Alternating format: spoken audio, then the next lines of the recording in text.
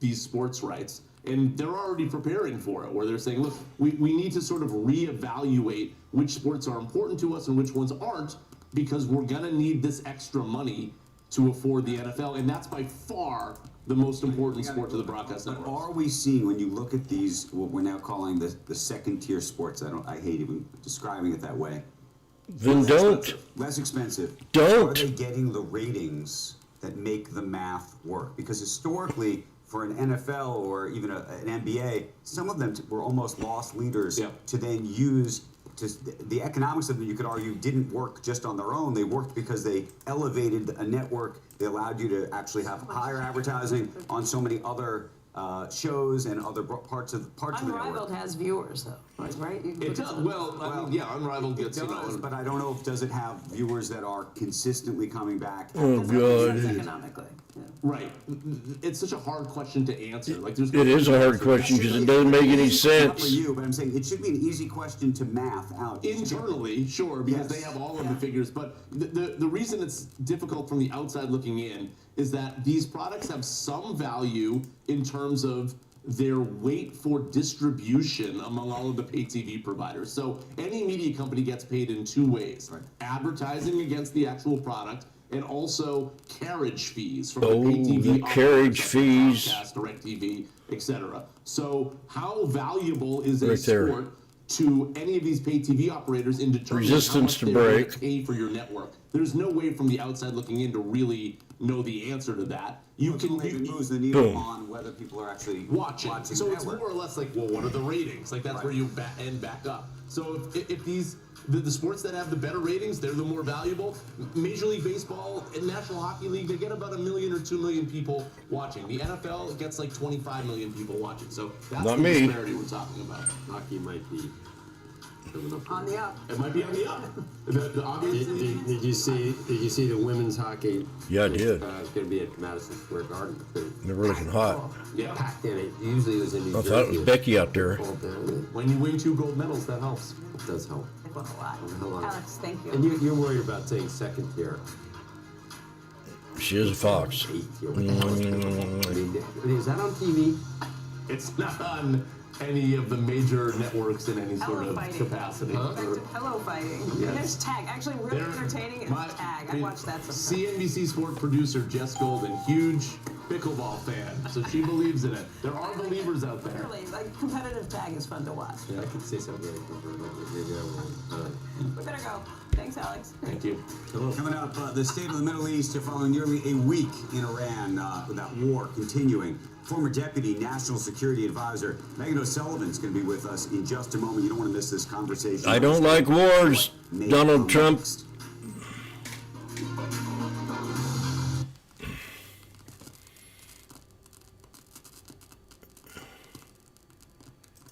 Oh, that hard work. Oh my God.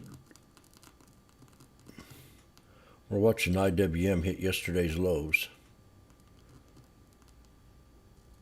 The QQQ going down, and I have support laid out for the SPX or the SPY. We'll just have to see if that holds. Because if it don't, it could get bad. Okay.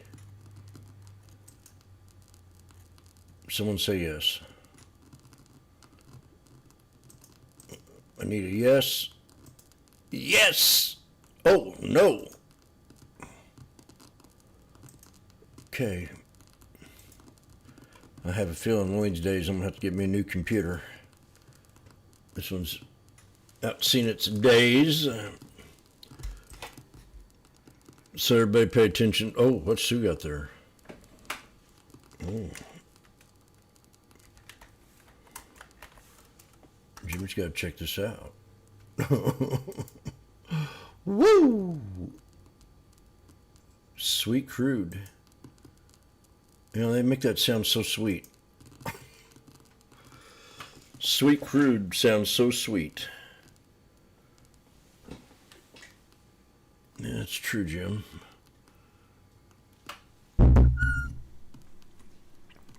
Okay, well, I gotta go do my thing.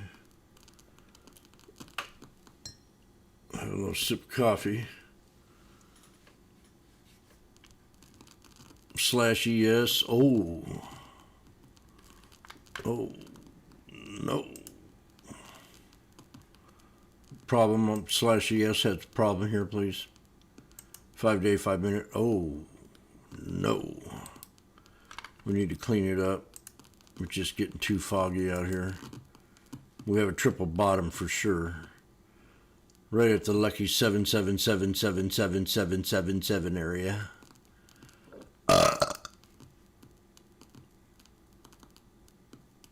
Right about there. That's where I want to put it. Please don't. Perfect. Welcome back to Squawk Box. It is the 7th day of the Iran war. Seventh day. Megan O'Sullivan, director of Harvard's Belfer Center and the Kennedy School's Geopolitics of Energy Project. She served as deputy national security advisor in the George W. Bush administration. Oh, God. Where are we in this negativity? process? I think we're all trying to figure out really where this ends and how it ends, Megan. It ends by you shutting your mouth. Good morning, Andrew. I think that's the question on everyone's mind. Where is this going? And how does this end? I would say in terms of the things to watch for in the coming days, the number one on my list is just how much this war widens. We already feel that it is pressing out, has broadened the region in a number of ways in terms of the attacks on the Gulf, particularly in the UAE. Obviously, the widening of the front between Israel and Hezbollah. But the real question, I think, that would signal an even further regional escalation would be if new states become involved, new governments. Does the Gulf still allow the U.S. to answer for the attacks that Iran has executed on it? Does Turkey get drawn in?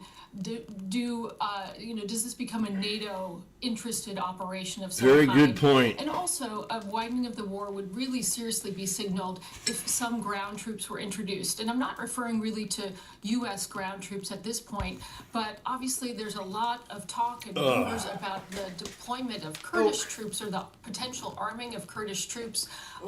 And that would be a significant escalation in the war as well. And if the war escalates, obviously the implication is this makes it much harder to solve. It will go longer. Markets will react to that, particularly energy markets, which right now are still, elevated, but based on disrupted shipping and geopolitical risk, rather than this sense that this is going to be a multi-week or even months-long war. So given what you're describing, how would you personally handicap it? You just sort of laid out the options here. Sure. So I'll give you a couple of options. One, I think that many in the administration were hoping for, potentially even including the president, just based on his comments, was a regime change that was instigated from below, a popular uprising. I think that seems quite unlikely at this point. This is a regime that was constructed to really withstand the loss of a top tier of leadership, and it is still appears to be quite entrenched. So I would not count that among them. In terms of changing a regime, I think what could be more likely is if the military pressure creates fractures within the governing body, the IRGC in particular, and that could lead to either a state collapse or maybe there's a regime change around that. Right now, I would say the most likely, but certainly not the only plausible outcome, is a situation where the IRGC, the military leadership, consolidates power based on its very extensive infrastructure throughout the country. This is not going to be a desirable outcome from the American perspective or even the Israeli perspective, or I'd say more so from the Israeli perspective. So I think that's the most likely outcome. Of course, there's so many uncertainties. There are still other potential outcomes. A negotiated solution is still among them. But again, I think we see real uncertainty about who is governing Iran right now, who's in charge, who do you negotiate with. Again, another thing I would watch is whether or not the regime is able to announce a new supreme leader. There's certainly efforts underway to identify someone. That would suggest the regime is consolidating. Maybe that offers an opportunity for some kind of negotiated settlement. But right now, I think my handicap is on a consolidated IRGC leadership in charge of the country. That's what we've been talking about, Megan, all week.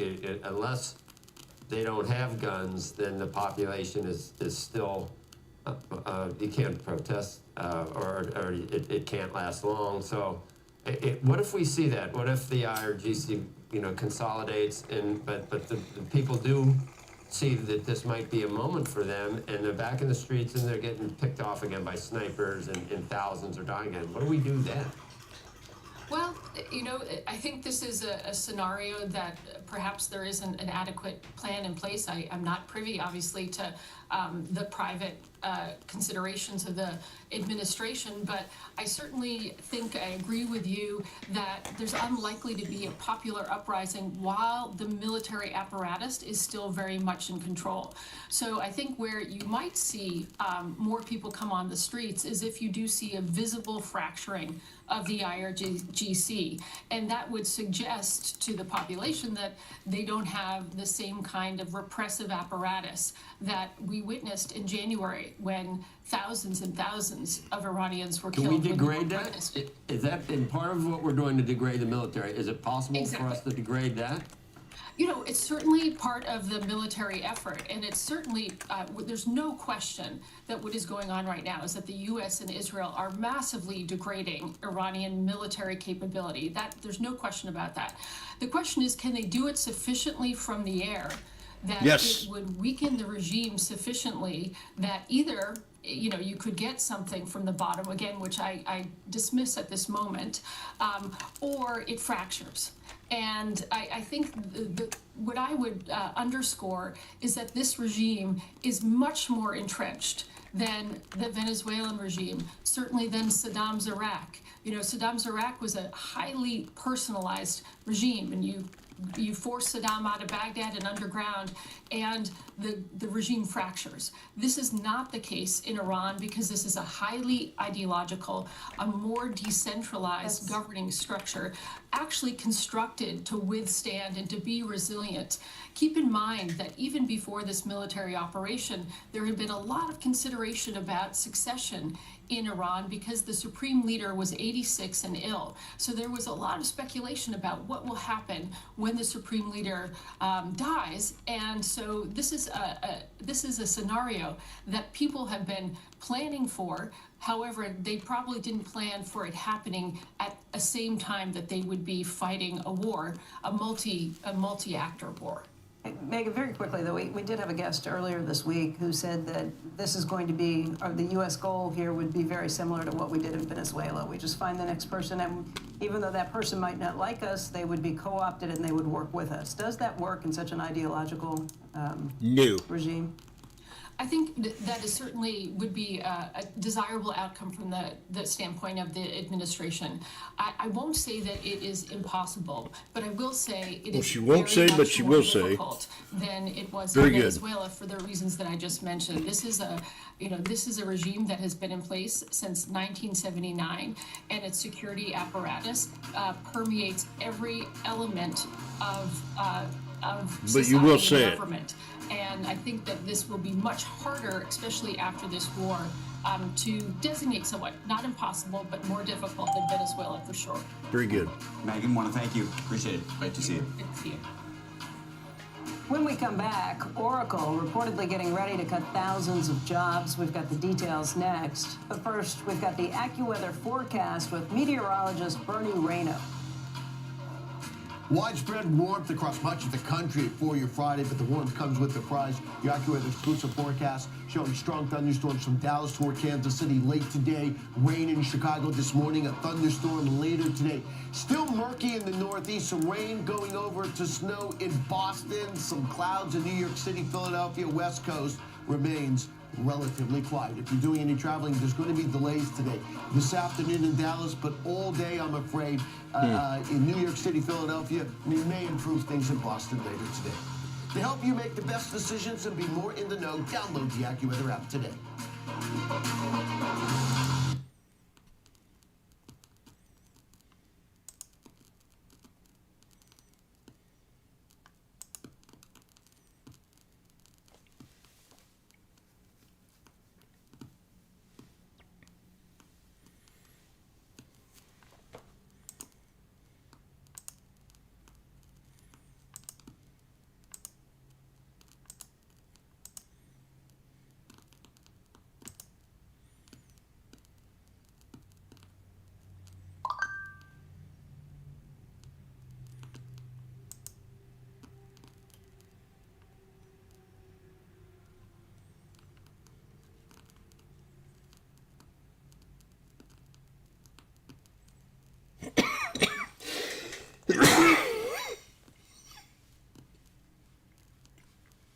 Let's go. And I'll be back.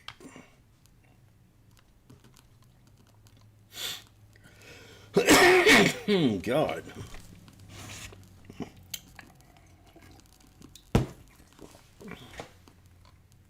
Help me, Lord.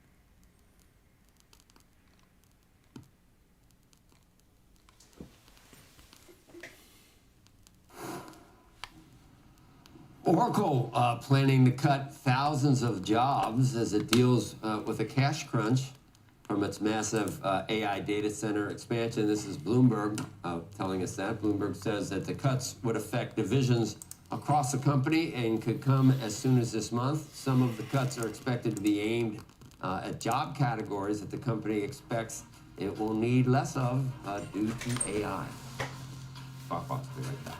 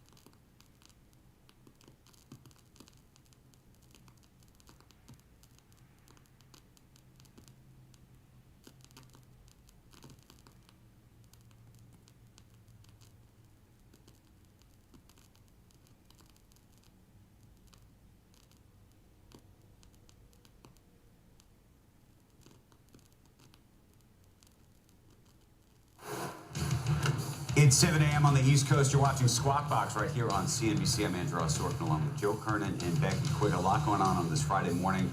The top stories that we're watching right now, crude prices continuing to rise as tankers have stopped moving through the Strait of Hormuz, and President Trump predicting prices would fall rapidly when the conflict with Iran is over. The question is, when will it be over? And Qatar's energy minister now warning that the war will force the Gulf to stop energy exports within weeks. In an interview with the FT, he forecast crude prices could soar to $150 per barrel by the end of the month. Meantime, the U.S. is allowing India to increase its purchases of Russian oil to help alleviate supply disruptions. The Treasury Department issuing a 30-day waiver to allow Indian refiners to purchase crude from Russia. Secretary Scott Bessent said that move would not significantly benefit Russia because it only authorizes transactions involving oil that are already stranded at sea, Joe. All right, we're counting down to the jobs report. Trading odds on Kalshi show a 60% chance that the payroll number comes in above the 50,000 consensus estimate on Wall Street. Let's get to Steve Leisman. I've learned about 60% things. It's like kind of like 50%. Yeah, How do you what tell, do you do with that? How do you tell the difference between 50 and 60? Does it tell you what the probability is that it's actually 50? Yeah. Is it 0 that it's 50 and it's 50? No, I see what you're saying. I don't get it. Anyway, I'll learn about it. I'll figure it out. Figure it out. Up until, Joe, the attack on Iran, the main Fed debate centered on whether inflation was headed to 2% and the job market was stabilizing. The February jobs report promised to be an important piece of data in that debate. And it still will be, though, of course. There is much more for the Fed to think about now. Economically, non-farm payroll seen coming down from a really high and unexpected number in January at 50,000, this time down from 130,000. Unemployment rate, though, unchanged at 4.3%. By the way, I've seen estimates as low as 10 and as high as like 100 when it comes to payrolls. Average hourly earnings ticking down to 0.3, and that's going to keep the year-over-year rate unchanged at 3.7%. There's a lot going on inside this report. You've got the winter weather that may have had an effect, a healthcare strike, which where 31,000 healthcare workers walked off the job. Concentrated January job growth was an interesting development. It was really just in a couple sectors, some seasonal adjustment issues, and of course we're searching for what we call the new run rate. That run rate is the pace of job growth in a low-fire, low-hire economy with slow immigration, and that's the rate that would keep the unemployment rate stable. It's estimated as low as 30, possibly as high as 70, and at such a low rate, you can see here, a distortion like a strike can have a big impact on whether you think the job market is weak or it's strong. If the unemployment rate remains below 4.5%, say the economists at Bank of America, we don't see the Fed cutting under Powell, especially given the uncertainty around oil prices due to developments in the Middle East. The jobs report is going to help, set a baseline for understanding the changes that could hit the economy from the war. But the issues on the table at the Fed and for the economy become more numerous and more complex, and we're going to put those numerous and complex questions to San Francisco Fed President Mary Daly. She'll be live in studio here at 8:30, guys. 3.7 on the average wage growth would really be good if it was 2% inflation. Right, and it's less good if it's If it's 3%, Right. it's 3.1 or 3.2. Right. It'd really be good if it was 4% or more and 2%. right. And For affordability and for and people feeling a certain way and everything else. right, That's why and why would the Fed would like to get the 2. I'd like to get to 2. It would help those wages go, especially if those wage gains were the result of productivity increases and workers are being rewarded. That would be a kind of Anyway, people are predicting wage to get to 4 or even above that. I think the Fed likes it around 3. So There's a a problem if it's too much. So they work on the inflation side now. problem. It's like one of those things you want to watch and you want to see how tight the job market is, and you want to know why wages are going up, Joe. If wages are going up because you got a tight labor market and it's and workers are demanding raises, not wages, raises, because their prices are going up, that helps with the concern about inflationary spiral. But if everybody's being more productive and it's, then you have So a you different have thing. 3.7 is good for you. We just need lower inflation. Exactly. And now we got to look through another thing. We were going to look through tariffs this year. Now we're going to look through whatever's happening. Isn't with that always the world. case, though? We always like, oh, if we could just get a clear signal on these things. It's so rare that we get a clear signal. There's always some noise that's disturbing it. It's a great point, and just so you know, today the U.S. Monetary Policy Conference is happening, and that's one of the reasons Mary Dale's in town. I'll be there later this afternoon. And there's a paper on the extent to which private sector data can add to the understanding of what's happening in the market in real time What is and it? help When does that start? policymakers. What time? Joe's going to 10:15. meet you there. Is it in the mail? Where's my? Maybe it went to my old email. Did we forget to invite you? I'm going to call my good friend Maybe Neil. you can go to the person. Neil at Richardson helped write that paper, and of course I've been a huge What time does it advocate of this. start? It starts at 10:15, Joe. Okay, so it's not going to like 8 at night or something. Well, there's an after party. Oh, you like those? You like those? Take it easy. Okay, I know it's Friday. Are you kidding me, Joe? Drinking tequila and talking statistics with economists. Nothing like it, is there? I mean, other than fishing and playing guitar, that's like my third Right. love. Then the tie gets You loosened know, and you loosen up the tie. the lampshade's going to. Right, but it's an interesting paper, Joe, and it does suggest that some of the work that we here at CNBC have been providing to our viewers about the added value. Yeah. ADP is in there, the JP Morgan Institute is in there. What else is in there? There's a Vanguard thing I didn't know about that is watching incomes and able to use the pension data that it has, because it has so many different people that their Who service or their besides Mary pensions. Daly is here? What's that? Who besides Mary is here? I think Austin's here. Is he? Yeah, we tried to get Austin to come on, but we had a scheduling thing, so we'll talk to him after the. So it'd be a good day if you wanted to have lunch for me to finally have tacos with him. Theoretically. Joe. Taco has a whole new meaning now, though, If doesn't I it? had known you were interested, Joe, I mean, I would have called you up. We would have booked the whole day for you. It really would have been. Fridays are hard for me. Why? Just You got a can't lot wait- going on? Can't wait to get out of here. You're gonna go home and hang out and. I got things to do, places to go, Do nothing. people to You see. got nothing going on. Oh, no, I immediately have something at 11, and then things after that as well. You got things. I have things. I have the family. Okay. I'm being told we have to go, but I'll banter with you all day long about this. We'll see you in just a little. Yeah, we're gonna Mary Daly and the jobs number, folks. That's what you want to be focused on, not Joe's Friday afternoon. And personal trainers, you think you look like this without a lot of work? I can imagine how much work. All right, let's talk about Costco topping estimates this week. We're going to bring in our next guest to walk us through the numbers and explain what they reveal about consumer behavior. Michael Lasser is a UBS senior research analyst, and the numbers were better than expected. Look like pretty strong numbers across the board, Michael. That's right, Becky. This is a model of consistency. Costco continues to defy expectations, defy the rest of the retail sector, and really perform like no other. We expect that to continue. It's just a very good model that's in focus at the right time and executing quite well at this point. If you look through all of the things, if there was anything to kind of to poke at, people would say the membership renewal numbers. This quarter they were flat with the quarter before, but they had been down a little bit in recent quarters, so maybe that's a concerning point. But if you're going to say that this is a model like no other, what can we take away from the broader consumer behavior, the broader consumer health from Costco if it's just such a better performer than anybody else? So we've had a host of data points from retailers in the last few weeks, given that we've been in the heart of retail reporting season. What we can take away from all of those reports, including Costco last night, is that the consumer's pretty steady. Costco noted that its same-store sales in the U.S. was up about 6% in February. Target said earlier this week that it saw a healthy same-store sales increase in February, and that's despite what was probably a disruption for many of these retailers from all that adverse weather throughout much of the country. So we can see that it's pretty steady. Obviously, there's a lot going on, which is why Andrew opened this hour. But right now, the consumer's looking past a lot of the noise. And as long as the labor market's stable, as long as incomes are growing, those are signals that the consumer's going to be steady. All right, let's talk through what's going on with tariffs, because Costco was one company that said yes, if they do, that first of all, they've applied to make sure that they are in line to get some of those tariff rebates if they come.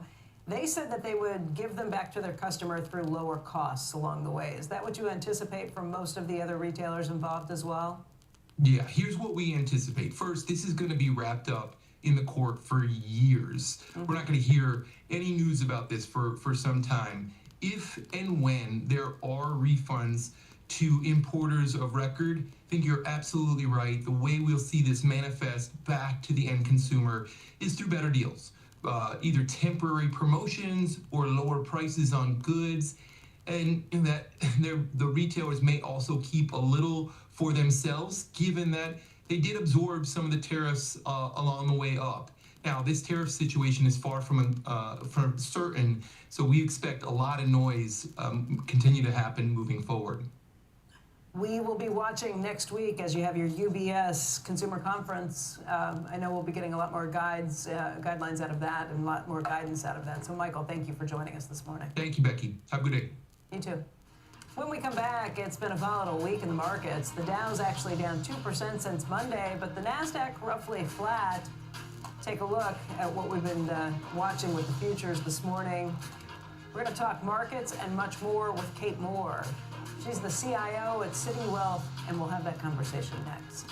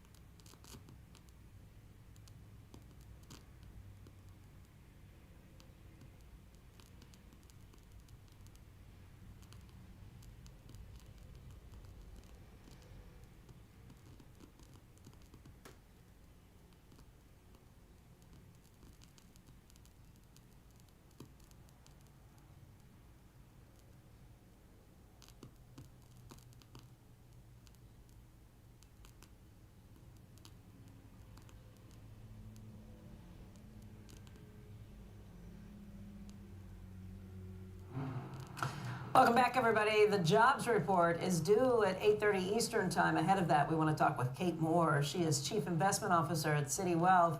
And Kate, okay, the jobs number today we're waiting on, but wow, we've had a lot to kind of consider ahead of that. If you look at the oil price spike that's happened so quickly, concerns around what's happening in the Middle East, how are you measuring all of this as you decide what to do on a day-by-day basis? Well, I have to say, I think today's labor market report is going to be a little bit of a shrug unless it's an enormously outsized number one way or another. I'd say like anything in kind of the 20 to 100 is going to be just as absorbed well into the market because as you point out, Becky, there's so many other things that we're worried about. Obviously the conflict in the Middle East, the impact on inflation from higher energy prices, on higher food prices, what we're going to see in terms of consumer confidence as a result of higher inflation, how policymakers react. And we're still very focused, frankly, on a number of the big earnings reports that have come out over the course of this week around AI and future chip demand. So there's this enormous number of cross currents. I feel like the labor market report this morning is going to be kind of a small punctuation on a very big week. Right. So how do you get your head around it? How do you decide what the important factors are to watch? How are you trying to navigate what could be short-term volatility? Who knows how long this lasts? How do you get to the other side of this? I mean, coming into this year, my expectation was we were going to have slightly higher volatility than the previous 2 years.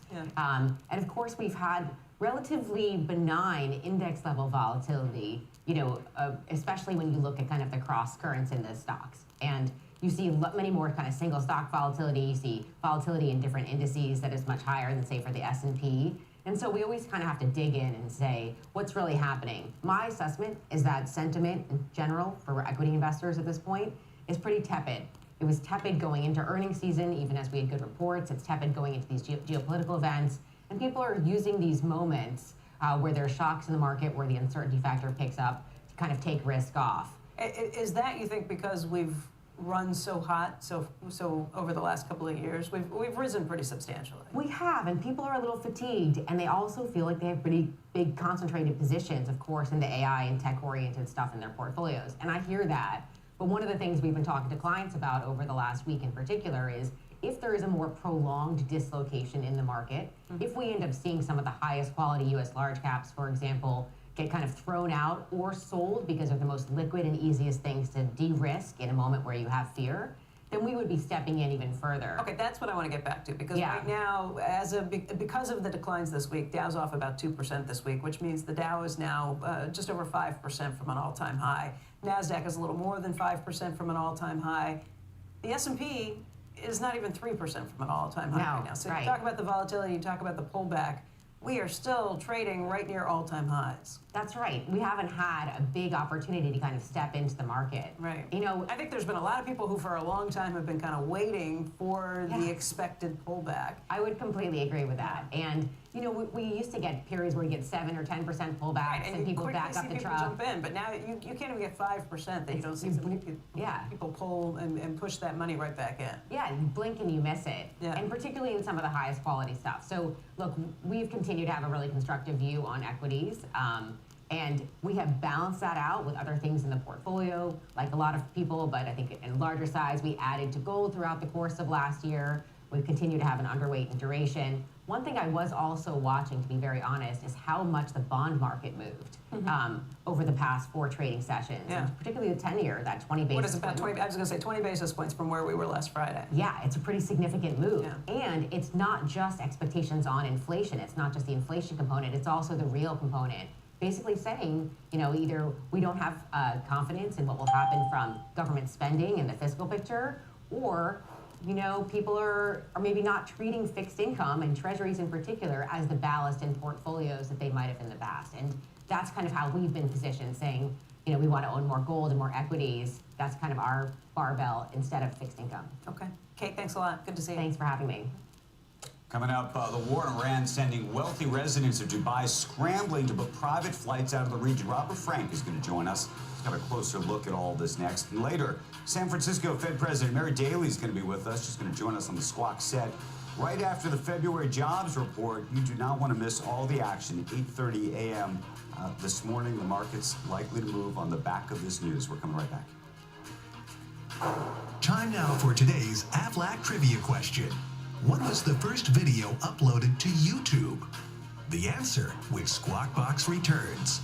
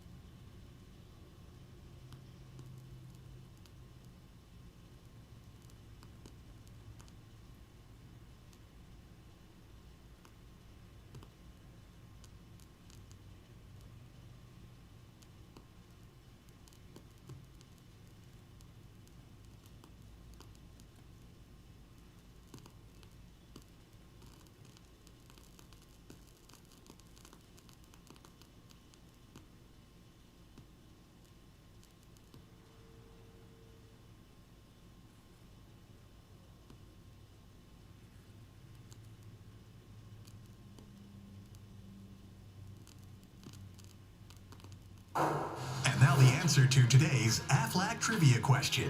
What was the first video uploaded to YouTube? The answer? Me at the Zoo, created by a software engineer at the San Diego Zoo. The video was 18 seconds long. Welcome back to Squawk Box. The war in Iran sparking a wealth fight and wealth flight, I should say, from the UAE. Robert Frank is at the table. He joins us now with the latest edition of Inside Wealth. What is happening? Andrew, a lot is happening over there in the Middle East, and right now, wealthy residents of Dubai scrambling this week to book private jets and charters out of Oman or Saudi, wherever they can get out. A private jet now costing about $250,000 or more just to get you out of there.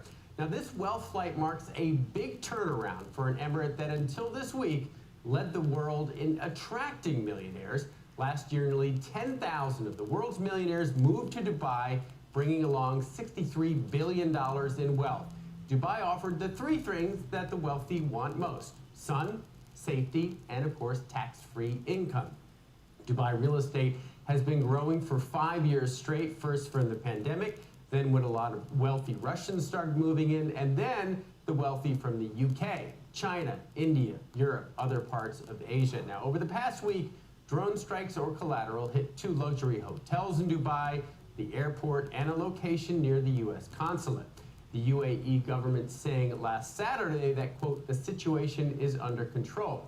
The Dubai police threatening to arrest and jail any social media influencer who posts content contradicting the government or deemed to create panic. Now, immigration advisors saying the vast majority of the wealthy in Dubai right now are staying, and Dubai's main attractions have not changed. They think long-term this is not going to be an issue. But today's wealthy, they want geographic diversification, both for their money and for their families across the Americas, Europe, and Asia. So lawyers say some who are in Dubai may be looking right now for alternatives in Singapore or New Zealand. We're going to see, of course, how this shakes out, how long this goes on. That's the big question. For the full story on how the Iran war could redraw the global wealth map, you can sign up for Inside Wealth at cnbc.com/Inside Wealth. And Andrew, you know this, but the amount of capital and people looking for capital in that part of the world, whether it's hedge funds, private equity, asset managers, people like BlackRock, the number of data centers that are being built in the UAE throughout that region. I mean, this has become the new wealth hub, the new financial hub in the world, and it was all based on this pillar of stability in an otherwise uncertain region. So strategically, there's an interesting question that gets to what we were discussing, which is why did Iran go after Dubai, and whether you think that the calculus there changes because America and others decide that they need to protect Iran, and therefore that either quells the uprising, the attacks, or whatnot. Well, global strategists tell me that Iran's calculus was, look, let's go after friends of the U.S., in fact, many friends and business partners of the president, and if we do that, they will put pressure on the president to stop. And that was the calculus that Iran made, because these are countries, but these were countries that, remember, were in neutral positions. In fact, some of them, like Oman, negotiating between the two sides. But so it seems like Iran had the opposite of impact. And in fact, you're absolutely right, Becky. What they didn't expect was that immediately afterward, the UAE and these other countries blamed Iran. And said, look, okay, forget it. Now there's a report in the Wall Street Journal this morning that the UAE may cut off the financial assets and the accounts, or at least freeze them, that Iran has in the UAE. And so, to your point, Becky, that certainly is something that Iran probably did not expect. Yeah. Although I don't know why. It seems like an obvious. In hindsight, it is. But I was initially like, do you think there's a question in the AI worlds about all these data centers that are getting built out in the Middle East, and whether you're going to have to either harden them or do other things that hadn't been considered, or whether this is not a region to be building these things? You saw obviously the fire at one of the AWS data centers. Do you think this changes that calculus? I mean, there are so many data centers. I was looking at a map yesterday of the data centers, and you know, they're all over that region. And I think right now there hasn't been a lot of reports about the damage to some of them. Some of them are still under construction. Some of them are in the planning stages. I think to the question that everyone on the show has been asking every day, it just depends on how long this goes on. And we're getting a sense now that Iran is sort of running out of weapons. And so if that's the case, data centers are probably not going to be their first priority. What they're going to go after is what they've gone after, which are things that they know are important to the UAE and the US, like the tourist sites, like the airports. And so I think for now, the data centers seem to be okay, but you're right. There's a lot of money going into them, and a lot of money from US managers going into those, like BlackRock. Thank you. Thank you, guys. All right, when we come back, shares of retailer Gap under pressure. We're going to dig through the quarterly results next. That stock right now off by about 7.8%. And later, 24 state attorneys general suing the Trump administration over its latest tariff regime. The Attorney General of Connecticut will join us in the 8 o'clock hour. Squawk Box will be right back.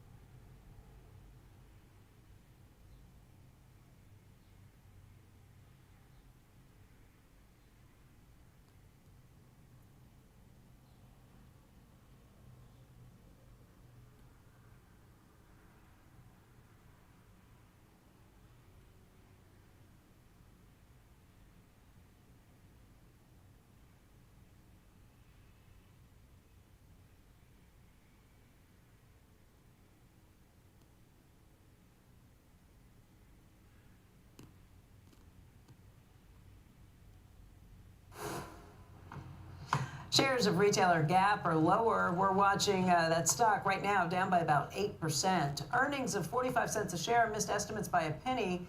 Revenue was in line, and the current quarter guidance was a little bit light. Comp store sales were up by 3% company-wide. They were boosted by 8% comp store sales for the Gap brand, but dragged down by a 10% drop in comp sales at Athleta. Gap said that its brands were on track for better performance, but that cold weather, snow, and ice throughout most of the United States in January led to about 800 temporary store closures, and that did put pressure on results. The CEO was saying that, you know, they were doing very well up until the cold weather, and then the consumer came right back afterwards. But again, the stock not giving it much love today. It's down by about 8%. Coming up, prediction markets under scrutiny after controversial bets were made and placed ahead of events like the raid against Venezuela's Maduro and the war in Iran. More on that story after a break. Quick break later, the CEO of Robinhood going to be on Swap on the Street in the first on CNBC interview. That's coming up at 9:30 a.m. Eastern.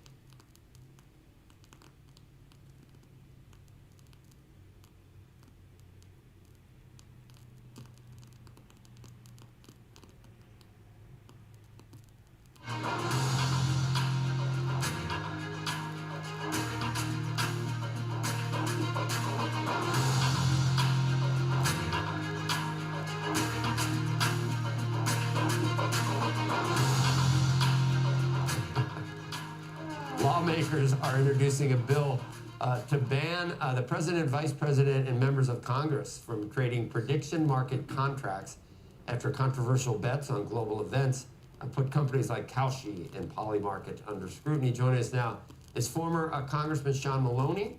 He is the CEO of the Coalition for Prediction Markets, and I love this guy. As we've you do. I love this guy. Nice. See?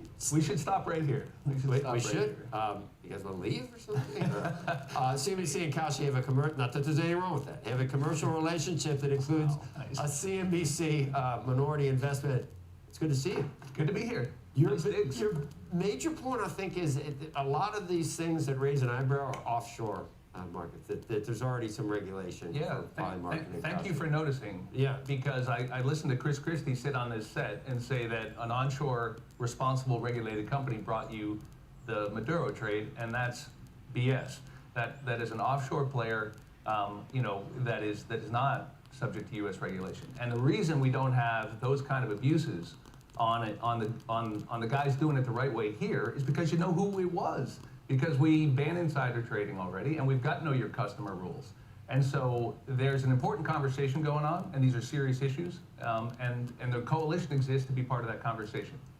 You also are of the opinion that it's not like a casino. It kind of looks like betting, but you're saying it's actually a derivative and that it can be used to hedge different things. You actually must have killed you, but you point out that Trump probably had a pretty good idea he was going to win from the prediction markets, where on the polls that looked like he. Well, as a political nerd, I will tell you, it is unusual that Zoran Mamdani and Donald Trump are both bragging about their Kalshi odds, right? And everybody I know running for office sends me their Kalshi odds now, not a poll.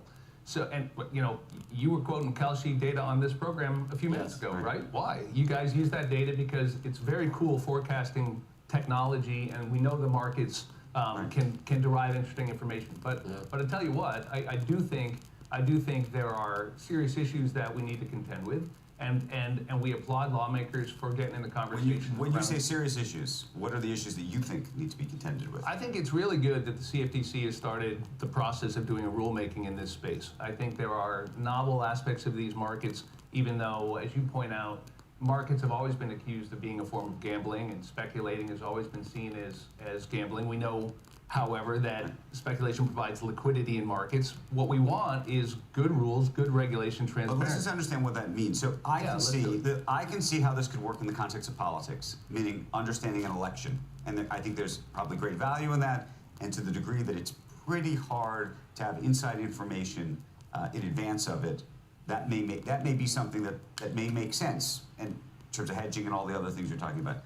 The thing that I think we've all talked about at this table is it feels like in this idea that you can bet on anything at any given moment, that it changes people's fiduciary duty, the amount of inside information that can be in the system, that piece of it makes it very complicated when you can bet on what you are about to say, like next. Yes, I think if in fact that was a opportunity on, if somebody said, Sean's coming on and someone could put up a bet about what you're going to say, that could not be a great situation. Yes, I don't think a world where I'm that important exists, but I appreciate the example. I think but it's a serious question you're asking, and I think this is exactly what I'm talking about, which is that you've got a chairman of CFTC who is the cop on the beat and a good regulator who has said, we're going to do a rulemaking on this, and to the extent that we need to clarify these kinds of issues in these kinds of markets, because some of those contracts are different, even though they're derivative contracts on a financial market where we've got a century of experience regulating them, right? And we understand markets and we understand manipulation. We understand it's wrong to use material non-public information. Insider trading is illegal. It's been illegal. It's going to stay illegal. You can't co-opt people who don't play by those rules. I'm sorry? You can't co-opt people who aren't beholden to those rules. You can do it in the financial markets because every publicly traded company has to follow the rules. Should you be allowed to bet on things where players are never going to have to follow those rules? It's not their responsibility to do it. We used the example before, knowing what's going to happen at the Super Bowl in terms of the Super Bowl halftime show, knowing what's coming next. It's not those people's responsibilities to protect that information. Right. And so therefore it's very hard to say that there's not some edge that somebody has, and that's not a fair trading market. Right, and these are novel questions, and you're right to ask them. And my point to you is that we've got an experienced cop on the beat who's going to do a rulemaking process. We support that. But which piece of it are you advocating for? For some of these markets. For example, use the Bad Bunny example. Do you think that people should be able to bet on what is the first song Bad Bunny is going to play at the Super Bowl? Does that seem like a reasonable thing for you or not? Because I assume it's not just that you're asking CFTC to create some guardrails. I imagine you have a view about what those guardrails actually look like. Right, and I have a view on what books you should read and which ones have value and which don't. I'm going to answer your question. We don't generally get in the business of telling human beings what they can transact on and what's interesting to them any more than I would say your book on the market crash is less important than something else. Bets where whether somebody's going to die or not. Whether we don't allow those transactions on U.S.-based platforms. The CFTC has clear core principles that would prevent that. So no, they should not. However, if you want to understand there are important hedging strategies around the change in government, I think that's a perfectly legitimate thing to hedge, and there are huge economic implications for that. And a responsible company doesn't allow people to transact on death, and that's the right way to go. But on your case, in fact, what I'm trying to tell you is that we have a referee to call balls and strikes on things like that, and to clarify what people's responsibilities are and what they aren't. Right, but I assume you are talking to the referee, telling the referee what you think the rules should be. And so what I'm asking you very specifically is, what should the rule, if Taylor Swift's gonna have a concert, should her song, whatever she's gonna do, or if Brian Armstrong is gonna do a conference call and is gonna talk about something or not talk about something, should that be something that is permissible to bet on? And I'm not talking about the specifics. I'm talking about the concept of effectively betting on things that are happening happening outside of maybe the financial markets. Well, let's take a step back. The reason that millions of Americans are excited about these products, and the reason this network uses Kalshi data, is because your viewers find it useful that when you aggregate that market information with people with skin in the game, you learn important insights. And you may care about the Grammys or not. You may care about the sales of a song or not. Some people clearly do, and they can transact on that. The question, I think I'm asking you a different question. It's not about who's going to win the Grammys, which might be a fair thing to bet on, assuming that you think the Price Waterhouse or whoever's doing the accounting is not going to share that information prior. But whoever that musician is that's going to win, what they're going to say during their speech. And I'm asking you, are you saying that what they're going to say during their speech, for example, that kind of thing, would be something you think should be permissible? It sounds like you do. No, look, what I'm saying is that the market will determine what people want to trade on, and it's the job of a good regulator to say when things cross a line that. And I'm asking you, are you suggesting that things like that do cross the line or they don't cross the line? I don't think there's anything wrong with people transacting on things where they have expertise or where they have economic risk they want to hedge. I don't think there's anything wrong with having a derivative-based model that has good federal regulation, because we understand those markets and they work. I think if your point is that I should be picking what's meritorious and what's not, I think it's far better. It's not meritorious. There's a certain kind of schema where there's a large possibility for inside information to be used to bet on, which is different than other kind of, I put in sort of two different kind of schema. That would be my well, word. now he's just using big words, but even though it's only 2 syllables. I mean, I went to a state school, man, but you know what I'm talking about. You know what I'm talking about. We all know what. Schema. I mean, all right. Look. I'm taking your point seriously, but what I'm telling you is that the way this works best is when companies like Kalshi can offer contracts that their users find useful. And if it's working right, they know there are guardrails and there's a cop on the beat that's enforcing those. And by the way, we have not seen the high publicized abuses that people have heard about on US-based markets that are federally regulated. We see them on offshore platforms where people are acting like cowboys, and that is exactly where you're going to drive people if you don't have good federal regulation here. So my point to you is, your concerns are valid, and some of these questions are new, and we need guidance on some of them from the cop. Betting on individual works. We want that sounds like casino. But doesn't doesn't sound like a derivative. That doesn't sound. I bet on all these English words during the Super Bowl. I lost my ass. Not a single.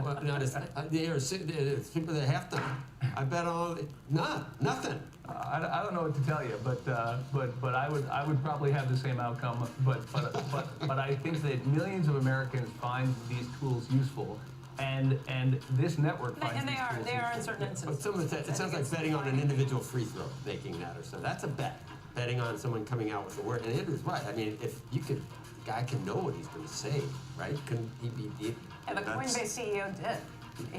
He was following the odds, and then said at the end, threw all the words in just to do it. I understand the usefulness, and I do understand it in certain cases. I do think that there need to be some serious conversations around what is legit and what is not, and what is just flat out bet. I really like the way you said that, and we're joking around, but we agree. And that is exactly what the coalition exists to do. And if you want to know why we are here, but there's not much self-policing taking place. Let's be fair. Let's be fair. If you're talking about the U.S.-based federally regulated guys, they spent 4 years doing it the right way, going through the front door of CFTC. I do appreciate them doing that and making sure that they are following U.S. regulations on some of these things. But I also know the regulators take a very long time to catch up, and there's just what happened over the weekend. But you don't see us saying $40 was kind of frozen because of what happened on those bets about the Ayatollah being taken out. Right, and let's take that example because that's a good example of an American-based company responding correctly, saying no, we don't have contracts that pay out on a death, and made a lot of users upset. refunded, lost millions of dollars to do it the right way, right? And took some heat. But that's what a responsible company does. Compare that to folks who act like nothing is wrong. And what I'm telling you is these markets exist. They're very useful. That's why you guys use the data. Yep. The thing we should all do is focus on having a good cop and beat, having companies here in the U.S. so that we get the value of these things, and just like every market, police the potential abuses. Yeah. And there's some new questions that we're all getting our head around. I just don't think they're all derivatives. I don't think every bet that's being made on that. On any given day, you can bet Andrew's going to say Trump is bad, and I'm going to say Biden was bad. Well, if you That is not true. That is not true. Here's where You will say Biden is bad, and I will critique something that might have happened. Now here he comes with the alternative facts. Just saying. All right. I mean, Biden was bad. I mean, if you guys wanted, I know you have that view.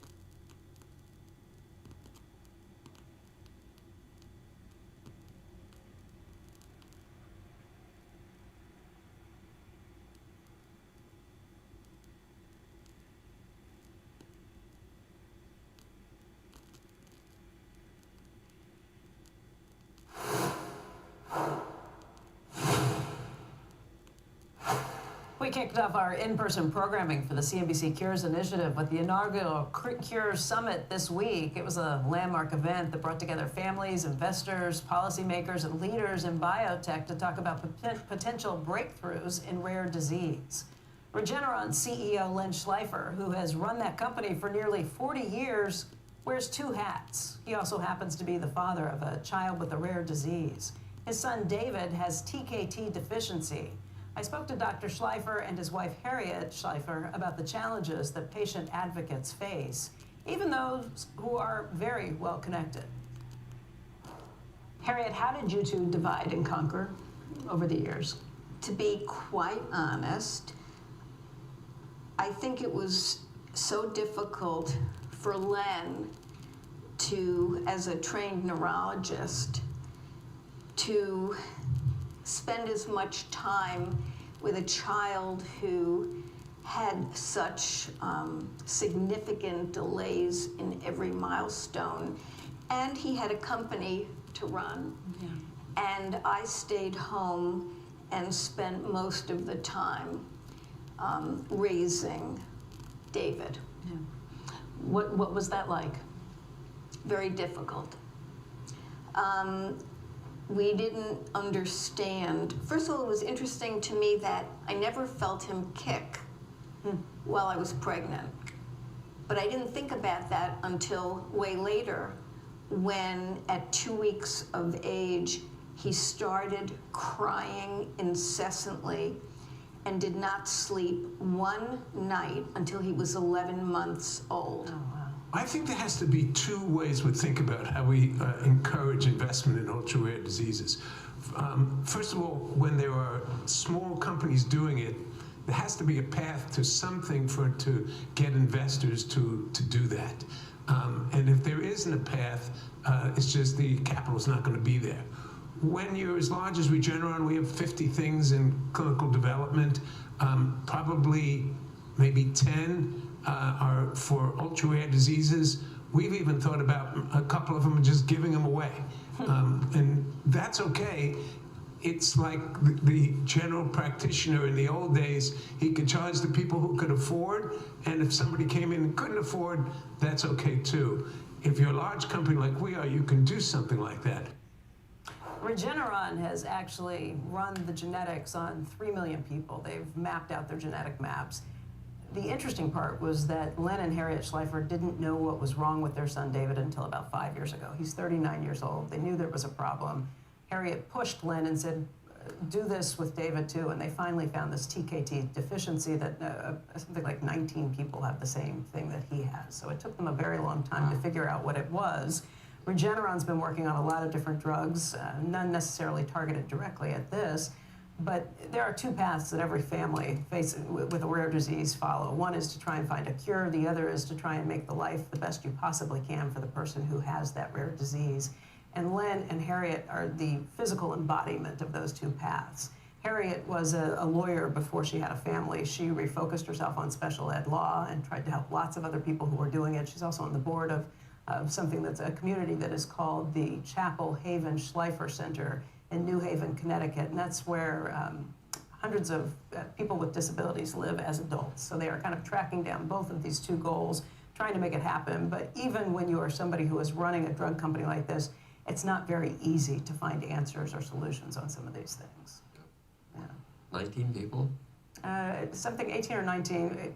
GenDx, which was one of the sponsors, actually took a look and was able to find 54 people with it in their records, but if you look for certain profiles within that, you only get down to 18 or 19 people. So it's a very rare, or at least newly found disease. The other thing we're finding with all of this is the science is getting so much better. As you get more diagnostics, as testing becomes more widely available and cheaper, we were going to find more and more people in each of these categories. There's 10,000 rare diseases and counting. They're finding more all the time. Yeah. It's just us understanding biology and genetics much more. There's a ton more information from the summit. You can find it online at cnbc.com/cures. And be sure to check out the full video of our new CNBC Cures podcast series called The Path. That is on YouTube as well. You can just scan the QR code on your screen for more. Okay, coming up, Anthropic CEO apologizing yesterday for the tone of a leaked memo criticizing the Trump administration. We're going to talk about the Trump administration's relationship with business leaders next.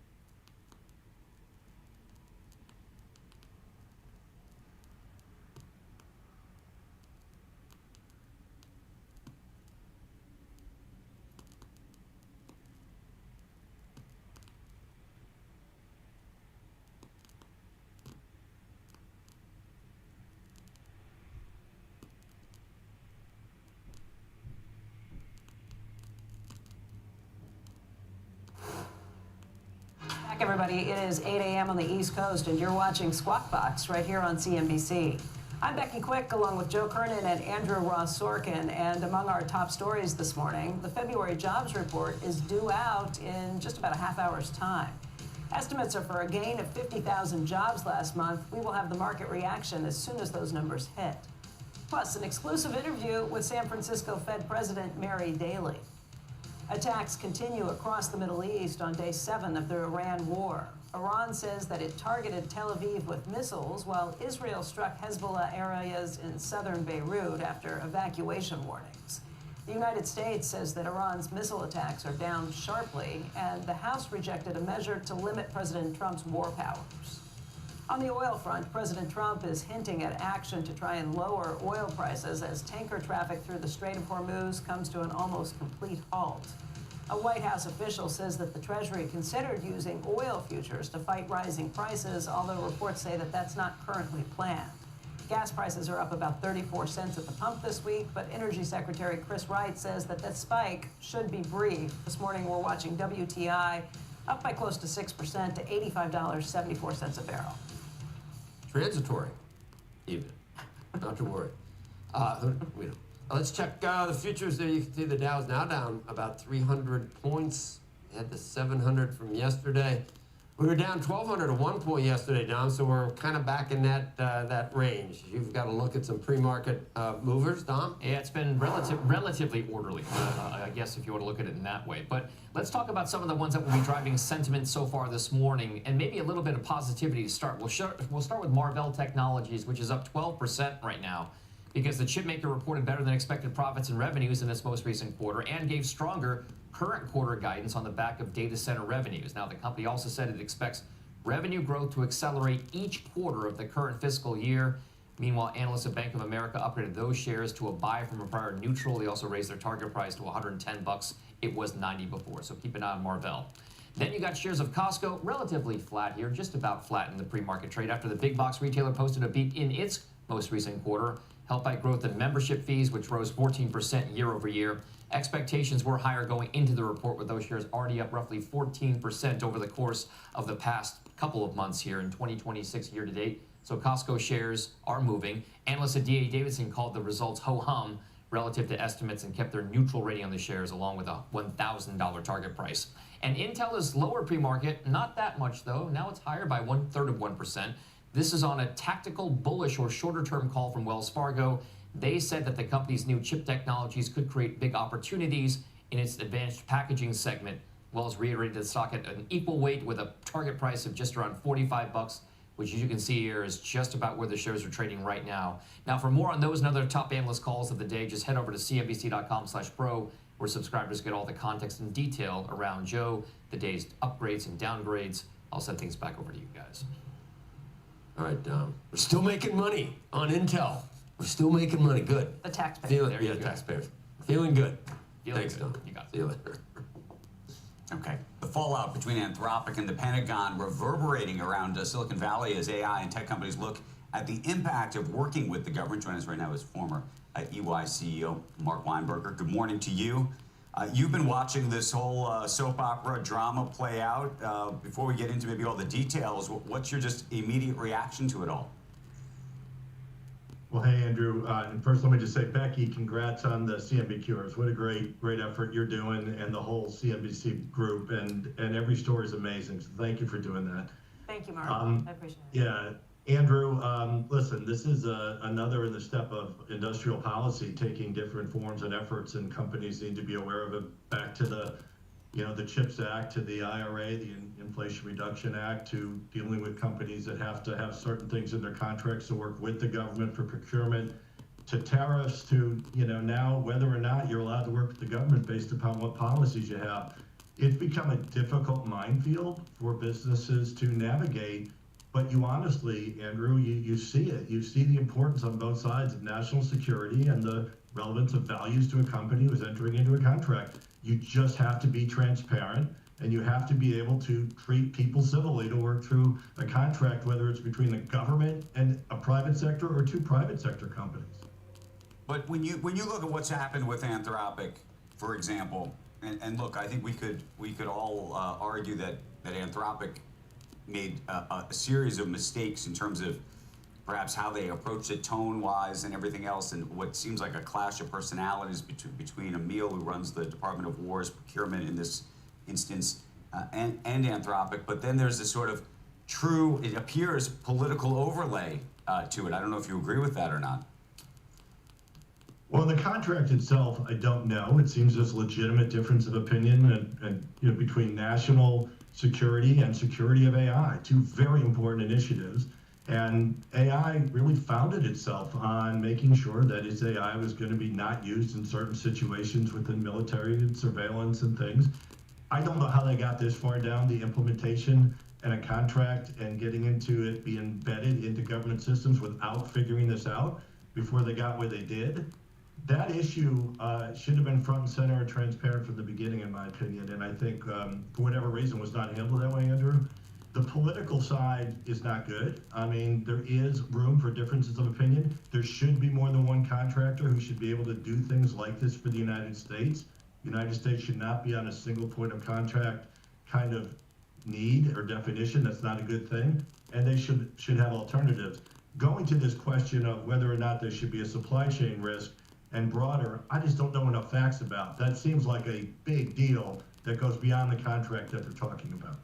Well, clearly it's a big deal. I think the question becomes, what does that portend for the rest of companies in the country that, for whatever reason, by the way, software companies, for as long as I can remember, always did have terms of service. This has been part of how software has been sold, not just to consumers, but to the government.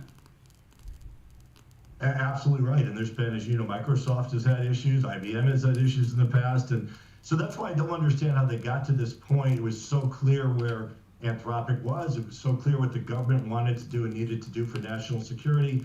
They implemented into their systems all of these Anthropic, AI capabilities. And then they figured out, well, maybe they have a difference of opinion on how the use case can be interpreted. What it really brings forward, Andrew, is the need through procurement, as well as when you're working with the government, to be upfront, transparent, and deal with these issues first. Mark, let me posit something to you, and this is where I don't know if everybody was operating in good faith. It appears that when Anthropic first made its deal to allow for the government to use and the Defense Department to use its service, it was effectively, I don't want to say YOLO, but there were no terms. It was just, we're giving it to you. Clearly, there was an effort to create a longer-term contract rather than just, I think, this initial two-year deal, which then created a moment to talk about what those terms were. Now, interestingly, the terms that it appears Anthropic was focused on seem to be, frankly, no different than the terms that OpenAI was focused on. And ultimately, it appears that OpenAI was able to sign that deal and Anthropic wasn't. And the question really does get back to how involved the politics of this were, given the connection and role that Sam Altman has played in his relationship with the president. Also, Greg Brockman, who's given an extraordinary amount of money to the government, to this administration, and to support President Trump. And on the other side, you have Dario Amodei, who has not done those things. Yeah, so as I said, Andrew, I don't think either of us know the actual facts of the contract negotiation and why these decisions were made. But originally, Anthropic was chosen, right? And they were put into the system. At that time, all these facts about the politics were clear. There was already, differences of opinion politically between the leader of Anthropic and OpenAI and others. And so something had to happen in between. And I don't know what that was to cause this rift. And maybe there's politics, maybe it's substantive issues, maybe it's reinterpretation. But in any contract, whether it's between a government and private sector or two private parties, trust and reliability and openness and ability to change and make adjustments is really important to get into yes. There's so many things that could kill a contract. So I'm not sure it was politics. Maybe there's part of it, but I don't know that. What you do know is they were chosen, and these politics existed before they were chosen. But I think, Mark, the separate piece of this is, and I think we've seen this play out before, Anthropic says they're going to go to court over this. And I think if you talk to most lawyers, the view is that Anthropic will win that case. And we've now seen this, where the administration has done things and the courts effectively overrule the administration. And so the question is, what you as a corporate leader are supposed to do, though, in these circumstances. By the way, there's an argument to be made that this is actually good for Anthropic. Anthropic's Claude, actually moved up the leaderboard, if you will, on apps on the App Store, on Apple. You have some companies that now actually want to do more business with Anthropic. You have engineers inside Anthropic that are cheering all of this. So it's a very complicated thing to think about, sort of, if you're a leader, what is the right answer in terms of dealing with this type of scenario? Yeah, well, honestly, if you're a leader, you've got to make sure that you're planning for all scenarios. And so whether it's good or bad for Anthropic, I think you're right. It's in the eye of the beholder. Actually, for the government, I think it's good to have more than one provider of any particular service, because anything could happen. So we shouldn't be so reliant from a national security standpoint on just one software company, AI company, or anything else. And so maybe it's good for the government too to have more than one source to be able to get these type of capabilities. And but really importantly, Andrew, I guess if you're a leader, what I would say is you go in, you know that there's a potential for a conflict. You don't do memos or public statements. You don't criticize. Both sides have done that. You get back to the table, and it's really surprising to me they couldn't get to a situation where around the edges they could have found a way to work together on most things, and maybe not on others where you bring somebody else in. That's what you do as a company. You come in and you be honest, transparent, and specific. You probably shouldn't try to endear yourself to either side. Engineers that hate Trump that are going to stay, customers that also don't like the administration, so they're going to use Anthropic, or vice versa. Keep your head down. It's like that's what savvy CEOs say. I want to be the wildebeest in the center, of the, because there are opinions on both sides. You're going to lose business either way. Stay out of it. Just stay. This was stupid for him to do it, and in the end, I don't think it helps Anthropic. Well, let me ask you. Maybe I'm going to throw a grenade into this conversation. It's just been one big grenade the entire time you're talking about the poor Mark. But go ahead. Well, no. So you're trying to get him to your viewpoint. No. You can't say enough. Mark keeps everything you say. He keeps answering you, and then you just say, "Okay, well, how about this?" Well, no, I'm gonna try something out on you. Okay. You ready, Mark? Yeah, I think there's a fair argument to be made that government and the Department of Defense should be the ones that are choosing what goes on and what doesn't. The question is, should companies have terms of service like this, or should the government be allowed to basically buy what it wants to buy, have the liability for it, and you leave it to the government to make those choices, elected leaders make those choices, and is that the right approach? Or should companies have terms of service? Well, first of all, I don't think a company should ever be able to substitute its opinion for what's legal into what the government determines what's legal. But every company has its own values, its own rules, its own stakeholders, its own shareholders. So if Anthropic does not want to have certain use cases for its AI capabilities, it should be allowed to do that. But the government doesn't have to accept those and then use them and substitute it for its own definition of what's legal. It needs to find another provider that will work with it under its terms. And there's a difference between legal and ethics. And a company could make whatever decision it wants for its stakeholders. The United States government's first and highest use is to protect its troops, protect the country, protect the national security, and it's going to want complete discretion to be able to do what it wants with the software it embeds, its tools, and its weapon. And that's okay too. Both sides could be right. Mark, I think we agree. I think the only distinction that we'd make is that the deal between OpenAI and the government and the deal between Anthropic and the government are frankly no different. I don't know that. I've got all kinds of people saying that you don't know that you have not provided absolute proof that they're identical contract. That's one of your other assumption is that courts are always going to vote against, or always going to decide against the administration. So that's it. All these not always, but let's go back. You just assume. Okay, but you just rewind the tape on things like this. Let's assume that they're going to lose. Let's let it play out and see whether they do. Okay.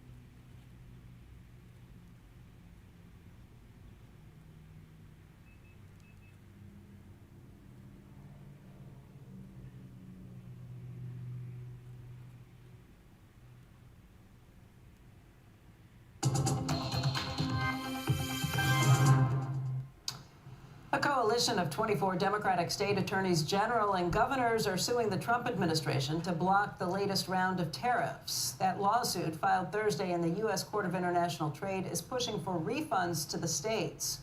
Joining us right now is Connecticut Attorney General William Tong. Connecticut is one of 24 states that are participating in this lawsuit. And sir, welcome. Thank you for being here. Good morning. Thanks for having me. Talk me through this. I understand how Costco and FedEx and other companies are applying for refunds or rebates for the tariffs that they have paid. How do the states work into this? Yeah, so we're a huge buyer, and we provide services. We provide goods and services to people in our states. We have to balance budgets, and we're getting punished. We're getting crushed by these tariffs. 90% of tariffs are paid by the American people, and in Connecticut, we estimate more than $2 billion is owed to the state of Connecticut. Here's what I don't understand. How do you do the math on that? How do you make it work out? Because it's my understanding that the importer, the company, they're the ones who pay the tariffs, and certainly in many cases that gets passed on to the consumer. But if Costco is looking to get their tariffs back, if FedEx is looking to get their tariffs back, what do the states pay directly? Did they ever pay any money? Of course we do. We pay it as a buyer. Some states are direct importers, and as I said before, 90% of that is paid by the end consumer. States are end consumers. But here's what I don't get. If Costco is going after the money, aren't they going after the same money that the states are now saying that you get? I understand that this is pretty complex and pretty complicated, but it sounds like there's a lot of parties that are arguing for far more money than was actually paid. Yeah, I think what you're saying is it's a mess and it's chaos because the president tried to exercise a power that he doesn't have. He tried to do that in the first tariff case with IEEPA, and we beat him 6-3 in the Supreme Court. Now he's doing it again under the Trade Act of 1974, and he also doesn't have power under that act. But to the point, every person we've talked to about this has said this is going to play out for years. Will consumers ever get the money back? Will the companies ever get the money back? I mean, Costco last night said that if they get the money back, they're going to pass it on to consumers in the form of lower prices. Well, it just seems like... It doesn't have to play out for years. The president can stop breaking the law. He can roll them back. He can stop trying to usurp Congress's power and pay the money back to the states and consumers across this country. How does it go back to consumers? It just seems like a big class action lawsuit where if I'm the one who actually was the one who paid the money, I'm never going to see any of it. Look, we didn't pick this fight. The president did. And again, he lost 6-3 in the Supreme Court. We beat him at the Court of International Trade the first time, the Federal Circuit and the Supreme Court. We're going to beat him again because he's using powers he doesn't have. He's breaking the law, and the way to stop this madness and the way to stop crushing and punishing American consumers and families in Connecticut is to stop, roll it back, and to find a way to pay We knew back. that they would go to this next method to do it. We'll see whether it's found illegal. In the lawsuit, I was just saying the president has once again exercised tariff authority he doesn't have to upend and bring chaos to the global economy. So I mean, even the Biden administration left a lot of the tariffs on. There are uses. I mean, I think a spokesperson for the administration said the president is using his authority to address fundamental international payment problems and to deal with the country's large and serious balance of payments deficit. Do you think his intent is to somehow make things worse for the United States, or do you think that he genuinely is trying to do what he thinks will help restore more balance in global trade? He doesn't want to bring global. I sure hope the president's intent is not to hurt the people. That's what you're saying, though. Connecticut. That's what you're basically. But that's what he's doing. He's breaking the law brazenly, overtly. That's what the Supreme Court why did said. the Biden administration leave the tariffs on? Why are we still talking about Joe Biden 2 years after? No, why the tariffs were still on? He could have gotten rid of the tariffs. They left the tariffs on. There must be some rationale that there may be some good to come of this. There are circumstances in which a president can levy tariffs. This is not one of them. The Trade Act of 1974 does not give the president the power to levy Would tariffs. you ever think tariffs could be useful? Yeah, let's have that conversation in Congress where it belongs. Okay. That job has been entrusted by the states through the Constitution to the Congress. Article 1, Section 8. It's Congress's power, not the president's alone. How do you see this playing out? You know, I think, unfortunately, in the near term, we see a lot of pain and suffering for the American people and families in Connecticut. I don't know if the president's going to pull back. These tariffs can only be levied for up to 150 days, and so we're, 10 days in plus? And then we'll see what happens after that. Will he Even try the to official exercise the tariff power rate, he I doesn't don't have even again? think the 15% rate has been put in yet. I think they're still working on that. I think it's still 10% if you look at. That's So why- I don't even know if the countdown is on any of these days, because we Treasury Secretary here this week asked him about it. It's still 10% officially. It hasn't been moved to 15%. And I think that's the point. You know, within hours of the State of the Union, it was 10%, then it was 15%, and who knows whether we're coming and going at any one moment. And how can anybody run a business that way, a small business in Connecticut? How can anybody put together a household budget? How can anybody put together a state budget with so much chaos? Let me ask you though, after these 150 days, there is the opportunity for them to continue to implement these tariffs if they start investigations of certain countries. I mean, there's a whole bunch of things. So that's what I just don't understand. Even if you get your way now, what happens on the other end? Yes, but and then would you say the process is working? I mean, I guess the argument is if they launch these investigations and do the things that sort of are mandated, you could argue that the president does have the rights to do some of these things. If he follows the law and consults with Congress, there are other federal statutes, there are other ways to enact and levy tariffs. This is not one of them. IEPA is not one of them. I have no quarrel with the president's exercise of lawful statutory power if he does it in coordination with Congress and according to the law. But he's not doing that here. Attorney General Tung, thank you. Thank you for having me. Squawk Box will be right back.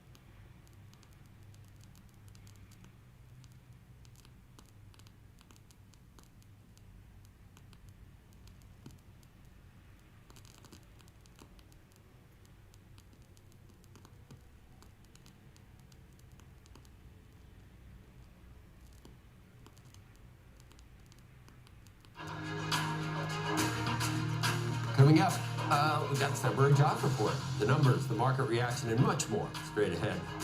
Trading odds on Kalshi now show a 63% chance that the payroll number comes in above 50,000 in the consensus estimate. After the numbers, we're going to hear from San Francisco Fed President Mary Daly. Squawk Box coming right back.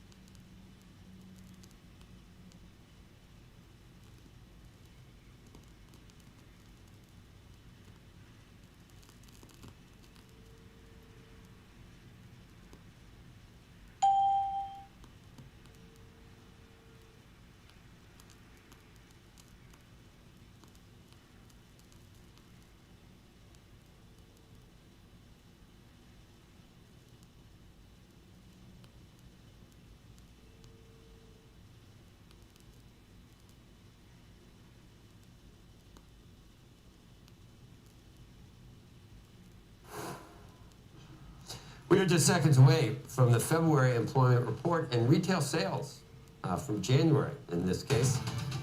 Here's Rick. He's standing by. What's up, Rick? Yes, here we go. This is the big Feb jobs report. Non-farm payrolls, minus 92,000. Minus 92,000. That is a biggie. Minus 92,000 last month, 130K downgraded to 126,000. Minus 92,000, well, what would that comp to? Minus, 185 in December of 2020. There's where our comp is. Now, that means we have a revision over 2 months now of minus 69,000.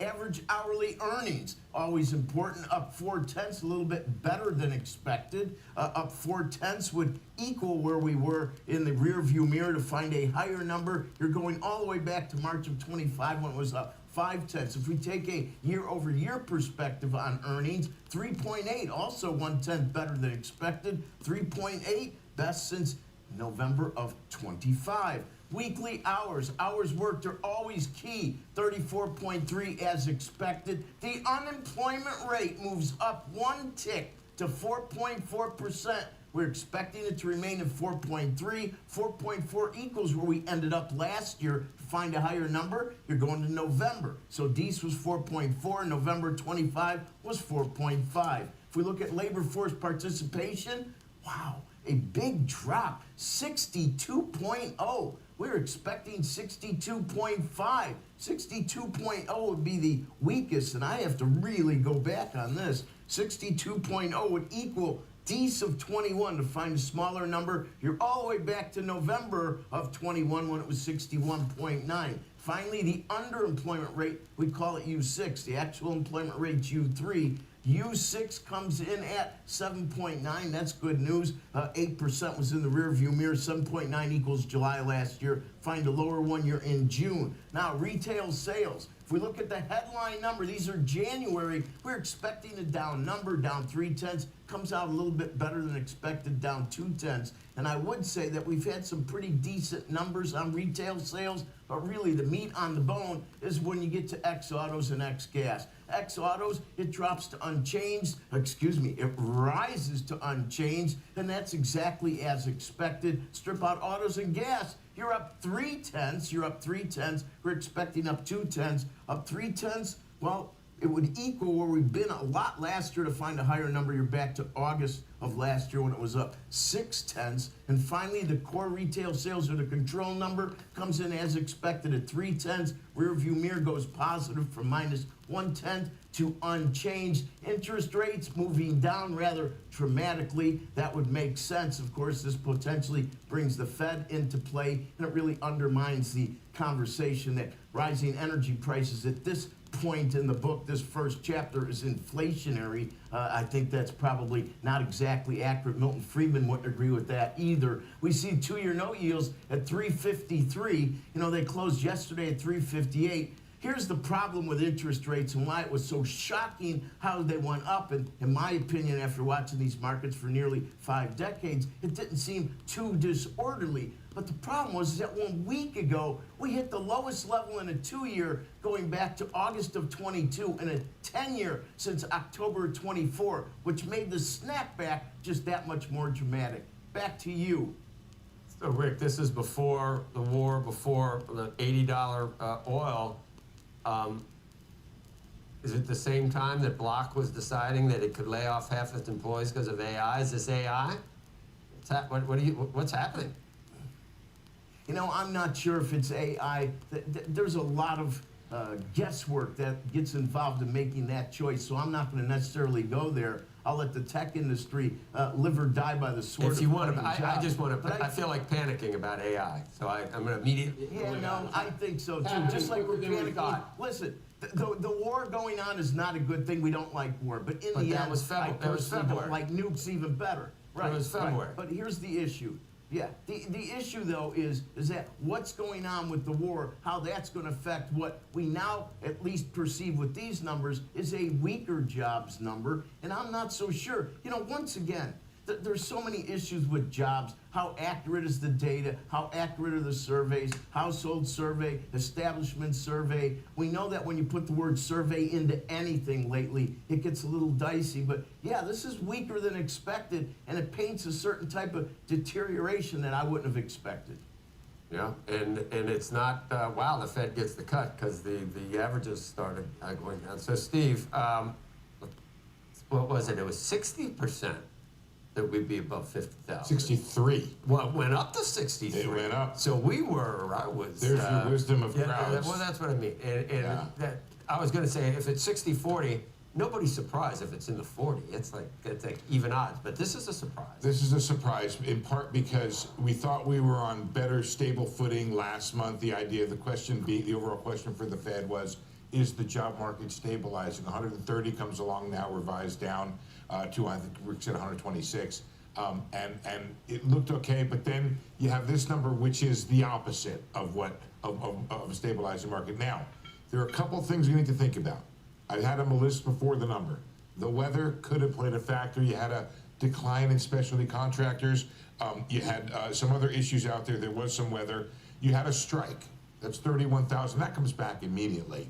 So that's, you bring it down to 60. And then I want to focus on this thing, which is, what's the right number? What is weak in today's context? We've almost brought immigration to a halt. We have no population growth in this country. So we used to have, say, 125,000 was needed in order to make keep the unemployment rate unchanged, okay? So now we brought it down. People think it's 30 to 70, something in there. So we're somewhat below it, but how much below? You know, within. By the way, there's also some seasonal adjustment issues that we were worried about. So Yeah, the snow and the big issue. yeah, That was, and there was a birth-death thing, and look, Rick is right that I understand statistically why they do these things, but they sure don't explain it, and they sure don't make it possible for economists to predict how they're going to be changed. So that's a big issue, and that's actually the conference we're going to today. Inflation concerns Trump. But this could have been, oh my God, we're going to get some rate cuts, but now you don't get those because of inflation. And I want to I don't want to have an argument with Rick because, you know, it's Friday and everything, but I don't want to have an argument. People count on that. I think he's right about what Milton Friedman would say, except in general, the doctrine, Rick, is you don't feed a cold and you don't monetize an oil price hike. So I agree. My point being is you wouldn't necessarily hike, but I don't think you would cut in the face of it, and you would watch the job market to see if the job market is a conduit potentially for inflation, so a tight job market. So I don't know that we disagree so much, Rick, but yes, no, the oil I price hike. vehemently agree with you. I vehemently agree with you. Okay. To me, you know, you have first stage effects, secondary effects. We have to wait to see how oil passes through, and then it becomes potentially inflationary, but it has to have some staying power. Yes. But I think there's a response here that the Fed has ingrained in it today because of they remember. I wouldn't lower rates either. I wouldn't raise rates. Yeah, I would stay because of what happened in the 70s. You come in and you sign a pledge. I won't screw up again like they did in the 70s. I think you sign that pledge when you become a Fed. Well, Mary Daly will ask her if she signed the pledge, but that's like one of the first 5 things that you don't do when you're a Fed official is monetize. I mean, take it to the nth degree, Steve. If higher energy prices, a tax on everybody, causes a recession, the last thing you want to do is raise interest rates if you're going to go into recession. And I'm not saying we will, but some recessions are indeed caused by energy shocks. Or they're caused by the Fed's response to energy shocks, which is something else to worry about, right? Bingo. So I don't know, Rick. Maybe this franchise is at an end. The debate, the argument. Are you crazy? Maybe it's over. Maybe it's over. Do you not watch him? No. Get that Santola. Well, we got Santola. Don't worry for now, Mike. You got something you can throw in here to get him going? Probably not. I mean, look, I understand the market's kind of reflex response to the weaker number because you don't want anything that gives like team stagflation anything to talk about. I usually think that that's, you know, kind of overheated rhetoric anyway. But if we have, as we have, higher oil prices, treasury yields going up, financial conditions tightening, you have a little bit of leak higher in corporate spreads, equity volatility is up, share prices are down, you don't also want to see the underlying economy weaken if that in fact keeps the Fed more on the current plane of where interest rates are. But it's not a real radical response. I do think people should have in their minds the way, and again, where the economy's not in a similar precarious place, but the decisions and the talk of 2008 when Kevin Warsh was on the Fed and thought maybe we should pay more attention to inflation at the time because oil was at 100, even though the economy was in a rough spot, or Trichet in Europe in 2011, who raised rates in 2011 when oil again was up in that range. You know, I think that we maybe should try to figure out if we've learned some lessons on that. Obviously, oil's not as high as that. The economy's not as precarious as that at this point. But that, to me, colors the debate. Stock market's going to get on to the day's work, which is trading inversely to crude oil prices and trying to figure out where we are on the spectrum of probabilities for whether this crisis can remain contained or not. And I think it's tricky. It's an unstable equilibrium right now. The S&P is going to open up right at the low end of its like 4-month range. I just want to make one more point, which is manufacturing is not having a good time here, Joe. That's something that's been a focus of the president, and it's whatever he's doing is not working. I spent some time with some people who are manufacturing in this country, and they say the tariffs have hurt them, made it harder for them to manufacture because the costs of the things that they import to manufacture are higher. And I think we are early in that book. Here we go. Here we go. Here's the thing. In the book of manufacturing, and there's counterfactuals here as well. We have no idea what these numbers may or may not look like without some of the input from this administration. It's difficult, and I think reshoring doesn't happen overnight, and I'm not sure that it won't happen over time. I think there's a high probability that what you're saying is true at the moment, but it's in transition. Rick, I respect your point of view on this, and I'm going to, because Mary Daly is coming up, I would like to take a rain check on the debate on this, if that's okay. How about that? That works. You promise you'll argue in the future then? I will argue in the future, that question. All right. Well, Thank you. That's like a promo or a teaser. Yeah, let's do it next week. Becky. All right, up next, that exclusive interview with San Francisco Fed President Mary Daly. We'll get her reaction to this morning's data and a take on the central bank's rate path, what she thinks is the most important part of all of this. Squawk Box, we'll be right back.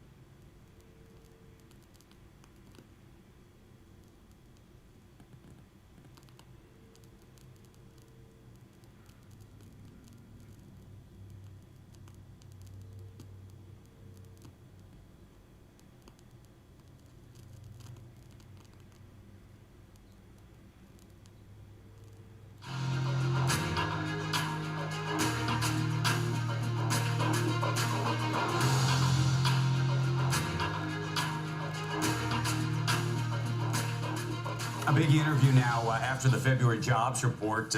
Not a great report. We'll talk about what it means. Steve Leisman joins us with San Francisco Fed President Mary Daly. I mean, just completely robbing me, Andrew, of a trip out to San Francisco. Well, where I could have gone. To have her at the table. Yes, no, and saving me the trip, I guess, depending upon the Mary Daly, thank you for joining us. Oh, my pleasure. At an incredible time in terms of what's going on. Let's focus right now on the data we just got. Down 92,000. The market says you're all of a sudden ready to cut again. Is that how you read this number? I think it's really important to step back. No 1 month of data is a decisional month of data. I think it just tells us that the hopes that the labor market was studying maybe maybe that was too much, and we really have to keep our eye on the labor market. But we also have inflation printing above target and oil prices rising. How long they last, we don't know. But both of our goals are risks now, and we have to keep our eye on both. So what's the way to think about this? A blockbuster number in January and now a blockbuster negative number in February. Average the two, move on? Average the two and keep watching, because there was always going to be, well, first we had a strike, we had snow, we had population changes, our benchmarking. Well, just to be clear, you didn't have snow in San Francisco. No, we did. We had very jealous of the weather. We had a tiny little bit of snow on Mount Diablo, and everybody celebrated, and then we went back to wearing shorts. So that's how it works. But seriously, you know, the job numbers they're not a clear read of what's happening, but they're also not a wrong read. You know, if you look at the sentiment surveys of workers, if you look at firms, they don't say they're hiring. And so the job market is in this low hiring, low firing state, which makes it vulnerable to any changes, including just the ones that come on a regular basis. Do you feel in general as if the monetary policy should respond to that low fire, low hire situation in the job market by helping it, by being less restrictive? It's a very different universe than when we have inflation below our target. If this was 2019, if you recall, we did a couple of cuts because we thought there were headwinds, and we cut the rate in order to make sure the labor market is supported, doesn't fall below. But right now we have inflation printing above target. It's been printing above target for some time. So it's really a balance of risks calculation. And I hope the 75 basis points we did last year would put a floor underneath the labor market, but this jobs market report has got my attention, and I've long been worried about it. It was printing above inflation before $85 oil, too. Right, and I think the thing with the oil is how long will that last, right? Consumers feel it immediately at the gas You pump. don't use transitory anymore for a word, do you? I don't think it was ever a good word, and it's certainly not one I'll reintroduce. Why do you bring that up? I'm sorry. I'm sorry. Here you are, joining us, which we really appreciate, and I have to say that. Rick made a big point about the participation rate, and you made a point off camera, and I just want to do it on camera. So when people feel crappy about the job market, they may leave the participation rate goes down. Absolutely, they get discouraged about their prospects, and so they just don't search. And so whether you find those workers in the unemployment rate because they're getting, they're searching actively, or they're just sitting on the sidelines waiting until things improve, those are both signals that the labor market's a little weaker. So it's even worse then. You can't say, oh, so it's down 90 and a 62. I don't think you can look through this report, but I also don't think you should make more of it than 1 month of data. I like Steve's place of let's average, and we're about at zero. If you think the benchmark, the level we're supposed to achieve is 30,000, we're below 30,000, but again, it's only a couple months of data. Go ahead. Do you not like income gain, like it's 4/10? I told Steve, wouldn't it be great if we had 4% instead of 3.6 in terms of wage increases? Do you worry about it too, because it's inflationary? So I want to make sure that that wages are inflation plus productivity growth. So the piece that's really important, and we haven't talked about, is productivity growth is higher. So if I'm a firm, I'm still making value because my worker is giving me more benefits for every hour that he or she shows up. So I don't think this wage growth that we're seeing is outsized, but so I don't think it's a sign of frothiness in the labor market or too much strength. Right now, I think the piece I'm worried about is the labor market's maybe a little weaker than we have seen so far, and so I've got to keep. But I've been worried about that since last summer. Well, that's what I want to focus in on. You're very measured. I appreciate that, because I think that's probably realistically looking at what we're facing on these. But if you had to put your finger on one of the mandates or the other, which one would you say is a higher concern level for you right now? I think at this point we have two-sided risks. I'm not being just balanced here as much as it's an accuracy, right? The oil price shock, depending on how long it lasts, is a real thing. Consumers will feel that. That can be injurious to or challenging for firms because they got to find workarounds, but it also can cause consumers to pull back on other spending. And if they pull back on other spending, consumer spending has been a strength of the economy. Right. So I just want to monitor both, and I think it's important that we keep our eye on both. The labor market, of course, gives me some concern, but again, strikes, snow, and some population re-benchmarkings that just make it a harder report to interpret. Tell me, one of the things that's been out there is, well, obviously you have the situation of a war, and you have AI going on at the same time. Let's just talk briefly about how the lessons that we took from the 70s when it comes to oil price hikes is the idea that you just be very careful. You may not hike in the face of it, but it would be something that would stay your hand until it worked through the system in terms of cutting, wouldn't it?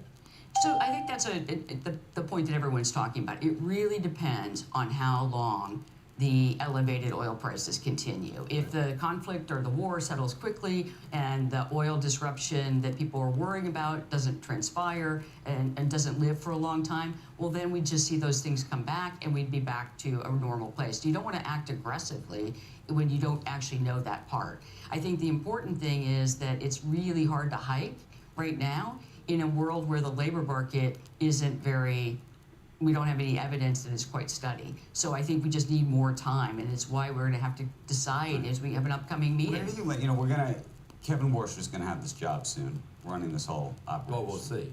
Likely. Whether it's soon or not. Have they nominated him while I was away? You missed that. It actually Formally went nominated. formally nominated. And part of his argument is that we're going to have extraordinary amount of productivity as it relates to AI and things like that, and that is not going to have an inflationary effect. It's actually going to be potentially deflationary. Do you believe that? Do you buy into that argument? So, you know, for the last, I'd say since 2022, when ChatGPT was first announced, we've been focused on how can AI transform the economy. And I was an early, my first job was in '96 with the Fed, and Chair Greenspan at the time, he's 100 today, by the way. Oh, I didn't know that. Oh, wow. Great, He turned happy 100 birthday. today, so happy birthday. Happy birthday. Happy birthday, Alan. But seriously, we were out in the field, touring factories, asking CEOs, what are you doing with computers and the internet? And you could see the famous phrase transpire. We can see productivity growth everywhere except in the data. So I'm a little more optimistic that this productivity growth we're seeing will go beyond just simple cost cutting and rebalancing, and will be driven by not all kinds of technology, but AI gives us benefits. But what we learned in the 90s is you can't just reflexively say it's coming. You've got to go dig for the information, see if it happens, and then make the policy decisions. And we're in a different world. We have an oil price shock, we have a labor market that looks vulnerable, and we have productivity growth. So therefore, when you think about lowering interest rates, how does that play into your thinking? Well, there's another alternative that is also a policy decision, which is to hold them steady while we collect the information. And I think for now it's about, you know, do we I'm certainly not in a position to think we should be hiking interest rates, but I think there's a real issue about whether we should immediately, urgently act on the labor market, or whether we should wait to think through the data. Mary, we didn't talk a lot about inflation. What's your expectation in terms of getting down to 2%? Are your contacts telling you that the tariff price pass-alongs are done? They are more or less saying that the tariff is just coming through and will end at the end of the year, you know, the sort of the middle half of next year. But they do expect that we'll have some run-up in inflation for the next couple of months while all the tariffs fully go through, but then come back down. So that's less of a pressure. I think their pressure now is now what do they do with oil? We just had our meetings for our boards and councils last week, and certainly oil's on their mind, but much like I've said, they're like, don't get over your skis, don't go too fast, and then it goes away. So we just have to be studying the boat. That was their language. I like that language. Studying the boat while we collect more information. Speaking of Greenspan, they said, you know, it'll be quick. They wanted someone that could let the economy run hot like Greenspan, because maybe it won't be inflationary and it's going to run hot. Do you accept any of those things? Does the economy run hot? Can it run hot without worrying about inflation? I have not seen an example that the economy is running hot. Right now what we have is extremely solid growth and a labor market with low hiring, low firing. That doesn't feel hot to workers. And with inflation printing above target, I don't think it really feels comforting to consumers. This was a great interview on this side of the coast. I think you talk a little faster, a little more assertively, perhaps. You're more laid back. I'm laid in back San in Francisco. No. The Dead shows were different. You have me up in the middle of the night. So they would come here and they would rock harder and then. Nice. Mary, thank you. Thanks for coming. Thank you very much. My pleasure. Okay. Squawk Box coming right back after this.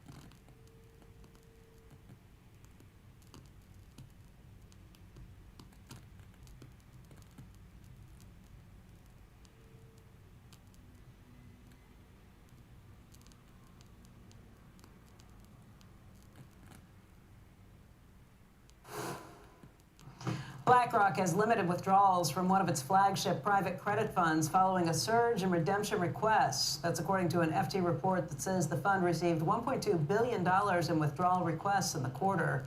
The report says BlackRock is capping redemptions at 5% or $620 million. Right now, that stock is off by about 2.1%. Okay, a lot broke on Squawk Box this morning. The jobs report coming in at minus 92,000. The expectation was for 50,000 added. Meantime, retail sales for January coming in down 0.2%. That's slightly better than expected. Oil prices up big again this morning. WTI up 7%, 5% for Brent. Both are up more than 25% in a week. And meantime, President Trump posting on social media, there will be no deal with Iran except unconditional surrender. On that note, your attention to this matter. We will leave you, and we'll see you on Monday. Squawk on the Street begins right now.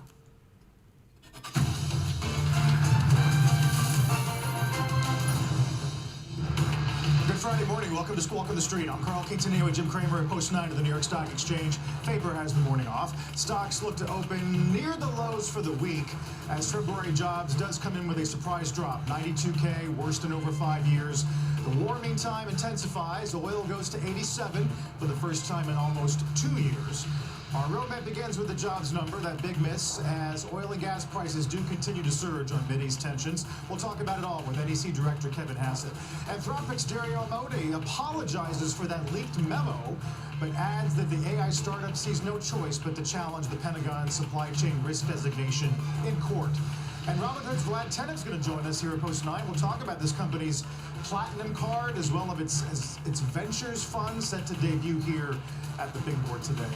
Let's begin with a lot for the markets to digest this morning, from surging oil and gas prices to this weaker than expected jobs number. Jim, there was a strike in there. That's maybe 30,000 workers. Yeah, but the areas where there's no growth are areas that there had been growth, and I've got to tell you that I don't want to see. There's been so many people laid off in the federal government, which is fine, but where are they? And you have to tell you, when I saw employment information to trend down 11,000, okay, that has to be AI. Enough. Enough. We sit here and listen to all these companies, Carl, and they're saying that they can take call centers, they can make sure that the people who are third and fourth year, they don't need to be there. Here it is. It's the beginning. You mean of AI productivity? It's the beginning. Enough. You're done asking questions. Yeah, I just say, okay, that's it. People don't want to hire, and they're letting people go. They are doing some firing, and I think we just have to accept the fact that the information component of the Labor Department is what they ought to be investigating, but that's where I see it. It's just happening. Transportation and warehousing, that's robot. They're starting to use robot. And we have to start recognizing, maybe we can do it at the GTC conference for Jensen Wong, which is a week from now, that there really is, it's happening. And stop saying when's it going to happen.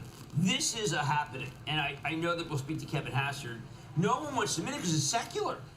It's not secular, it's secular.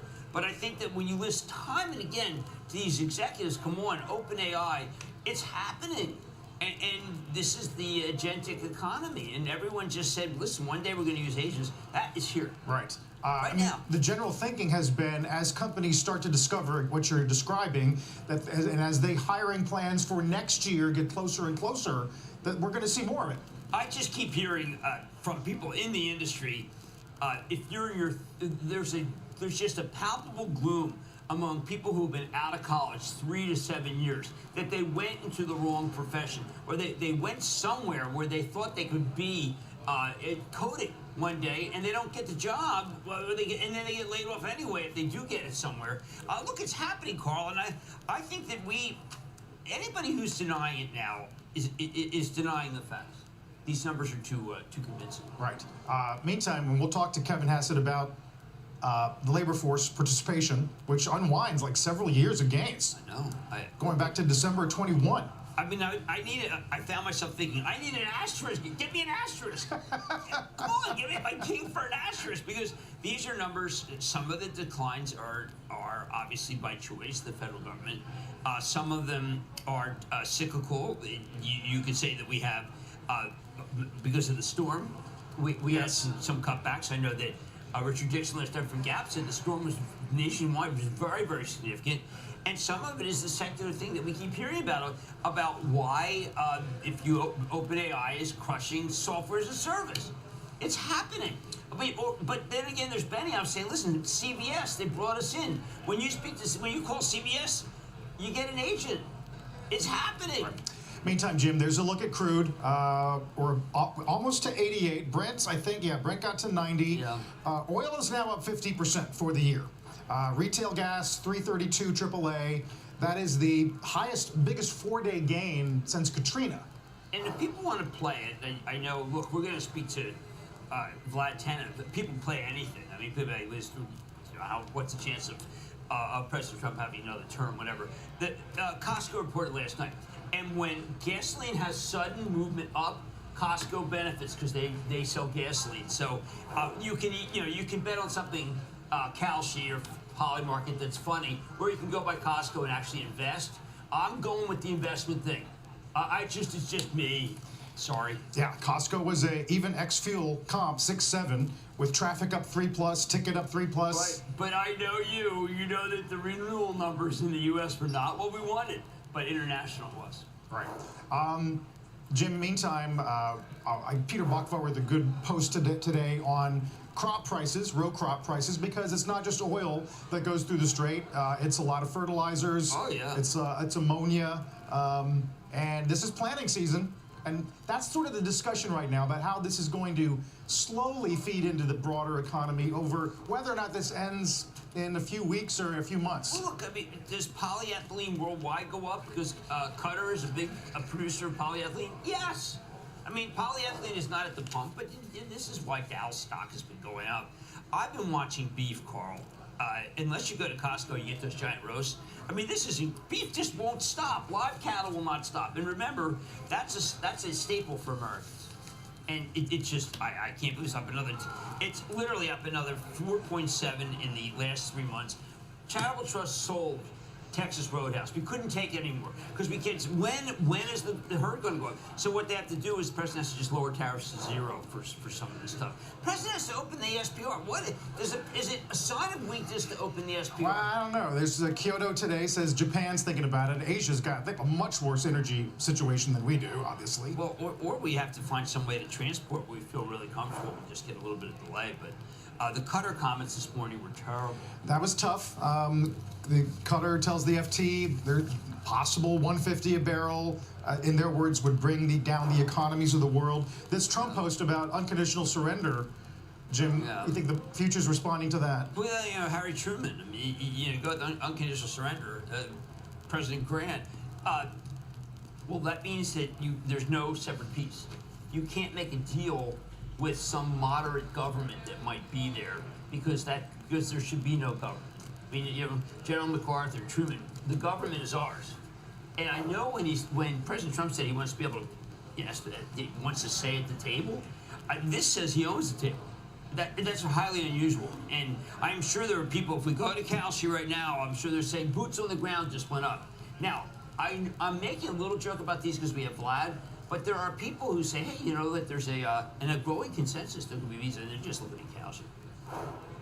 Yeah, we're going to talk to Vlad about, of course, their business, but also the broader trend of prediction markets and how they're playing, Jim, in this era of geopolitical strife when you can literally bet on an assassination. I know. See, I'm not comfortable with that. Yeah. But the chances of the Bills winning the Super Bowl is more my thing. Yes. Have TJ Moore. It's a little more my thing. And the other thing, Jim, is the opportunity costs are now starting to come into view as we're discussing whether or not Congress handles a supplemental of 50 bill.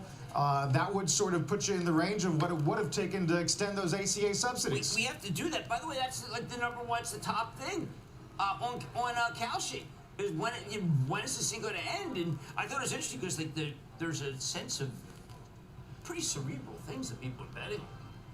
And I find that there's a sense that I think you're going to start seeing stuff on employment because this is a wild swing. Yeah.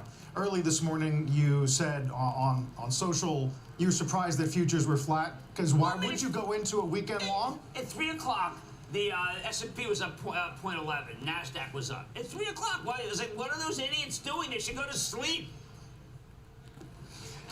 Certainly since then, we've obviously taken a decline with some few futures now down about 95. Joining us this morning with first reaction from the White House on the jobs number is National Economic Council Director Kevin Hassett. Kevin, thanks for joining us as always. Good to see you. Good to be here, of course.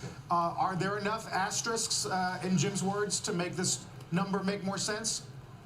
Well, I think, Jim's right that there have been so many strong indicators this month that it's something of a surprise, but there's some weather, there are strikes on the West Coast, and I think that we also have this birth-death model, the change in the procedure at the BLS.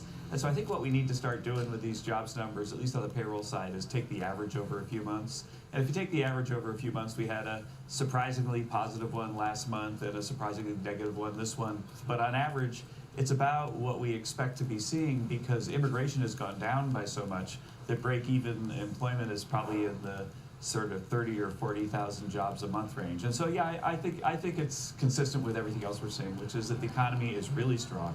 And the headline for me is something that I'm sure you guys probably already noticed, is that productivity is about the highest we've ever seen, and manufacturing wages are up year over year by $2,400 now.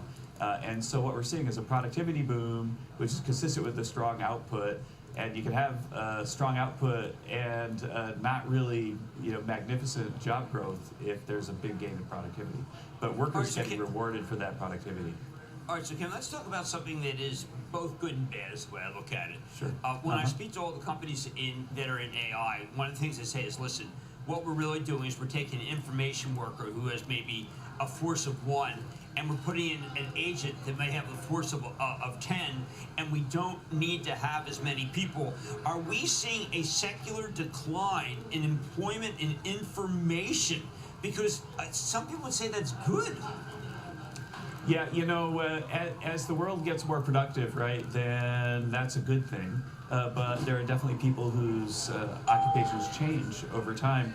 What we're seeing, there's a guy named Eric Brynjolfsson at Stanford that has a recent study that's had some criticism, but it's basically showed that AI has made it so that there's lower hiring of people who are kind of new college graduates, but higher hiring for people who are like a little bit in because they're so much more productive and so much more valuable. And so firms at the moment are, not having with AI much of an effect on jobs one way or the other because there's some declines at the bottom and increases at the top. But the increases are way more important for GDP because those people are being incredibly productive and getting huge wage increases. And so it's a real positive. But the question is what happens to the younger folks that are, maybe being disappointed. Yeah. That's what I keep hearing. It's the younger folks. It's the people who they're losing faith because their parents always got a job. It's like, well, their parents have a better life than theirs. What do we do? I mean, what do? We encourage people to go to be electricians, which, by the way, I would say yes. I think that what happens historically when there's a big tech change like this, like electricity, or think about all the guys who were in horses and carriages that suddenly saw automobiles take over their jobs. That what happens is things move, people readjust what they're doing, and it takes just a little bit of time. But the thing is that this economy is moving the fastest we've ever seen. And with, say, 4% growth this year, which is about what I expect that we're going to see, then there'll be so much activity that everybody's going to be able to find a job that wants one. Kevin, we mentioned the president's post a moment ago. The AP's lead just now is Trump appears to rule out negotiations with Iran, says U.S. will help Iran rebuild after the war. Have we budgeted for that, and what does it do to domestic priorities? I can't talk really about the timing of the war. That's something that's, ultimately the opponent needs to be surprised by and the president needs to decide on his own. But the fact is it's going way faster from my early briefings about what was going to happen and how it's going to affect the economy. It's going way faster. It has been way more successful than I expected just listening to the briefings. I think that the bottom line is that there's some disruption right now. But at the White House, we've got our eyes on the horizon. We believe that we're going to have a world with a much more stable Venezuela, a much more stable Iran, that is a very reliable and safe supplier of energy, which will reduce risk premiums around the world and be cause for celebration. And that horizon isn't really very far off, we don't believe. Boy, that would be, I don't know, I mean, it's a little bit, that's a bit of a Pollyanna, but I think you meant it to be like, this is the best case possible, and I get that.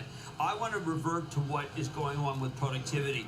And when you talk to the Jensen Huangs at NVIDIA, you see what they're up to. Transportation and warehousing employment, a job loss in couriers and messengers, minus 17,000. Again, I mean, what we're trying to do is to make people more productive, but that also means that some of these categories are going to be marginalized. What do you do with the fact that we're getting more productive, but there will be fewer people in a profession that right now is counted by the Labor Department and might go away? Right. Well, again, what's happening is that the more senior people are getting huge advantages from the AI, and there is in some professions there's a lower demand for the rookies. But those rookies are going to find a position for them that then, when they use their AI, is going to allow them to increase productivity and have high wage growth. The way to think about it in the end is, like, how do we take the average of all these things that are going on? And the way you do that is you think about, like, what's one of the most AI automated sectors of the economy? It's manufacturing, and we just talked about how manufacturing wages are up $2,400 year over year. And so manufacturing workers have probably never seen a better year, and in part that's because of AI. And so I think that the pessimists really need to understand that as the U.S. gets richer and richer, that it creates more jobs for folks, and it's a good thing. You know, in the end, that some people's professions may change, but with a much richer economy, there are many more places for them to go. All right, so Kevin, we happen to have Vlad Tenev on. He's from Robert later. And I believe in investing in America. You believe in investing in America. Yeah. Do you believe in putting hard-earned assets into the prediction market, which invests in nothing? The what market? I didn't. The prediction market, about whether you and I are going to have a job next year. You know, the prediction market, the funny stuff. Oh, the prediction market. Yeah. I mean, I'm sorry, I misunderstood you. Is that replacing the investing market? You know, I've actually written a bunch of academic papers about prediction markets over the years. I think that they've shown that they're better at predicting outcomes in elections than polls and so on. And so I think that they have their use. You know, it is something that I'm more of a hard asset kind of investor myself.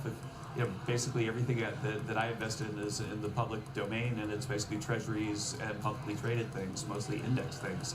But prediction markets have their use, and they're very, very useful for policymakers because they help you see what markets are thinking about the probabilities of different things that we have to follow as policymakers. All right, at least those with the money to bet in the first place. Right. Kevin, on crude, what is the response trigger to SPR release? Is that even in the mix or the discussion right now? You know, I'm involved in every discussion about energy prices, and we have certainly followed every possible scenario and have a plan for it. But there has been no discussion that suggests that anytime soon that would happen. The bottom line is our expectation is, given the extreme success of our military, that the things that oil markets are concerned about will be less and less relevant relatively soon. I mean, there is quite a robust debate right now about whether or not a tanker crew would be assured enough by a Navy escort or insurance from the Development Finance Corp to go, given the number of mines that are not only in the water, but that Iran still has the capability of deploying. Right. Well, it's something that we're following very closely, and we have a high regard for the military that is putting together a plan to make sure that we can get ships through. Okay, so Kevin, I'm going to go back again because I'm worried about secular versus cyclical. Transportation and warehouse. I mean, this is also robots. We have people that being replaced by robots, and again, it's productivity, but I want to know what happens to the people when they are put away because of the robots. Wait, what happens, right, is that if you get a robot that helps you do your job, then you have more leisure time and you're wealthier because the robot is producing things that you didn't have to. And so I think that in the end, our society is going to be much richer and have much more leisure time if we've got lots and lots of robots. But that kind of substitution of labor for robots is really, really far away. Well, again, though, I'm coming back to the people who are marginalized because technology is so great. I think it's an issue. I think we got to think about it. We don't want a whole group of people who are marginalized just because things are more productive. Look, it's great. The people who keep the job, you said it, they make more money. I'm kind of focused a little bit more on the people who are out of a job, because that's something that I think the government should think about too. No, and we are too. Absolutely, we're keeping our eyes on that and following it closely and thinking of policy ideas that can help transitions. But the bottom line is job creation is on net positive, and it's more than you need to break even and make sure that the unemployment rate doesn't skyrocket. And so on balance, these positive effects, which are making us much more wealthy, are positive for America's workers. Finally, we haven't really talked tariffs, Kevin. FT with the piece today about companies that are trying to get their refund, not happening. Sidley Austin confused as to what the process is to get a refund. Costco talked about it last night. What's your best advice to a small business owner who feels they're owed an IEPA refund?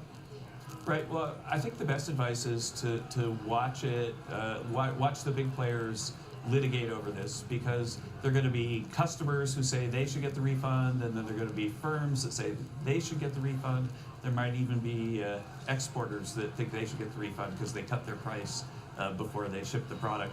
And I think that what's going to happen is that the private actors are going to work out the way the refund should happen. And when that occurs, I think the small businessmen will have a guide for what they should do. Very good. Kevin, always good to get a lot of ground to cover today, obviously. Thanks, guys. It's always good to see you. Thank you. Yep. Thank you, Kevin. Kevin Hassett. Look, it's interesting. I sure, during the day, I'm finding companies that are so productive that companies able to lay off 10 people for every one they have. But then when you listen to Kevin's got a heart. I mean, he's not the Tin Man. You have to pivot and say, okay, but we're not helping those people who get laid off. Does the government have a role in the people who are marginalized by how great OpenAI and Anthropic are? And I don't know. I think that they should. Yeah, that's a longer term question than the stuff we're facing this morning. Still to come, Robinhood's Vlad Tenev on everything from the company's premium credit card to this new ventures fund, which debuts today at the big board, ticker RVI. Ahead on Money Movers, Governor Myron's with us on the jobs number and the case for cutting rates still. That's at 11 a.m. Eastern Time. Take a look at the pre-market as we have lost, again, some ground. 67.10-ish would be the lows of the week. We might get close in about 10 minutes.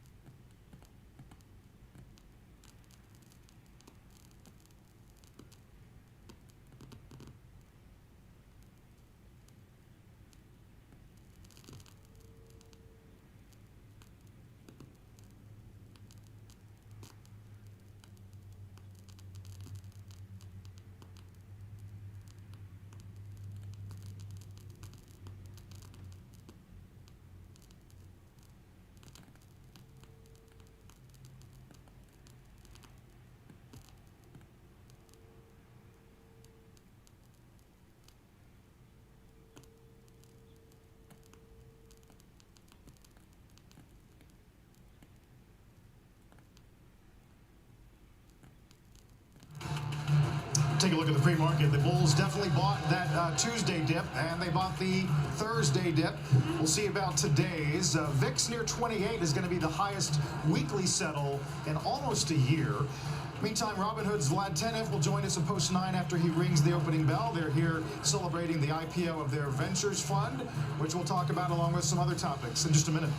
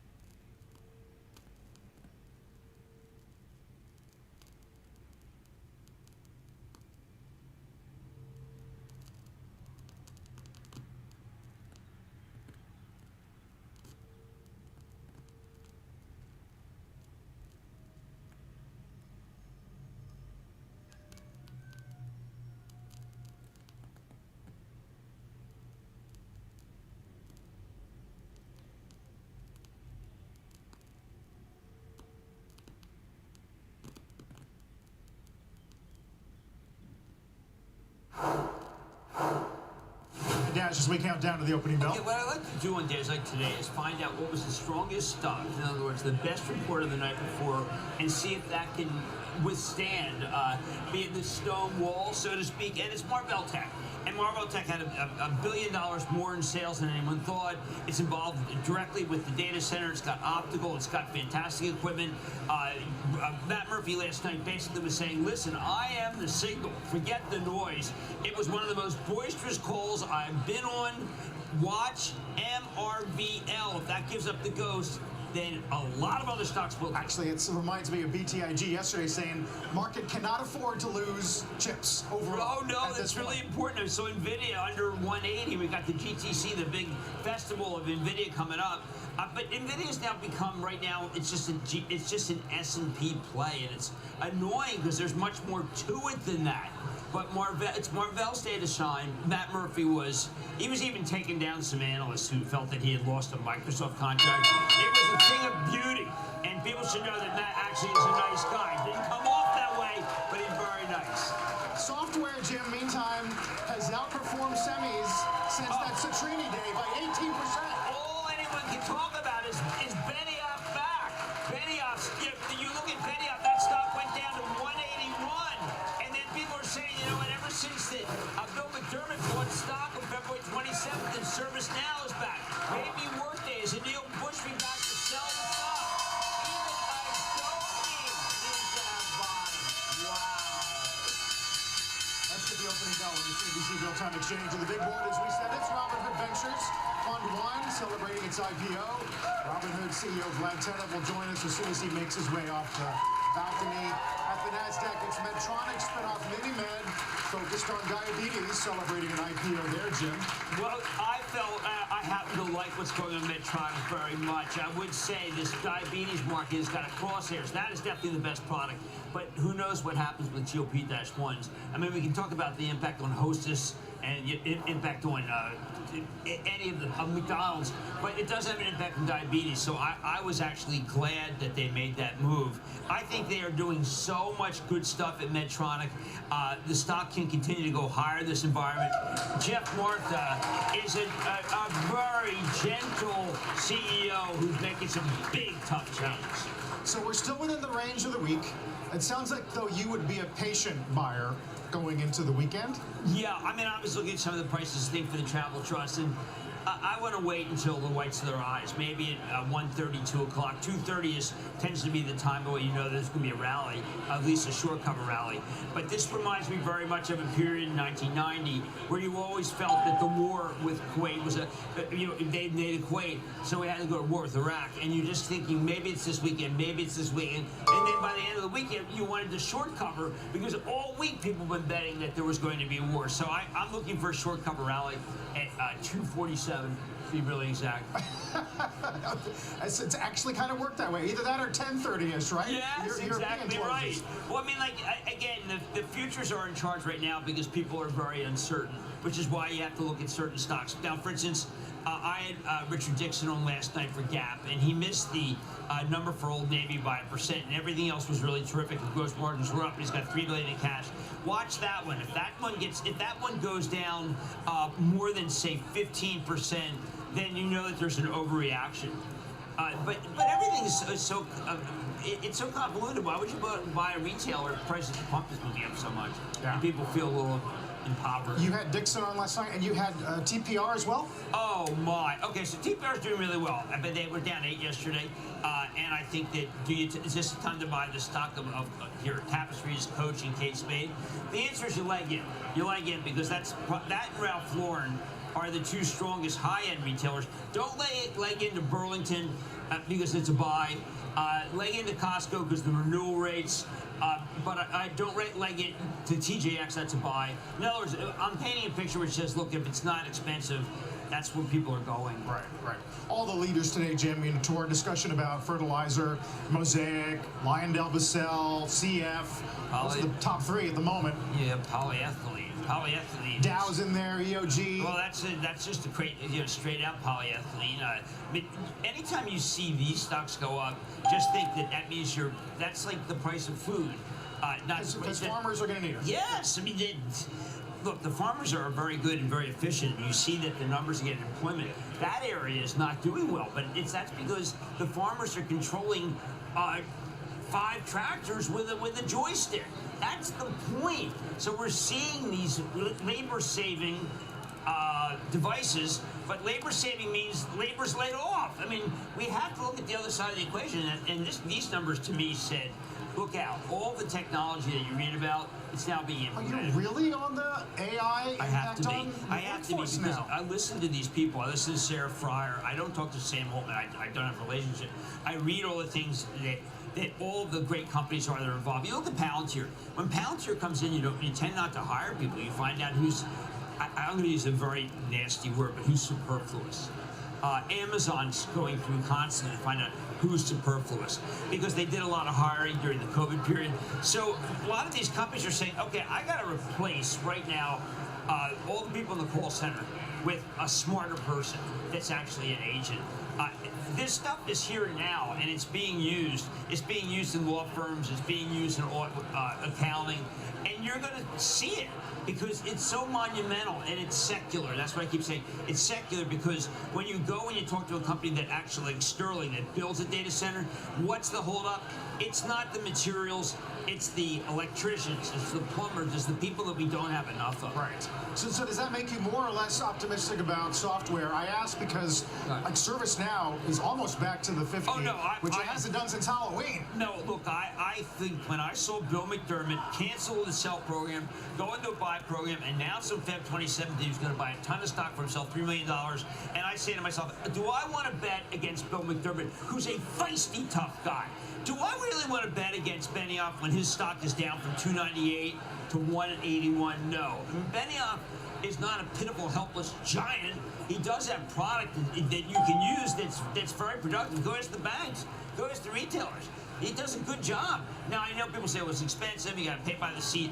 Don't forget, he has been a labor saver. Every time I hired him, every time I brought in Salesforce, numbers go up, people go down. Yeah. Jim, we're not done talking about BlackRock or private credit.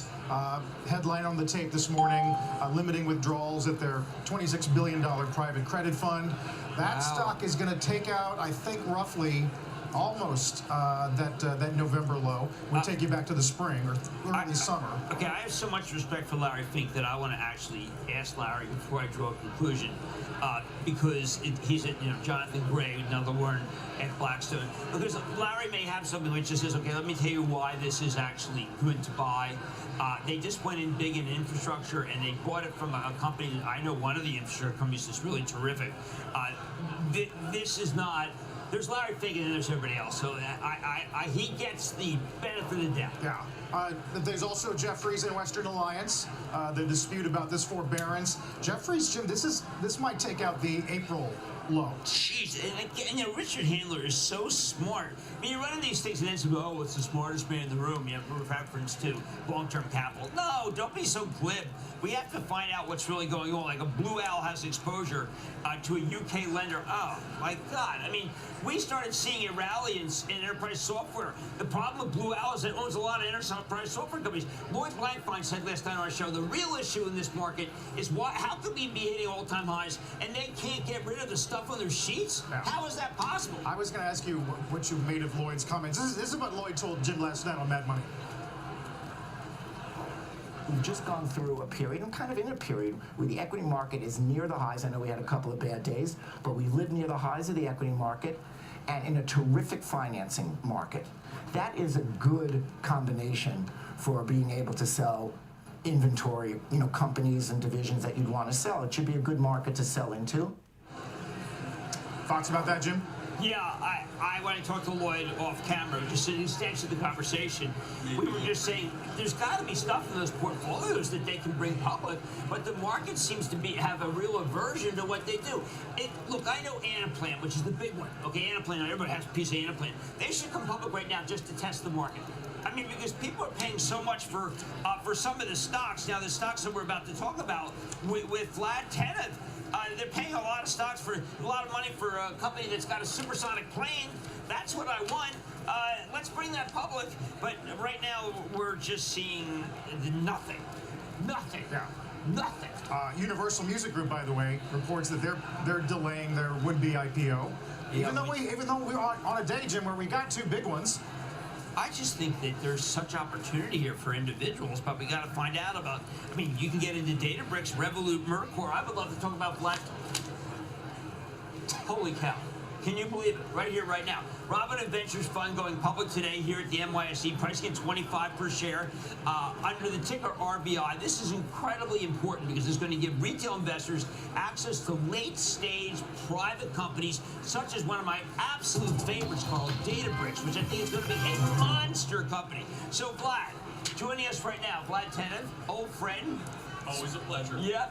Okay, so Vlad, tell us how this works, because we want people to buy these and have a chance to be in them. We also may not want to be in the last round. Is there a chance that you go over and say, well, look, there is some risk. Some of these companies may be doing a deal below where you put money in. Is that something to worry about?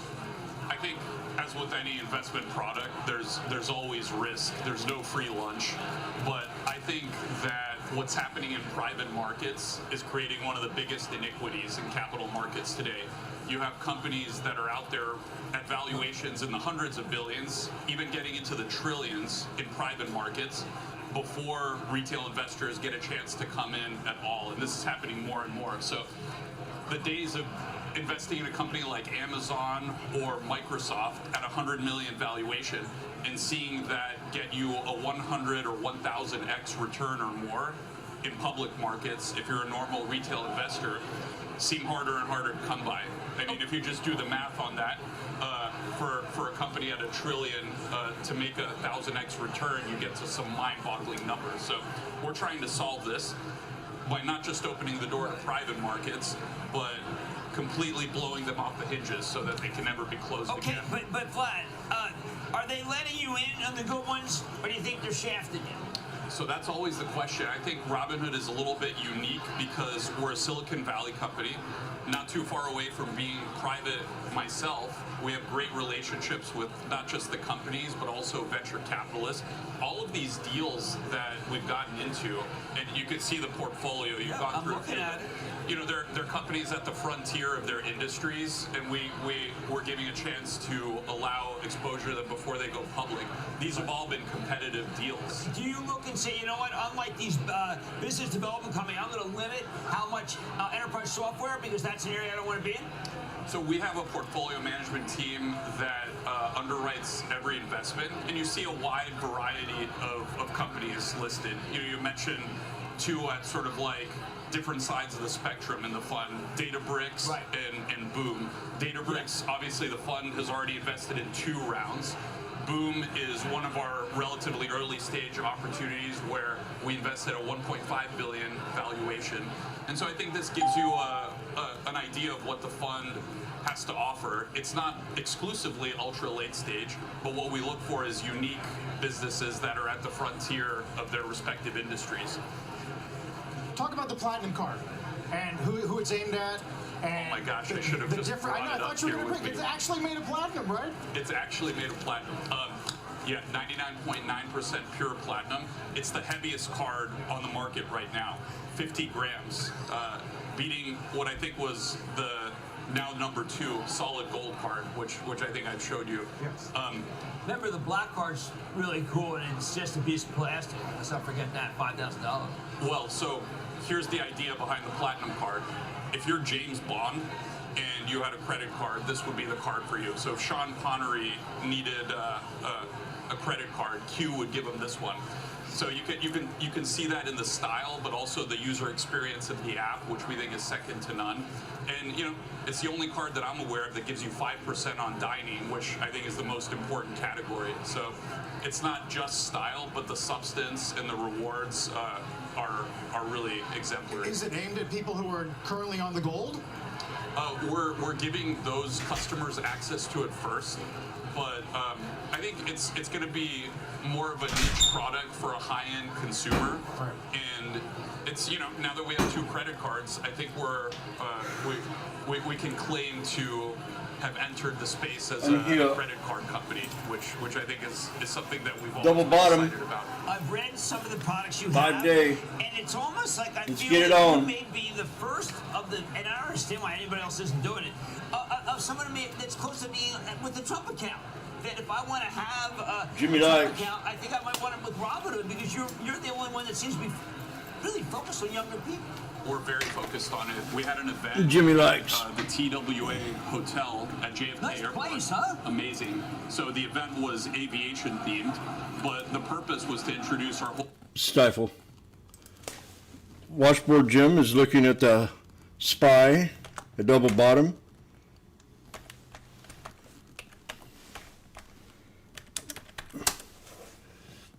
Oh.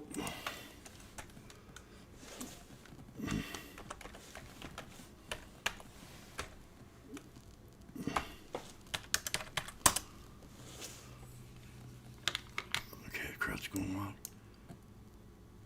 A lot of turmoil going on in the market. 5 minute. We got an inverted hammer.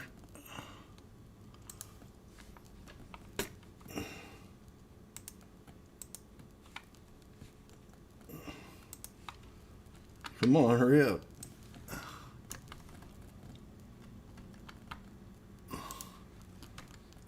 March 6th.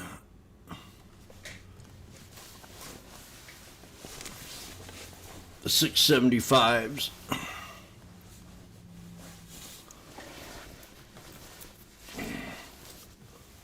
$675s, man.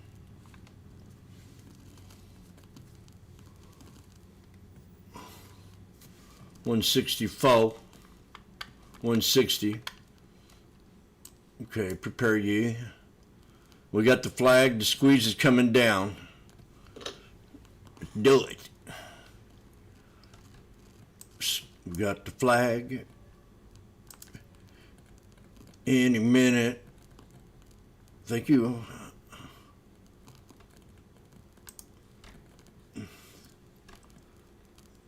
SPY.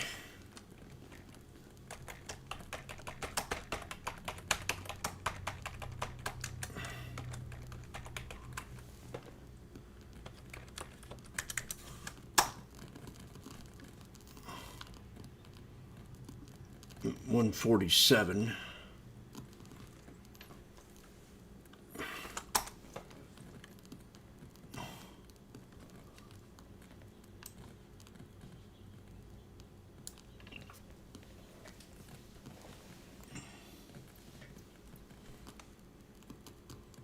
Will we hold this question?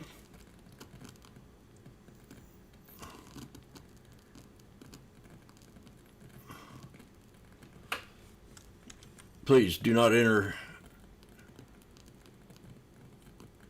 There it is, 31. I'm going to take this on my own. I think it's risky. Damn it.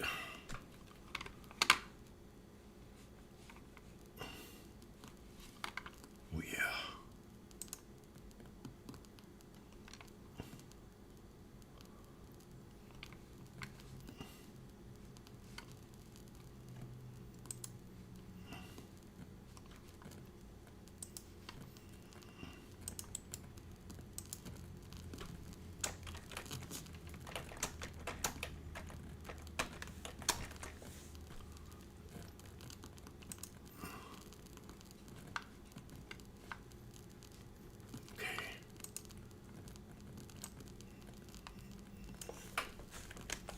Crowd's going wild here at the sports arena. We need a big boom.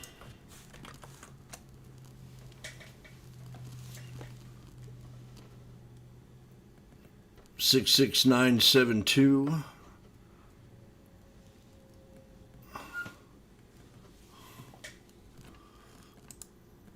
We're now, Jimmy is up.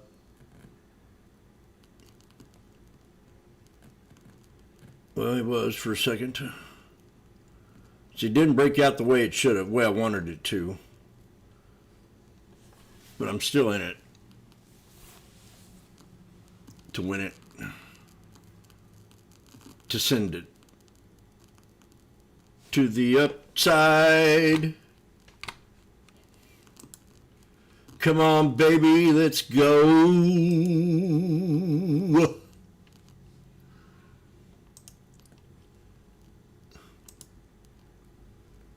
See, this first trade out of the way today will be a deal breaker.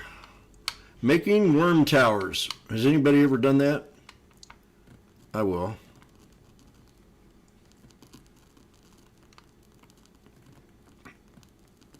I will be doing it. I'm going to live off grid.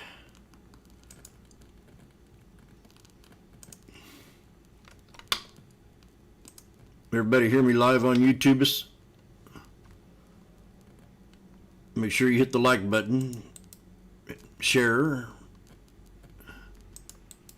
and everybody will be happy if you share. Right now, I'm at 142. I'm up $100 right now. Was. Come on. Let's pick up a little bit of volume here.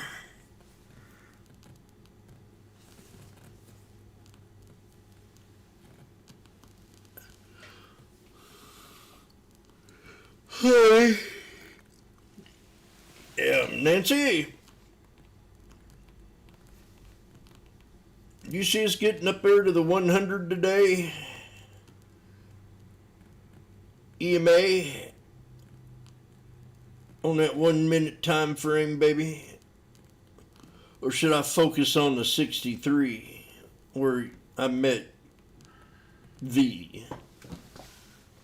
Oh, I hear some snickering. Somebody on the mic? Hello?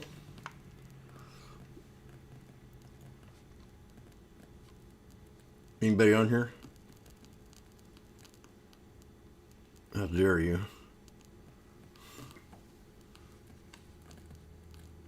How dare you? We're now at 141. 4. 5. If we break the cloud, we'll shoot up to 672.08.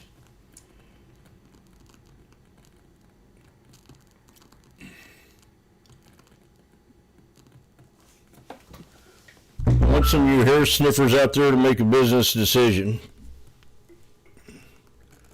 We hit the 50. Come on now. Hello? This is the FBI. We were watching you on YouTube, and we jumped in that trade there at 131. And I just wanted to give you my thank you. I sold it at 162. I hit the 50 SMA on the 1 minute time premise. In case you're wondering what kind of talk that is, it's called dog talk.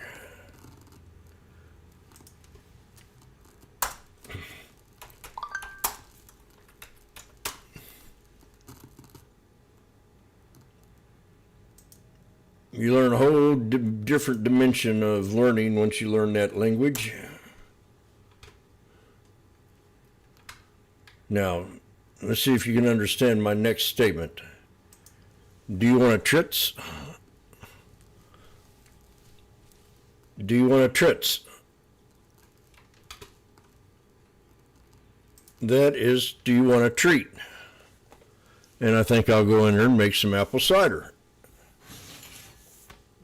Because I just took that trade from 131 to 162, giving me a gain of $310 to start off with.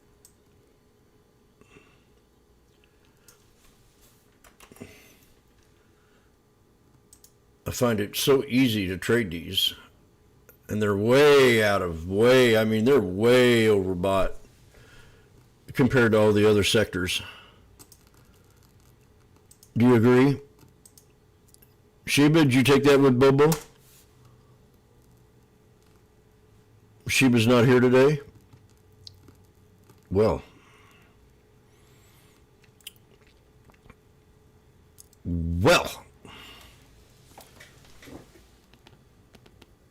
All right.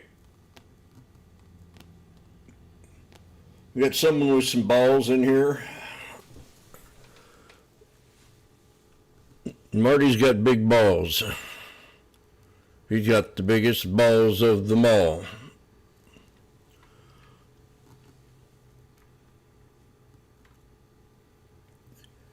And there's Rob.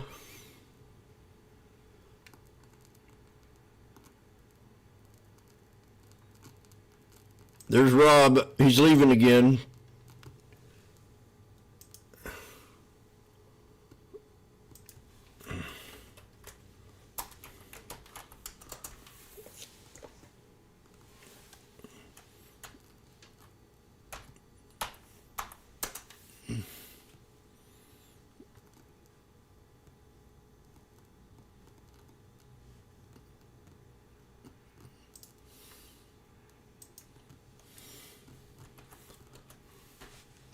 Amazing grace.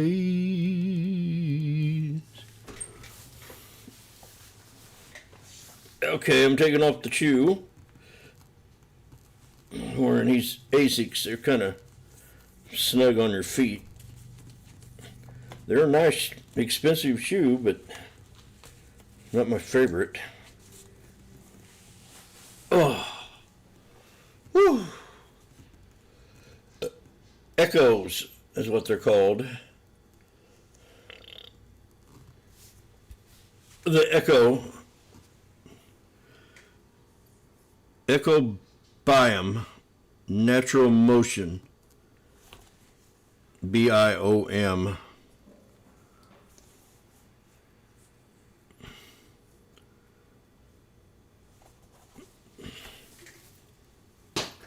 Yes, Angel, it's true. I believe in a good pair of shoes. A good pair of shoes and a Tritz. And I'm getting ready to go have a Tritz. At least get my water started. Oh, I gotta run back out to the car. Fuck. Well, dadgummit. Nice to take off my shoes. Nancy, can I get you to run out to the car after you get off the pot? You've been in there all morning. Okay, we got a triple bottom here. Prepare ye in the name of the wedge. We have a wedge, wedge, wedge, wedge, wedge, wedge.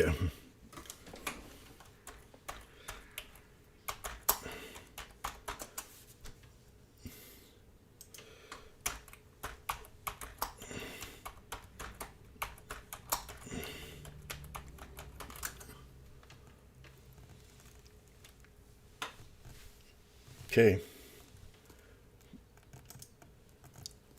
We are now looking at the 675s again at $1.22. 121. Prepare ye in the name of the Lord. 121. The 675s. I don't know how he does it, but I've sat here and watched him day after day after day. Spy, call, scalping, lotto. Oh, come on.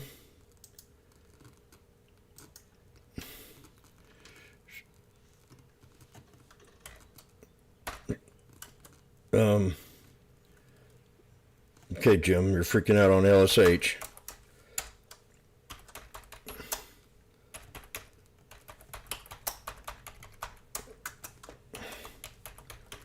Strike at 675 at $1.18. Come on, give it to me. I tried it. I think I just need to jump in and not worry about it for now. So let's see.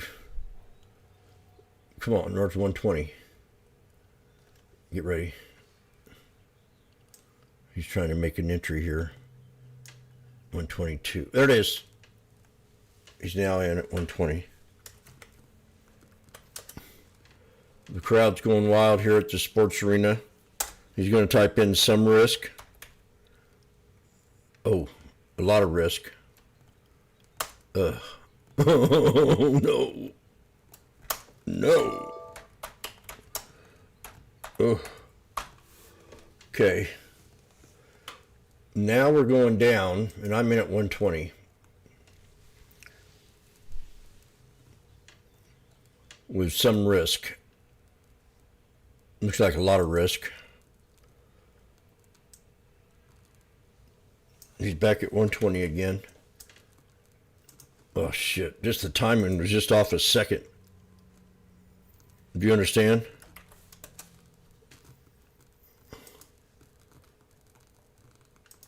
Just a split second. I could have got that cheaper. We're now at 137. Make a business decision, please. Make upon a business decision. We're coming up to the 50 SMA again. But I'm going to show you where to get out before you hit the 50 SMA. Pay attention. Get your price line. There it is. You see it? Make a business decision. Come on, you piece of crap. Oh, we went way beyond the resistance level. Definitely take it now. We hit my other target, my 100.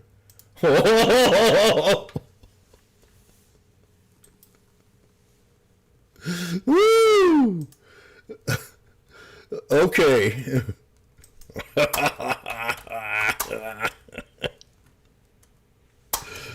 don't know how he does it, but he does it. I sat here and watched him. I had grandma over and my mother and her 3 boyfriends, and we were sitting here partying, smoking a lot of weed, and turned on the YouTube, and Jim jumped in this trade. Tweezer Bottom called it a I think he called it a wedge. And I'm telling everybody, man, if you can count to 3, you can trade with me. Well, we got 3 white soldiers. Get out of the trade, man. Come on.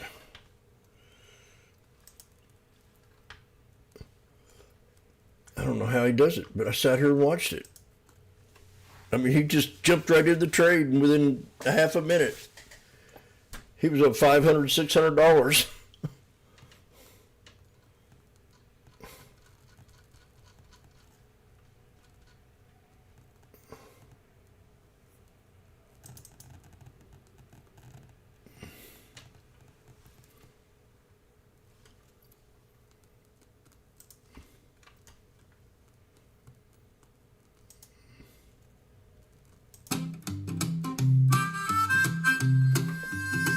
Narcissistic Jim, with his evil and his wits, doesn't give a damn what they make of him one bit. The market takes a dip, SPX Jimmy will buy, yeah. Bitching at Molly Carolyn, still the apple of his eye. Turn it up, Jim. Let it fly, let it roar, let it roar. Stocks tend to rise with a fart from his core. Narcissistic Jim doesn't care what you think. He took it to the 100. What do you think? Candles on his screen. God damn, you're hot. She's one hot chick. Birds get so loud, the neighbors say that boy ain't right. Bull or bear, calls or puts, doesn't matter one bit. Jimmy's face can't wait for Nancy to come and sit. Fart for a dip. Ass making noise. We hit the VWAP. It's a 1 in 100. EMA. Burp it up, Jim. Let it fly. Let it roar. Let it roar. Stocks tend to rise with a fart from his core. Narcissistic Jim doesn't care what you think. He'll burp and fart out loud until his room stinks. Lots of fun he has. His ego's ablaze. Burps and farts collide. The room is so amazed. Narcissistic Jim, the legend, the king, playing his old washboard till that closing bell rings. Narcissistic Jim.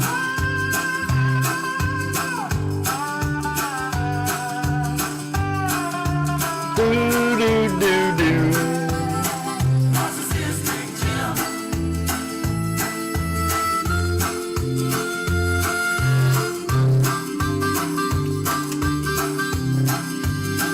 Narcissistic Jim. There it is.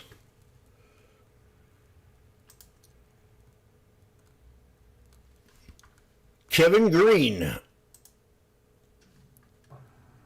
Right, yeah, obviously we've had the FT article coming out around Qatar warning that it could force actually the Gulf to shut some of its exports out within days. Obviously we've had this Trump Truth Social post, no deal with Iran except for unconditional surrender. So obviously this has been weighing on top of a surprise drop in these payrolls, which I suppose My Rand needs to learn how to play nice. I'm sick of them. Okay-looking economic data out this week, minus 92. Thanks a lot, Jimmy Carter. The unemployment rate ticking up as well, a revision to the January numbers. Obviously, we have the caveat of those strikes and then the bad weather as well, but it just feels like this has come in far worse than feared, KG. Just talk us through what you're seeing there as far as the payrolls, the jobless rate, and also some of the retail sales as well, and what it all means. Yeah, I would say the big surprise is probably the non-farm payroll is coming in at a loss of 86,000 for the month. Street was looking for a gain of 65,000. Now, we also have to kind of put a little bit of an asterisk when it comes to this report. January was really strong. January and February tend to be very volatile months when it comes to this data set, as well as July. And so the birth-death model, we kind of talked about this time last month, is also going to have an impact on this. And so we did see, obviously, that dramatic move to the downside. What was also very interesting, healthcare actually lost jobs, and that's actually been a very big tailwind for the jobs market, healthcare as well as education. So keep your eye out on that. If that trend continues here, we may see additional weakness. But this is just one data set. Over the last 3 months, it's been very volatile once again. We had the government shutdown. We had some winter adjustments in January and February. And so I think we're just seeing a little bit more of a normalization. But this does not paint a really decent picture, given the fact that we might see increased inflation because of the energy spikes. And that just puts the Fed in a rock and a hard place. And you're already hearing commentary coming out of the Fed that has a little bit more of a mixed posture when it comes to rate cuts. You got Meta at support. So Meta. be mindful of, but I would take this. I wouldn't say as a grain of salt here, right. But just understand that it's very volatile and kind of not surprising seeing kind of the reaction to the downside, given that we had such a strong report in January. Yeah, just putting a big asterisk, as you say, in that notebook there as far as, what this could mean moving forward. It's just one print, but for now, as you say, I mean, rock and a hard place for obviously some of these central bankers with the inflationary pressures that we've even seen, not just with the potential for higher crude prices, what that can mean down the road, but we saw it in some of those ISM PMIs as well, even though it sort of came off a little bit in the services, but then also job deterioration, not just with the data. But you heard from Oracle yesterday, Morgan Stanley earlier this week as well. So, I mean, obviously something to keep an eye on. But obviously crude being the big story for us today, continuing to climb higher. Just talk us through the latest headlines here, what is driving the price action. I'm going to go out to my car. Yeah, so we are actually seeing crude pull back here about $1.20 from reaching those highs of $89.62. That's the WTI benchmark here. Now, $90 is obviously going to be a key technical level. We kind of broke through some key areas of resistance over the last couple of weeks. $67 was that first one, $72 is the next, and now we have $90 is going to be the next one here. This morning, tankers continue to be at risk. Obviously, we have around 20 million barrels really at sea at this point in time that have no real destination or cannot go through the strait. We have Qatar Energy obviously talking about their shut-ins that's taking place already. And then Kuwait talking about the fact that they might also have to shut in here over the coming days, if not today. And that's going to have another major impact. The countries that you also want to kind of watch is Iraq. Iraq is going to be similar when it comes to their ability to produce oil, and they don't really have that much as far as days on hand in order for them to kind of reduce production levels. So one by one, you're starting to see production coming offline here. That's going to be a headwind when it comes to the crude trade. And let's see what the administration tries to announce in order to try to beat this down. There was a report that they might even get into the futures market, the Treasury itself, which would be a very unique type of situation here, and that's going to try to suppress prices on the futures market, but really does not free up any physical movement of oil, which is obviously going to be the impact that we see at the pump.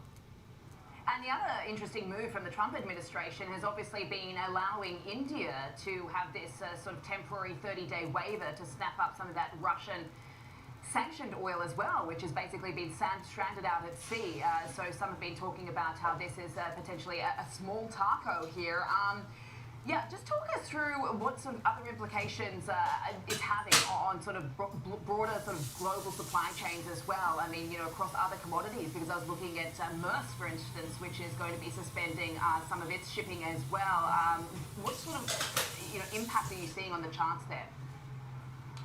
Yeah, so if you're looking at some of the bulk containers out there, they're also getting hit and have a little bit of a risk here. And this move in oil has actually pushed up commodity prices, especially on the grain front. So you're seeing soybean oil, which is going to be a little bit more of an impact on E15 output, which we might have to rely on that a little bit more. That one has been moving to the upside over the last couple of months. But if you're looking at wheat has been very depressed. Fundamentals don't really look that great when it comes to the market, but buyers are looking at a cheap commodity that they would like to get into because those transport costs are going to go higher. Soybeans as well. The input for fertilizer is also maybe being a little bit more overlooked here. Nitrogen as well as phosphate is being held up. The Strait of Hormuz is a huge thoroughway, if you will, when it comes to those byproducts. So you are seeing like CF Industries, for that matter, a fertilizer maker, aggressively moving to the upside. So input costs going in to farming and agricultural in general are moving higher, and so are the grains in order to compensate for that. Yeah, and obviously the Wall Street Journal out yesterday talking about how the US has one big ask for China, buy less oil from Russia, more from America. But I know that also soybeans is very much on the agenda as well as part of those conversations as well. So something to look at in the grains market across the whole commodities landscape. KG, really appreciate it. Thanks for getting us across the price action today. Coming up, we will examine how the market is handling the current energy shock and how it compares with recent oil volatility events. Morning Trade Live is back after this.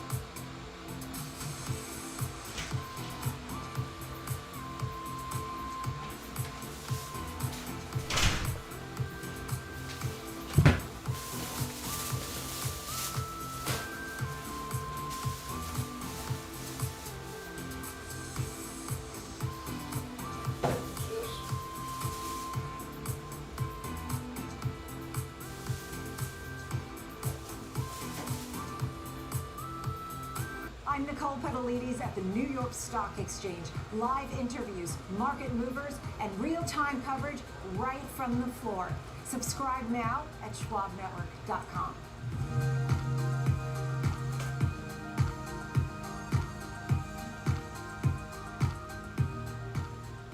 Intern, this place is incredible. It's where I get all your office supplies. Your golf balls, your fancy coffee, your giant TV. It's everything in one place. It's like Schwab. Everything investors need, all in one place. Come again? Yeah, at Schwab, they can do everything. Invest, trade, get full service wealth management, and anything in between. I think I'm gonna be sick. We have to buy that now. Schwab. Invest your way with Schwab. No politics, no spin, just the market from open to close and beyond.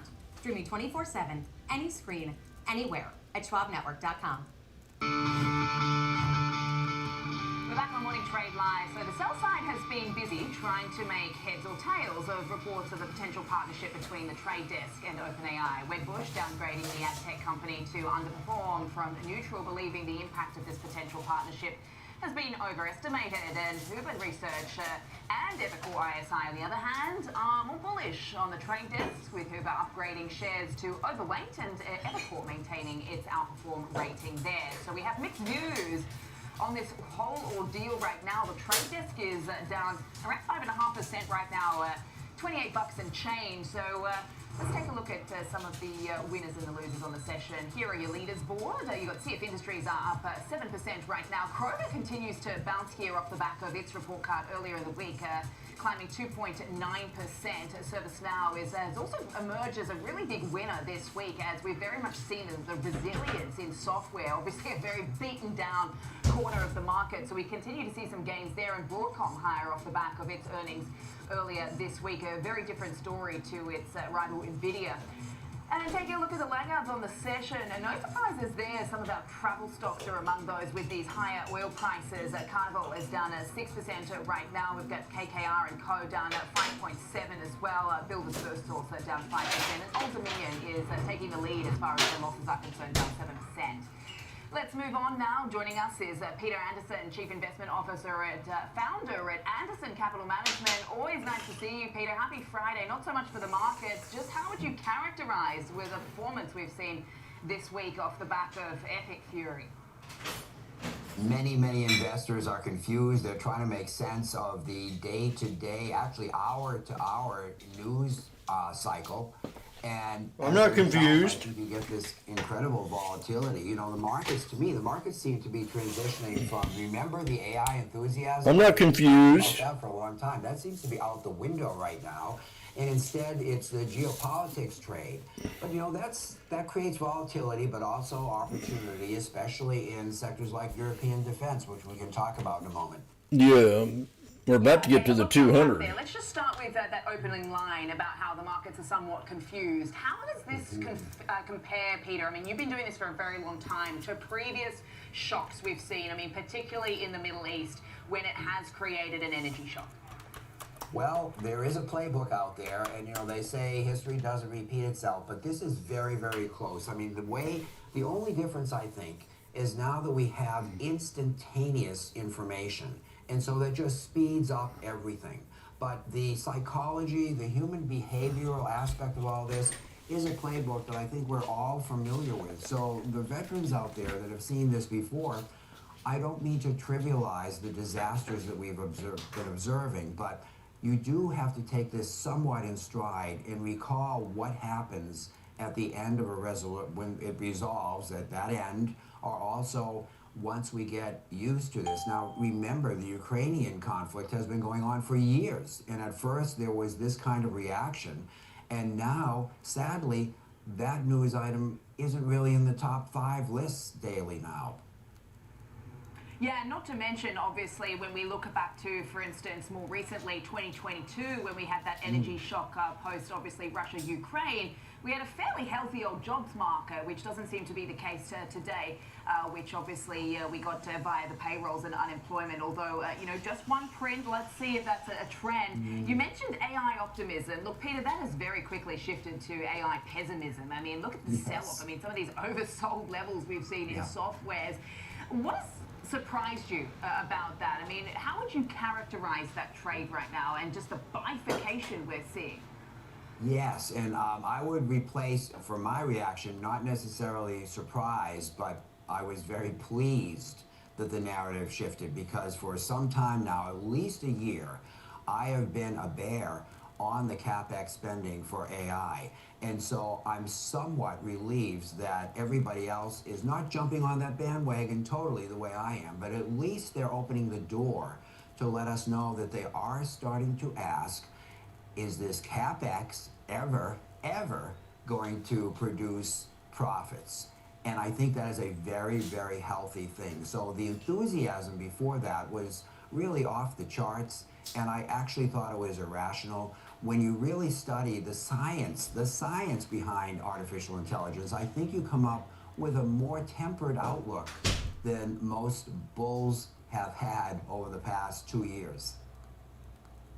Yeah, it's interesting because the counter argument to that is, you know, the $700 billion that just a few hyperscalers have announced this earnings season is going to be very stimulative for the economy, and that's where you've seen investors sort of piling into sort of picks and shovels. So I suppose it's a very healthy debate playing out in this market, Peter, but I do understand where you're coming from. Look, if volatility can be your friend, where are you looking for opportunities? I see you're looking at European defense. Obviously, even before what we've seen this year with Venezuela and Iran, that had been the case, given obviously a war on their doorstep. Just talk us through that. Absolutely. So what is surprising me, though, is the incredible volatility of the Euro defense, the ADRs that we're holding in the portfolio. I mean, these things have shifted in a day, you know, 5, 6, 7% I'm back. trades up or down within weeks, frankly. And that surprises us because the narrative really hasn't changed that much. But I think the global conflict has started to leach into every aspect, and I think investors are trying to figure out how much of that conflict will actually impact the Euro defense companies. And there's two sides to that. Most people, I guess, right now, based on the way the stocks are performing, are thinking that it takes the edge off the CapEx spending for them. But I'm on the other side of that trade. I think with every amount of demonstration of global geopolitical conflicts, that just pushes up the objective for these companies to just build their own defense systems and be armed for any kind of potential conflicts. Yeah, and we've certainly seen that in the defence budgets as well, sort of worldwide. Peter, really appreciate the perspective for us today. Have a happy Friday and enjoy your weekend. We'll catch you next time. Peter Anderson, their Chief Investment Officer and founder at Anderson Capital Management. Coming up, we will get a closer look at the big picture with the team from Charles Schwab. Morning Trade Live will be right back here.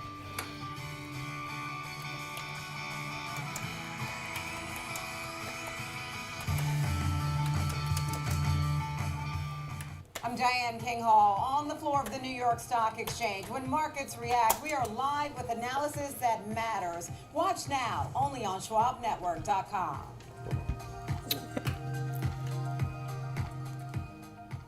How's it going? First day. Hello, retail traders. I'm oh God, I'm Washboardjim.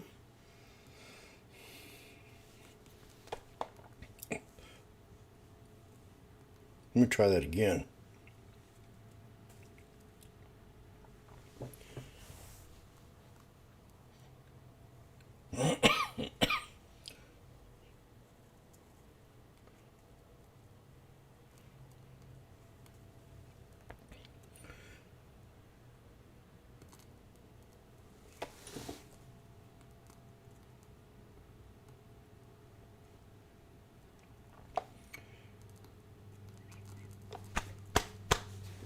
Another sip.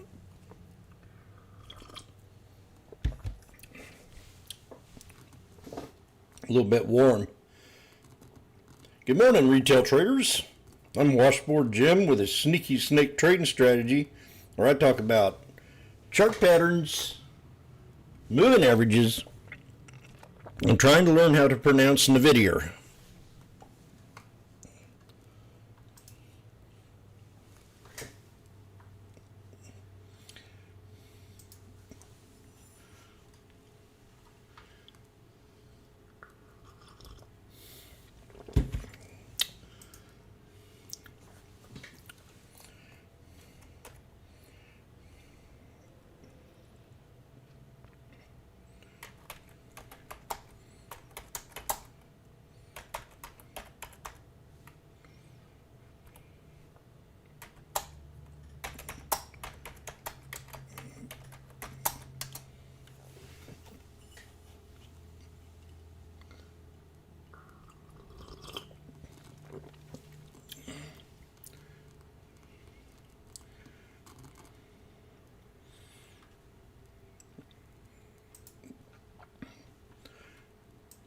We just now broke to 63 on the SPX. Pay attention, please.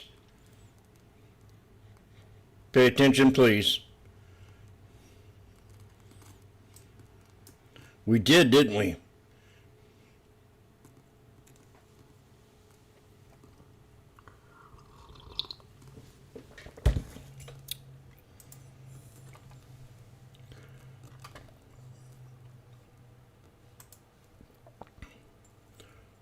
She's going to give me the big picture. I've been waiting for that for a long time.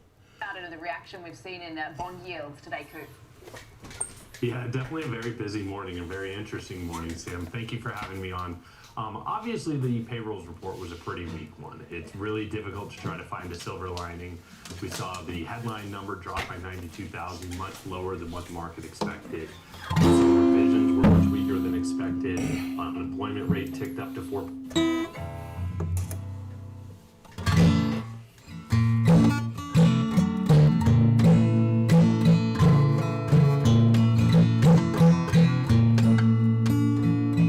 Well, honey, won't you let me give you the big picture?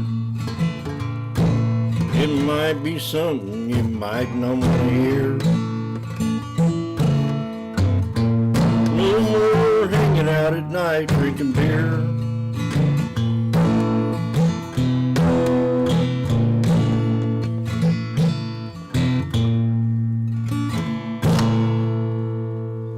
Let me give you something that you might not want to hear. Honey, you gotta be home right when you get off work.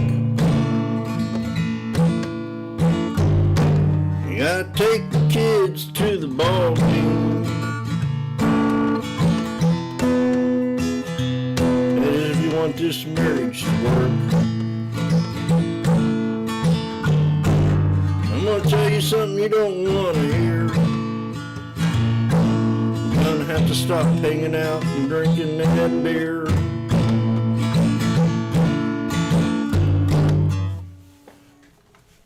Another hit single by Washboardjim, as he calls a reversal in the market here. We had a triple bottom breakout, pull back, boom. We're looking at a double top, maybe to 67.75. We did engineer and break the 100. Where are you? Now I know I got you in here somewhere, you son of a bitch. Where are you? Oh, gosh, there it is. Something ain't right here.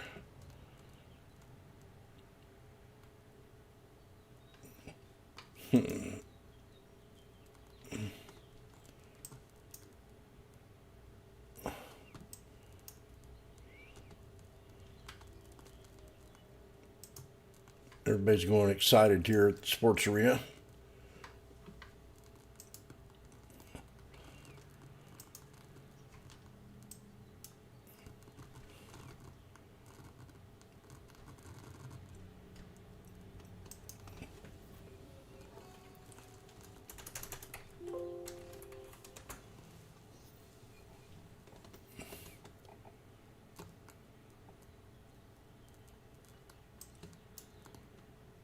There it was. I wasn't paying attention on the pullback. We had perfect reversal. I might have been paying attention. But look at that. 3 black crows with an inverted hammer with a tweezer bottom. 3 minutes engulfing candle. 3 white soldiers out of the trade. Then back in on the dip. Did you call out the spy? Don't know why. We went for a ride after 3 white soldiers. People out of vicious countries. What? President Trump on Truth Social says we are moving thousands of people out to vicious various countries throughout the Middle East. It's being done quietly. Well, not no more.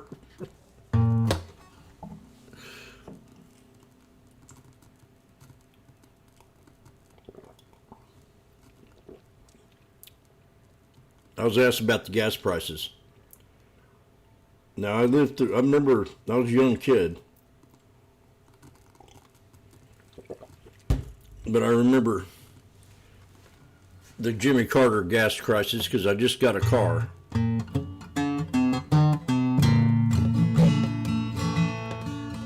When I was young, I didn't care, but now I've grown old, and I care now. Oh, you're something, Jim.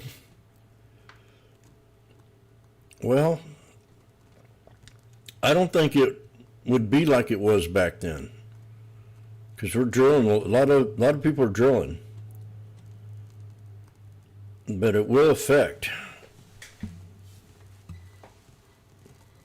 You just have to. It would have to. The gas prices.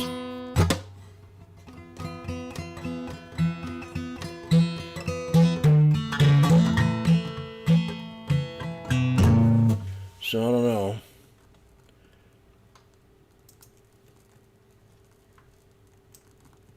Now we've kind of snuggled up to another resistance level.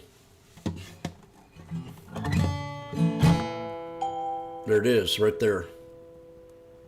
Ladies and gentlemen, we've just hit the SPY resistance at the 200 SMA. Beautiful call this morning.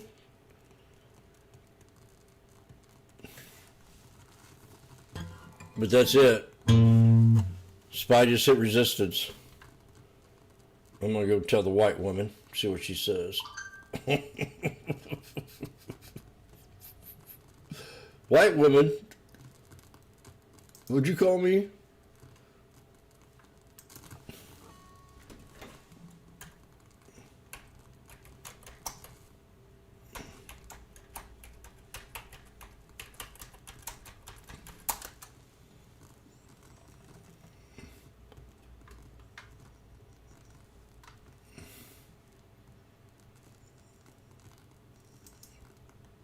Jim says we hit the 200 SMA on the 1 minute time frame and that could be a resistance level and to pay attention.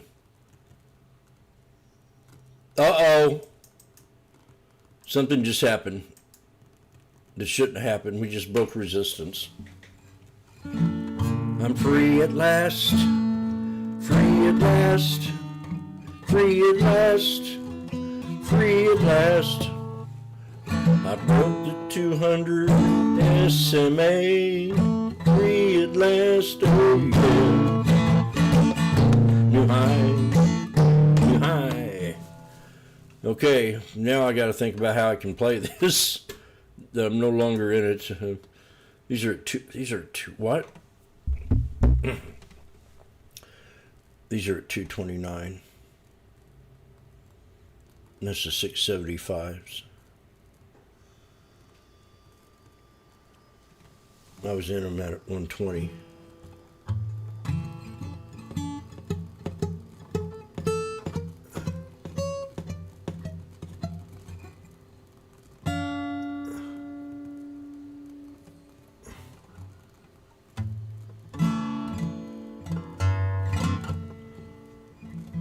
Well, I wrote a letter to the president, and I said, you know, I leave a lot of rent on the table.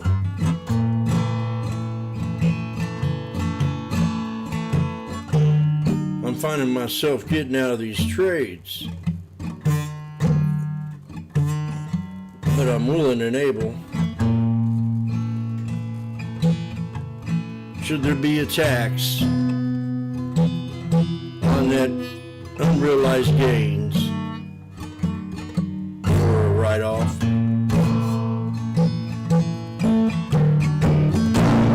Whoa. Let's say about 10 contracts, and it ran up, and I got out at $500, and I was happy. And then it ran up another 50 cents, 70 cents, and I could have made 700 more. So why can't I write that off? Because I could have made $700 more dollars. I don't see why I couldn't write that off as a tax write-off.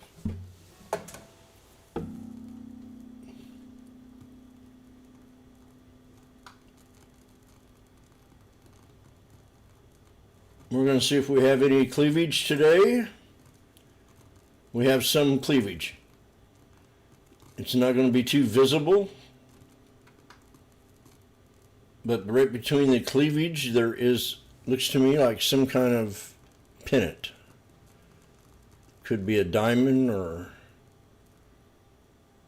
as I approach and get closer, I'll tell you later. Cost. Okay, watch cost. Man, this sucks. Netflix reversal.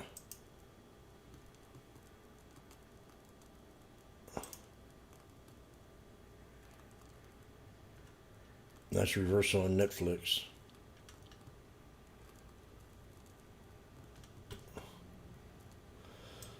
Okay, then he goes to cost.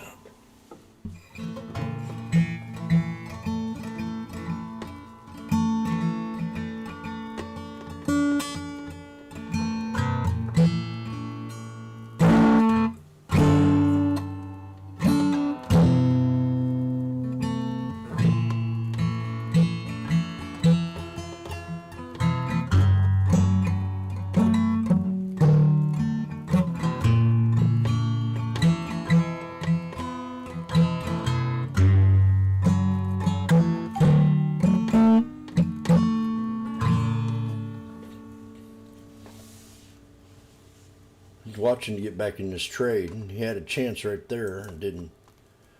It was at 212.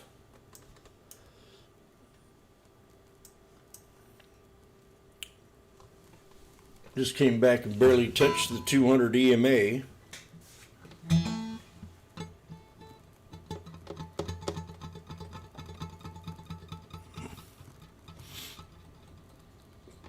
Weaker labor market this morning too. So I can't see this being sustainable. We're getting to the orb. Pay attention. SPX at the orb.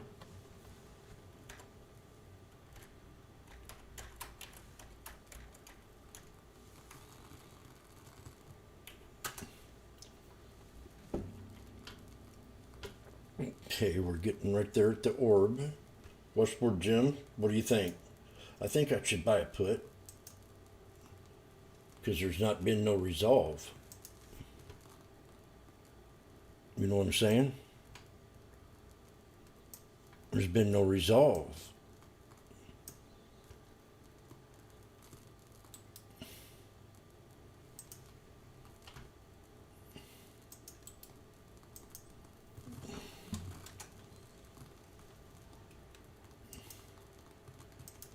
Randy?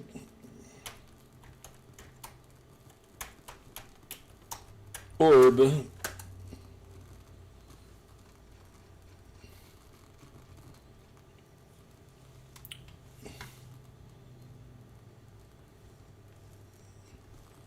Okay, we're at there. We're here. As I look at the SPY and the SPX, I'm going to go to the SPX put. I believe that we're going to have pullback, short one. You're hurting? Oh. Uh-oh.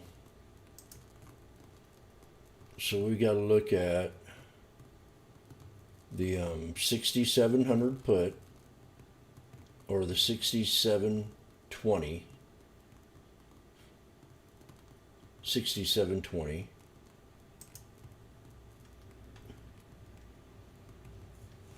That's $6.50. There it is, right there. Can you give it to Bobo? I'll give you 660 if you'll take it. It's yours right now. Too bad, baby, because you gave me 650 anyhow. Okay, this is a very risky trade. I advise nobody not to take it if you know what's in your best interest. These are the 6720 puts at $6.60. 650. That's what I got. Okay. Oh, now it's at 630.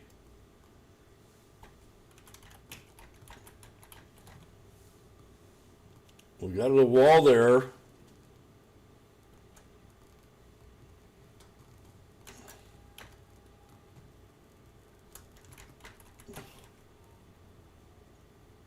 Let's strike.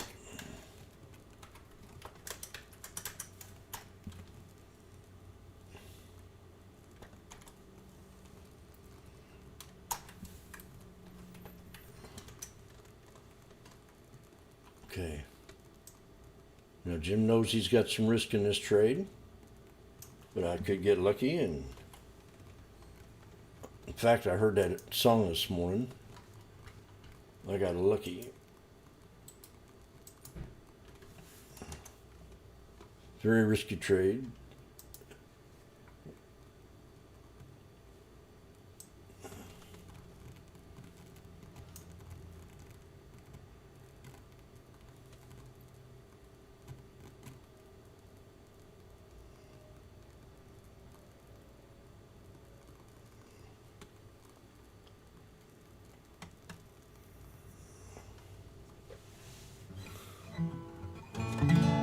They're at 760.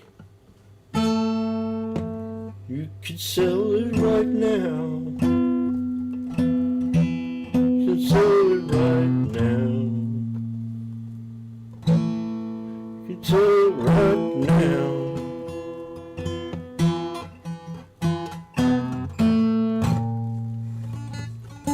Can you give me a little more? I want a little more. There's 6, 7, there it is, right there. That's all I need.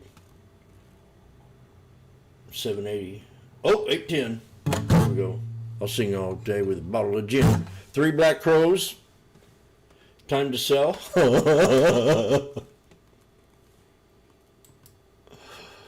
Okay. I'll take it, you know. They call me Washboardjim for one reason. Oh.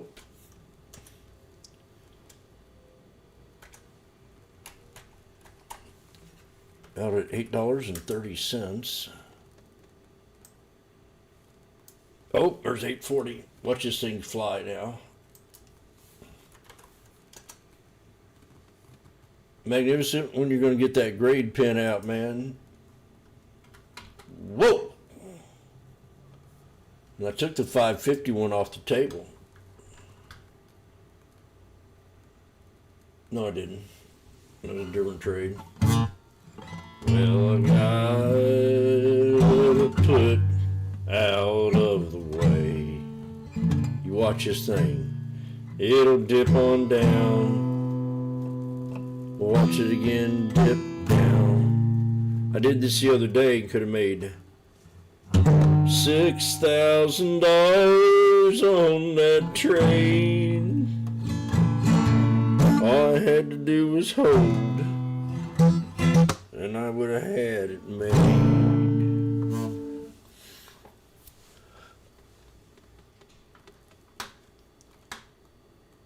Yep. There's 3 Black Crows, but I don't think it's dipped enough. And we had 3 White Soldiers in there too, twice. 3 times. Wumbus, 2 bits, and a freebie. So we could get a fake out. It's interesting, ain't it? I didn't notice that until now, Jim. We had 3 sets of 3 Black Crows. When I woke up, we had 3 sets of Black Crows. Let me see here. We had 3 sets of Black Crows. Now we bounced off this 63 before. So let me see where we are in the price. Oh, good. We want to go to a call. Ooh. Calls. Okay. Correctamundo. Well, I see 6800s again.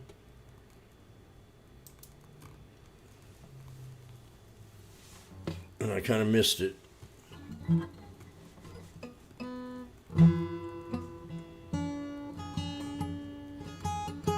The question is, can it dip lower?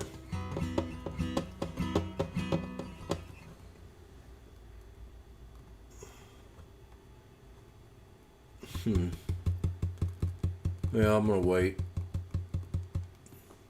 Lunch is about time to be cooked. I got 3 good trades in, so 3's a charm.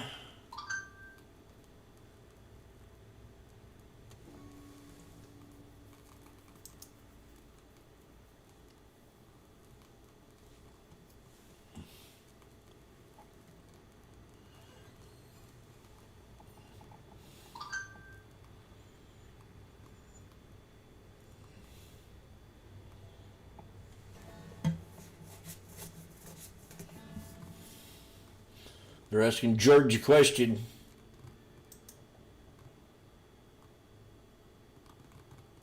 What are they asking you, George? concerned. Onto these gains, but I mean, do you have any idea why, I mean, some of these names have been able to actually perform quite well? I mean, ServiceNow continues to be up. I mean, Oracle, Palantir's, CrowdStrike's. Yeah, I think what's happening in that specific area of the technology stack is the push that Anthropic and OpenAI have made, which again created this fear in the software space, is overblown. You're starting to see, for instance, Anthropic and the Pentagon, the DoD have a back and forth. The market narrative, in my opinion, in this case, is that the pace of AI acceleration displacing software is expected to slow down. So now they're latching on, what I mean by this is institutional investors, hedge funds, whatever you want to call it, retail traders, are latching on to the oversold conditions in the software stack.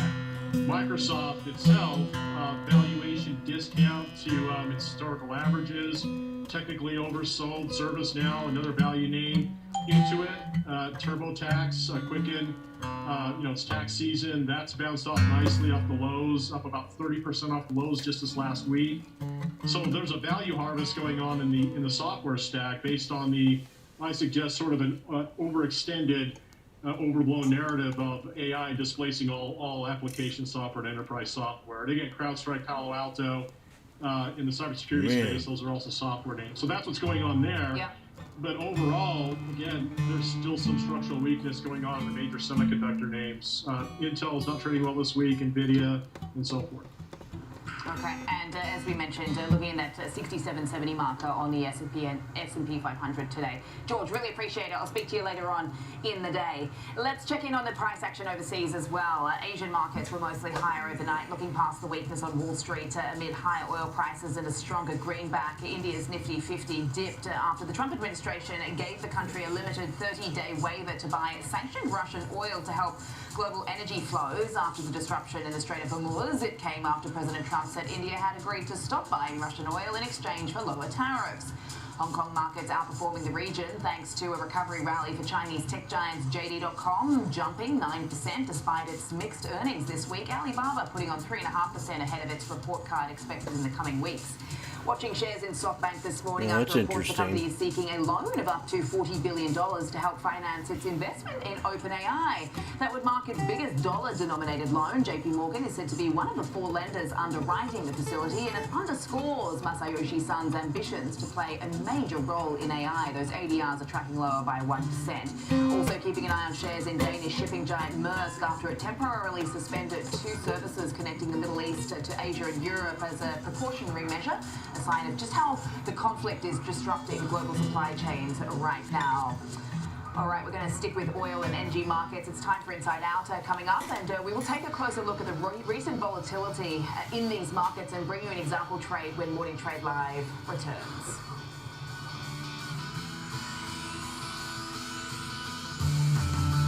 Hey, investors, you know the market moves, and Schwab is here to help you move with it. So, whether you're buying, selling, holding, or planning, whether you're ETFing or 401k'ing, saving, spending, or even retiring, you can count on Schwab for market insights, live support, powerful trading platforms, and 400 branches. All at your service, all so you can invest your way. Sounds nice, right? I'm Alex Coffey. And I'm Jenny Horn. This is Next Gen Investing, where we track the trends shaping tomorrow's markets. From tech to energy, crypto to consumer, we focus on what's driving investor sentiment right now. Clear analysis and forward-looking market coverage every trading day. This is a make or break level for this stock. And that could certainly be a short to near-term catalyst. Next Gen Investing, 1 p.m. Eastern. Only on Schwab Network.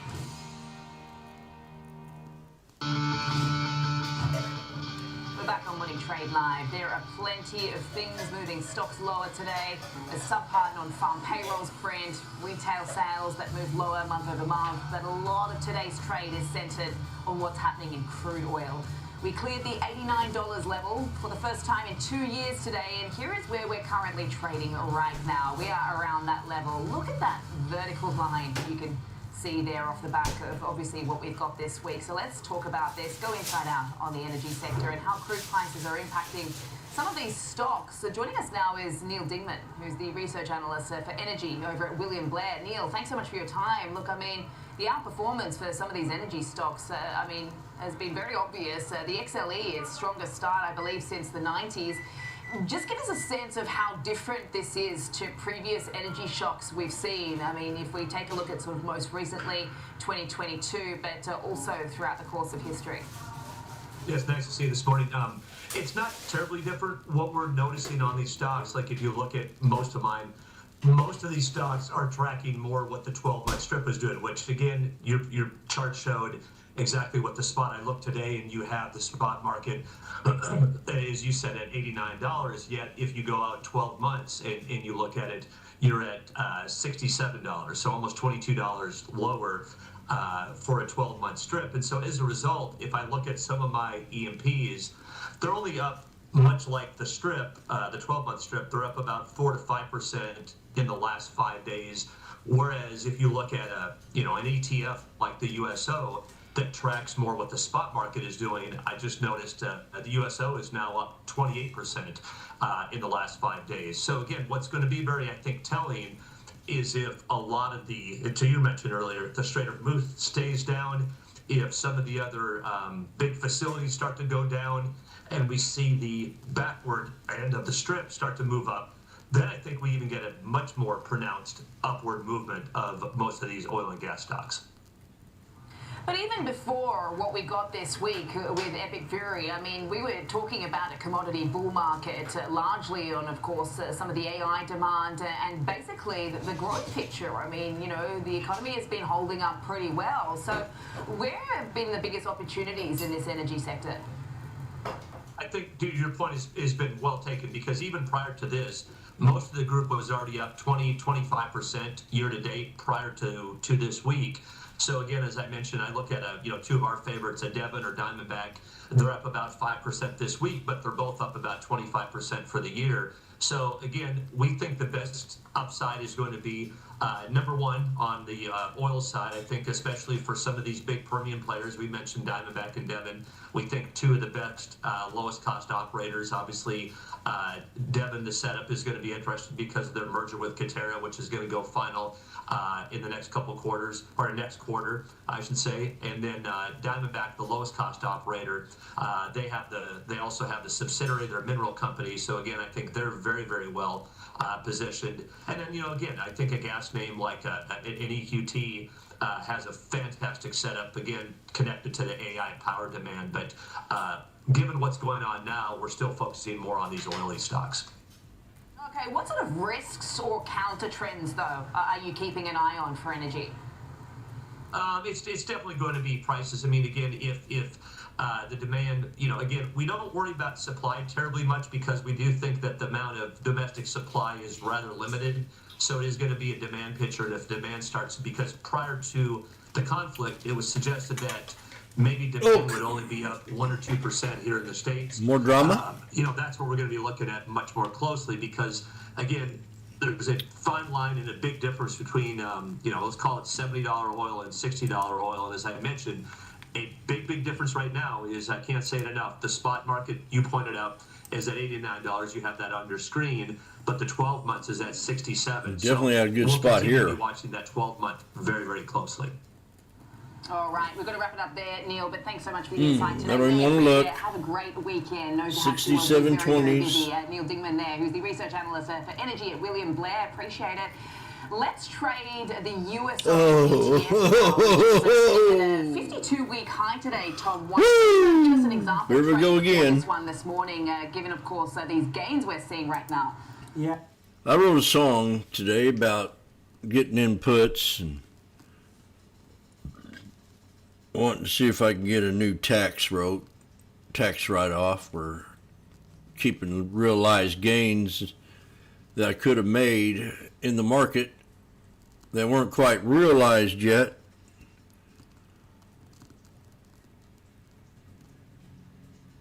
Now I realize they could have been. Woo! Look at that. Then we got the reversal called out right there. Jimmy said this looked like a real good spot because of the yin-yang. And we just hit resistance, the 100. That's it. Just like that.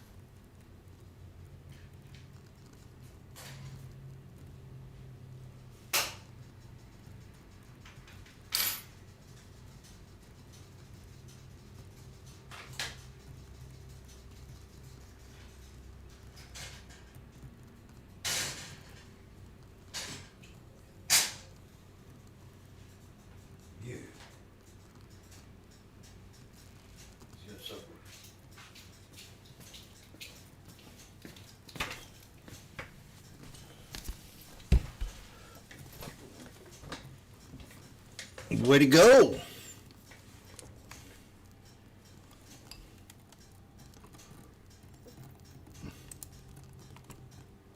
I don't even know if they could envision it, to leave everything behind, literally come across the entire world. I think that we totally met what their wishes were. Schwab has been with us for almost 25 years through purchasing up houses, opening up our business, having children. They've always been there for us. I want to invest with a company that can help me give my family a happy financial future. Stay connected to what moves markets. Download the Schwab Network app and get live coverage wherever you are. Beautiful little reversal there. Now you got Head and Shoulders.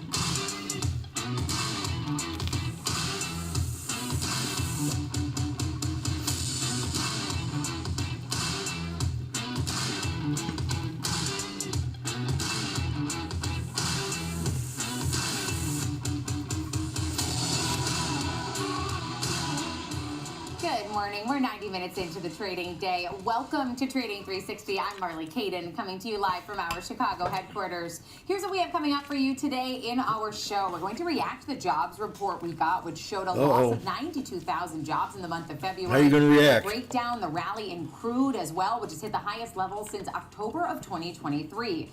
And in our disruptor, we'll be talking about the trade desk after Wedbush downgraded shares to underperform after yesterday's report of a potential OpenAI partnership. Then in our 360 round, we'll take a closer look at Marvell as shares are on the rise following AI demand leading to record revenue for the company. Lots to get to today, but let's take a look at how the markets are shaping up on this Friday to close out the trading week. Still seeing a sea of red across the board pretty significantly this morning. The sell-off continues. The S&P 500 down about 1%, 67.63 right now. The Nasdaq trading down 0.75%, 24,837. On the Dow, we've shed close to 500 points this morning, 47,461. And the Russell 2K is down almost 2% today, 25.40. The 10-year ticking much higher. We're at 416. On the dollar, 99.13. Gold up about 1.5%, 51.50 a troy ounce right now. Crude oil, we will be talking about a lot today. We are inching closer to that $90 a barrel mark. Brent is above the $90 a barrel mark, but up almost 10% so far. And Bitcoin is falling. It's fallen below that 70,000 mark. It finally broke through for the first time in a month. 68,710. That's down close to 4% this morning. I do want to welcome Kevin Green into the conversation, though, to take a closer look at some of that data I mentioned off the top of the show. KG, we got the jobs number this morning. Was not what was expected. Unemployment higher than expected.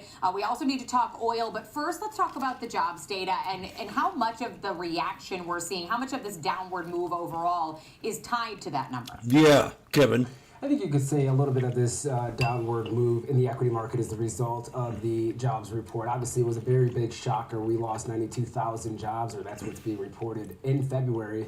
Street was looking for a gain of around 50,000 jobs. And if you're kind of looking at the private payrolls, I think that's actually the most interesting thing around this report.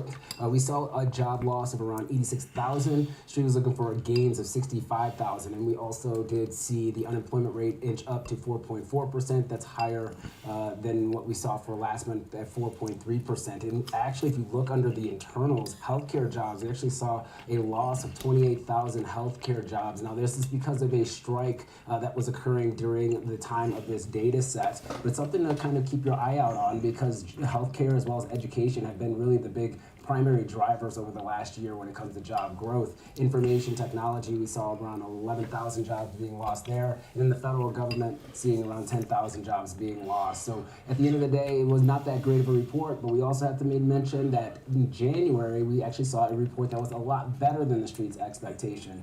January and healthcare was 28K, as well as the July data set. So I would say don't take it with a grain of salt, if you will, but there are also some other factors that played a part within this report. And then also the adjustment of the birth-death model is also dragging on this. Strikes and bad weather. And the ADP monthly report since October of last year. And in KG, you brought up some good points. That January report often volatile, February sometimes an extension of that. This particular report has quite a bit of noise, some weather-related issues, a strike involved here. You know, from what you're seeing and reading and hearing, do you view this government as a shutdown, an actual slowdown here, or is this more temporary factors that are at play? Yeah, that's a good question, Marley. So if you look at this time last year, we started hearing about stagflation a lot more. And actually, if you look at the year before that, we had the same type of situation taking place. This is just actually what happens on a seasonal basis. So that's why I think the Fed's going to kind of discount this number because we have seen this before. And then we usually do see in the March and April print a revision back to the upside. Now, if that's not going to be the case, then yes, you have a little bit of a concern because inflation obviously is probably going to push higher. We're seeing it on the services front.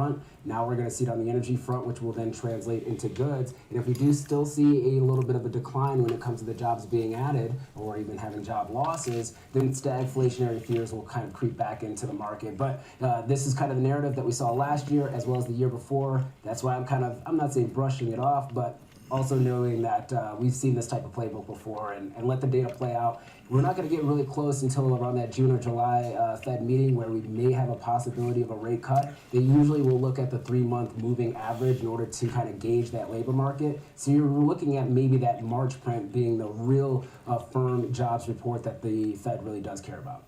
And KG, before we have to say goodbye, I want to talk quickly about oil. We've got crude just under that $90 mark. We've got Brent topping the $90 mark here. What are some of your thoughts on this action we're seeing on oil? Midweek, it looked like we were getting a reprieve, and since then, it's just off to the races. Yeah, as we continue to see refineries getting hit as well as extraction facilities being hit as well from Iran, you are going to continue to see probably oil prices move to the upside. It's not only so much the Strait of Hormuz where we have around 20 million barrels that are kind of out at sea right now looking for their destination, trying to get through, but it's the fact that if we are not able to see any type of production or if we see shut-ins from countries like Qatar or even countries like Kuwait or Iraq, that's where it becomes a bigger issue because a lot of those facilities, it takes 2 weeks, 3 weeks to really get them back up to production levels, and that's where we could see a massive draw in the energy market as a whole. So right now we are continuing to see prices move higher. Tactically speaking, seems like this is a bull cycle for oil, but the administration is going to try to knock those prices down, and we'll see what's being announced from them in order to do so. Kevin, we appreciate you being with us to talk through some of the action we're seeing in oil today and also that latest jobs data. Kevin Green, our senior equities contributor. I'll talk to you a little bit later, Kevin. Let's keep the conversation going. Welcome in Patrick Mueller, RFC and president over at Vela Advisors. Patrick, great to have you back on the show here. Would love to start on the extended sell-off that we're seeing so far this morning, a continuation of yesterday. Yeah, it's going to be really interesting to see how we're going to move forward. We've been really moving sideways since in the market since about November, where we've been in a price home since then, and the market's really done a whole lot of nothing over that time frame. So I think the markets are just bouncing back and forth here on a daily basis. And we're going to have some type of catalyst that's going to happen here in the near future that's either going to push us to a new high and bounce out of that, or we're going to start seeing it come down. And it's been quite a while since we've been through a downturn. And I think with the overweighting in tech right now, I think we can see that pullback here in the near future. All right, so if we start to see that pullback, do you anticipate this rotation away from tech to continue? And if so, where do you see the most opportunity in the markets?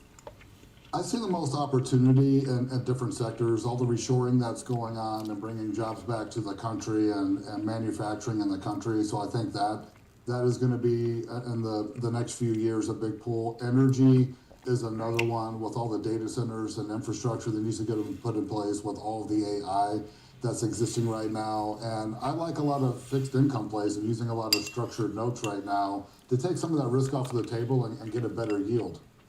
All right, and so with energy, certainly that has been a theme through 2026 amid this data center build out. But how much does it change the thesis here, knowing that we may be looking at an extended conflict in the Middle East here, and we are seeing, oil prices as high as we've seen them since 2023 today? How does that change your outlook at all? Yeah, I would be looking more when we're investing. I would be looking more for companies that have the infrastructure and building facilities. When it comes to energy, when we're talking about oil, and we're starting to see the oil prices skyrocketing. I think we're just going to continue to see that until there's some type of resolution, what's going to happen long term with Iran. And so until that happens, we're going to start seeing that increasing, and then that's going to start leading to inflation because that's going to start raising the prices of everything. So a little bit longer term, it's just we're going to see more volatility, and another reason why the markets will start trending downward. And so if we do get this anticipated potential uptick in inflation tied to this rise in oil prices here, Patrick, combined with the jobs data, the surprising jobs data that we got this morning, how does that change the course of action for the Fed this year? I think the Fed's going to have to make some moves, and they've already said that they're going to cut rates once this year. But with all of these things that are happening right now, it could add up to more pressure to them having to make more cuts. But we'll see what happens with, mainly the rising oil prices that we see with cost of goods and services going on. But there's going to be a time frame, right, where it takes for that stuff to kick in. So we might not see those things and the pain from that for, say, 3 to 6 months. And I'm just looking at the board here. I mean, the 10-year has ticked up to about 416 here. As far as looking at treasuries and potential opportunities there, where are you seeing opportunities and what areas are you avoiding right now? Yeah, well, the opportunities, there are great funds that are out there. You've got like Morgan Stanley's got JEPI, which has an 8% yield on it. You've got First Trust that's got a great ACYN, which has got a great yield on it of 12%. So when we're going through these volatile times and treasuries, kind of being around 4%, and it's tough to keep up with inflation with rates like that. So I would be looking outwards and looking at more funds like that's going to give a better yield. And I would just be sticking away, and I wouldn't have too much tied to tech right now. Because here's a crazy thing, Marley, is that last year, market overall S&P was up 17%, but 40% of the S&P was negative last year, which I think it's just there's such a huge disparity right now, and everything's leading towards tech, and we have to kind of ride that train until we shouldn't anymore. But I would be very cautious of being overweighted on tech right now. And where does gold fit in a portfolio in this environment right now, Patrick? We keep having conversations about the safe haven metal and its place in a portfolio right now. Obviously, year to date, we're up still about 20%. What are your thoughts there? I think as you start seeing more unrest around the world, anytime there is fear that's out there, you're going to see precious metals doing well. And especially when the dollar is weakening, you're going to see more money going into gold and precious metals also. So gold, I think, is still a good play. I think it's a good, safe haven until this unrest stops. And then the same thing with silver. There's a lot of demand for silver, and there's going to be more demand as we have electric cars and things like that are progressing. There's going to be a lot of demand there. So I think it's good. I wouldn't be putting more than, maybe 5-10% in a portfolio into that. All right, Patrick, I hope you have a great weekend. Thank you for taking the time to be with us again on Trading 360. We love having you on the show. Patrick Mueller from Bella Advisors. And we've got plenty more to come today. Stay with us. We've got the big three coming your way. We've got 3 stocks for you, 3 charts. Rick Ducat will take us through the technicals. Tim Bowen will be joining us to take us through his trades. Chevron, Applied Optoelectronics, and Amazon today. That's all next on Trading 360 on Schwab Network.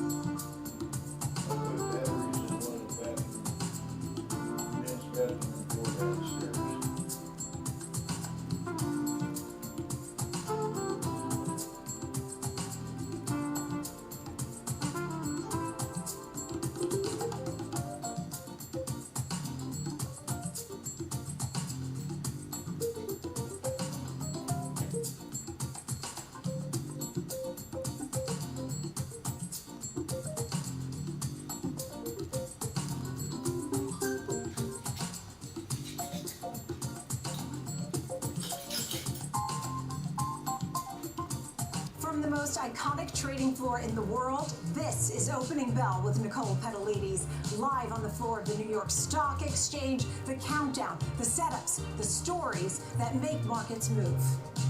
Minute-by-minute breakdown of the biggest headlines, earnings, and global movers, just the trades that matter. As the bell hits and the markets react in real time, Opening Bell, live at the NYSE, right when it counts.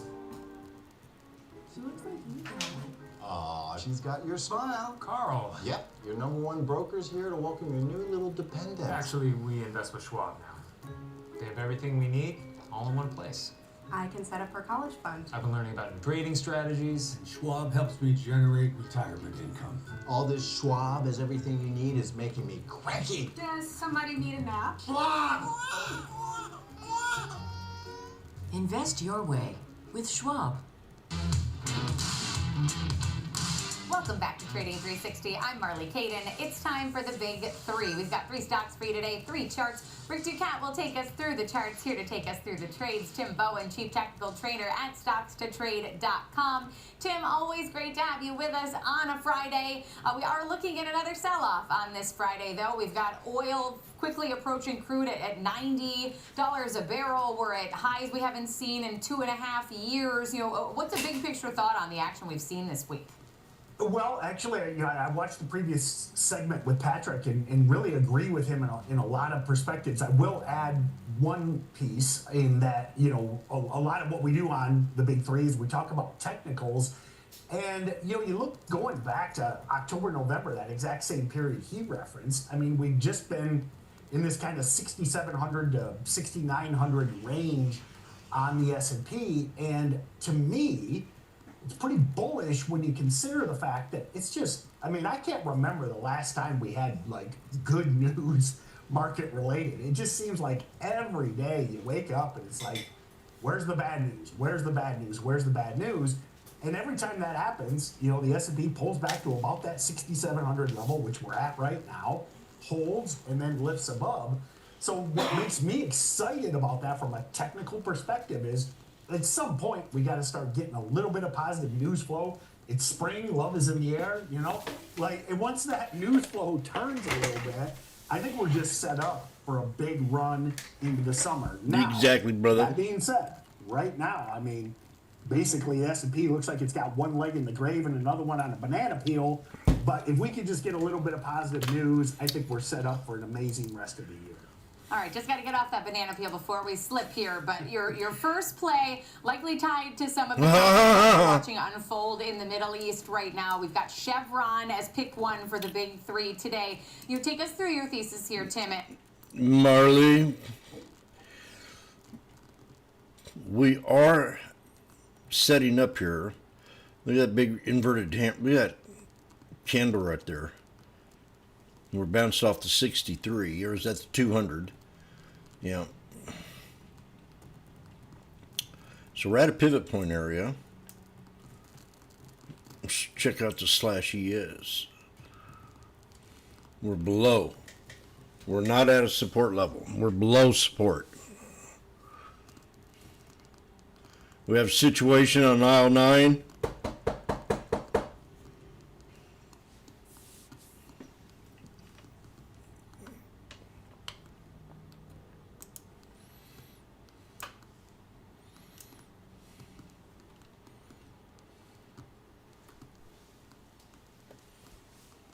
$6,800s.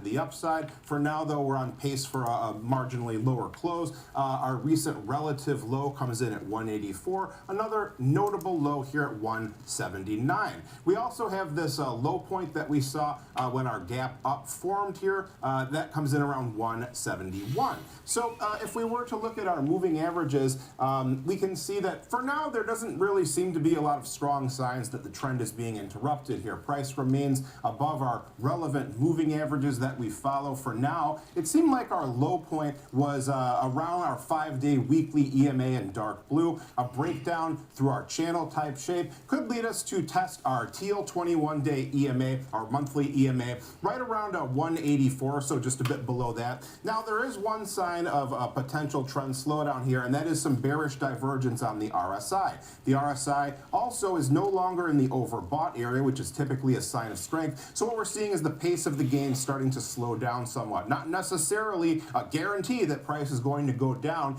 but now we're seeing the point where things are perhaps getting a little bit more That would've precarious, worked. and what the bulls would want would be a big push above the old highs that we formed recently to continue the uptrend here. Meanwhile, what you might see during that time would be perhaps potentially a retreat back to a supportive level. In this case, according to our volume profile, the area between about 180 to 81 to 187 stands out for potential support. That's where we have our heavy trading node. Not really too terribly much until all the way down here, 165 to 168 is the next significant area from a volume perspective.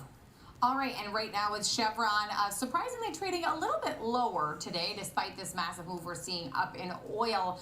But overall, as you highlighted, outperforming this year pretty considerably. This next Well, name retesting right here. much higher today. Looking at Applied Optoelectronics here, up more than 9%. So I got a secret.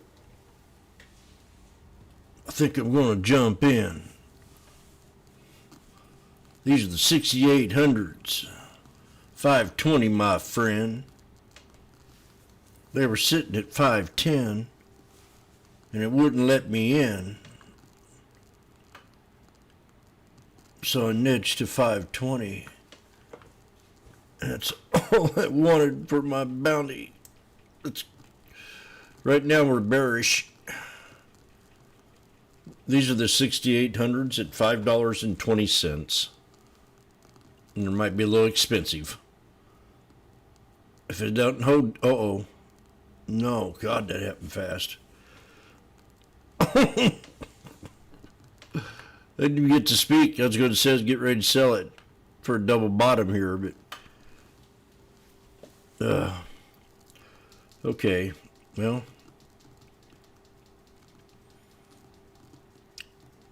what are you going to do? You're going to hold it on here, because this could be a megaphone pattern. Just calm down. Just calm down. You might have to sell it soon. Just calm down.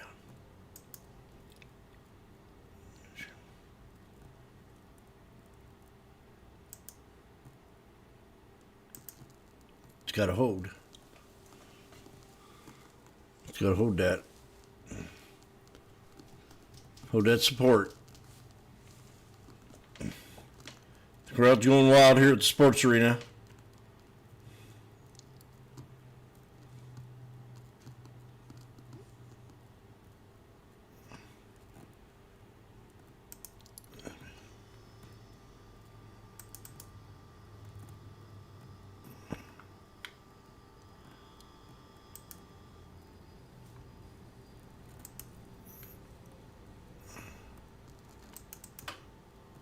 No. Oh. Okay. See, I didn't want that to happen. See it? That wasn't in the plan.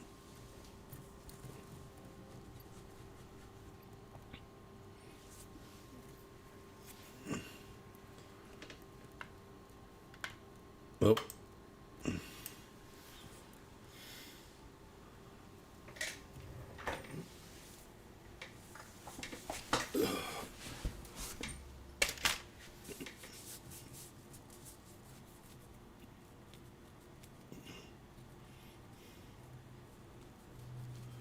Still safe, but it doesn't look good. You're down $150, James. Have you ever thought about selling? Nope, not yet. Now, if this candle here don't hold that trend line, you might have to.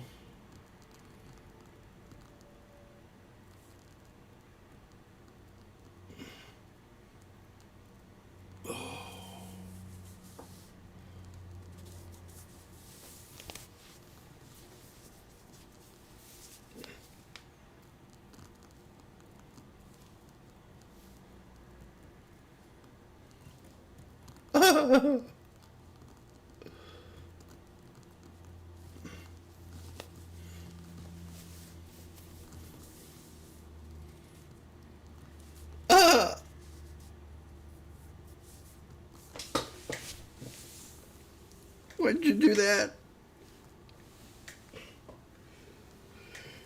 The crowd doesn't believe it, what they just saw in front of their own eyes. Again, he pulls another one out of the hat. All I say is if you can count to 3, you can trade with me. Blink it. So that was quite impressive, James.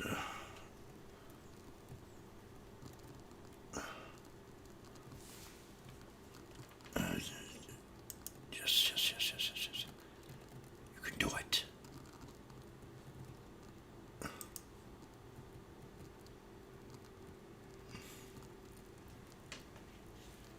Getting ready to do another one, too.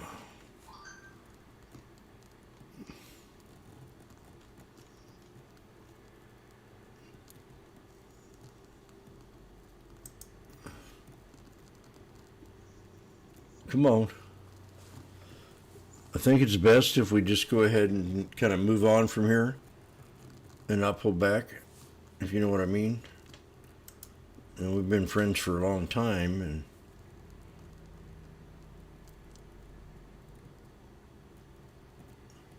Rick's talking about Amazon. Is his hair slicked up or what? No.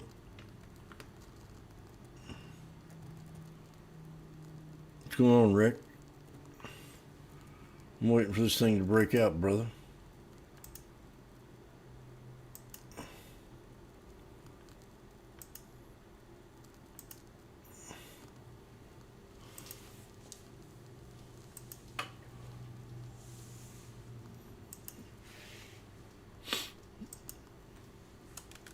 Oh.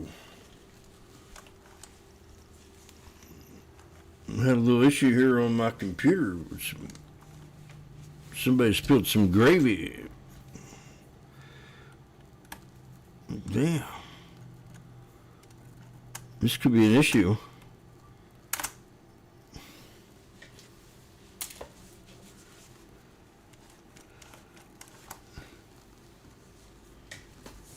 Okay, I just bought $75,000 worth of stock here, trying to get the gravy out of my keyboard.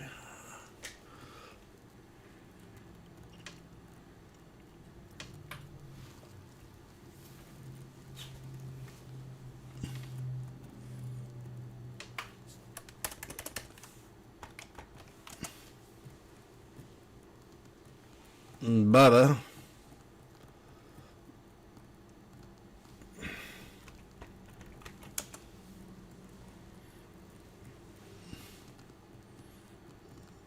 Amazon.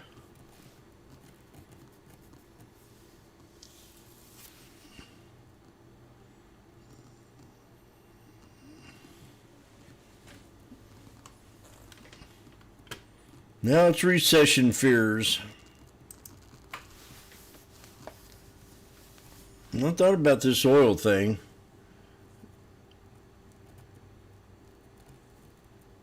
It's definitely a learning experience. I was too young to remember the Carter years.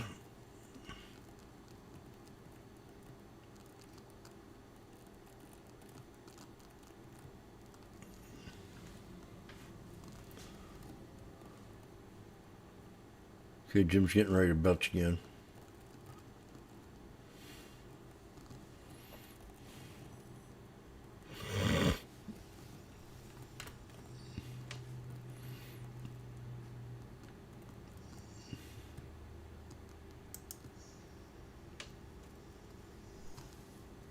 Still in the flag on the SPX. Looks like another fallen wedge. In fact, it is. And we're at resistance again. Okay, everybody hold on. Slim Jim's about ready to make a call here, maybe. Okay, take your trend line. Run to that next body. Right down just a notch. Boom, right there. We just now broke it. We had a wick one time. Now we've got 3 bodies.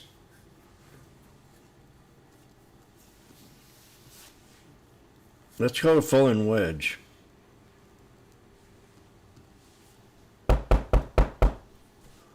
Falling wedge.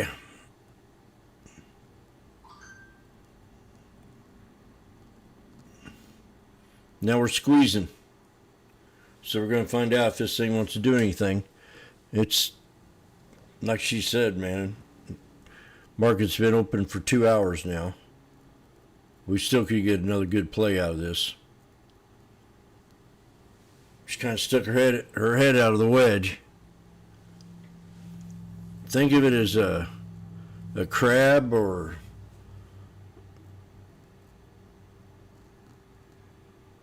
you get down there and you, not a crab, or what is it, a clam? She get your hand down there far enough and it don't hides its head. Not a turtle, but I had a turtle once.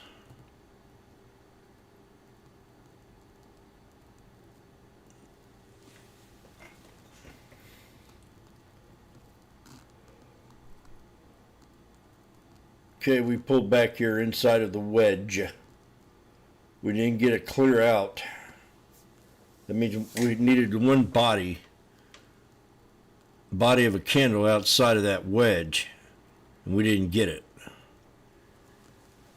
So if we get one outside of it, I become a lot more bullish. In other words, the 6800s here at 460.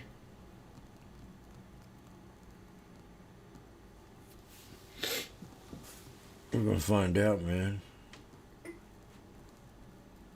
Jim, you got a booger in your nose. Won't you pick it?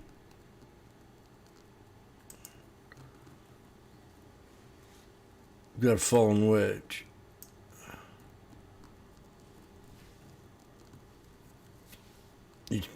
These are the 6800s at $4.60. Come on, man. There are 5. Okay. SPX calls. I don't think there's anybody that doesn't quite trade just like you, James. You're a sight to behold. I don't know how you do it, but you do it.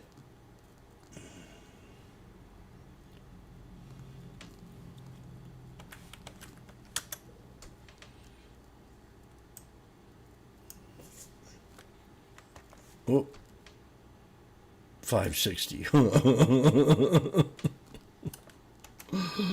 Oh, you're such a hustler.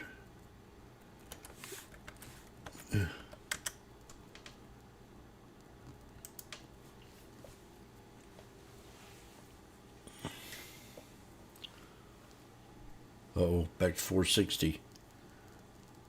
Jimmy doesn't like that.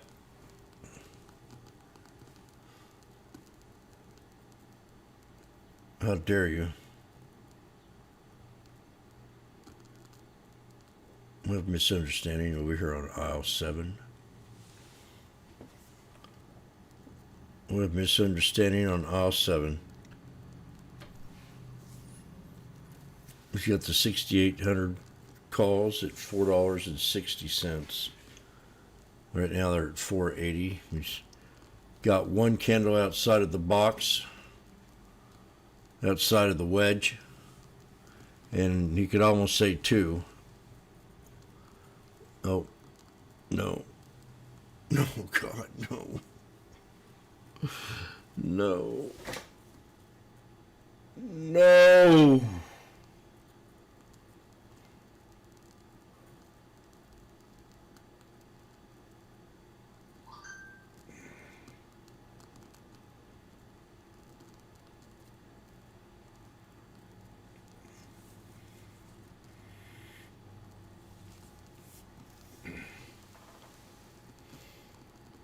Well,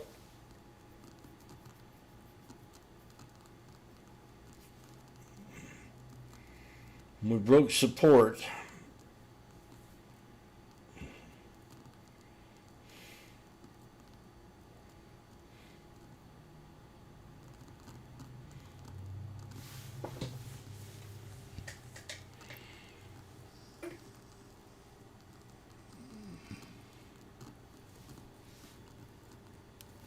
Well, it's at 490. Well, what's going on here? Are you looking at the same strike? Yeah, man.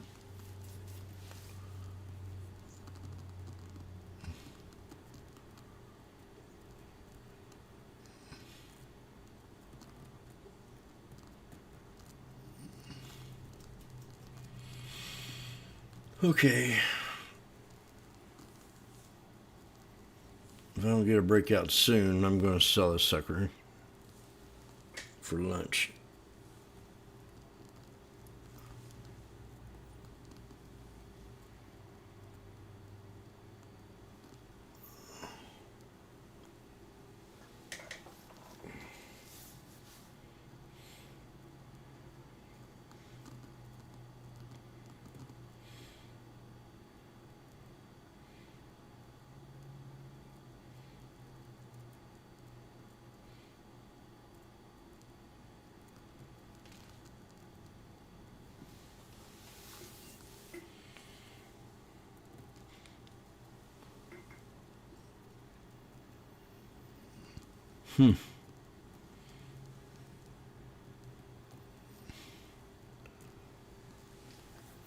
Watch right when I sell it, it pops.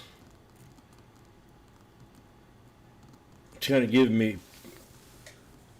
not a complete answer of what if I should hold or not, because we did kind of break out a little bit, and then we broke down, and now we've got the moving averages in the way. And if I break the 50,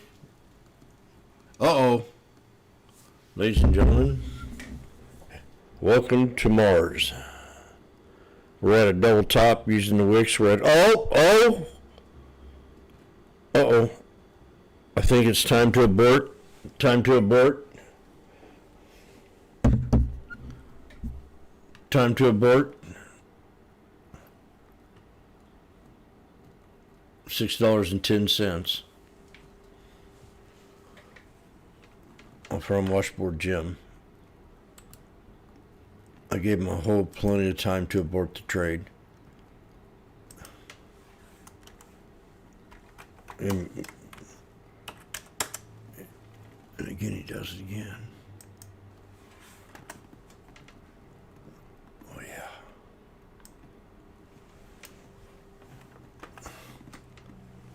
Oh, yeah.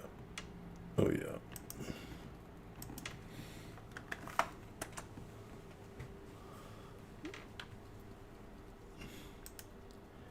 That's the way you do it early in the morning.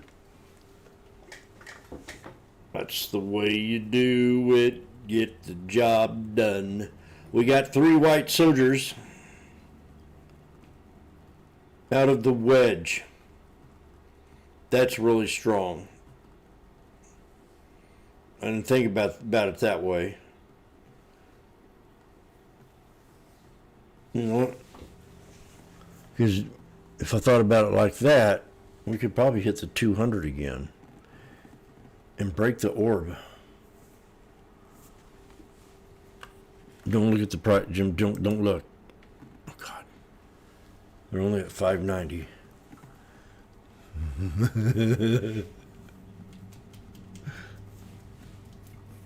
You know where sport is? It will be off that support off that third soldier from a double top breakout.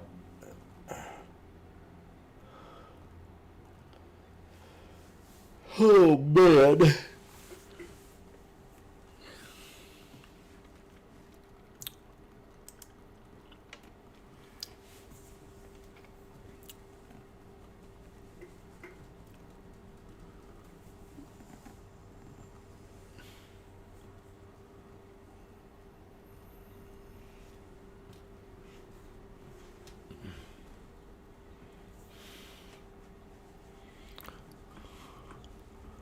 They're at $6.10 now. They're about to hit the 21. What is that? That ain't the 21. What's the 200, man?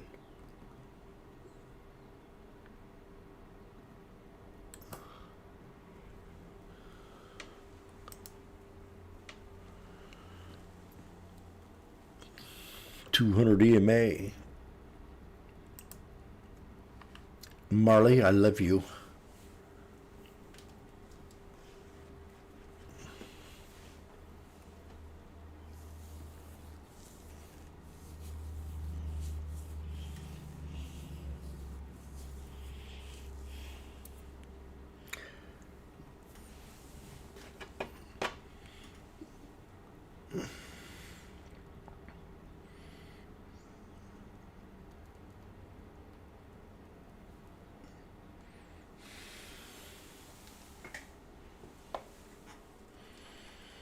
Okay.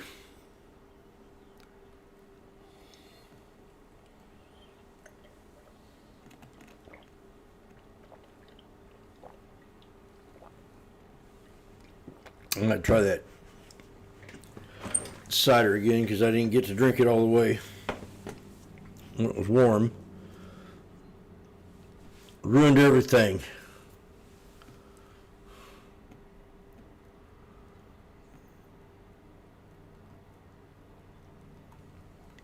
The triple top on that SPX would be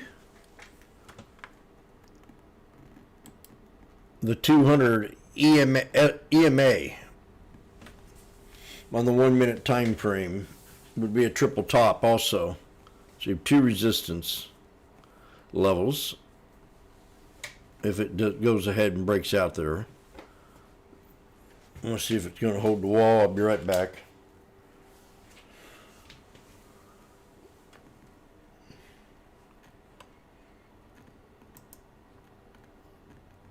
Webcast series breaks down different charting techniques like trend analysis, price patterns, moving averages, oscillators, and much more.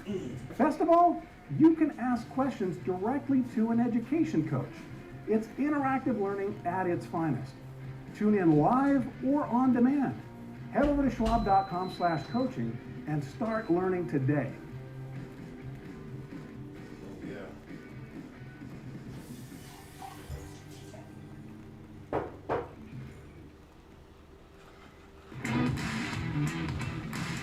Welcome back to Trading 360. I'm Marley Caden. It's time now for the Disruptors. George Tillis, our senior markets correspondent, here with today's company, The Trade Desk. Now, there was a report of a partnership with OpenAI yesterday. We saw a huge move to the upside for the company. But today, Wedbush downgrading the stock. George, what's behind that call? I think this is a good situation, or an interesting situation. I mean, first off, the trade desk was a darling just going back about 5 years ago. It's been down significantly over the past few years, and in fact, it's down about 75% off its peak in 2024. And this was effectively a leader in demand-side advertising technology. And one of the challenges they have been facing is really some competition, especially from companies like Amazon, from their demand-side technology platform, basically connecting publishers of ads with buyers. And that's essentially encroached on the market share from the trade desk. And the trade desk has effectively been trying to ramp up its R&D and enhance its technology software platform to keep up. But it's been facing some structural challenges, and that's why the stock's been down. Now, this company effectively is still obviously in business. It's still got a great technology. One of the things that Wedbush is talking about is that with their call, and they're downgrading the stock to underperform at $23, is it's more of a software native platform versus a data platform. And the deal with OpenAI, which again, we talked about many times over the past few months, that OpenAI is eventually going to open up their platform to advertising to generate revenue. They have done that. So instead of building their own demand side platform or ad technologies, they're going to integrate other companies' technologies, which makes sense. So the trade desk is now a partner with them. But the challenge, and this is what Wedbush talks about, is they're not an exclusive partner with the trade desk. And in fact, the trade desk's value really comes from its software versus the data on its platform, which again, Amazon has both of them. They essentially have their data on the platform, but also their software platform. So that's what they're looking at as a challenge for the trade desk. And ultimately, their cost of R&D has been very expensive, which has encroached on their earnings profile over the past 8 or 9 months. All All right, George, so with this move to Question the is, will it upside, hold? that we've seen because of the reaction to this headline, We're at the trading lower 63. today, but kind of more in line with the overall markets here. How would you look to trade this? Marley, I'm speaking. Judge, it's my turn. I'd be checking out the SPX here. It's a 63 and it's too late. It's already rebounded.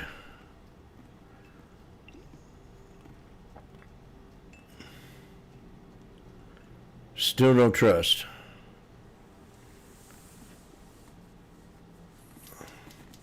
We do have a megaphone here. Right there. Boom. Dang, that would have been good.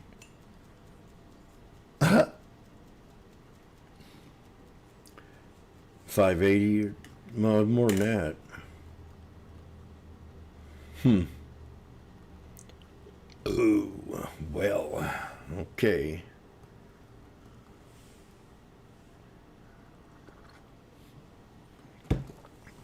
Not bad. Got kind of a heavy wall right here.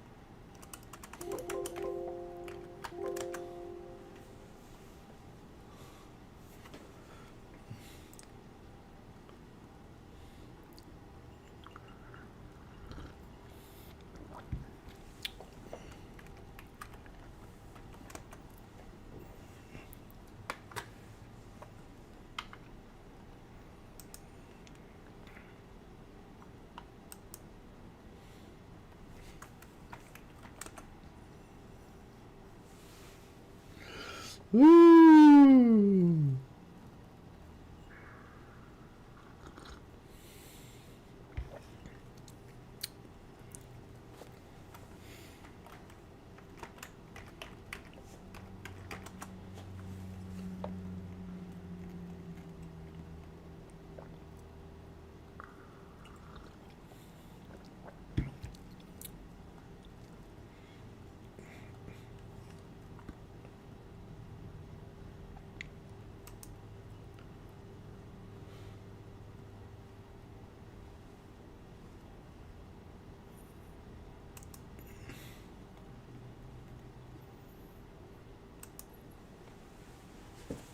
We hit the orb.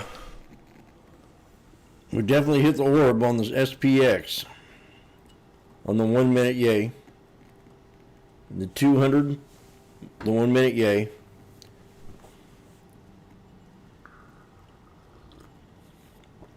Oh.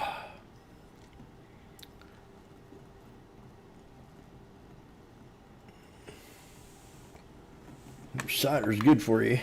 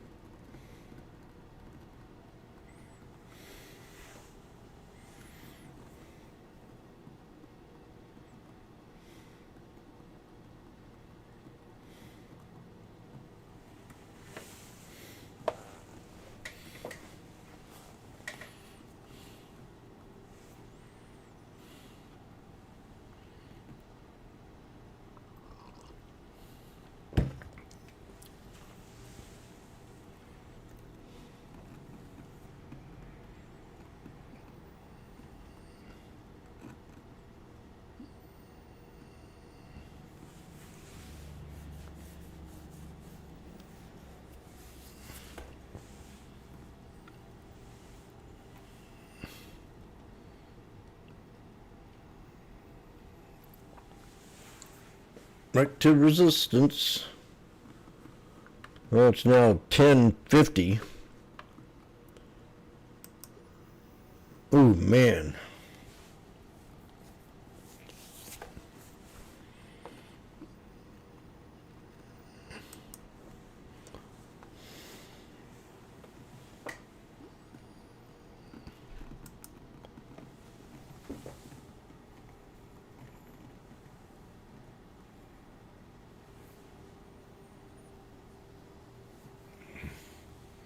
Spy off the VWAP to a triple top.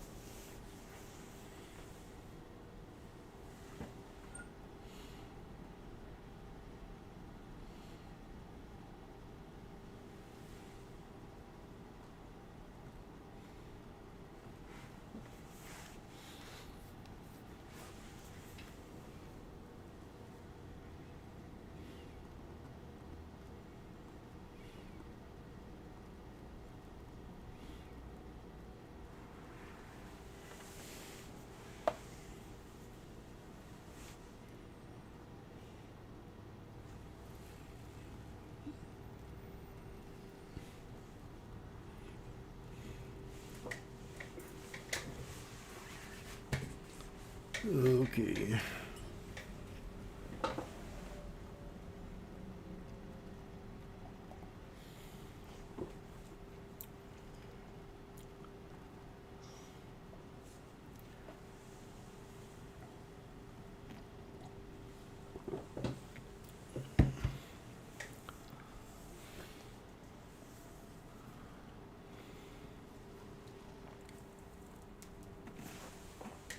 Pull back.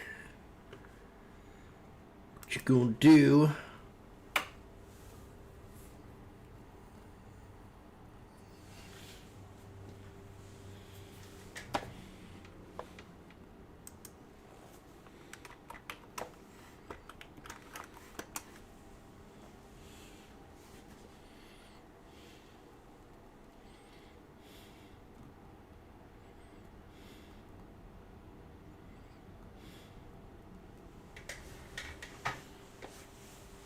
There's the pullback.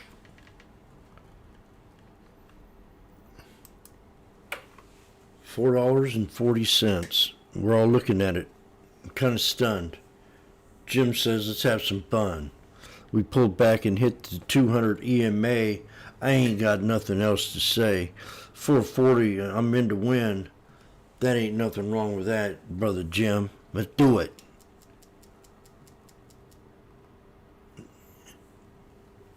These are the 6800s. I'm on strike. In at 440. That or go take a hike.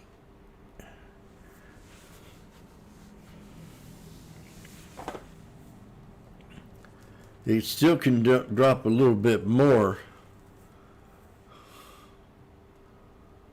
So let's see if this holds or get out. They're at 480. Jim's really nervous about this trade. Oh. Oops. Oh no, it's sitting at 440. Okay. Take deep breaths. Deep breath. Oh. Come on. Uh-oh.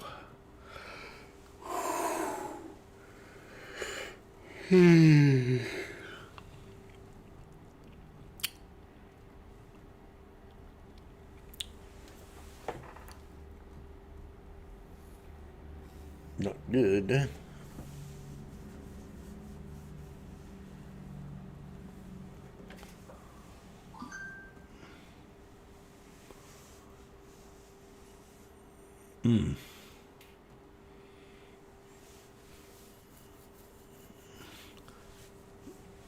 Well, shoot.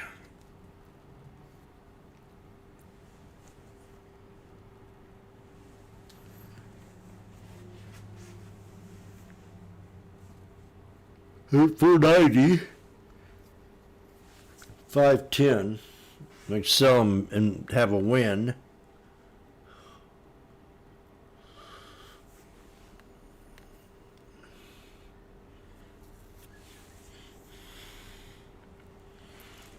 Thank you very much.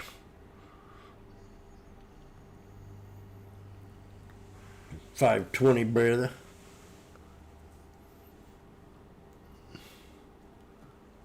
Now, $5.90 and $6.10.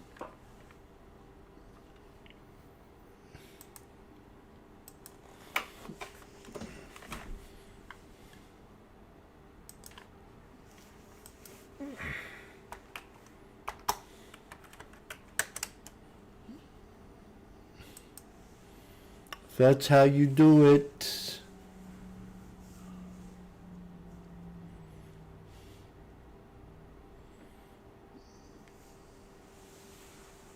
Okay, I'll be right back.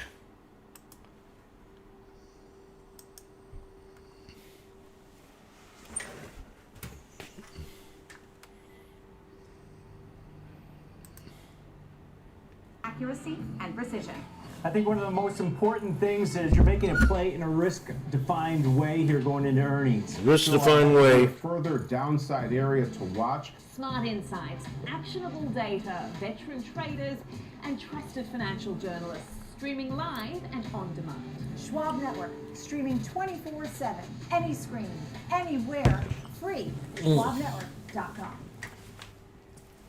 Hey Bob. Hey Andrew. Last year, my dad had a stroke. Big shock to see this person that I've always seen as a force in our family be vulnerable. Wait, had a stroke? Yes. Now we're in the car together almost daily. I started to realize, what can I pick up from my dad? He's been with Schwab for a long time. Jim, my financial consultant. I probably met 20 years ago. Jim's really been there to answer any questions I ever have. It makes a huge difference when you have someone that actually cares. Stay connected to what moves markets. Download the Schwab Network app and stream live coverage wherever you are.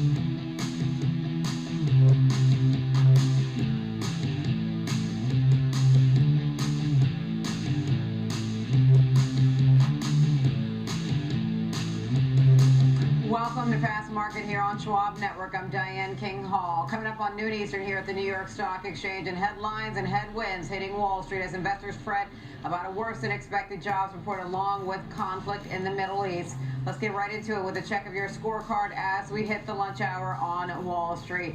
We've got pressure across the board. The S&P 500 lower by about 1%. We've got pressure across sectors here. A lot of red when we look across the heat map. Worst performing sector is materials, followed by financials and consumer discretionary. The Dow tumbling triple digits, down more than 1%. NASDAQ 100 lower by a little bit more than 0.5%, because again, as you look at the heat map, there is a little bit of green on the screen. Not much, but a little bit. Russell 2000 small caps are tumbling 2% right now.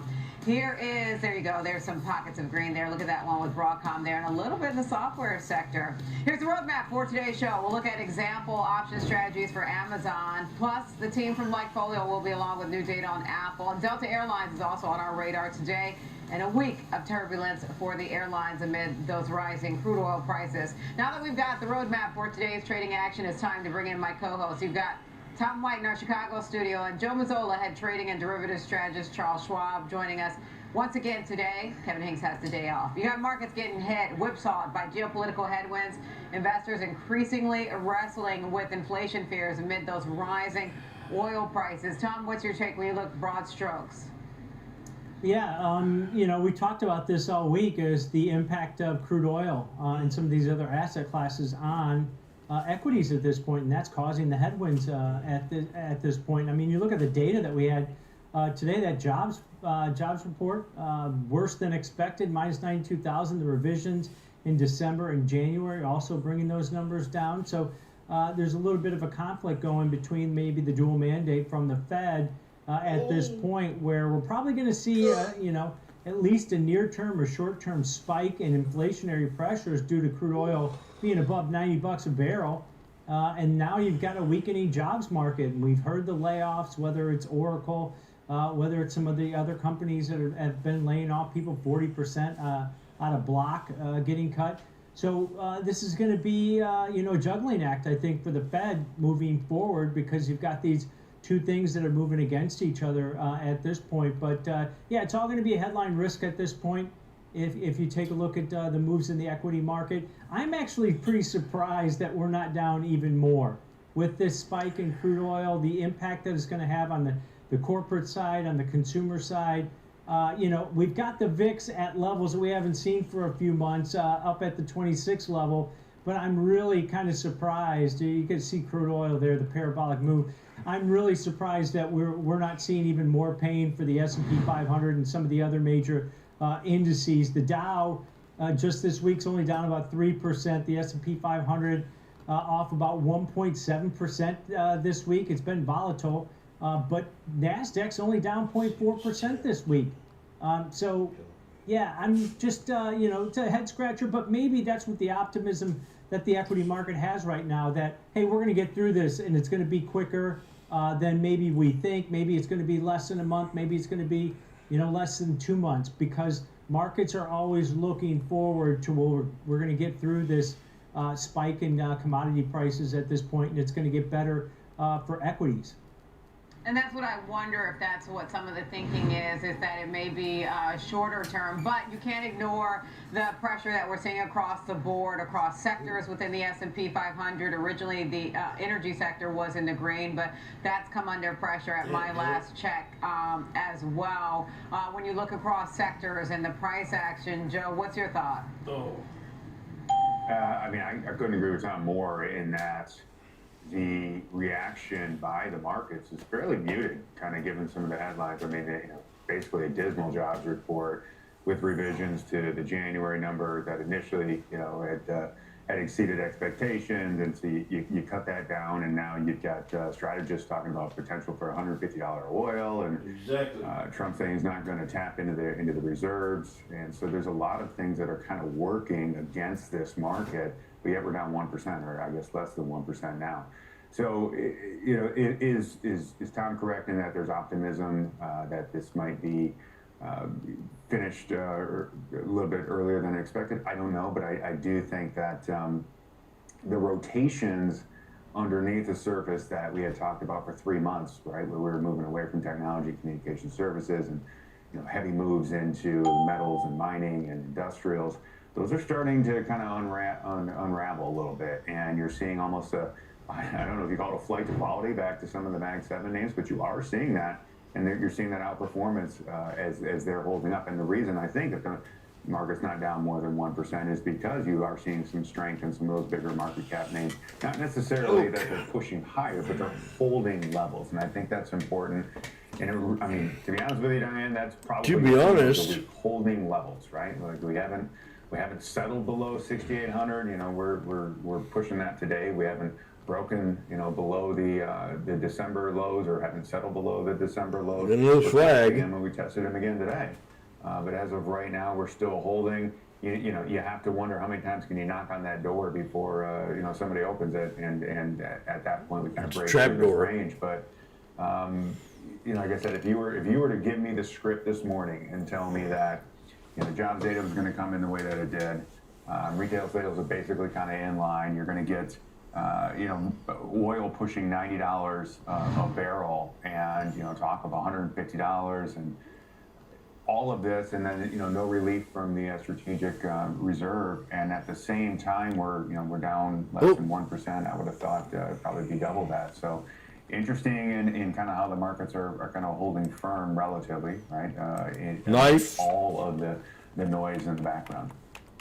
Yeah, it is. And, I just was checking True Social to see if there are any new posts from the president as it relates to the geopolitical conflict. Now, earlier he had said there would be no deal with Iran except unconditional surrender. And again, I want to dive into crude oil a little bit more because, you had this overnight dip that was brief, and that was because of, some of the, what the U.S. said it would do with regard to helping India.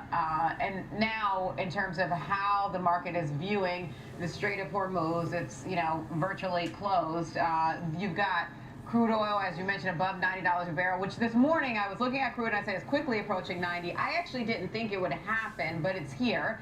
And now you wonder if we're going to be quickly approaching $100 a barrel. Tom, what's your thought, especially when you think about this and inflation risk?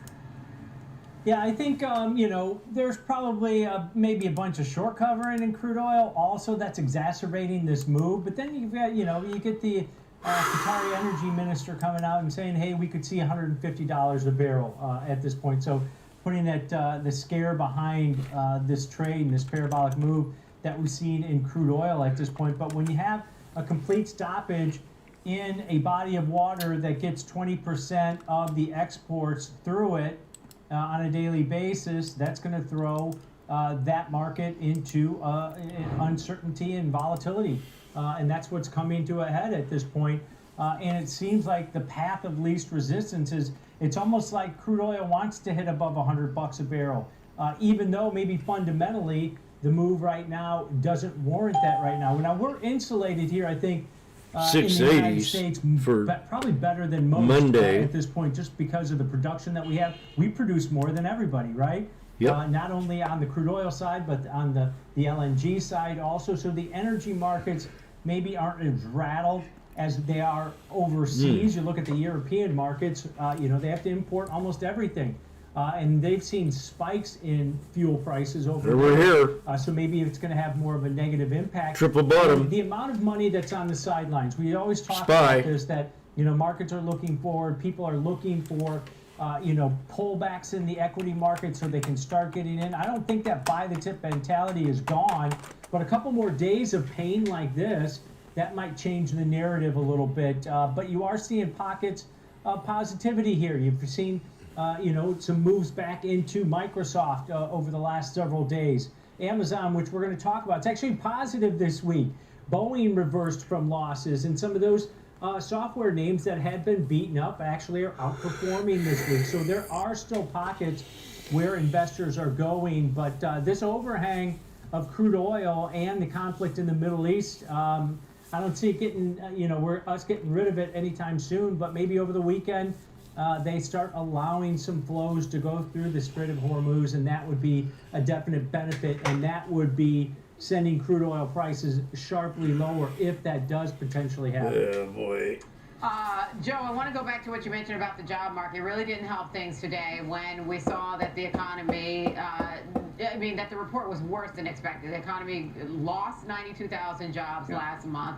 Much weaker than expected, weaker than the consensus forecast. I didn't see any forecast that kind of came to that level. And then you had the revisions that were lower, right? You had the previous 2 months revised down, but especially December sharply revised lower.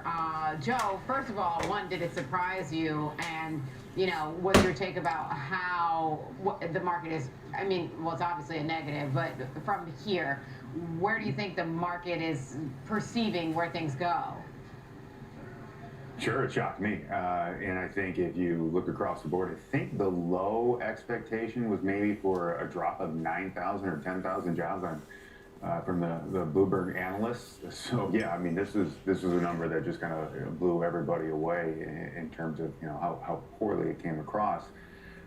You saw unemployment rate go up to 4.4%. And as you mentioned, Diane, the revisions to the January number. I think, the big takeaway from this is the reason you probably didn't see rates in the 10-year or even, in the 2-year come down more is because now you got inflationary pressures, as Don was talking about, from energies. And my biggest takeaway, and I think the biggest takeaway for the market should be, what does that mean for the Fed and the Fed's flexibility to cut rates? So now you're probably going to see even a bigger divide between, the governors in terms of who wants to cut rates and who doesn't, because, you got these kind of these two different forces that are at play here, and you're not even taking into consideration the new tariffs that are underway as well too. So there's a lot that the Fed's going to have to digest, that the economy and the markets are going to have to digest, and we're pushing back expectations for rate cuts beyond June, beyond July. Now we're talking September. Might not get any. So who knows? I think our base case is for 1 or 2 this year.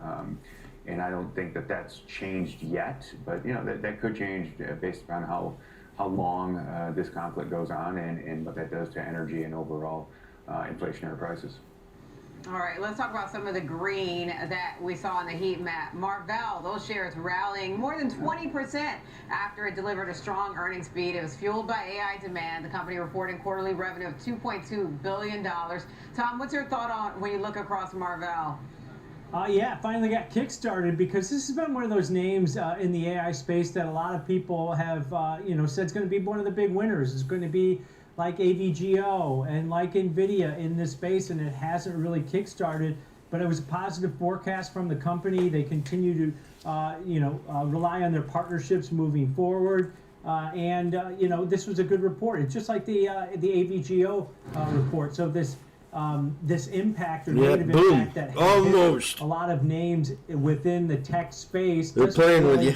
Kind of go into maybe the Marvells and the AVGOs and the NVIDIAs, even though NVIDIAs fell post earnings. That hey, these companies are vital to the growth, and the amount of capex spend that we're seeing out of the major tech companies, the hyperscalers, kind of supports that narrative that AI is going to continue to drive profitability for these firms. But a good report and a good rebound from a stock that's been severely underperforming maybe some of its peers and the overall space at this point. MRVL. 21% gain, maybe some short covering in this one too, Diane.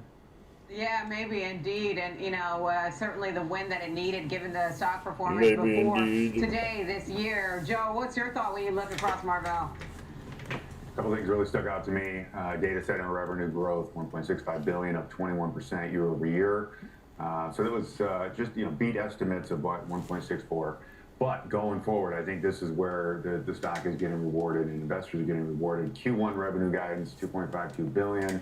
And then if you look at fiscal 2027 revenue, that's now expected to grow more than 30% to 11 billion.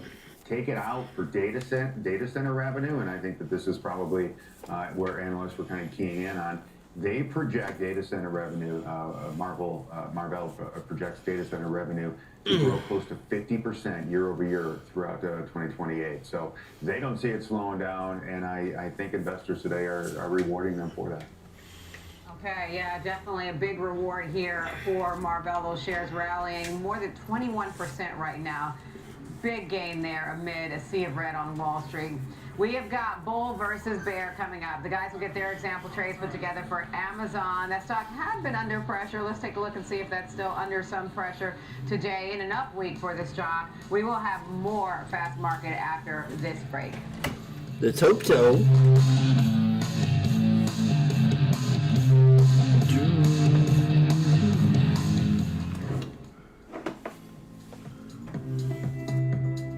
Do.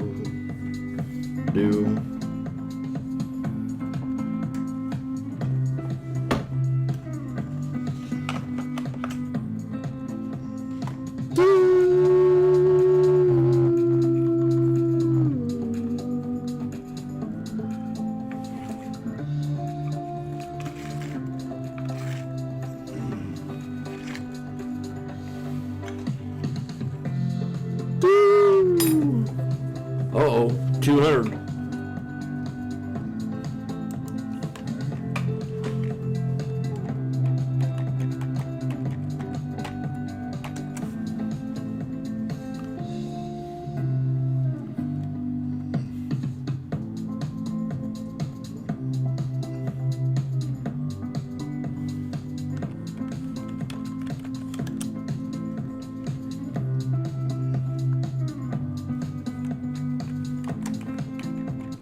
Whether you're an experienced investor or just getting started, Charles Schwab offers a webcast that's right for you.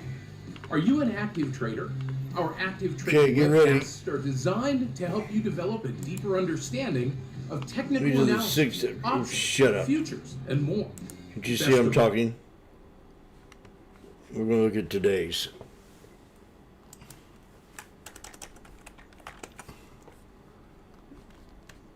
Him and I about got into it, yeah. His mouth. Interrupting.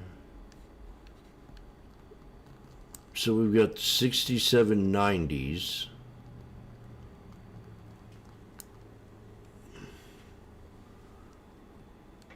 $5.10.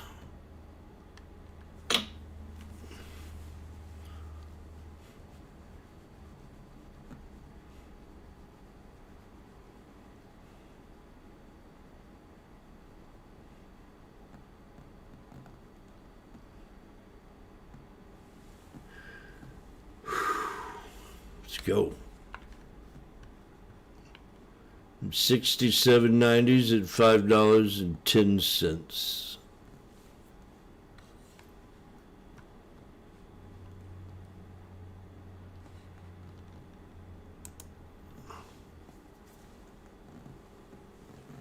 I think Jimmy did a problem in looking at the wrong stock.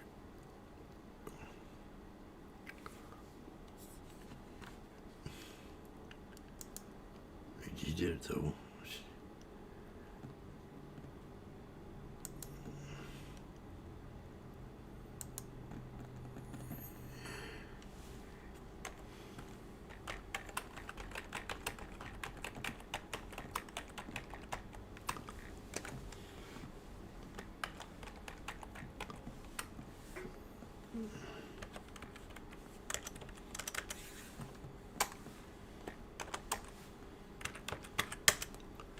You want to try to scalp it?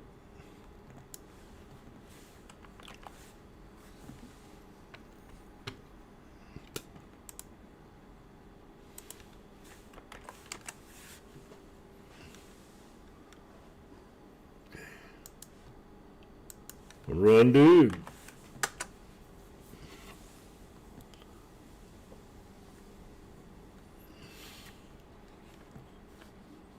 I think we know what we're doing here. The price is now at $5.40. 50, 60. If you ever thought about selling, Jim, you're up $50 a contract. No, I want to bring it up. I want more. There we go. Now you're talking. Oh, 570. There you go. $6. Does anybody got anything to say about that? 580.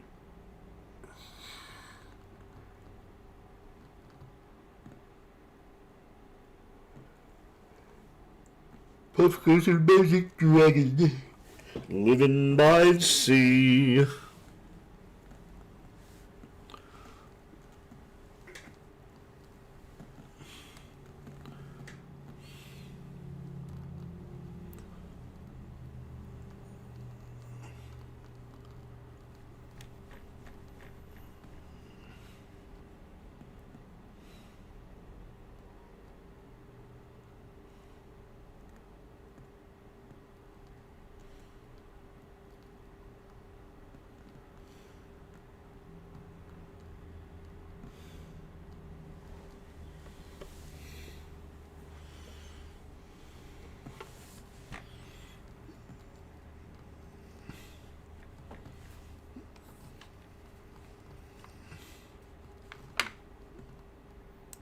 Razor thin margins for them, but that still grew 10% last quarter.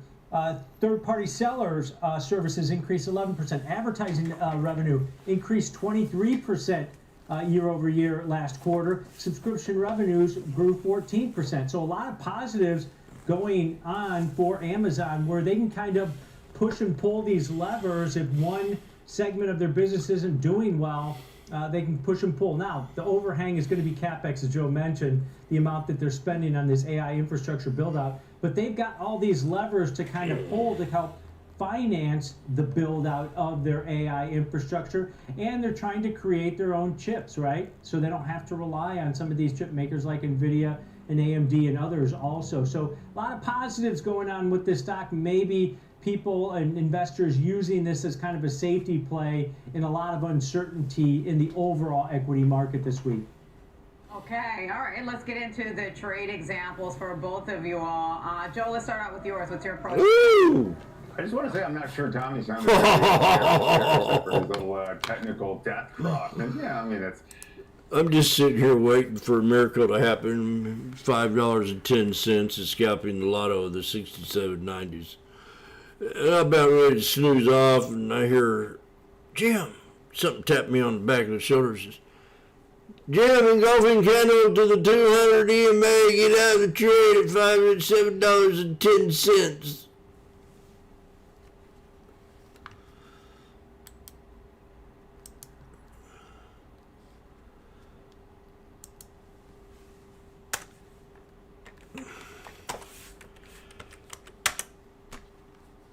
How's he do it? We sat there and watched him. He about took a nap, like he didn't even give a crap. And then he makes $200.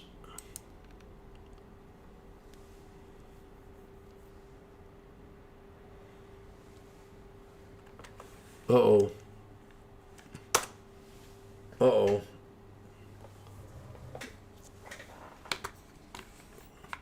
What'd you think about that trade there, Magnificent?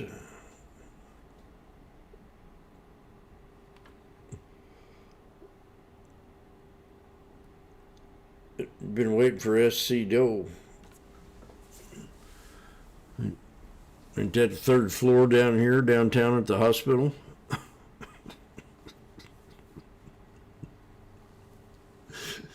Third floor. Yeah, that's...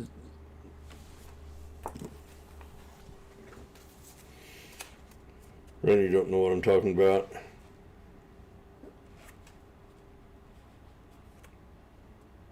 Okay. Everyone's over his head.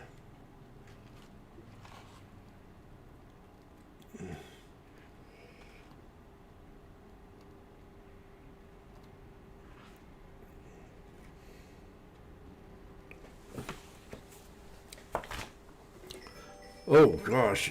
Did you see that bounce? Oh.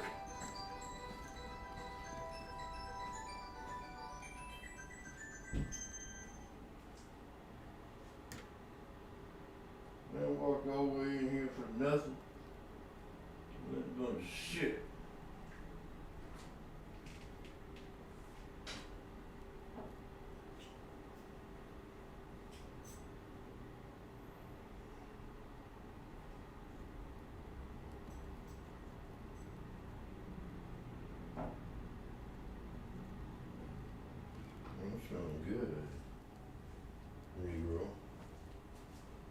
Okay. Oh, more drama. There's just so many gifts coming my way today. And there's a triple bottom. Let's see if it's playing by the rules. The 6790s right now are at $4.70.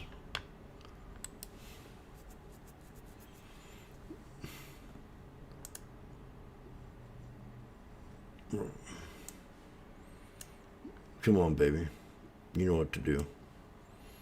Yeah, that's what I thought. 4.70. Washboardjim's in one. The 6790s at $4.70 for a triple bottom boom boom.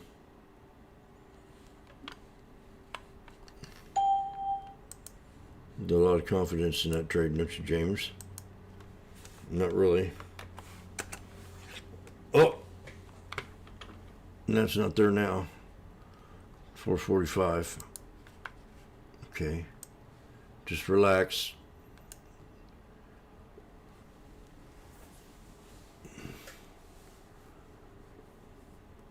Relax. 3 black crows.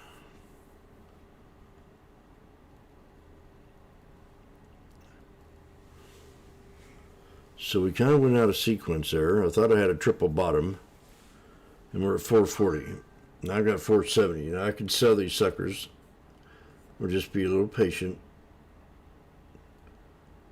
Be a little patient here. 3 black crows standing in a row. Okay. There's the third crow. Can we blink it? That was the triple bottom. So I'm going to say the third crow triple bottom is, if we break that, we have possibility of seeing, oh, this is a good one. 67.57.87.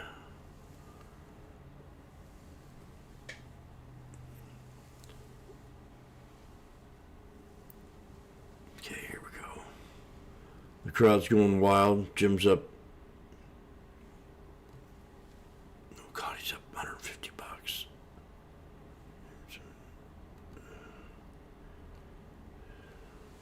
Should he sell them?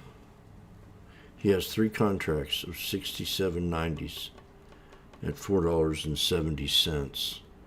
He could sell them at the lot right here at $5 and maybe get 30 out of it, but for sure get 20. That means he's up $150 in less than 3 minutes. But he did not sell. He waited too long. He had plenty of time to get out of the trade.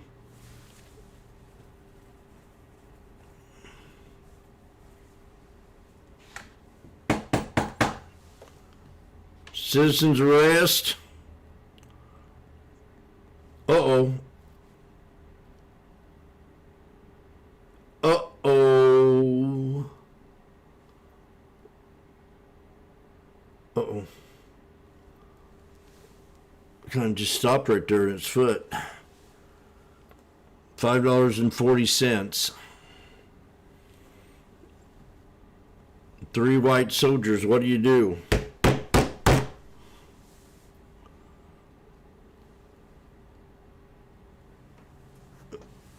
Oh, yeah. We had 3 black crows and 3 white soldiers, so the trade at 540.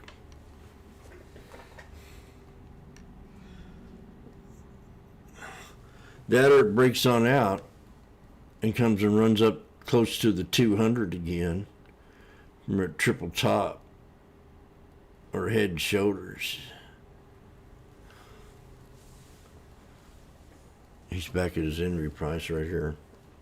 $4.70.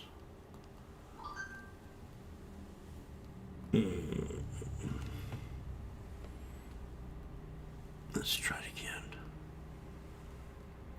Now what I'm thinking in my mind, if we can respect this triple bottom, do you understand? It keeps us bullish. Oh. The phone rings. I'm waiting for the tax guy. I don't want to know how much I owe. I really don't.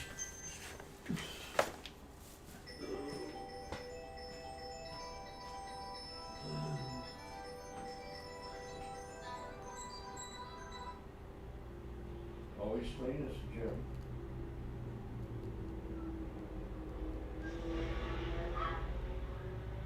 Yeah, hello.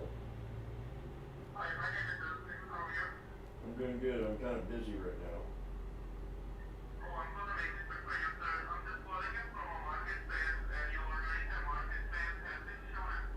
I did have.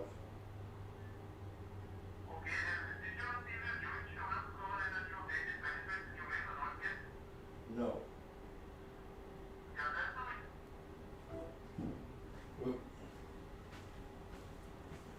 I don't understand. Speak English.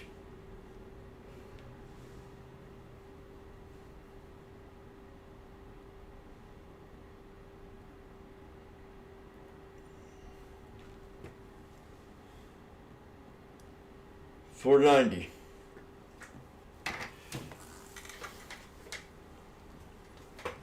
Speak English.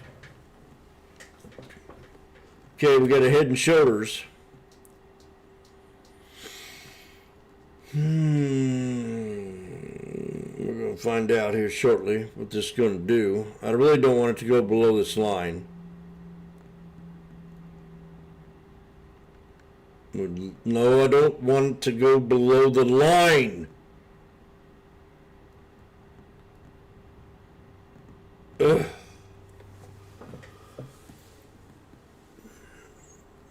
Was it supposed to go below the line?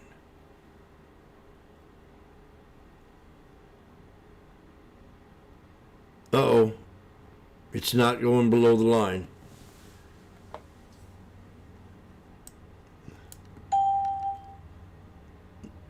Close above it. We are going to count that to the good so far.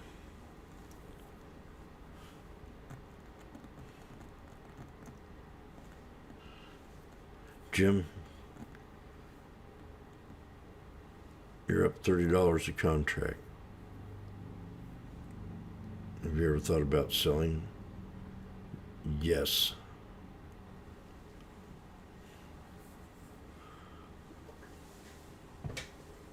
Jim, you're down $20 a contract. Have you ever thought about selling? No. I can't. Jim, you're having a craving for a chocolate chip cookie.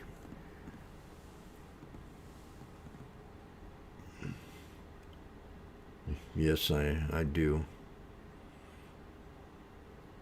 Can we see 67, 56, 71, please? Or I get out of this trade even and not worry about it for a bit.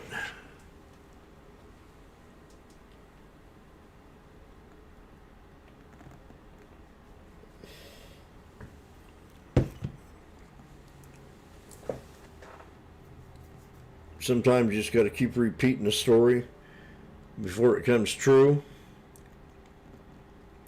So I'm going to sit here and tap my shoes 3 times and say, please break the 21 EMA. Please break the 21 EMA. Please break the... Oh! Oh! Oh! Uh-oh. We broke the 21 EMA.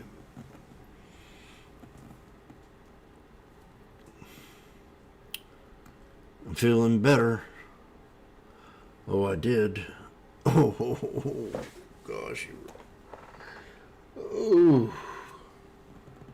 What's wrong with these idiots?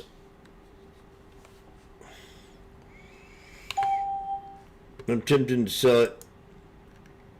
Can't handle the stress.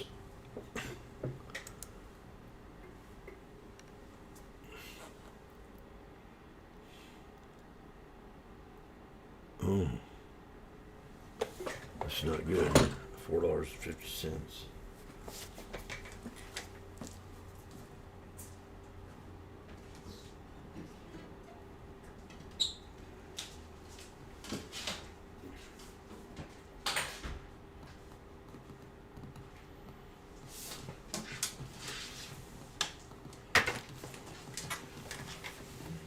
Okay. Oh boy.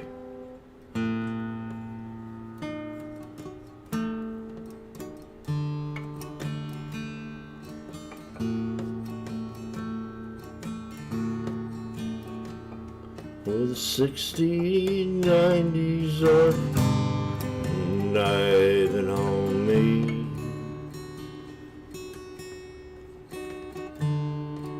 I'm not sure if I should sell them and scalp. Oh, he's down $300 just like that.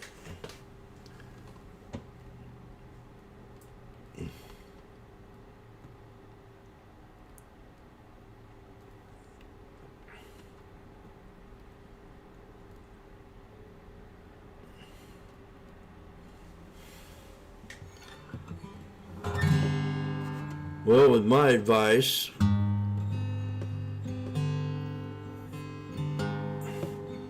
I'm holding on to this trade for now. My advice is to trade light and not as frequent.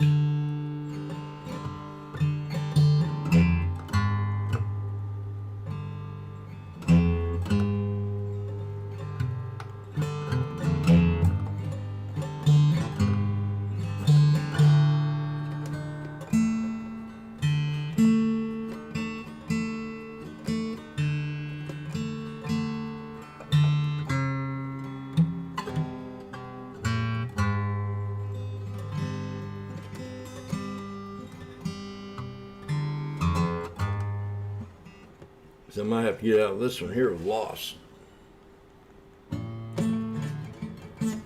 But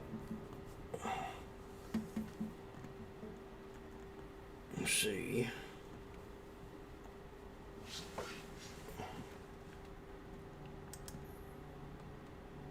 No, I'll hold on.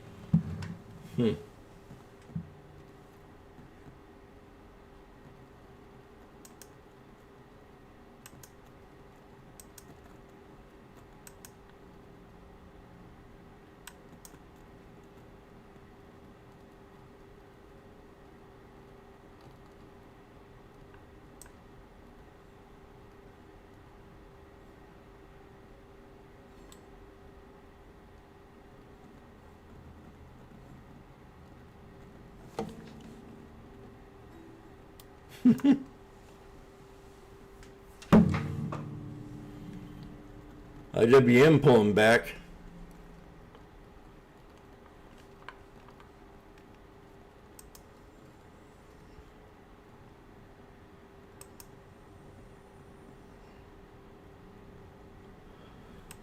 Whew.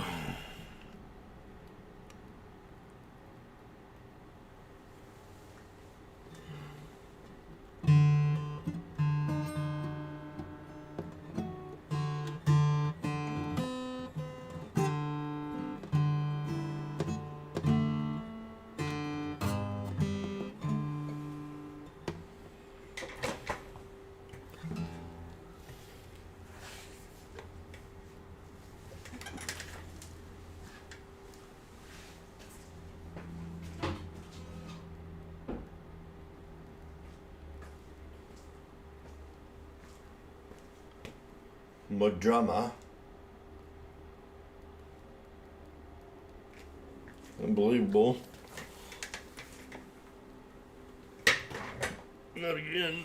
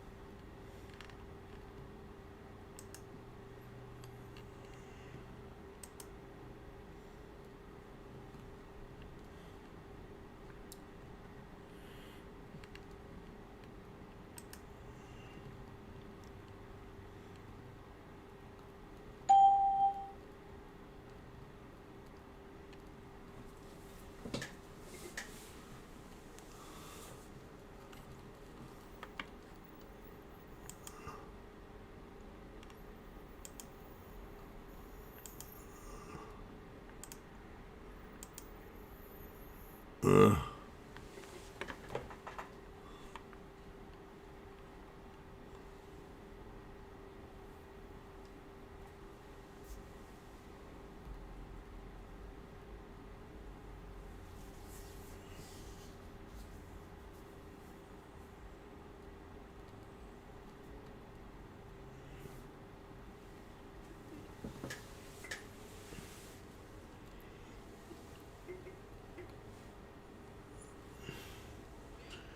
$275.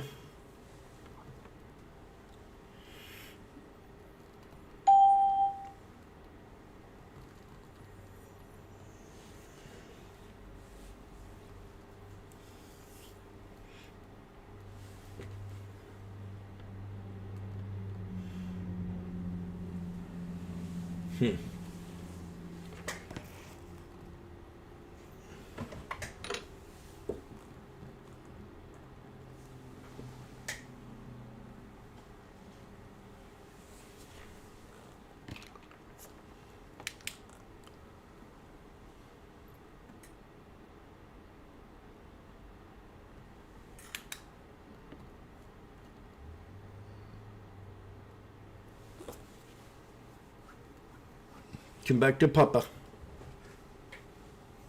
I'm holding on to you. Did you buy the dip? No.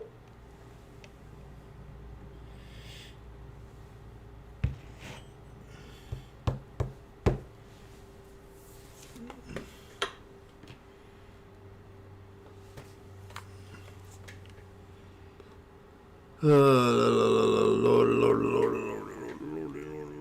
Where's my face? There it is. Tom. As I mentioned, nearly 6% below the current As share Tom price mentioned. in Apple. So it's neutral to bullish cash secured put here. Kind of sets up Diane with what I'll be right back. data that Lightfolio has, Coffee. and it gives you that cushion to the downside. So the stock can continue to move lower. You just want it to remain above that break even and above the 245 line, which is at or near that 200-day simple moving average, which may act as an area of support if you look at it on a technical basis. But a lot of risk on this one. You're either looking just to keep that credit that you collected on this type of trade, or you're willing to buy the shares if it continues to fall and you're still short those puts and the stock goes below 245. All right, good stuff, Tom. We've got the breakdown coming up. We're diving into Delta Airlines today. The airline sector remains under pressure as oil prices continue to surge. We'll have more Fast Market after this break.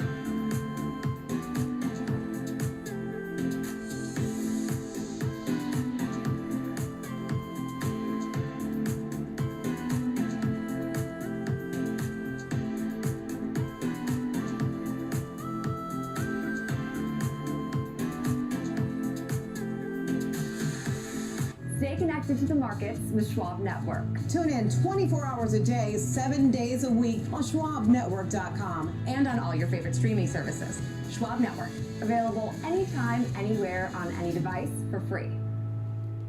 Whether you're an experienced investor or just getting started, Charles Schwab offers a webcast that's right for you.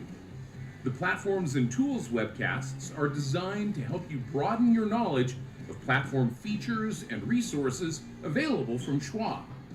You'll learn tips and tricks to help navigate Schwab.com, Thinkorswim, and mobile-based platforms. Best of all, you can ask questions by chatting directly with an education coach. It's interactive learning at its finest. Tune in live or watch on demand. Head over to schwab.com/coaching and start learning today. Welcome back to Fast Market here on Schwab Network. I'm Diane King Hall, live on the floor of the big board. Before we get to the breakdown, let me give you a check of where markets stand as we get closer to the bottom of the lunch hour. The pressure is still on as investors continue to grapple with geopolitical headwinds. The S&P 500 down 1.3%. The Dow lower by 1.4%. NASDAQ 100 off by more than 1%. So we are continuing to accelerate the red ink here. Russell 2000 lower by 2.5%. This as crude oil continues to spike, sitting above $92 a barrel now. Airline stocks remain under pressure today as travel warnings hang over the sector amid the war in the Middle East. Shares of Delta Airlines down right now more than 3%, extending this week's turbulence. Fuel prices are a concern hitting the sector as oil prices spike amid the Strait of Hormuz being essentially closed. United Airlines CEO said to CNBC that the increase in fuel prices will have a, quote, meaningful impact to its quarterly results. Top brass at Delta have not spoken out yet on earnings impact, but you can certainly see the share price impact. With that, time now for the breakdown. For that, let's welcome in George Sillis, senior markets correspondent, taking a look at Delta Airlines today. So certainly a lot of turbulence for the airliners this week, George, and adding to that today as oil prices spike. How do you break this one down? Well, I mean, clearly there's the impact of higher heating oil prices, which are effectively trickled down to jet fuel, which is essentially second largest cost component to any airline behind labor. So that's impacting, you know, many of the transportation names. It's not just the airlines. We've seen, you know, travel and leisure areas, hotels, cruise lines have been down. Even some of the shipping companies like Old Dominion Freight, which is a trucking company, UPS, if you look at that stock, also down. So clearly there's an exogenous impact from what's going on in the Middle East. I mean, if you look at heating oil prices, at least the futures, they're up about 47% just in the last week alone. And of course, crude oil now is up about 12 or so percent, just roughly speaking. It's changing so fast, above $90 a barrel. So this is trickling down, obviously, to transportation. Industrial names have been really hit by this. And even some of the core consumer staple companies out there have been hit. Food companies, Walmart, Costco, this last week have been also hit to the downside. So the other thing is you got to keep in mind that, and I talk about this all the time with the airlines, these companies are very seasonally impacted, not just cyclically impacted. And right now we're just seeing, of course, an exogenous impact. But if you look at the airline stocks, and this is inclusive of other names like even Southwest, which is down a lot this week as well, they started to come down in the first week of February because typically, and I mentioned this before, I'll do it every single year, that Q4 of the previous year through the first month of the next year, so essentially October through January, is a seasonal push for airlines. They do very well during that season, and there was some selling starting in February, then it's exacerbated to the downside in the last week based on what's going on in the Middle East. So let me ask you this, George, because it feels like this begs the question that, airliners are going to be weighing whether they can pass these costs on to consumers. And then you got, for instance, that jobs report that came in weaker than expected. So it feels like it's just, kind of a difficult landscape to assess. Would you imagine that that's one of the considerations that is being taken into account now with the airliners as they grapple with these higher oil prices? Oh yeah, I mean, they're going to pass it on to the customer. That's in fact what they're going to do. There's no doubt. And I think that if you consider the competitive landscape right now with Delta, United, and American, they effectively have a cartel on international travel from our country. So they're going to easily be able to pass on the prices, but nonetheless, there is an impact to their earnings and the expectations of their earnings because of essentially higher energy prices. So they'll pass it on to the existing and of course those who are ticketed travelers, but there may be some apprehension from some travelers who are at the margin already to pay up high ticket prices. Maybe they'll decide not to travel, coming up this year based upon this. So that can certainly change the calculus from the marginal consumer, but those business travelers or those who are willing to travel, they're going to pay a premium, there's no doubt. Okay, yeah, I can imagine the business travelers will because the companies obviously are footing that bill, but then the impact to leisure. And, so we know that premium was strong for the airliners last year, for instance, for United and Delta in particular. But, if the consumer buckles, because they do want butts and seats regardless of where you sit. Any final thoughts on how you break this one down, George? No, I mean, this whole industry has been very clever at essentially getting people to pay up for what they're used to paying for less previously. So they've used great business tactics and strategies to continue to, carve out more money from their customers. That's been a great business strategy. Delta hit some new highs. In fact, if you look at Delta, I went all the way back to the pandemic. It hit around $75 going back to early February of this year. Right now, it seems like it's nested right around the pre-pandemic levels, going back to the early part of 2020, right before the economy shut down. All right. Thank you so much, George. That's George Silla, Senior Markets Correspondent with the breakdown on Delta Airlines. Let's get Tom back in here for example trade purposes. So, Tom, you've got an example trade in Delta Airlines. Any quick thoughts before you jump into it? Yeah, just the pullback that we've seen. It's not surprising, right? You got crude oil hitting above $92 a barrel now in today's session. That's the highest level that we've seen since September of 2023.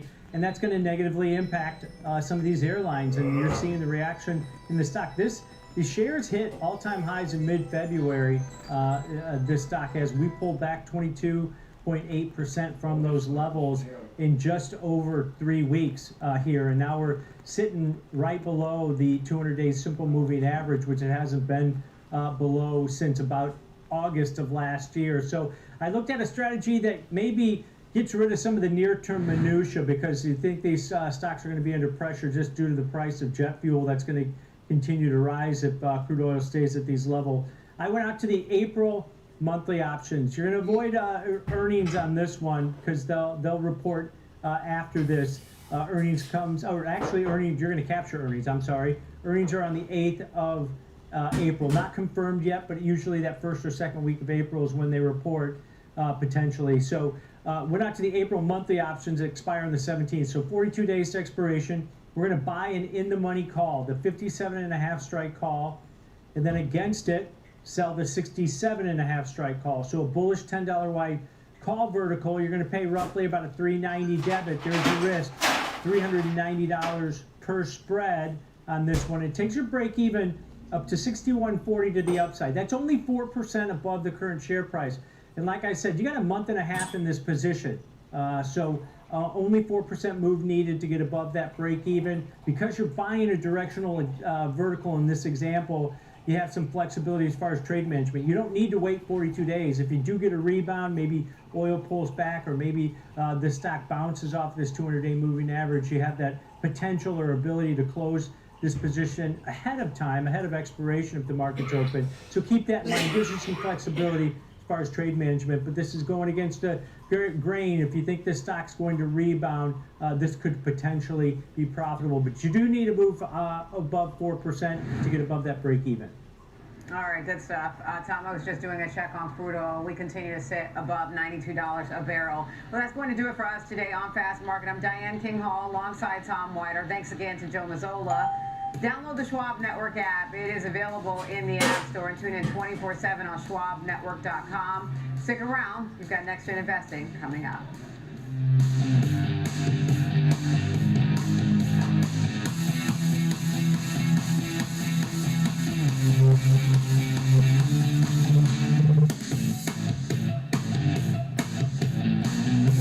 Schwab Bank Investor Checking, the checking account built for investors, named highest in client satisfaction by J.D. Power. We're at 3:30 now. With Investor Checking, you get the award-winning features of our checking account, plus cash management solutions, all designed for investors like you, with unlimited ATM fee rebates for cash withdrawals worldwide, no overdraft fees, and enhanced security features to keep your money safe. Also, because your investor checking account is linked to your Schwab One brokerage account, you can manage your checking and investing in one convenient location. Moving funds between your accounts is easy. Cash moved to your brokerage account is available in seconds. That means you can stop waiting and start investing in stocks, bonds, money market funds, and more. Get more with Schwab Bank Investor Checking, the checking account built for investors.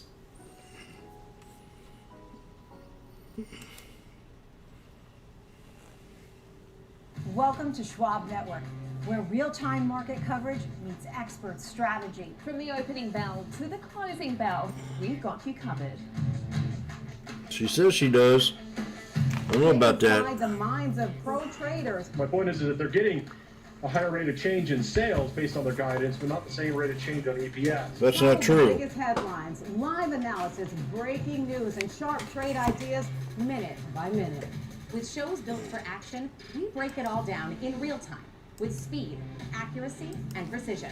I think one of the most important things is you're making a play in a risk-defined way here going into earnings. So that would be a further downside area to watch. Smart insights, actionable data, veteran traders, and trusted financial journalists. Streaming live and on demand. Schwab Network, streaming 24/7, any screen, anywhere, free. schwabnetwork.com.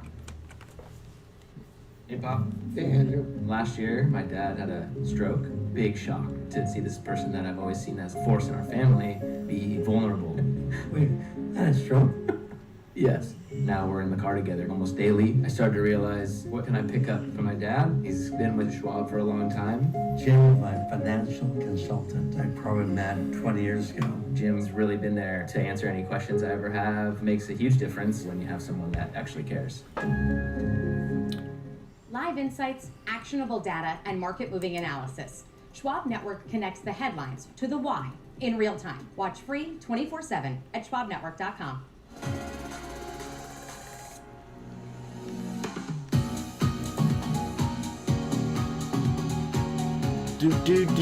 Do.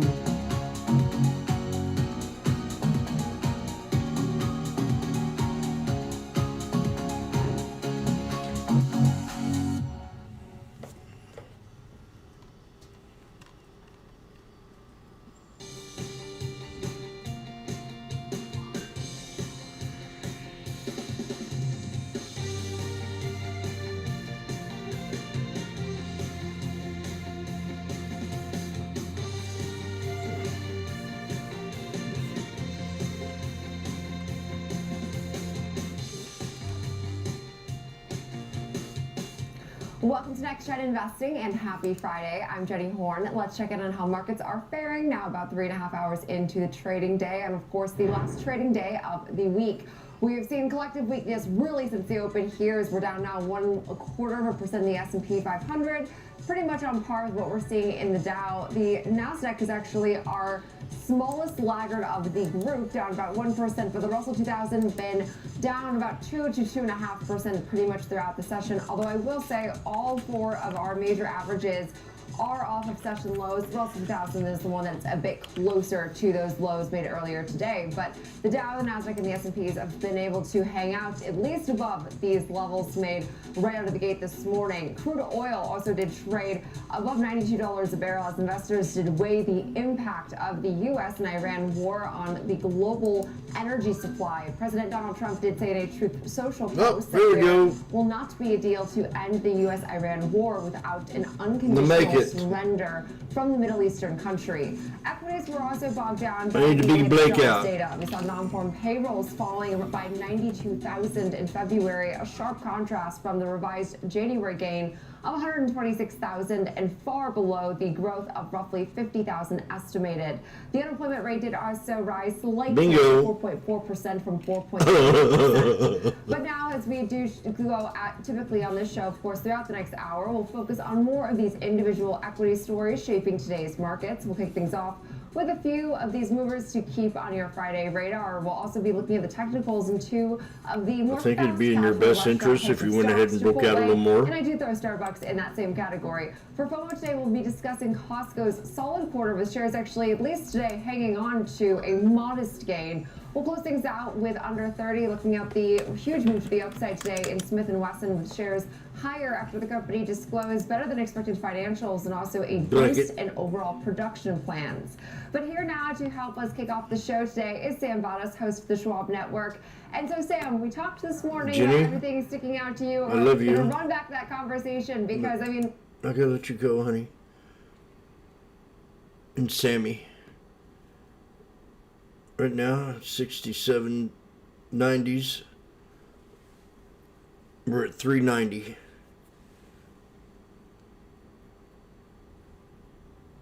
Just like that. So I should sell these.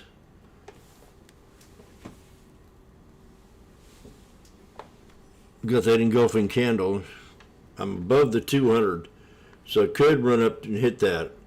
That's a possibility. But then a rain check down here. And that's got to hold to stay bullish.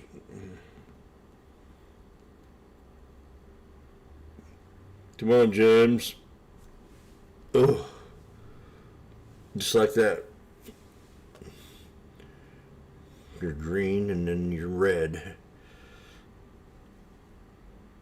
Come on, Sammy. We need to hold this, Sammy. I'll get to talking about NVIDIA. The market is seemingly today taking bad news as bad news, and that is because of this predicament. Well, that's not good news. These things now put the Fed in, and that is obviously a rock in a hard place because they're dealing with obviously some of the data which shows some job deterioration, not to mention obviously some of the layoffs we've been hearing about from some of the corporates this week, on top of the new energy shocks and the potential for the inflationary pressures. So what you have is a scenario playing out now where a lot of economists are talking about the potential for a stagflation environment, and that is where you're having this rate cut or rate path confusion in the market. And I think that very much speaks to obviously the direction of these markets at the moment. The direction very much depends on the duration of this war in the Middle East, obviously with this conflict. So for now, obviously we see people jumping out of equities. There are some little bright spots. There's these counter trend type of plays there. You've got like the softwares that continue to be higher. In fact, IGV continues to perform well. But for the most part, obviously it's outside of that, we have seen traders piling into metals today as a part of a safe haven type of play. Obviously, gold is back in action, and that comes obviously as we've got the dollar that's just dropped a little bit slightly over the course of the session as well. But, obviously it just feels like markets are a little bit on edge just heading into the weekend because as we know, over the course of 2 days, anything can happen into Monday, Jenny. It really can. I do feel like that has been the nature of this market. Is it does feel like even the weekends we don't really cease our fire hose of news flow because every single day there seems to be updates from at least some other country or the White House or what have you. And so to completely pivot away from that, we'll talk a huge winner today. And this is a good place to start some of our more stock-focused conversation here because Marvell is, a name that is pretty much nearing at least their session highs. So it's amazing because the market has not really given back any sort of losses. I know we pared back at least from session lows, but as we looked at Marvell, this name has just continued to churn higher on, data center growth. Walk us through your thoughts here on this report. So this was a decent report. They also issued some solid guidance, and so the gains are holding post-earnings here. We did see this one higher off the back of the numbers, and then, of course, we are up 22% in trade today. So that just goes to show some of the resilience here off the back of what this company has reported. They did see record revenue in the trailing quarter, 22% growth there, lifted its full-year revenue guidance thanks to strong data spending, as you mentioned, Jenny. The company also projecting revenue growth of nearly 30% for fiscal 2020. And so I think the story and the word with this one is visibility.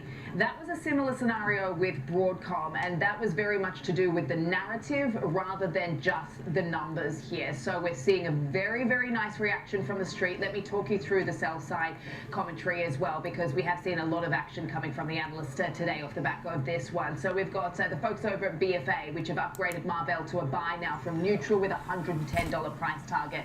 So they have moved off the sidelines here, encouraged by this report. Goldman has moved to $100 from $90. They're giving a neutral rate on the shares here, but they do say that it's a constructive outlook for its data center business and improving medium-term visibility. There's that word once again, visibility. JP Morgan has upped the price target now, 135 from 130. They've kept an overweight rating on the shares. They called it a solid quarter result, accelerating data center demand. They say they are impressed with Marvell's multi-year revenue outlook and the diversity of its customer program ramp. I am too. This is a solid share setup for 2026. So a very flattering piece of commentary there coming from the folks over at JP Morgan. Morgan Stanley has moved to $103 from $95. So they've upped the price target but kept the equal weight rating on the shares. They say the results were strong, guidance moved higher again, management sounded incrementally confident in the durability of that cycle. So another word you really want to hear about here is the durability of what's going on.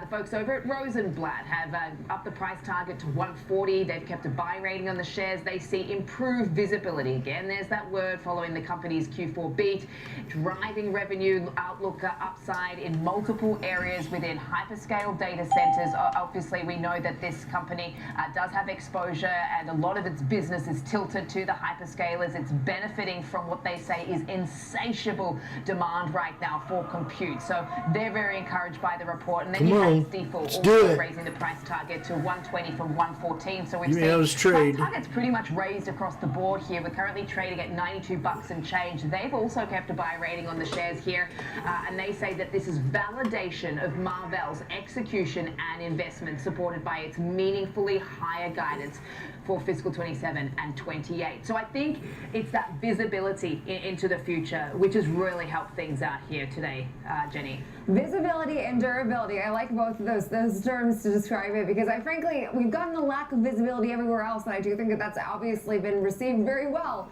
as far as the Marvell earnings were concerned. And this huge move to the upside, which is now a very difficult thing to pivot to Gap, because Gap we're seeing the complete inverse, not as bad as at least, we're not seeing 22% in losses, but 13.5% move to the downside here is definitely not an earnings winner by any means. And so double miss, and also this really falls after some disappointing apparel earnings this week. A&F, AEO were also pretty lackluster the day after their earnings reports. I'm glad you mentioned those two other names, because as you and I have been sort of unpacking these earnings, we are guilty of sort of chucking some of these names in the same bucket, just as far as, where they stand within the sort of more discretionary or retail space. And I think, that's really important as to what some of these companies are grappling with. I mean, some of them have their own sort of unique challenges, but by and large, I mean, they are dealing with the same consumer and they're dealing with the same issue on tariffs as well. So this was a miss as far as the top and bottom line by the numbers. Earnings per share of 45 cents. The street was looking for 46, and revenues of 4.23 billion here. The street was looking for something higher.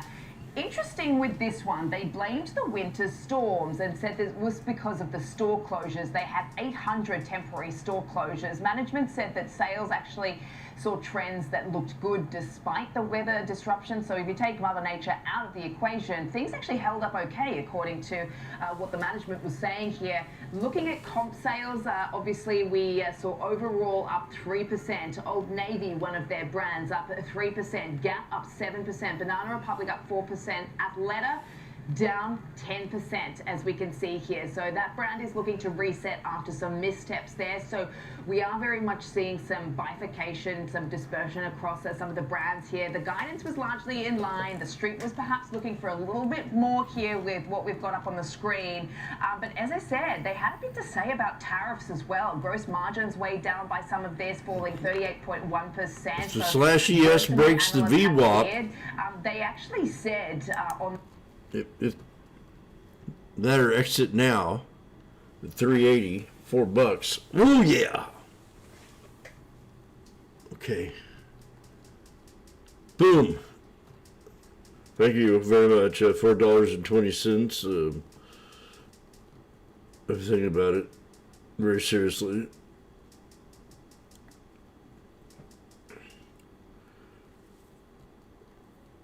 Stock guides, what should I do? You should sell, Jim.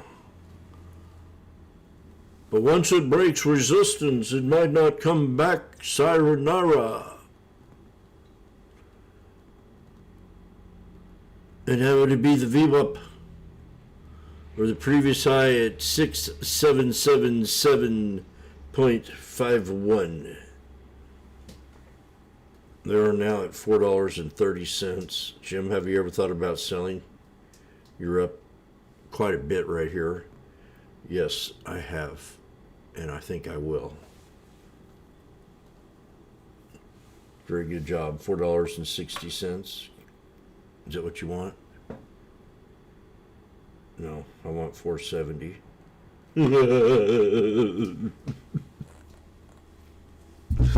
Give me $4.70, please, and I'll see you later, alligator. Okay. The crowd is just going wild here at the sports arena. I couldn't help myself.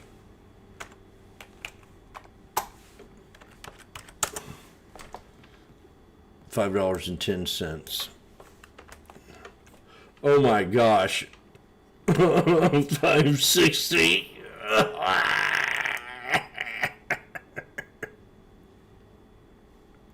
$6.50.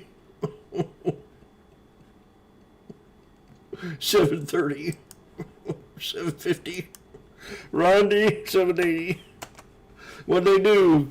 Make peace? Shit.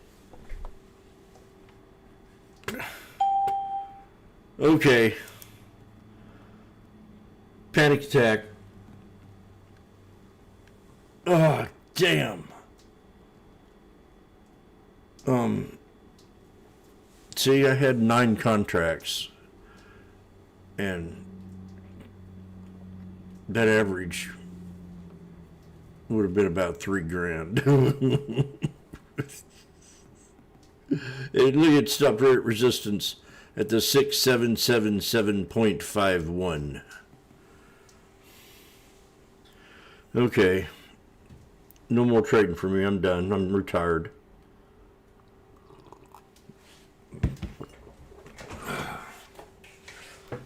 I'm retired.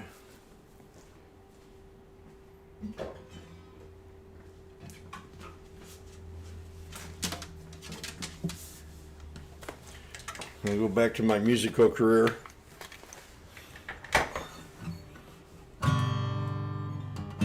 Well, I know when I get my tip jar, it's never over $300. And I know when I'm trading stocks, my luck, it just sucks.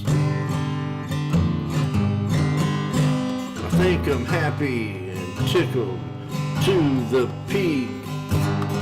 You'll never know when you sell at a low price and the stock just wants to go. Well, I sold it at what I thought was resistance. It was just a stop by, catching a breath for a new high.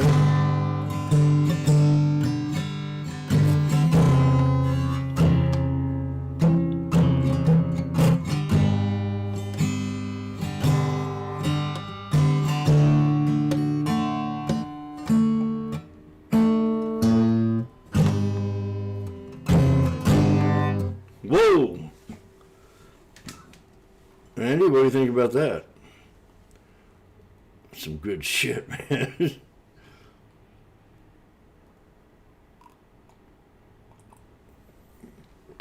Well, I left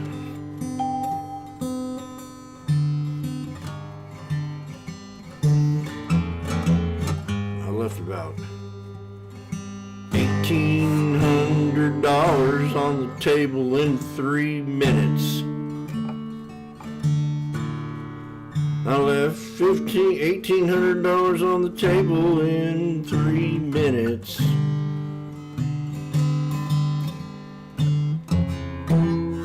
I could buy me a boat.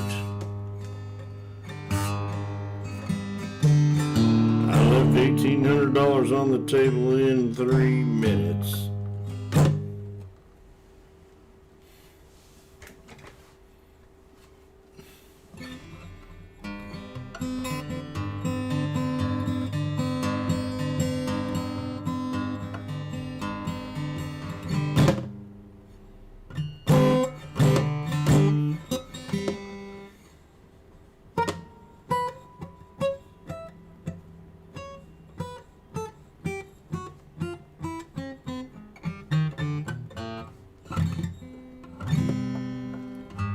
There it is back there again. If you ever panhandled on the Missouri, oh gosh, here it goes.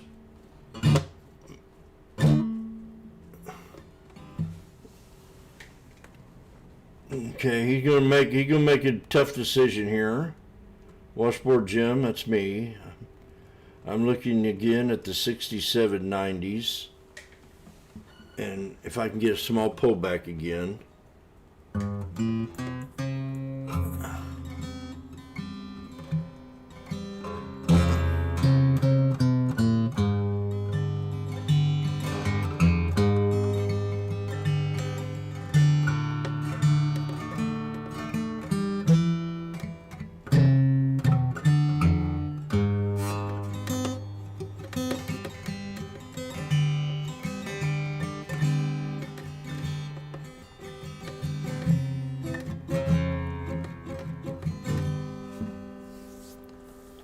Jim, you started sliming out of the side of your face.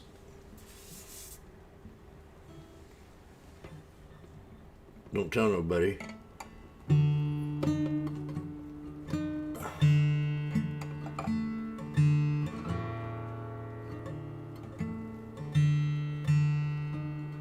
I'm waiting for a dip buy-in. Please don't bounce. Please don't bounce. I'm waiting for to buy it. Come on. Yep. It's not going to happen, is it, Fred? Meta did bounce off my support that I called this morning. I called it, I was sitting right here, right at this desk. Read it open. I said, Meta.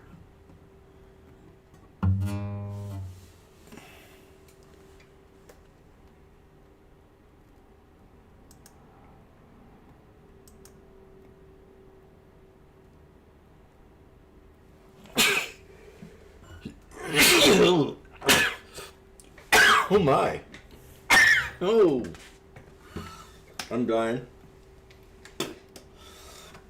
Just remember that I gave it a hell of a shot.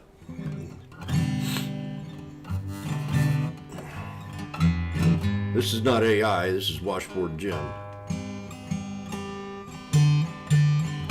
Maybe I wasn't good at building a fire. Maybe I wasn't that good with the chicks. But there's one thing that I really did like to do.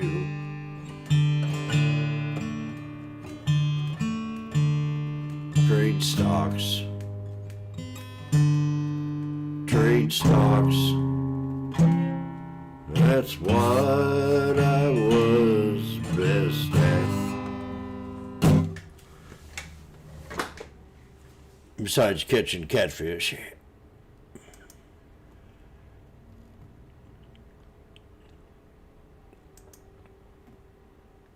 Okay.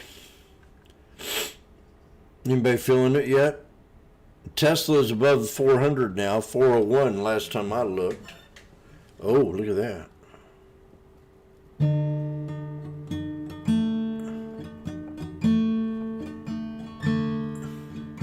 Elon, Elon, Elon.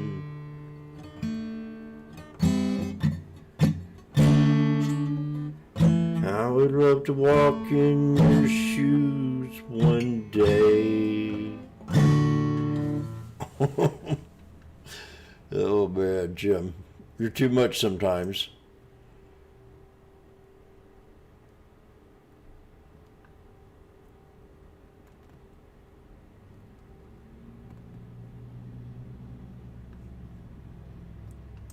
I don't know what to think about today. Uh-oh. Did anybody see anything?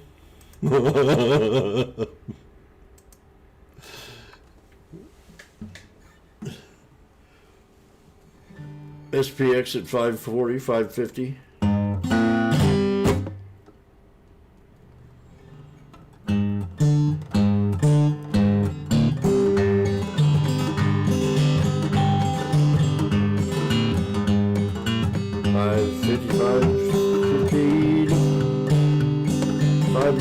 $630. Back down to 570. 580, 590, 560, 570. Let's break that 560, 620. I mean 65. That's 620. Yeah. Okay. That's enough. God, people are going, I can't take it anymore. Well, that's how you become good.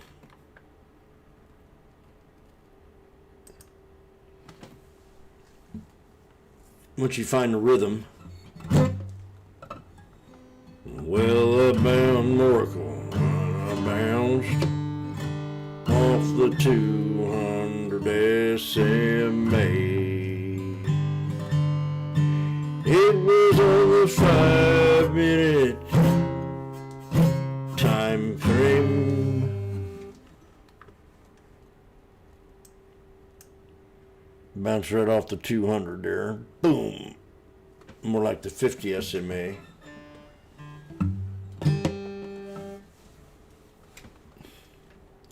Boeing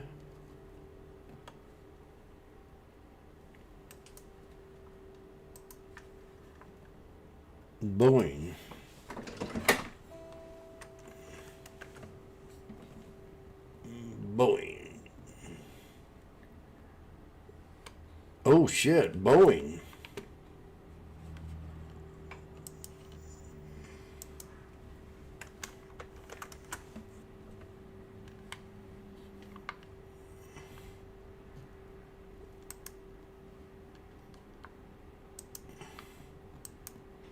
What's going on here with Boeing, man?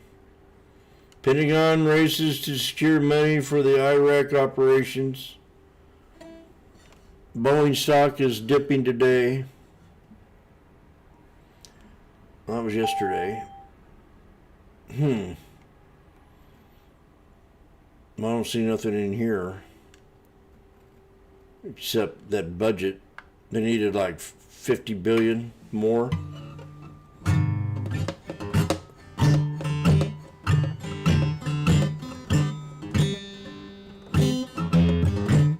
They're going to probably have to really build the material, the ammunition up. Well, I don't know. Lockheed Martin.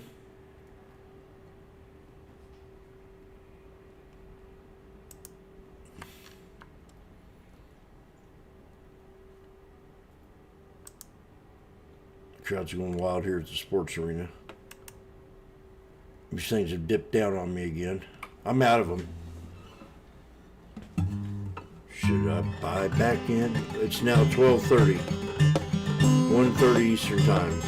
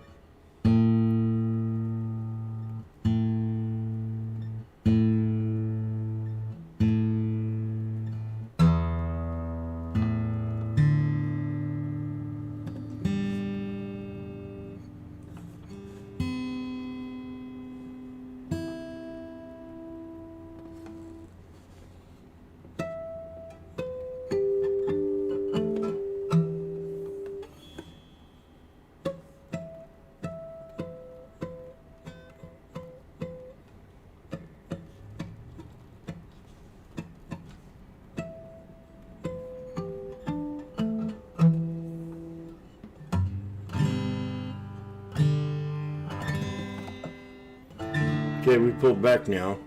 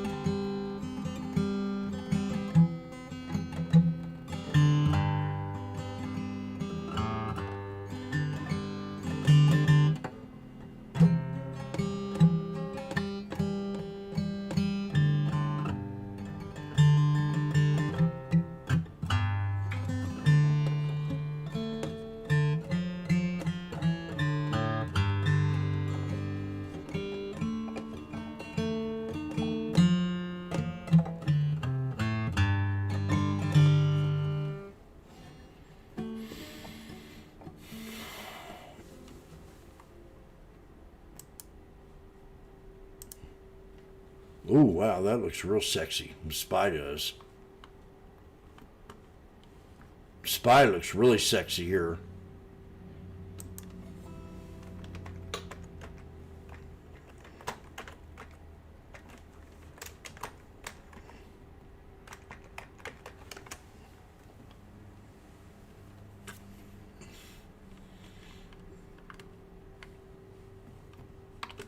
He's watching it close.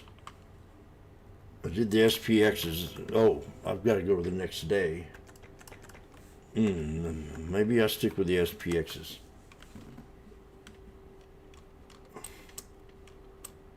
We don't want you. We don't want you. Oh, gosh. The ones I had earlier are up 20 cents. And they probably were up a lot more than that when this thing was up.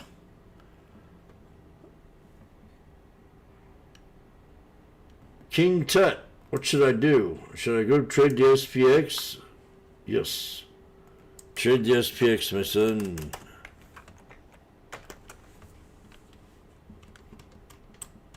King Tut.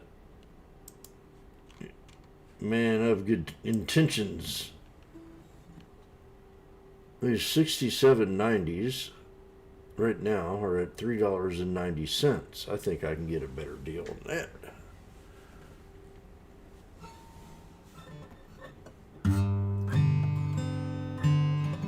What's your final price on them 67.90 calls? Damn it.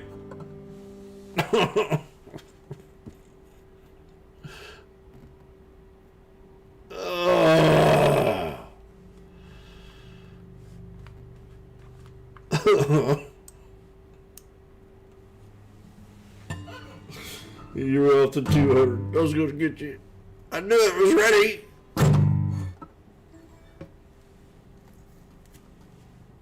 Ugh.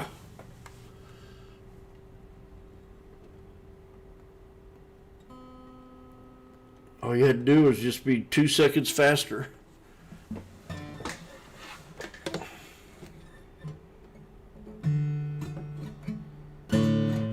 Well, they jumped at $100 in less than 5 seconds. Oh, that's what they did. Oh, look at this. Oh, that's so pretty. Even right here, I would have took it with a no-brainer click on that. Yeah, that's just, oh. Jim.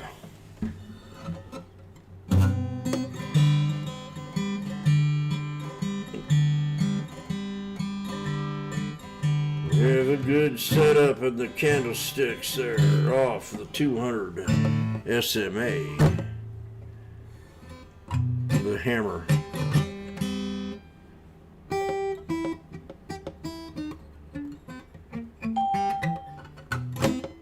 Oh, at least got $50 a contract. Probably more.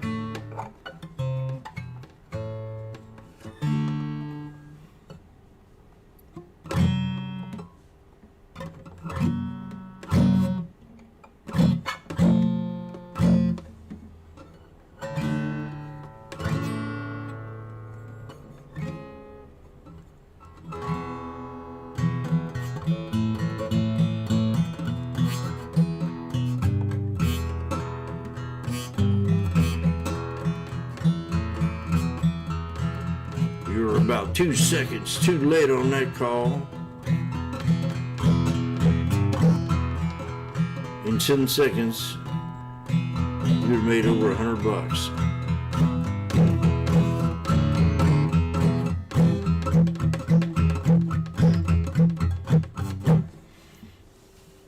Can you imagine 10 seconds, $100 bill?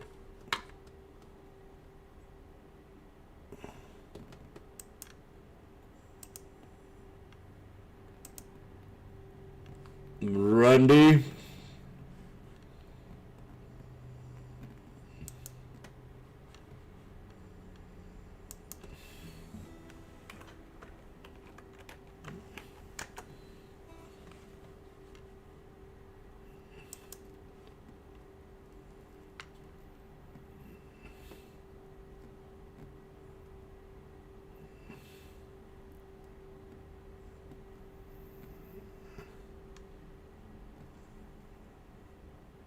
Oh, Funky. Funky didn't like how I spanked his monkey.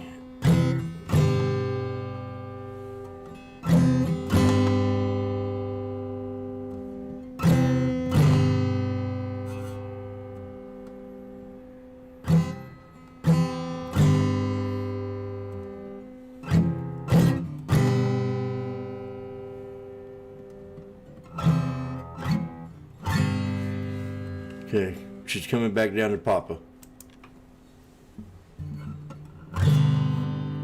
It's that time of day where I don't like to take too many chances, but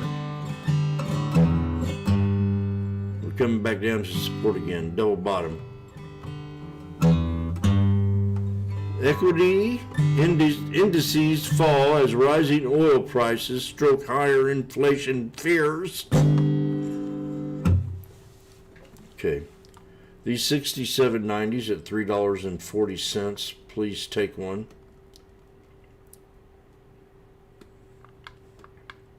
Please take one.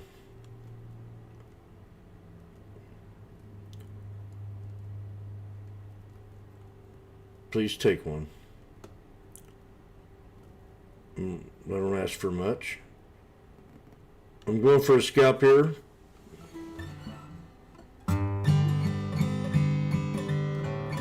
I'm looking at the 67.90s.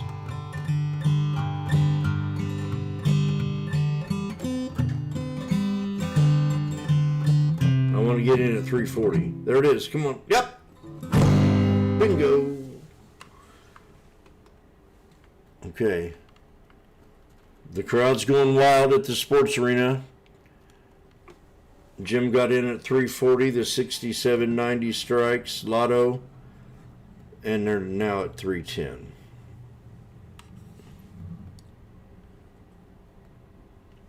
Take a sip of coffee, Jim.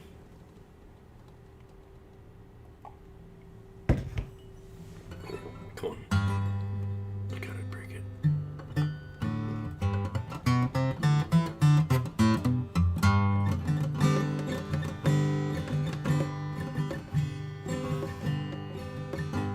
Oh, God.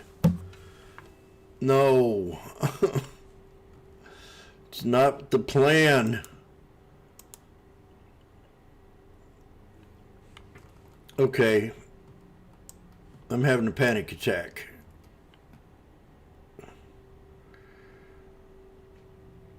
I really thought we'd hold that there. 50.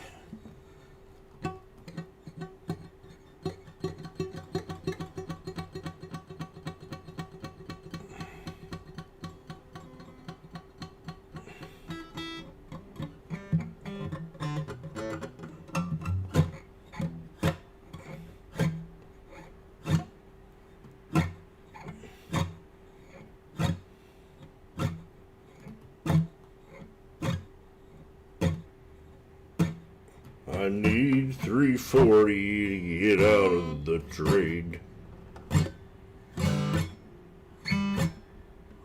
3 black crows. 3 black crows. That's one good thing about it.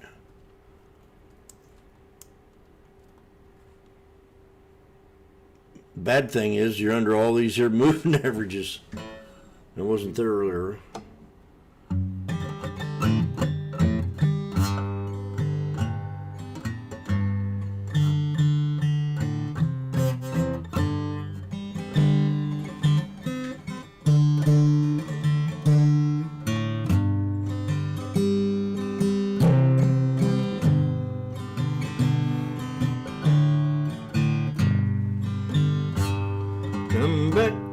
Come back, my own true love. Come stay with me for a while.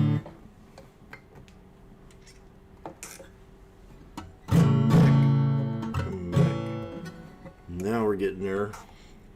Let's go. Come back, come back, come back, come back.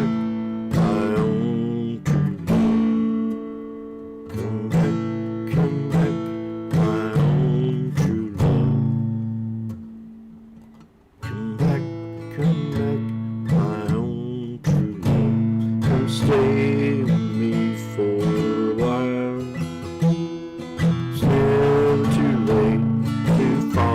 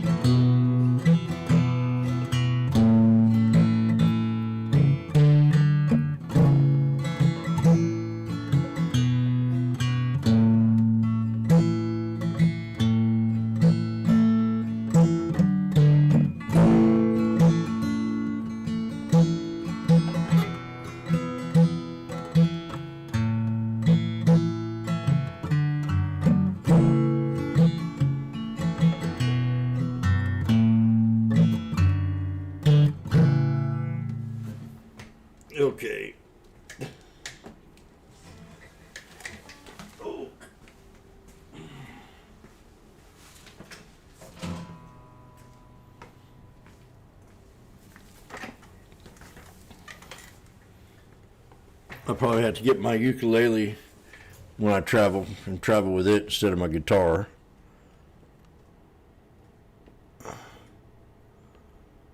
Come on, we need you to break out.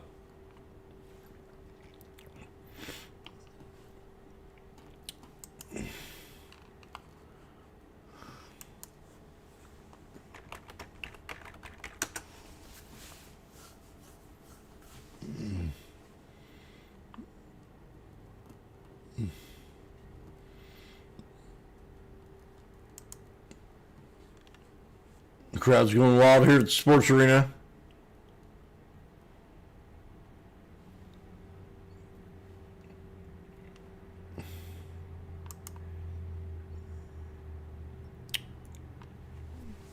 Kind of in a cluster fuck right now. I think if we break above the 9, like right about now. Okay, we're getting ready to squeeze. Smells good. Come on, you can break out. Just a little bounce. Oh!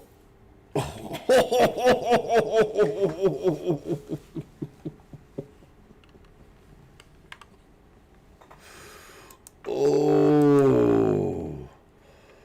Damn, what happened there, Sam? Oh, what is that? Huh?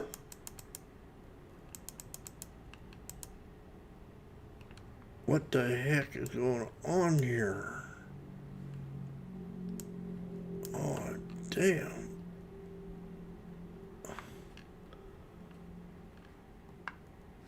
So we've had a real hard resistance to break.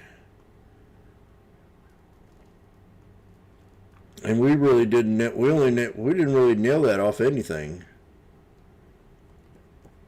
But the 200.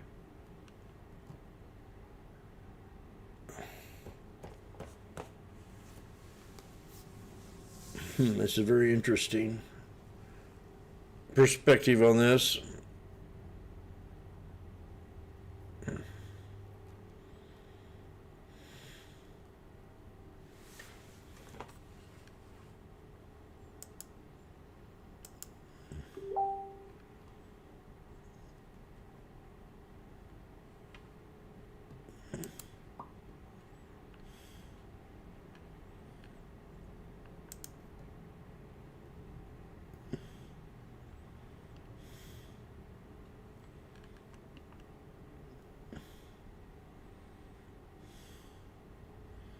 Well, I think here she comes. Finally. We finally broke out. We finally got some freedom. I'm not sure how he does it, but I sat here and watched him do it. He stayed in that trade. He bought the dip. He made it rip. Now he's green. Let's go, baby. You don't need to stop here. You know what I'm talking about, man. Come on. Don't retreat.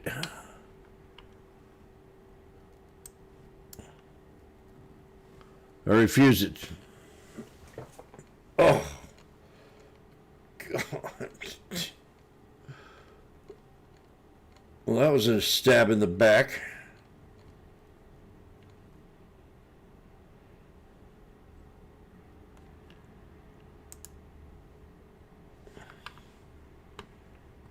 Bull crap.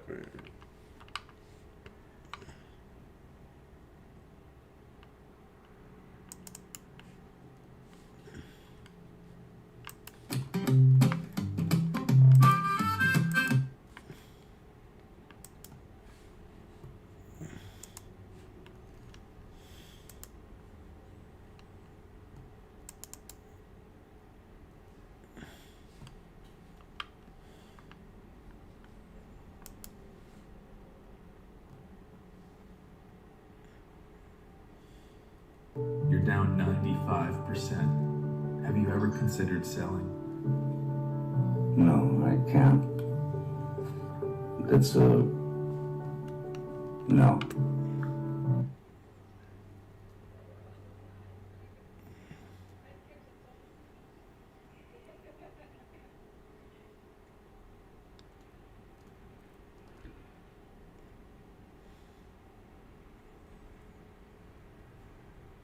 Come on now. It's that time of day where I don't want to take too much risk, so I need a breakout soon.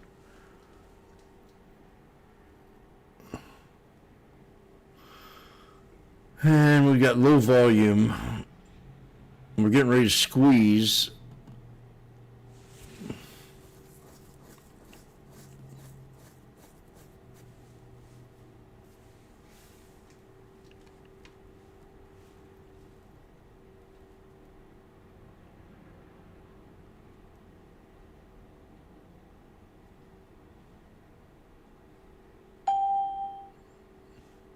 No. That was uncalled for. Not really. You didn't have to do that. Look.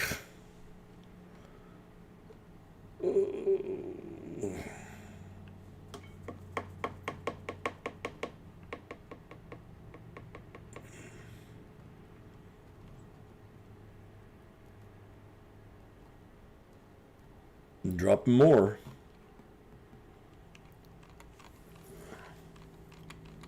Huh.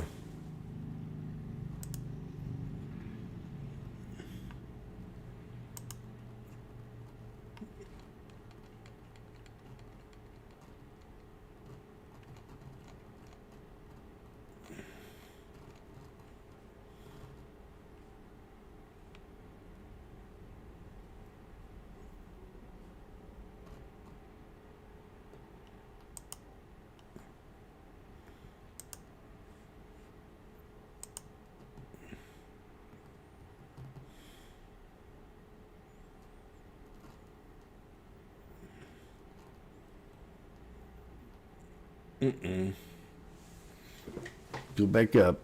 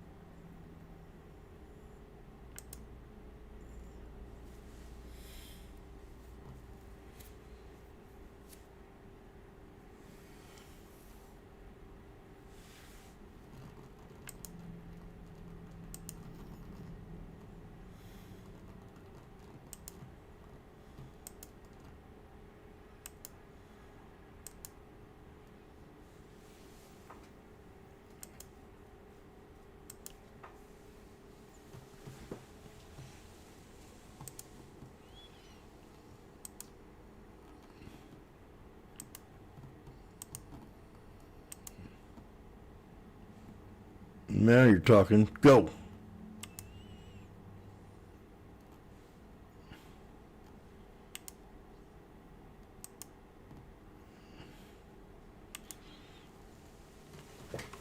Very nice.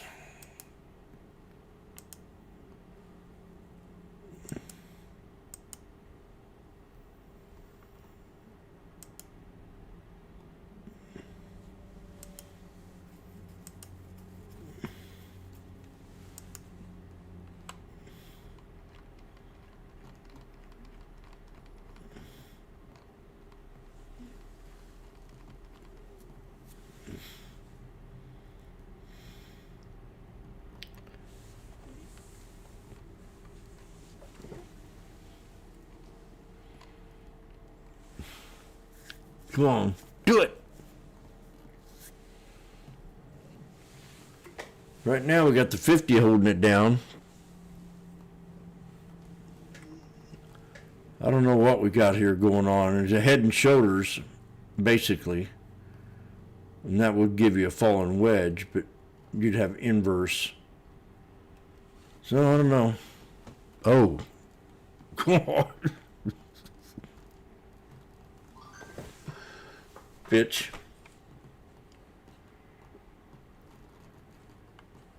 Ugh. Okay. Well, that hurt.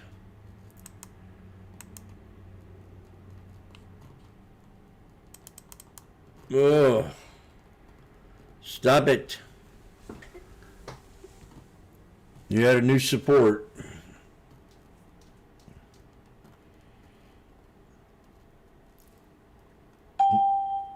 Well, piddly.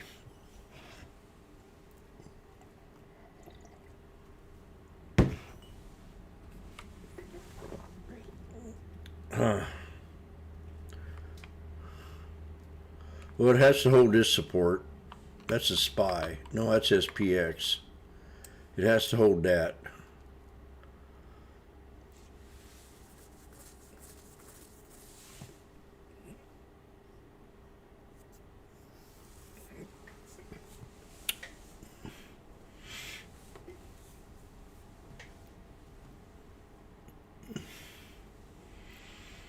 Come on.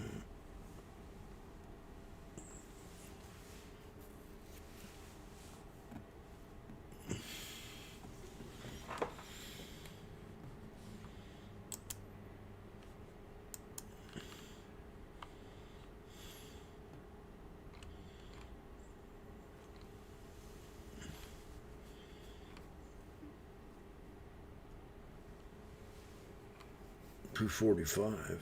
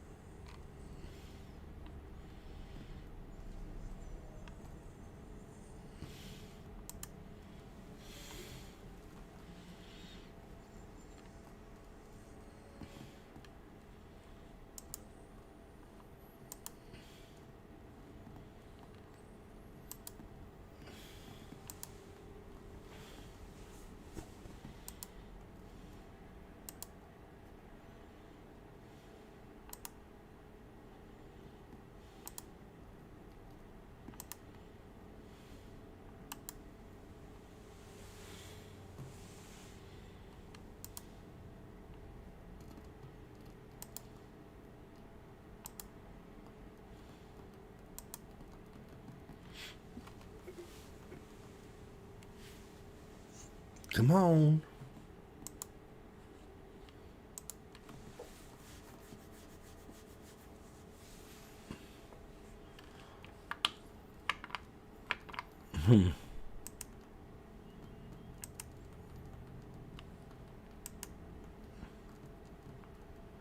Not feeling that good about it no more.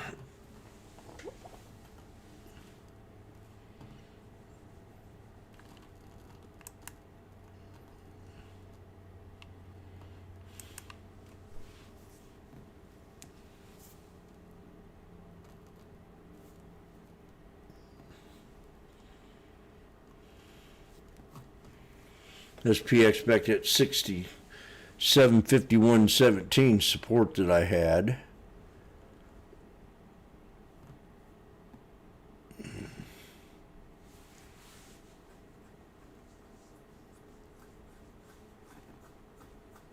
Just don't hold, I'll get out.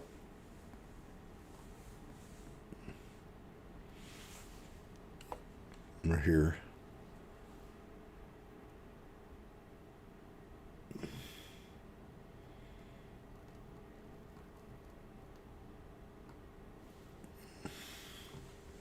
Pushing it.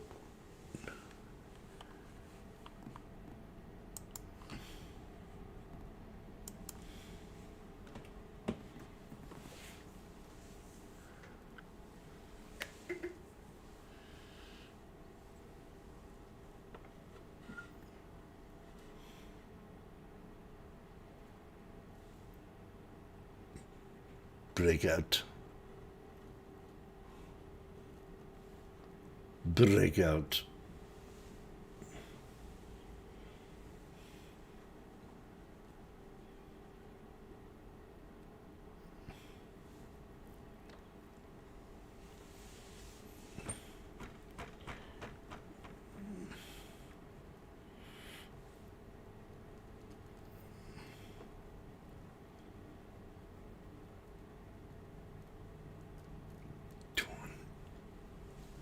Well, he's got such a wall there.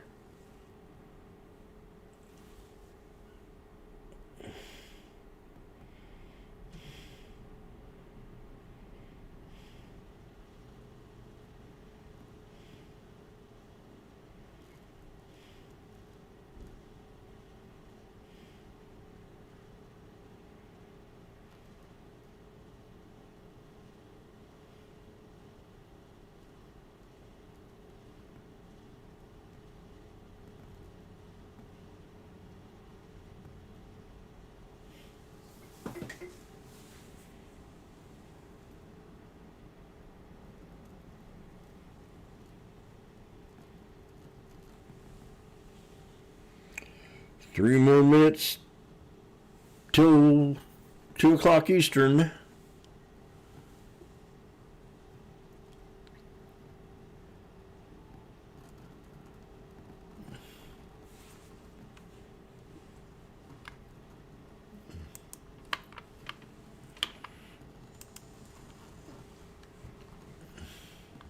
Still holding my support.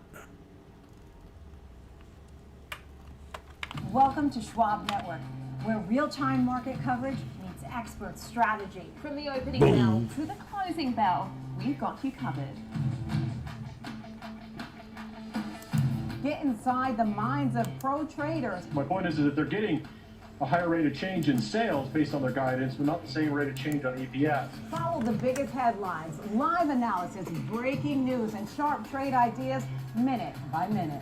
With shows built for action, we break it all down in real time with speed, accuracy, and precision. I think one of the most important things is you're making a play in a risk-defined way here going into earnings. So that would be a further downside area to watch. Smart insights, actionable data, veteran traders, and Right. trusted financial journalists. Streaming live and on demand. Schwab Network, streaming 24/7, any screen, anywhere, free. SchwabNetwork.com.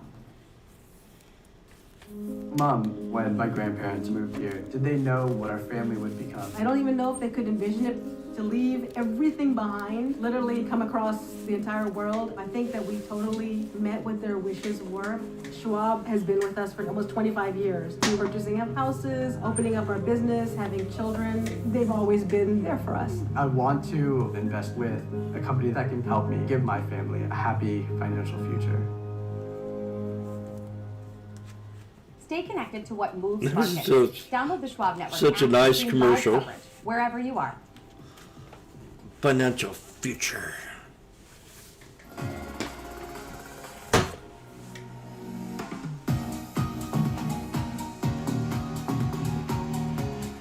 Boo, boo, boo.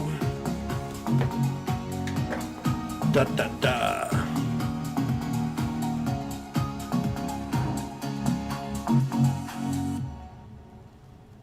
Well, I just need this thing to break. Hey, Bob. Hey, Andrew. Last year, my dad had a stroke. Big shock to see this person that I've always seen as a force in our family be vulnerable. Wait, I had a stroke? Yes. Now we're in the car together almost daily. I started to realize, what can I pick up from my dad? He's been with Schwab for a long time. Jim, my financial consultant. I probably met 20 years ago. Jim Yes, I am. there to answer any questions I ever have. Makes a huge difference when you have someone that actually cares. Pay attention to Jim.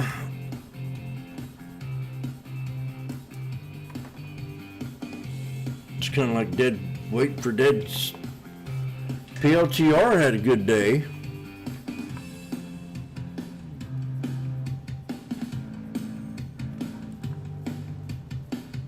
I don't know why I didn't watch that earlier. Good afternoon and welcome to the Always Watch look with at it. Diane King Hall. Coming up on 2 p.m. Eastern here at the New York Stock Exchange, and the pressure remains on equities. Yes, Here's it what's coming up does. On today's show, we'll take a look at crude oil's huge spike this week and discuss what it They need means to bounce. for the larger market going forward. We'll also dive into a new ETF targeting the space economy. Plus, we'll examine the state of the labor market after the release of the worse than expected February jobs report earlier God, today. worse than Let's get expected. Right into a check of your market action with just about 2 hours left in today's trading day. We are looking at pressure across Horrible. the averages.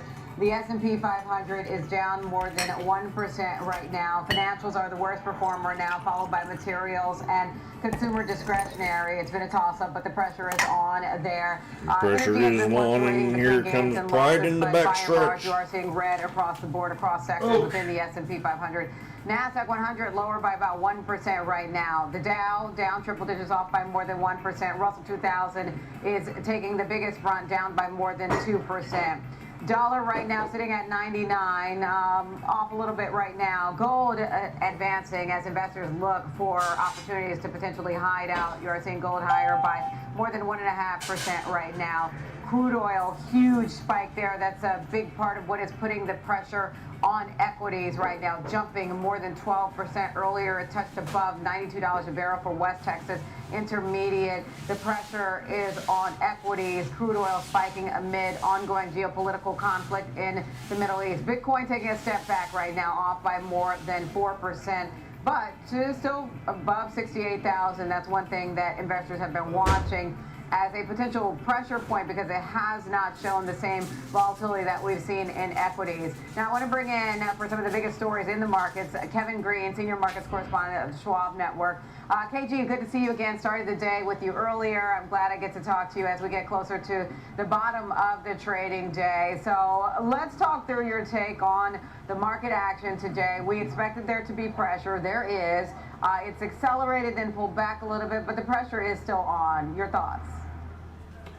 It is, but it's Friday, so let's actually kind of take some of this gloom and doom out here, Diane, because at the end of the day, we're only down, we're only about 1.4, 1.5% away from the 200-day moving average for the S&P 500. So if we have another day like this on Monday, we're going to get close to an area where some buyers probably will try to nibble a little bit in this market. I will also call out, you are seeing a little bit of a rotation here. Energy stocks are starting to catch a little bit more of a bid. If you kind of notice, the energy stocks have not really rallied as aggressively as crude oil, and that is because of the fact that they do have some perceived risk. The tanker risk is obviously something of note, as well as the fact that if you're not able to ship oil out, it's going to be very hard to realize revenue. But you are seeing some of those stocks getting picked up, kind of going into the close, consumer staples, as well as utilities catching a little bit of flows here. Some buyers are starting to buy into this market. Dividend stocks are also catching a bid. So what does that really mean, Diane? Money's being deployed, a little bit more defensive in nature. That's the first start that you really want to see in trying to turn this whole thing around. And what is the price action going to be going into the close here? We know that we have geopolitical risk over the weekend, but if you're a long holder or if you are short and you've been shorting this market all week, do you want to go into the weekend with that particular risk? That's a really quick question, as well as those crude long holders as well. Do you want to go in over the weekend into this risk at the potential of maybe the administration trying to announce something to try to dampen down crude oil as well as gasoline? So I think overall, yes, it's not that great of a day, but you are starting to see some inter-market type of rotation taking place. We started the day off with 6% of stocks in the S&P 500 in the green. We're now sitting at 22%. So once again, something's actually taking place. We have Palantir actually moving a lot higher, trading at around $160. The defense names also catching a bid, RTX. Lockheed Martin. So there's some opportunities in this market, Diane. I think there are some individuals or some institutional investors that are trying to nibble on the hopes that we do see maybe that taco trade over the weekend. Okay. All right. Well, let's talk a little bit more about the move that we're seeing in crude oil. Crude oil hitting the highest level in a few years. I mean, earlier it was above $92 a barrel. Still seeing a big surge here. Earlier when we talked, there was, I wondered if we would get to that level, how quickly. I didn't expect it to be this fast. What's your thought on crude oil? I mean, if you look at the longer term time frame, I continue to talk about the fact that it is still in a bullish formation. So can it go higher from here? It can, but at some point in time, it will have a little bit less of an effect when it comes to equities. And that's just something that we have seen over time. It's the same thing during Desert Storm, same thing that happened also with the Iraq war that took place. So yes, we are seeing a little bit more of a movement to the upside, but I still think that your biggest risk if you're a bull in this market is an announcement from the White House that tries to dampen down those prices, especially if they try to get into futures market or even releasing some of the SPR. That'll have an initial shock to the downside. The longer term trajectory probably is still higher unless we do see any form of a resolution here. And the big story is not only just crude oil, but it's going to be diesel prices. They are now above the $4 level on a national average, obviously that's going to translate into CPI, a very strong correlation between the two. And you also have another situation where we are seeing maybe supply lines being readjusted here in the United States in order to get some of that heavy sour crude, in order for us to produce diesel, heavy tar, other things of that nature here. So a very big headline story that we've seen. Seems like the trajectory is higher, but at some point in time, it will have a diminishing return when it comes to volatility. And volatility right now is sitting at around that 26 level, I'm sorry, for the VIX. Usually we don't stay up at this level for too long. Speaking of headlines, I'm just seeing a breaking headline that the Trump administration announcing a $20 billion reinsurance program for oil tankers and maritime traffic. We know that's about moving vessels through the Strait of Hormuz. Quick final thought, KG. You know, that's actually going to be very interesting. I believe they're still going to be around $15 billion short to $20 billion short on that particular program, even though I know that we have it announced, compared to the notational value that is needed in order to protect those ships within the Strait of Hormuz. That may go to Congress in order to get that funding, along with trying to get additional munitions and resupply, and then we'll probably see another big, a lot of pork being added onto that bill as well. So if that's going to be the case, obviously that'll dampen some of this effect, that at the end of the day, if you can't move the oil, Diane, it's still going to impact the cash markets, and that's exactly what's going to impact the price at the pump, which is obviously what you and I feel every single day. Yes, that's why I went and fueled up earlier this week, although I know I'll have to fuel up again next week. So I'll brace myself. Thank you, KG. All right, appreciate that. That's Kevin Green, Senior Markets Correspondent. Now let's take a look at the bigger picture with Matt Maley, Managing Director and Chief Market Strategist, Miller Tabak & Co., also founder of the Maley Report. Matt, I haven't talked to you in a long time. I always love hearing your perspective. You say the market's too complacent, and listen, KG just made that point, that the drop is really not too far in terms of the equity price action. We're not in correction territory yet. Why do you think the market's too complacent? Well, I think part of it has to do with the idea that people are so used to the market bouncing back very, very quickly whenever the U.S. gets involved in any kind of military conflicts. Some of the problems with that, though, is like, I mean, you go back to the 1990s, the first Gulf War, and the stock market went down 20% in anticipation of the war, and oil prices went up 160% in anticipation of the war. So when the shooting started, everything was priced in, and it turned out to be much less than expected. So oil prices came crashing down, and the stock market bounced in a big way. And we've seen similar moves, not that dramatic, similar moves in other examples. This time around, the stock market didn't go down at all going into the war. Oil prices only went up a little bit. And even since the shooting has started, the moves, we're less than, I'm sorry, we're barely 3% from the all-time high in the S&P 500. So this isn't even a dip to be bought. It's kind of a hiccup. And so if things do draw out, things That's what I say. or if they continue to be drawn out, this could be something where we're going to wake up, kind of like they did with the pandemic, and we had a sudden decline in the stock market. Do you think that there's some compartmentalizing happening, kind of reflecting on previous time periods where we saw things like that, even though, yes, Russia-Ukraine dragged on longer than expected, the market kind of put it into, a back burner. What's your view on that? Yeah, you just have to be worried about it. And I alluded to the thing with the pandemic. I mean, everybody was saying, oh, the pandemic, don't worry about the pandemic. We have these every 10 years or so. Nothing really happens.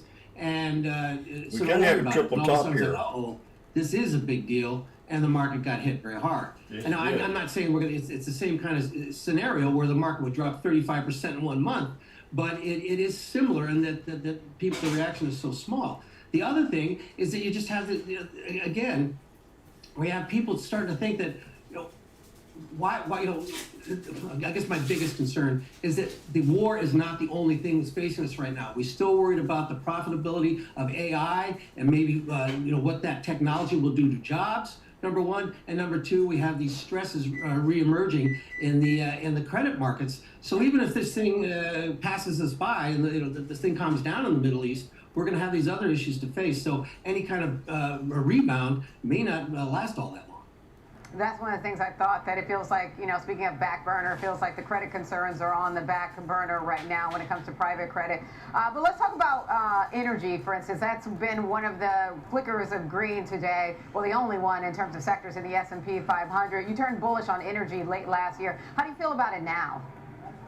Yeah, I mean, the one thing you do have to get a little bit worried about is that, of course, it's had this big run, and it is very overbought on a near-term basis. And it's kind of funny because today the group isn't rallying as much as you might expect. Part of that has to do with when the whole market goes down, everything goes down, because a lot of these energy stocks are in the S&P 500. The S&P 500, you know, these index funds are selling all the stocks.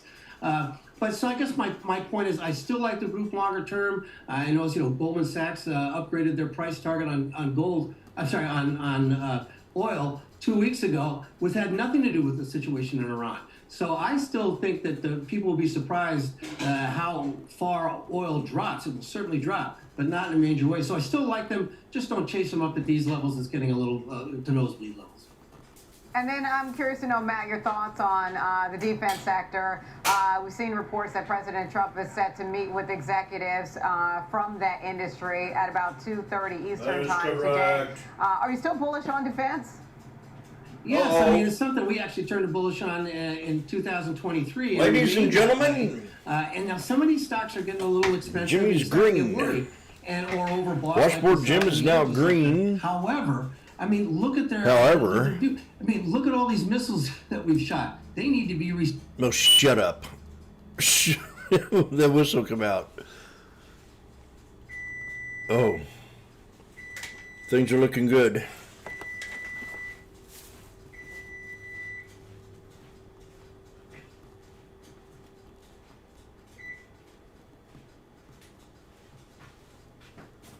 I said, shut up.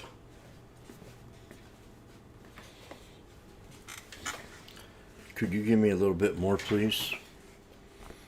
I know you can do it.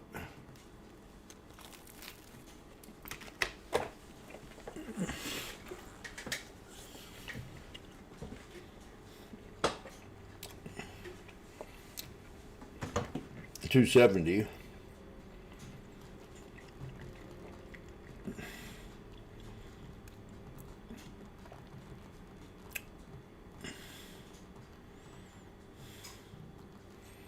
Now we're going.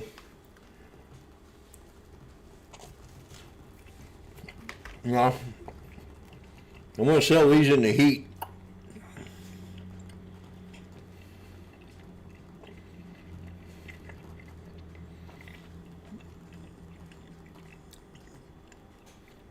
Somebody already beat me to it.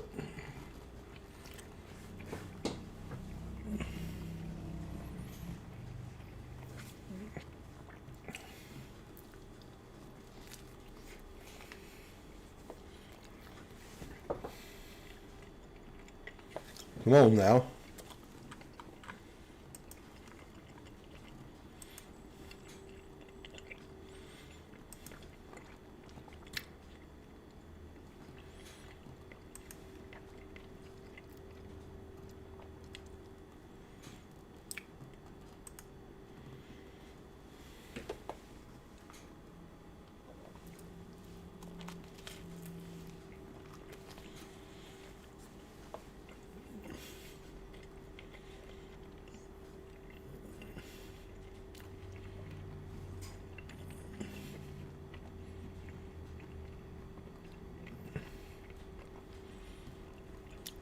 Hang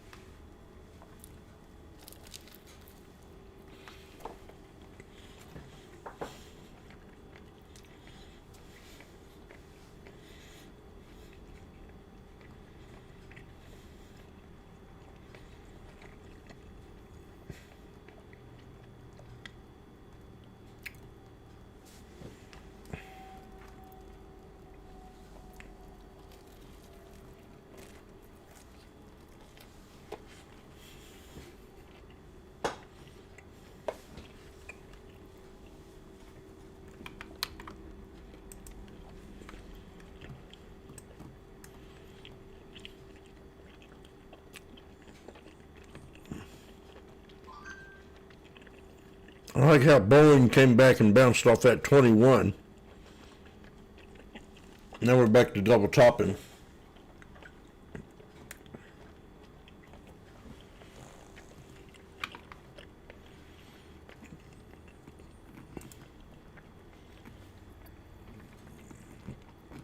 My SPX, come on now. Should go ahead and sell it. 260.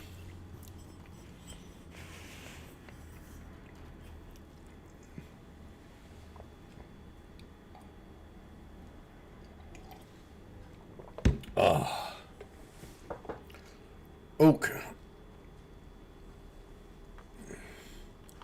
My back is killing me. Okay.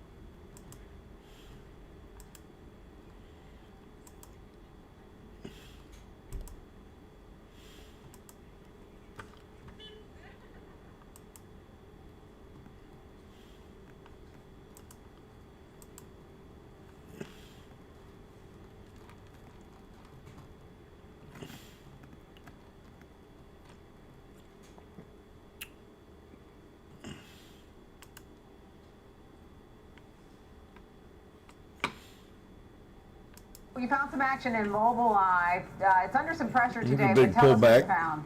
Right, Mobileye technology and autonomous driving software, a pretty hot topic that we've seen recently becoming more and more prevalent every day. I saw a driverless Waymo car just recently here in our own city, and we can see that this is a company that makes also advanced driver assistance systems. What is that? Well, it helps driver awareness by giving warnings, safety for automatic emergency braking, blind spot monitoring, etc. So 90% of new vehicles include some form of these systems. So an important industry to be sure right now. Not really any pertinent news specifically about Mobileye. One thing I would kind of mention though right now is this company and most of its operations are very concentrated in Israel, specifically in Jerusalem. So perhaps there's some greater element of general geopolitical risk right now due to its proximity to this major regional conflict here. But you know, the trade in question was quite interesting though for this company. Plus 10,000 August 21st. 8 strike calls at a 135 debit. So a large quantity of these basically at-the-money options here that we saw being purchased today. This was indeed an opening trade. I typically try to find opening trades where the volume is greater than the open interest of the contract being traded. So this was indeed an opening trade, as I said here. The break-even here, in this case, didn't really line up with anything specific that I saw in terms of price level, seeming to just be looking for general upside for this bullish trade. So this came out to about a $1.35 million debit paid for these long calls. As is the case with all long calls, max profit potentially could be unlimited here, as the stock could theoretically go up to infinity.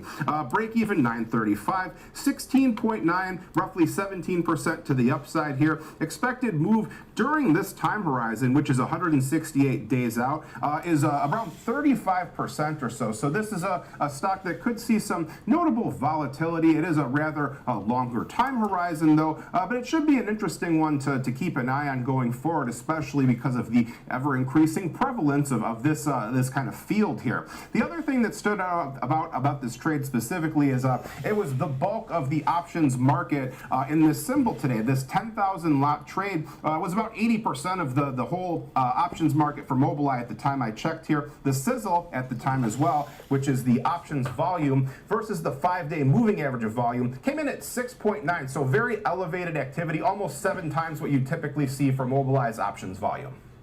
Okay, and Let's talk about the next one you found, United Airlines. That one is under some pressure today amid these rising crude oil prices and the impact to the airliners. CEO Scott Kirby saying that this increase in fuel prices will have a, quote, meaningful impact on its first quarter earnings. So take us through what you found. Yeah, speaking of geopolitical risk here, a very difficult situation for this particular industry, one that uses massive amounts of oil. That's a commonly known aspect of this industry, is that it's very sensitive to the oil market here. I did something which for me was extremely distasteful, which was fundamental analysis. I read the latest 10K statement from Airlines, and United Airlines alone, this is just one airline, used 4.6 billion gallons of jet fuel, which cost about almost $11.4 billion during the past year here. It was about 21% of their total operating expenses. So it's hard to overstate how important fuel prices are to airlines here. You could say, too, jet fuel is basically kerosene, which is basically heating oil. Speaking in very, very general, broad terms there, you could look at heating oil futures /HO to get some kind of idea what this particular aspect of the market is doing right now. It's really hard to tell you what a company like United would be paying for jet fuel right now, though, because the scale at which they buy, they would get wholesale volume discounts and all kinds of regional fluctuations. It's really hard to say here, but the point is, very big part of their industry here. The CEO did say today as well, travel demand has not taken, quote, even a tiny step back despite geopolitical conflicts here. So now the trading question, though, is looking for, it seems like, more pain for the airline industry to come. This is a bearish trade here. Plus 3,082, June 18th, 87.5 strike puts at a 980 debit. So a bearish trade, a $3 million debit paid to open this one up here. The max profit, if it were to go to zero, about $24 million here. The break even, 77.70, is almost 15.5% to the downside. So just to break even, we would need to have another pretty significant drawdown in this name here. The expected move during that time horizon is just shy of 28%, though, so the market does not think this is some kind of a long shot trade necessarily here. This one also saw a higher than average sizzle, which is the volume versus the average here. Pullback. Man, this trade at things are just too fast. 11% of the total options volume in United Airlines. Okay, and let's quickly run through the last one you found, CF Industries. Yeah, so this company makes ammonia. Many of us are familiar with ammonia as a cleaning product, but it's also a very important use for fertilizers for farms, using the nitrogen to make it so the crops grow here. So the stock is actually kind of interesting, too. It's at all-time highs after earnings. One not great headline I saw, though, is that the Department of Justice is investigating CF Industries as well as other companies like Mosaic and Nutrien, tickers MOS and NTR, because of price fixing in the fertilizer industry here. So just want to be clear, no one's been charged with a crime yet here. It's just an investigation. But this is a small handful of companies that control something very important. So there's always been some kind of antitrust hand-wringing and worries about this area. To just jump into the trade, though, plus 2,000 January 15th, 140 strike calls at an 1162 debit. So a $2.3 million debit paid for this opening trade here. Looking for a break even of 150, 162, almost 31% to the upside. The expected move is around 33% during this 315 days till expiration here. So we'd be looking for more of an outsized move to really capitalize on some profits here. This trade also was about 8% of the total market when I checked. All right, thank you, Rick. That is Rick Ducat, our lead market technician. Appreciate it. Coming up, we'll look at a new ETF that's built around those interested in the space economy and its real-world impact. We'll have more watch list after this break.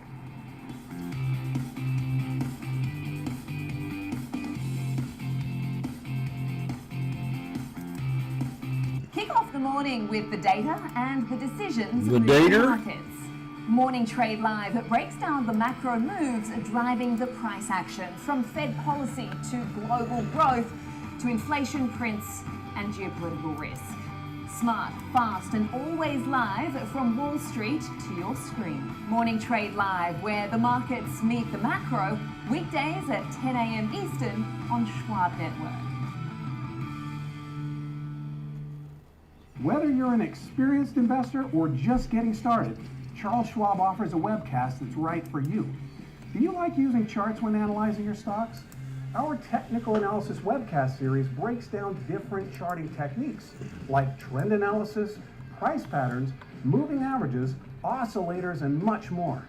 Best of all, you can ask questions directly to an education coach. It's interactive learning at its finest. Tune in live or on demand. Head over to schwab.com/coaching and start learning today.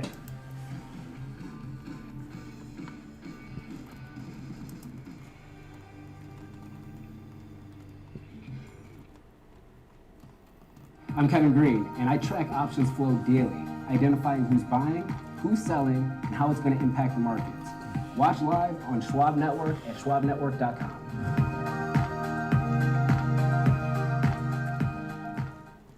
Trading at Schwab is powered by Ameritrade, giving traders even more ways to sharpen their skills with tailored education. Get an expanding library filled with new online videos, webcasts, articles, courses, and more. All crafted just for traders. And with guided learning paths, stacked with content curated to fit your unique goals, you can spend less time searching and more time learning. Trade brilliantly with Schwab.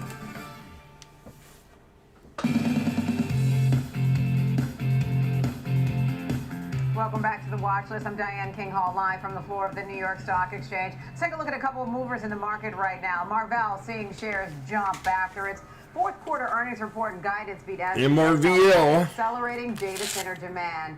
For its 2026 fiscal year, Marvell posted a record of revenue of $8.2 billion, up 42% year over year. After that, Bank of America is upgrading Marvell's rating to a buy rating from neutral. It's boosting its price target on the stock to 110. That's up from 90. On the flip side, shares of Gap are sliding today after fourth quarter results were softer than expected. The company blaming winter storms and store closures.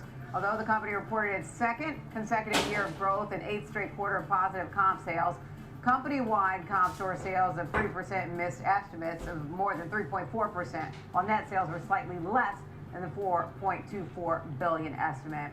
Joining me now for a look across the space economy is our next guest, Dave Mazza, Chief Executive Officer of Roundhill Investments.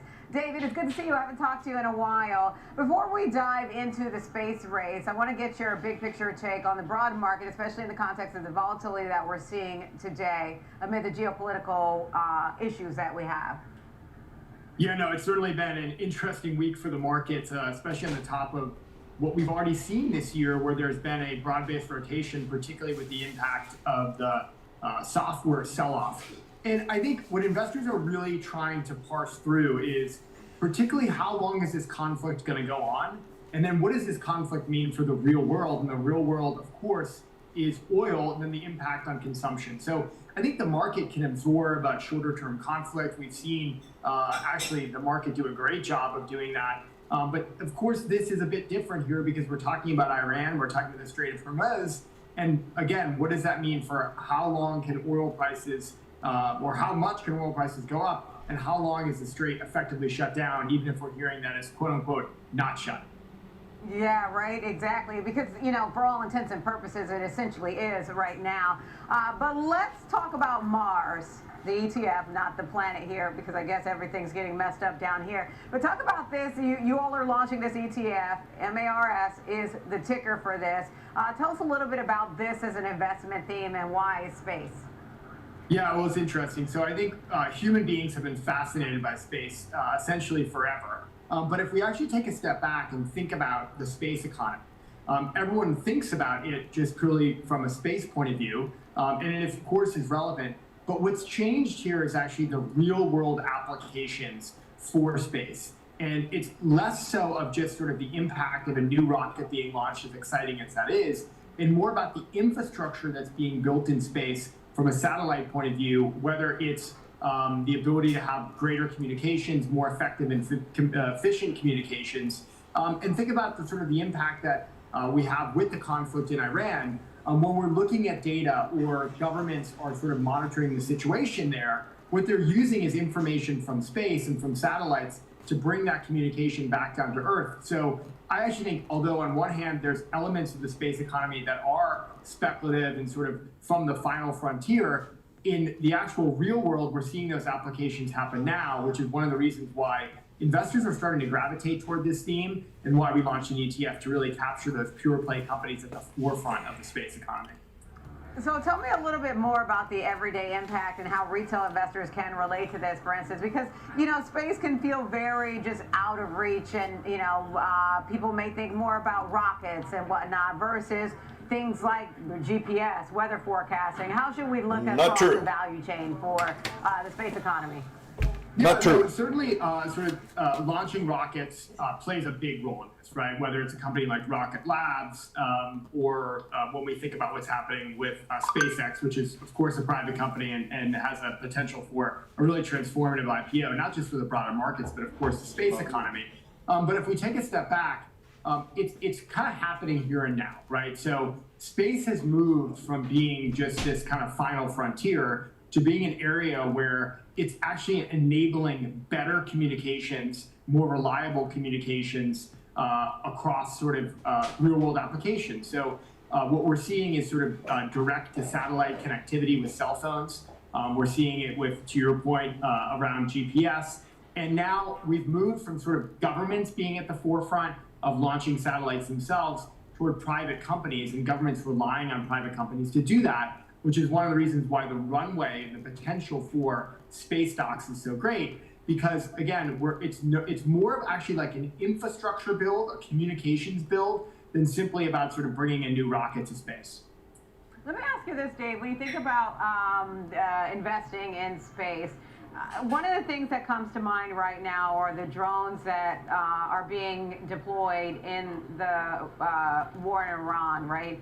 And I'm curious to know, is your thinking that we'd start to see more of that from space, not necessarily drones, but some defense operations happening in space? Yeah, I think that's sort of where the next leg of the stool comes from. In order to have sort of this in addition to sort of the consumer applications and real world applications, the defense component of space is what's actually really exciting about its long-term potential. Is that, you know, we've moved from traditional kind of conventional type warfare to one that's sort of much more enabled by drones, enabled by communications via satellites.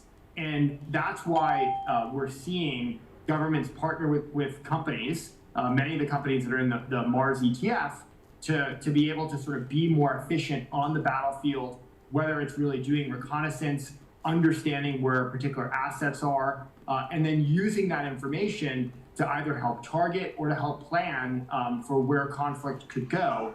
And to your question specifically on drones, you need information from space to be able to have the drones fly efficiently. It's not just kind of someone looking out sort of in the field from a camera point of view. It's really sort of bringing in that automation, that information that can come from the broad satellite networks that are being built in order to actually make those much more efficient and much more targeted. And then, Dave, let me ask you, I want to go back to the point you brought up about SpaceX. I mean, this is expected to be the year of the mega IPO. SpaceX is projected to be one of those, and it's really the face of the modern space industry, if you will. But, you know, investors can't invest in that right now. With your ETF, is there potential for a rotation into that as one of the companies within your ETF wrapper? Well, I certainly think when SpaceX does IPO, that certainly would be an important element or potential company for inclusion. You know, but to be quite honest, we don't have specific information about when that could happen. But in the meantime, you know, there are companies that are either compete with Starlink or with SpaceX in other ways, which is one of the reasons why even prior to a transformative IPO like SpaceX, we wanted to bring this ETF to market. You know, there's companies like Rocket Lab, ASTS, Planet Lab that are out there right now kind of competing in the broader space economy, building the infrastructure that's needed. MARS. It's a long-term durable theme, again, as opposed to something that is just focused on blah, blah, blah.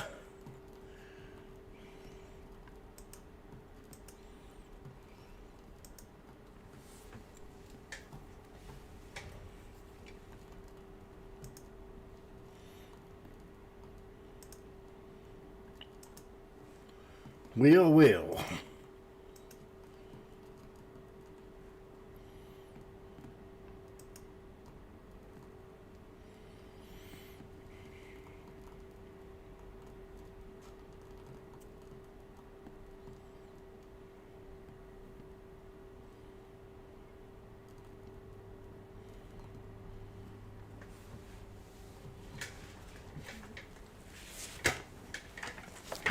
Oak.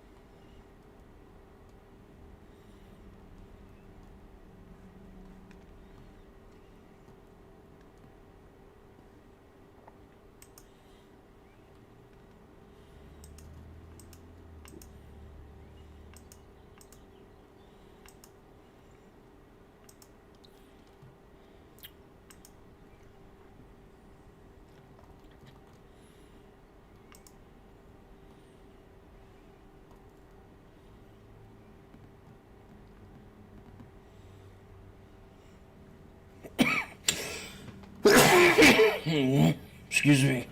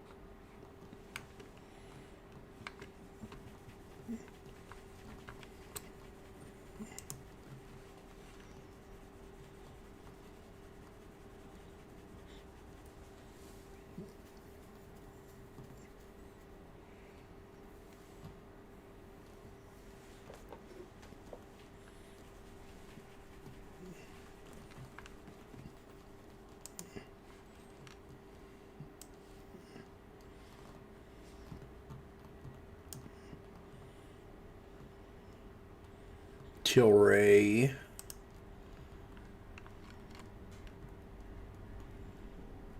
$90-day 1 hour. There you go. 90-day 1 hour. We are at a low on Tilray. 686. Cannabis sector.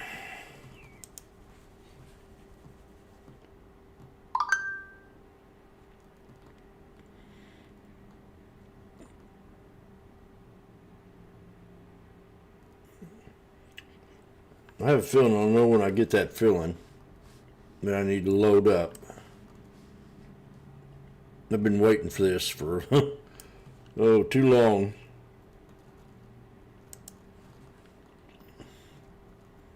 PLTR was one of them. PLTR. That's one that I regret not buying there, because I had it on my list for number one, but they just kept talking smack.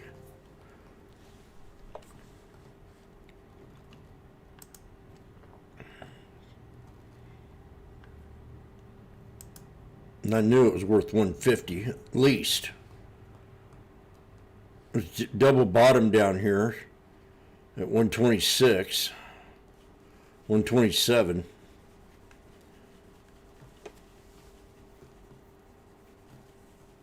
So I don't know. I don't feel good about that. That was a no-brainer.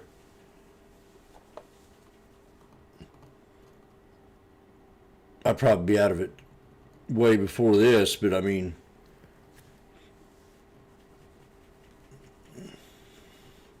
$150 was my target, and that's PLTR.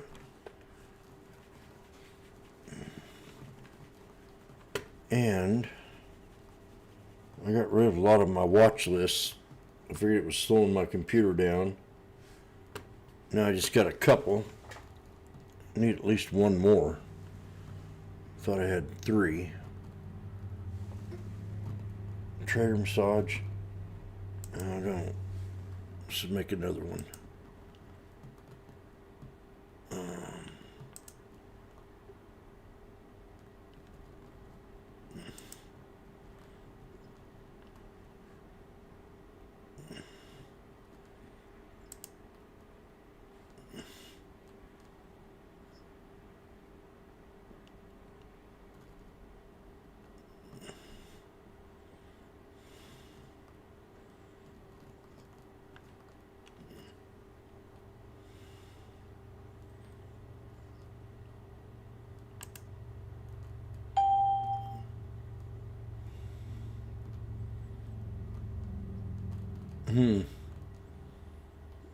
Fannie and Freddie look like they could be one.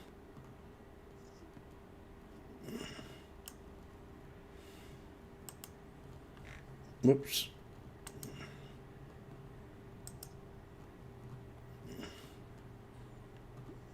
Let's see here. Rumble. Rum's cheap. Oh, another sell-off today.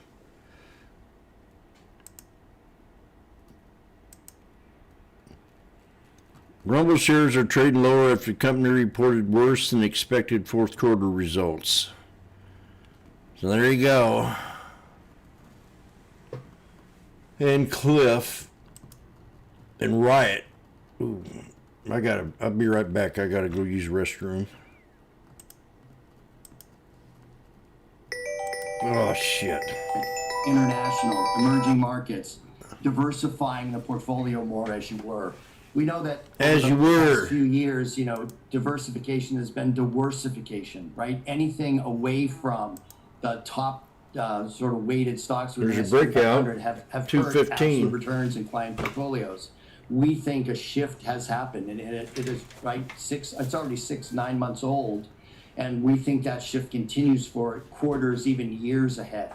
We think clients should utilize this weakness that they see, particularly in small cap over the recent week or two, to continue to move into small cap, perhaps dollar cost average into small cap stocks, small cap indexes or ETFs, and do that in the portfolios. We think down in cap over to value, right, even to international, will be places that will reward investors in the years ahead. But with small caps, I hear what you're saying, and listen, small caps have been staging somewhat of a recovery, right? But right now, when you see the pain points today, small caps, for instance, today, this week, et cetera, the worst performer, there's some risk there, especially when you think about the companies in the Russell 2000. Many of them don't turn a profit. That is clearly right. We like active management down in small cap. It is an inefficient asset class. ETFs are a nice way to sort of get broad exposure, but we would recommend the less efficient the asset class, the more active management that you deploy in it. So we hear you loud and clear on the zombie companies and not profitable. So please use active management down there. We have active management within our firm that we deploy both in separate accounts and in mutual funds that have outperformed the index handily. And then, Jeff, I want to go back to the point that you made about tech, and you said, taking some off or going not as overweight here, but you said on the margin. So that means tech still has a central position in client portfolios, yes? Is that the right It should. takeaway? That is correct. We've sort of gone from an overweight position in large cap growth as a broad style to a much more of a neutral weight, and utilizing that. You could look at it as taking profits, selling profits, and deploying those into those diversifying assets that we talked about, small cap, international, and even some emerging markets. And quick final thought from you, Jeff, with regard to how you're looking at geopolitical risk right now, because it's unclear the timing of how long this war will last. So right, it has become an unknown. More countries are involved, right? The 4 to 5 weeks that were initially sort of broadcasted as that was the time horizon potentially, perhaps gets lengthened. Boots on the ground are an issue, right? There's a lot of unknowns as I look into this and talk about preparing clients for this, and it could be a more drawn out exercise than perhaps was originally thought. So preparing them, watching volatility indices, not, if you are leaning into this market on weakness, not to do it all at once, but to be practical, to be methodical in what you do, and to take advantage of weakness, but know that there may be more weakness to come. Preparing yourself emotionally for it too is important, knowing that sort of picking a bottom might be impossible, but nibbling on weakness, I think, again, when we get out 12 to 18 months from now, will prove to have been a good thing to have done in the heat of battle. All right, thank you. That's Jeff Mortimer, founding partner and CIO of Elixium Wealth. Have a great weekend, Jeff. Still ahead, we bring in our panel to discuss that monthly jobs report, why the number came in so far below estimates, a contraction for the labor market. We'll talk the state of the job market with our experts on the other side of this break.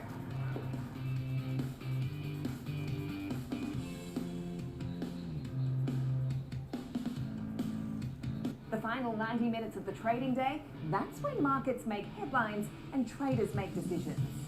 From earnings shocks to sector rotations, we're tracking the catalysts that move markets right into the close. Here on the floor, I bring you real-time sentiment from traders driving the action. And in Chicago, we break down the data, technicals, and trades you need to see before the bell rings. Live coverage of the close every single day. This is Market on Close, live weekdays 3 p.m. Eastern, only on Schwab Network.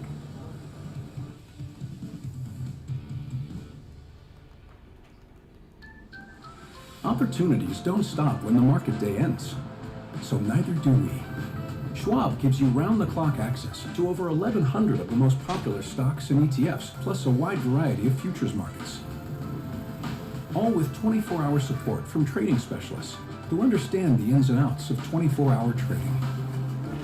No matter the hour, you can trade brilliantly with Schwab. Hey, investors, you know the market moves, and Schwab is here to help you move with it. So, whether you're buying, selling, holding, or planning, whether you're ETFing or 401k'ing, saving, spending, or even retiring, you can count on Schwab for market insights, live support, powerful trading platforms, and 400 branches. All at your service, all so you can invest your way. Sounds nice, right? I'm Sam Barnes, live from the New York Stock Exchange. When the market moves, we're on it, getting the reaction, the strategy, and sentiment in real time. Stream Schwab Network at schwabnetwork.com.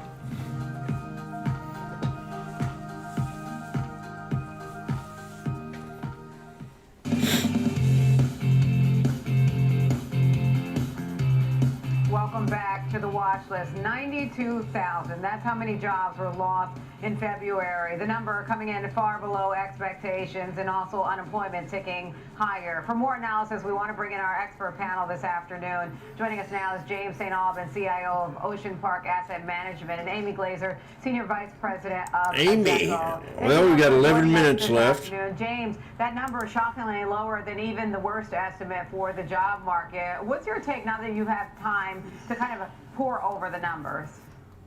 No, absolutely. Yeah, that was a big shocker, I think, to the market. And but it's part of the trend, right? We've seen a trend of a weakening labor market for several months now. And I think that just underscores where the direction of travel. And I think so looking at the numbers, you have to assume that what we hadn't seen yet was layoffs, right? And I think that is the linchpin of why the optimism that we've had, in spite of the kind of low hiring environment, we haven't seen layoffs. Well, this report, suggests that maybe that's starting to change, and I think it's something to take note of. Yeah, I thought what else was notable in there are the revisions, right? The revisions to the prior 2 months where you saw, loss of more jobs than expected in December. That was far worse than expected. January, not as much. We still had a gain, but a little bit weaker than expected. Amy, when you saw this, how do these trends line up with what you're seeing out of Deco? Clearly a miss from a headline perspective, but the underlying market. Well, how much farther we can go. Stability. We had some significant one-offs in February, whether it be the strikes within the healthcare industry or the severe weather impact on the East Coast. So the demand is still there, but we're seeing employers be more steady. Not much of a demand, baby. The link to hire has definitely expanded and taking some time. Okay, let's talk about that theme, that the conversation that we've had about the job market for months on end, probably more than a year now, the low hire, low fire, or some call it no hire, no fire. James, you just mentioned it looks like that trend is shifting, and you said coming into this report that the labor market trend is not your friend. You'd seen signs of things shifting. What were you noticing about a shift in that low hire, low fire? Well, I guess it's not so much as we talked about the hiring is anemic, right? But what we haven't seen is layoffs. So I'm not saying we should read too much into this one report, because it is one bad report following actually a pretty good report in January. What I'm saying is we know that job openings, JOLTS, are continuing to decline. And so I think that's something to take note of. What I think we should really be watching right now is weekly initial claims. Yes. So far, those have been very modest. And as long as they continue to be modest, I think the market can hold on to some optimism that we're not going to continue to see an increase in unemployment. But if that changes, I think there's a lot riding on that number right now in terms of the market's optimism and willingness to pay high premium stocks relative to history and tight credit spreads. Amy, what are employers looking for now when it comes to the skills that are in demand? Is it all about having knowledge and insight on how to operate with AI? More about the soft skills, so the attitude and the aptitude. And I say quite often, folks don't have to worry about losing their job to AI. They have to worry about losing it to people that use it better than they do and know it better. But it's all in the soft skills, and employers are willing to invest in their employees to give them those hard skills necessary to do the job. James, I'm curious to know your thoughts about the challenges of AI and how that contributes to headwinds in the job market. And I think about, in the context of, for instance, Block recently announcing they're going to slash basically almost half of their workforce because of all the efficiencies they found with regard to AI. How do you look at AI? Is it friend or foe to the job market, or a little bit of both? I mean, it could be both, but I think net it's probably more of a headwind. And remember, there's a lot more that we don't know about AI than we do know at this point. It's only really 3 years old when it comes to sort of being released to the masses. So I'd be careful about making any confident predictions about what AI is going to do to the labor market. But it's something to consider that we have sort of this collision of a sort of a secular slowdown in the labor market combined with a secular potential deterioration of or displacement of workers from AI. We don't know exactly what that's going to look like. I think that's anybody's guess, but it would be hard to imagine, at least in the short term, AI is going to start creating jobs immediately. It's probably going to take away more jobs than it creates. So I think that's something to consider. That ain't going to be good. What will happen is anyone's guess. Amy, I want to go back to you and what you're seeing at Adecco with regard to staffing trends. A lot of times at different companies, people are doing more than one job, and then suddenly, employers they reach the point where they need to hire someone else. What are your trends you're seeing in terms of how quickly that's happening? Is it, as soon as someone leaves a job, they're filling it, or it takes longer and then suddenly they're filling those positions? I think they're being quite a bit more selective than they had in the past and taking the time to get it right. An interesting point about AI that James just mentioned is it really is a hindrance to productivity in some cases, because as companies are investing in AI and we're seeing them free up time, we just did a survey on average. The American worker is saving about 2 hours a week thanks to AI, but they're not using it to produce productive work and give an ROI to their employers. They're using it to play on social media, online shopping, and things of that nature. So that's another trend to look out for in AI as well. James, final thought to you. When you think about sectors, we did see a decline in healthcare, but a big part of that had to do with the strike. So that may be just a one-off there. What's your thought when you look across sectors or broadly across the job market? Final thought. Yeah, I think broadly, the sectors, except for healthcare, with the exception of this last month, have been very weak and shedding jobs. Healthcare we've sort of been relying on healthcare as the sole engine of growth in the labor market. And that's not a great place to be. You're putting all your eggs in one basket. The healthcare industry or sector can't do it alone. I think a real healthy labor market would see broader participation in job growth among sectors, and we're just not seeing that right now. All right, We'll leave our conversation there for today. That's James St. Alban, CIO of Ocean Park Asset Management, and Amy Glazer, Senior Vice President of Adecco. The pressure is still on Wall Street today amid that weaker than expected jobs report and a spike in oil prices. That's going to do it for us on the watch list. The Schwab Network app. It's available in the App Store. And tune in 24/7 on SchwabNetwork.com. I'm Diane King Hall. Thank you for watching. You've got See you later, Diane. Sam Bottis and Marley Caden up next. Marley Power Hour.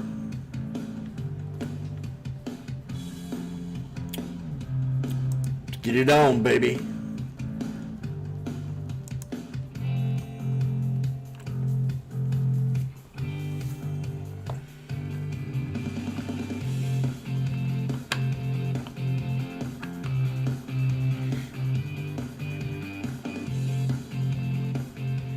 Schwab Bank Investor Checking, the checking account built for investors. Named highest in client satisfaction by J.D. Power for 7 years in a row. With Investor Checking, you get the award-winning features of our checking account, plus cash management solutions, all designed for investors like you, with unlimited ATM fee rebates for cash withdrawals worldwide, no overdraft fees, and enhanced security features to keep your money safe. Also, because your investor checking account is linked to your Schwab One brokerage account, you can manage your checking and investing in one convenient location. Moving funds between your accounts is easy. Cash moved to your brokerage account is available in seconds. That means you can stop waiting and start investing in stocks, bonds, money market funds, and more. Get more with Schwab Bank Investor Checking, the checking account built for investors.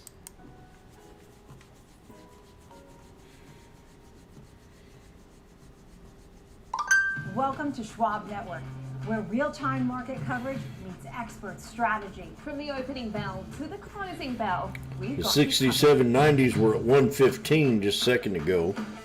Get inside the minds of pro traders. My point is that they're getting Might be a little bit too a higher far rate out of the change money. in sales based on their guidance, but not the same rate of change on EPS. Follow the biggest headlines, live analysis, breaking news, and sharp trade ideas minute by minute. With shows built for action, we break it all down in real time with speed, accuracy, and precision. I think one of the most important things is you're making a play in a risk-defined way here going into earnings. So that would be a further downside area to watch. smart insights, Can you do it? actionable data, veteran traders, and trusted financial journalists. Streaming live. Is it data or dater? Schwab Network, streaming 24/7, any screen, anywhere, free. SchwabNetwork.com. Mom, when my grandparents moved here, did they know what our family would become? I don't even know if they could envision it, to leave everything behind, literally come across the entire world. I think that we totally met what their wishes were. Schwab has been with us for almost 25 Did very years. well. Purchasing up houses, opening up our business, having children. They've always been there for us. I want to invest with a company that can help me give my family a happy financial future. Stay connected to what moves the market. Download the Schwab Network app and stream anytime wherever you are.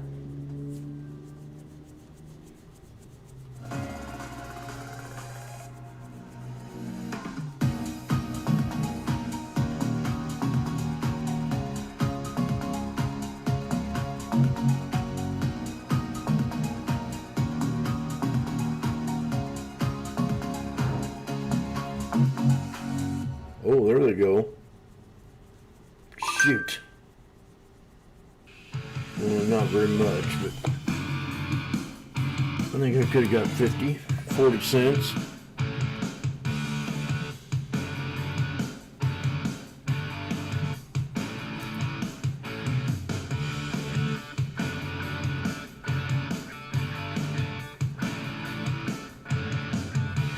Happy Friday, everyone. It's 3 p.m. on Wall Street, and this is Market on Close. I'm Marley Caden, coming to you live from our Chicago headquarters.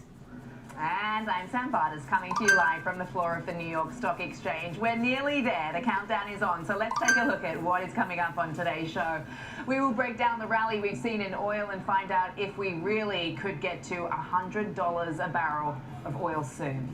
Later, we'll discuss February's jobs report, which saw a shocking decline of 92,000 jobs. And on the earnings front, we'll break down That the didn't report look from sound too Costco, good. what it means for the consumer. But for now, Marley, take us through what you've been watching today. I suppose I can guess it. You did just touch on one of them. I'm pretty sure you guessed it. It's oil hitting its highest level since October of 2023 today. Crude prices topping $90 a barrel. We're still up above that level at 91 right now after President Trump called for Iran's unconditional surrender, sending fear through the markets that this conflict could go on longer than anticipated and significantly disrupt global oil supplies. Qatar's energy minister also saying today that oil could hit $150 a barrel within weeks if the Strait of Hormuz is not reopened. And Marvell stock jumping more than 20% today following there the she report goes. after the bell yesterday. The company posted a beat on both That's the a top and $1 the bottom contract. lines alongside rosy guidance. Marvell said it expects revenue to grow nearly 40% and Jimmy. approach $15 billion in its next fiscal year. But Gap shares are trading lower today after posting fourth quarter results that missed estimates. The retailer's holiday quarter came in worse than expected as hundreds of temporary store closures from winter storms weighed on comparable store sales. Gap was heavily impacted by global tariffs and says it could see better profit margins later this year. Lots to get to there and other top stories to discuss, but let's see how the markets are faring as we head into the end of the trading week here. On the S&P, we're still down about 1%, 67.64. The NASDAQ also down about 1% right now, 24,784. On the Dow, we've shed more than 400 points right now, 47,541. That's down about 0.9%. And the Russell 2K down at about 2% today at 2534.63. Taking a look at where the 10-year is moving to, we are slightly lower. We're at 414 right now. The dollar at 98.96. For gold, we are moving higher, up about 1.75%, 51.68 a troy ounce right now. There's that crude oil metric I just mentioned. We're above $91 a barrel now. That's up almost 13% just today alone. And Bitcoin down about 4.33% at 68,390, giving up most of the gains that it posted earlier this week. I do want to check back in with Sam though and see what stories or themes caught her eye today in the market, because it certainly was a busy day for both of us. Sam? It absolutely has been. It's just been a flurry of headlines hitting the tape. I mean, Marley, you mentioned the Trump and the Qatari energy minister comments. Markets also digesting this afternoon that story from the Financial Times, which says the U.S. Development Finance Corporation will create a $20 billion reinsurance facility for Gulf shipping to help the flows of global cargo and oil. So no doubt we'll unpack some of that with our guest later. But not helping things today, of course, was that tough jobs report. Payrolls showing a surprise drop last month while unemployment ticked up. There is a caveat. January and February can be volatile. There were also job strikes and bad weather, but markets were already on edge about the inflation pressures. So bad news was really taken as bad news today, as that negative jobs report would have supported more rate cutting bets, but the oil spike is keeping a lid on things.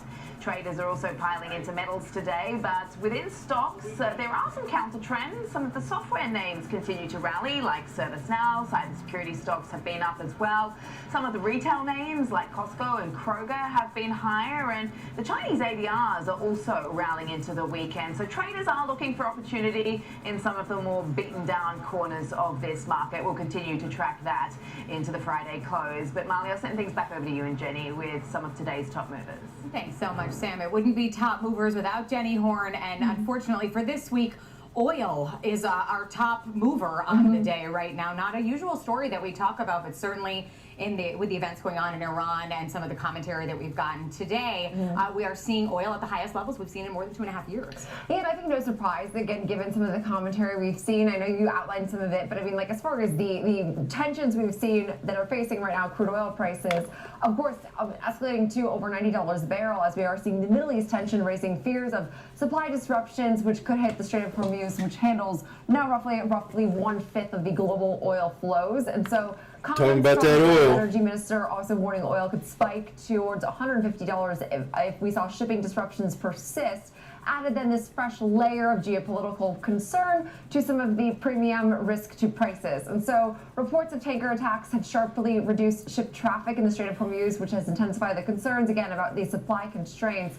Goldman Sachs, as well as some other, well-established, well-known banks, also have raised their short-term oil price forecasts, citing a growing war risk premium tied to, of course, the Iran-related conflict and regional instability. And so when you zoom out and look at this week, I mean, it took a lot to get here as we're now just sitting below $92 a barrel, but geopolitical headwinds have frankly overwhelmed any near-term fundamentals this week, as we saw pretty largely ignored by the market some of the inventory data, and instead we were seeing much more of a focus on this headline-driven supply risk coming out of the Middle East. And so OPEC and the U.S. are signaling a willingness to coordinate supply responses if this disruption does worsen, but markets do still remain skeptical that this spare capacity can fully offset a prolonged outage. And I think there's still, to me, this looming question mark. Every guest we talk to, every conversation we have still does hinge on the unknowns over the longevity of this conflict in the Middle East. Absolutely, and I just saw a breaking news headline come across as we near the end of the close. If we maintain the levels that we're at for oil right now,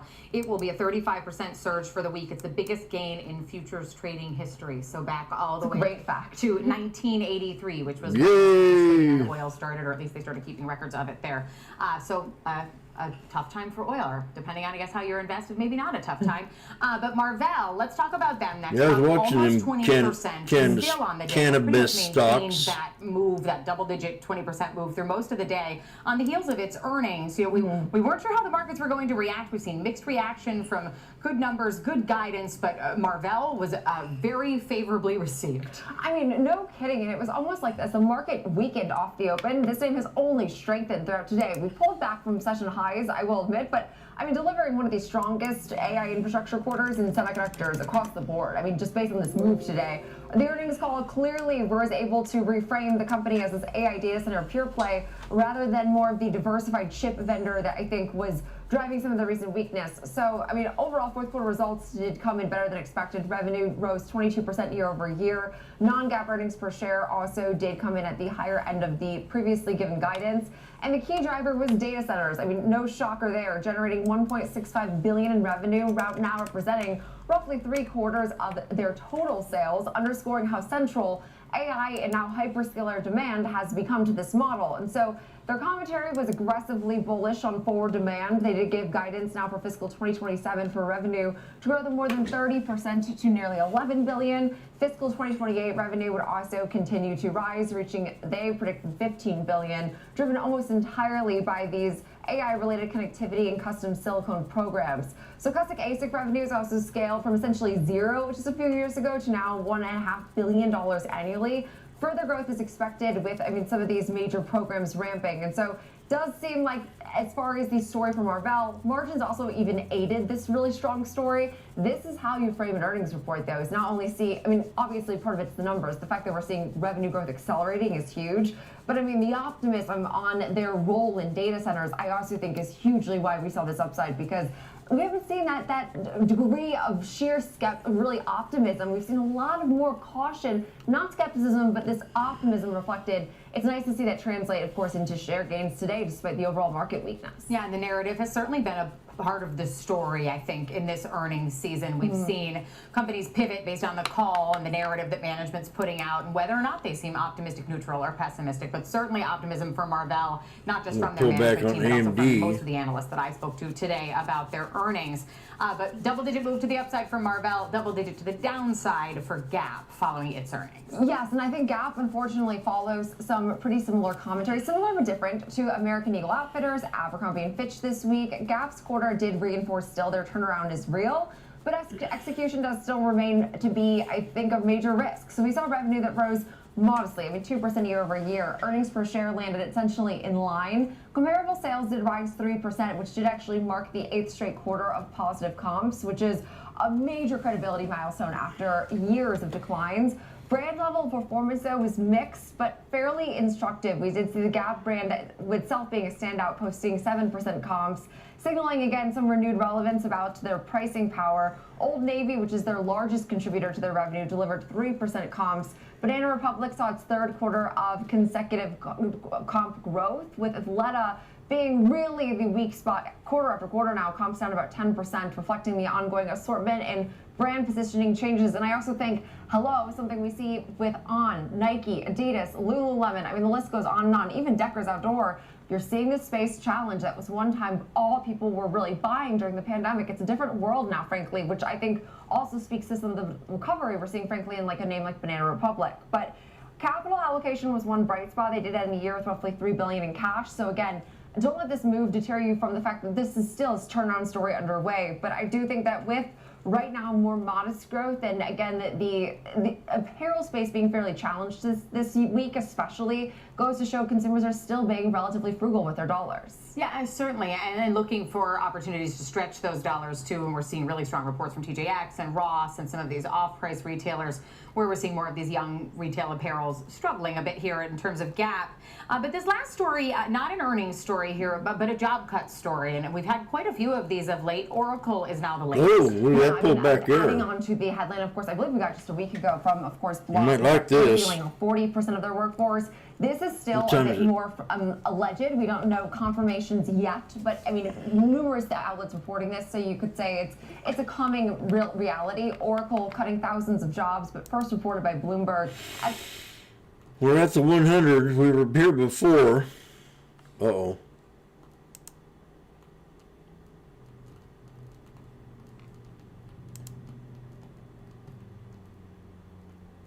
Employment on a year-over-year basis. Again, reportedly 20 to 30,000 jobs in this major restructuring, but that's at the high end of even expectations right now. If you take their total employment at the end of 2025, 162,000, that was actually a 2% rise from the prior year. Now, this still does not reach their peak of 164,000 employed at the end of 2023, but it will show you that they've been relatively stable. This would obviously mark a dip, but does not go to show that they're seeing a massive impact already with AI, because again, on a year-over-year basis, their overall employee headcount has been relatively stable for years now.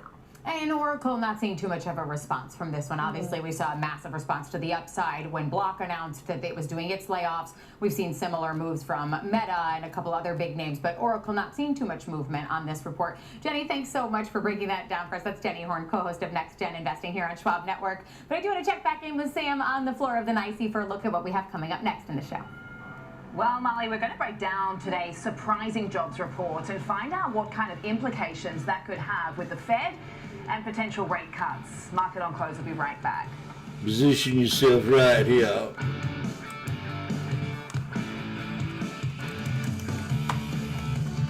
Hey, investors, you know the market moves, and Schwab is here to help you move with it.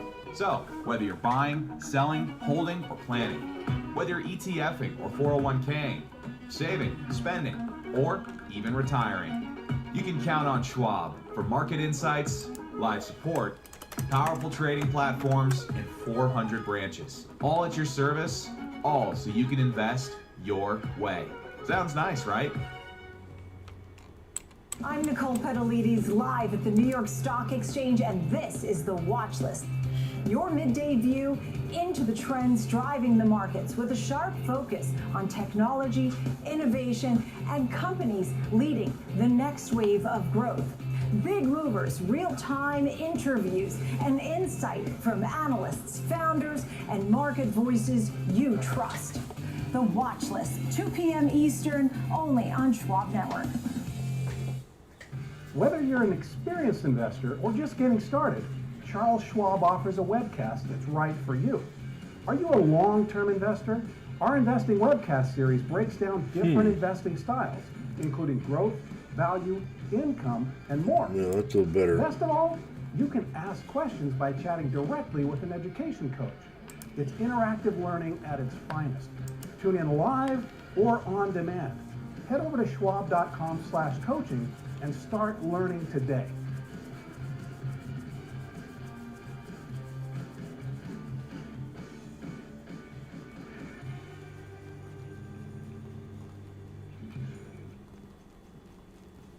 Real-time access, data-driven analysis from U.S. equities to global macro matters. Schwab Network connects the dots. Watch live, subscribe free at schwabnetwork.com.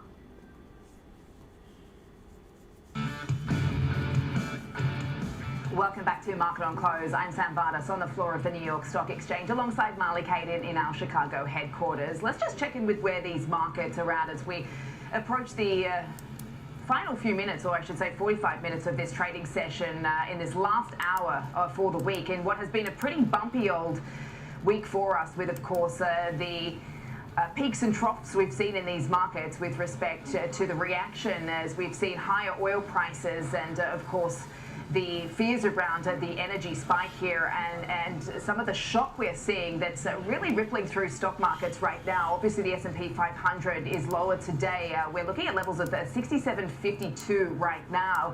The Dow Jones is actually off the session's lows. We were down almost 1,000 points at the open, so we've about halved that right now, but we're still about 1% lower. And obviously, this comes as the VIX is at its highest since April. We're at 27 right now. It coming, of course, as we are grappling with a number of moving parts and headlines that have been hitting the tape all day. Everything from what the Qatari energy minister has been saying to the FT, what Trump has been saying on Truth Social, and of course around the insurance to get these ships through the Strait of Hormuz. Speaking to Ed Yardeni earlier, and he seems to think that we are in for a correction here, and perhaps this is just part of it right now as far as stocks are concerned. The Just US the dollar beginning is of a it? bit of a breather today, although still elevated. We're at 98.97 currently on the Dixie. We've got crude oil, as I mentioned, up over $90 a barrel.